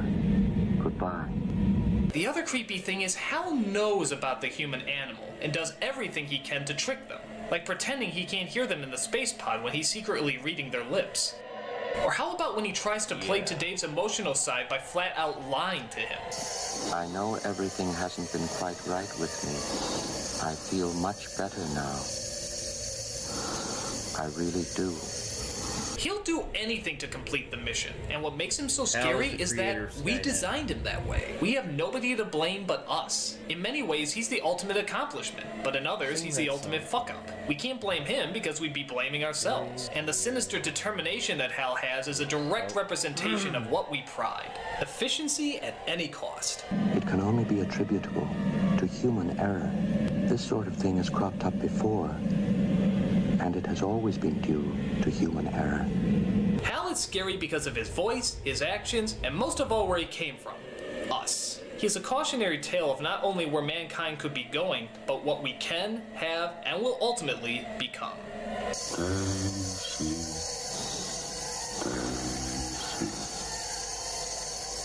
Give me your answer,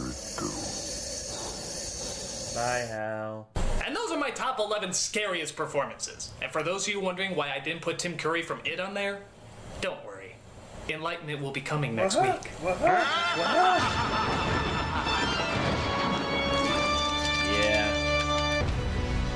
Alright. So there you go. Oh boy. So yeah. Hal. That's the scariest performance to Doug of all time.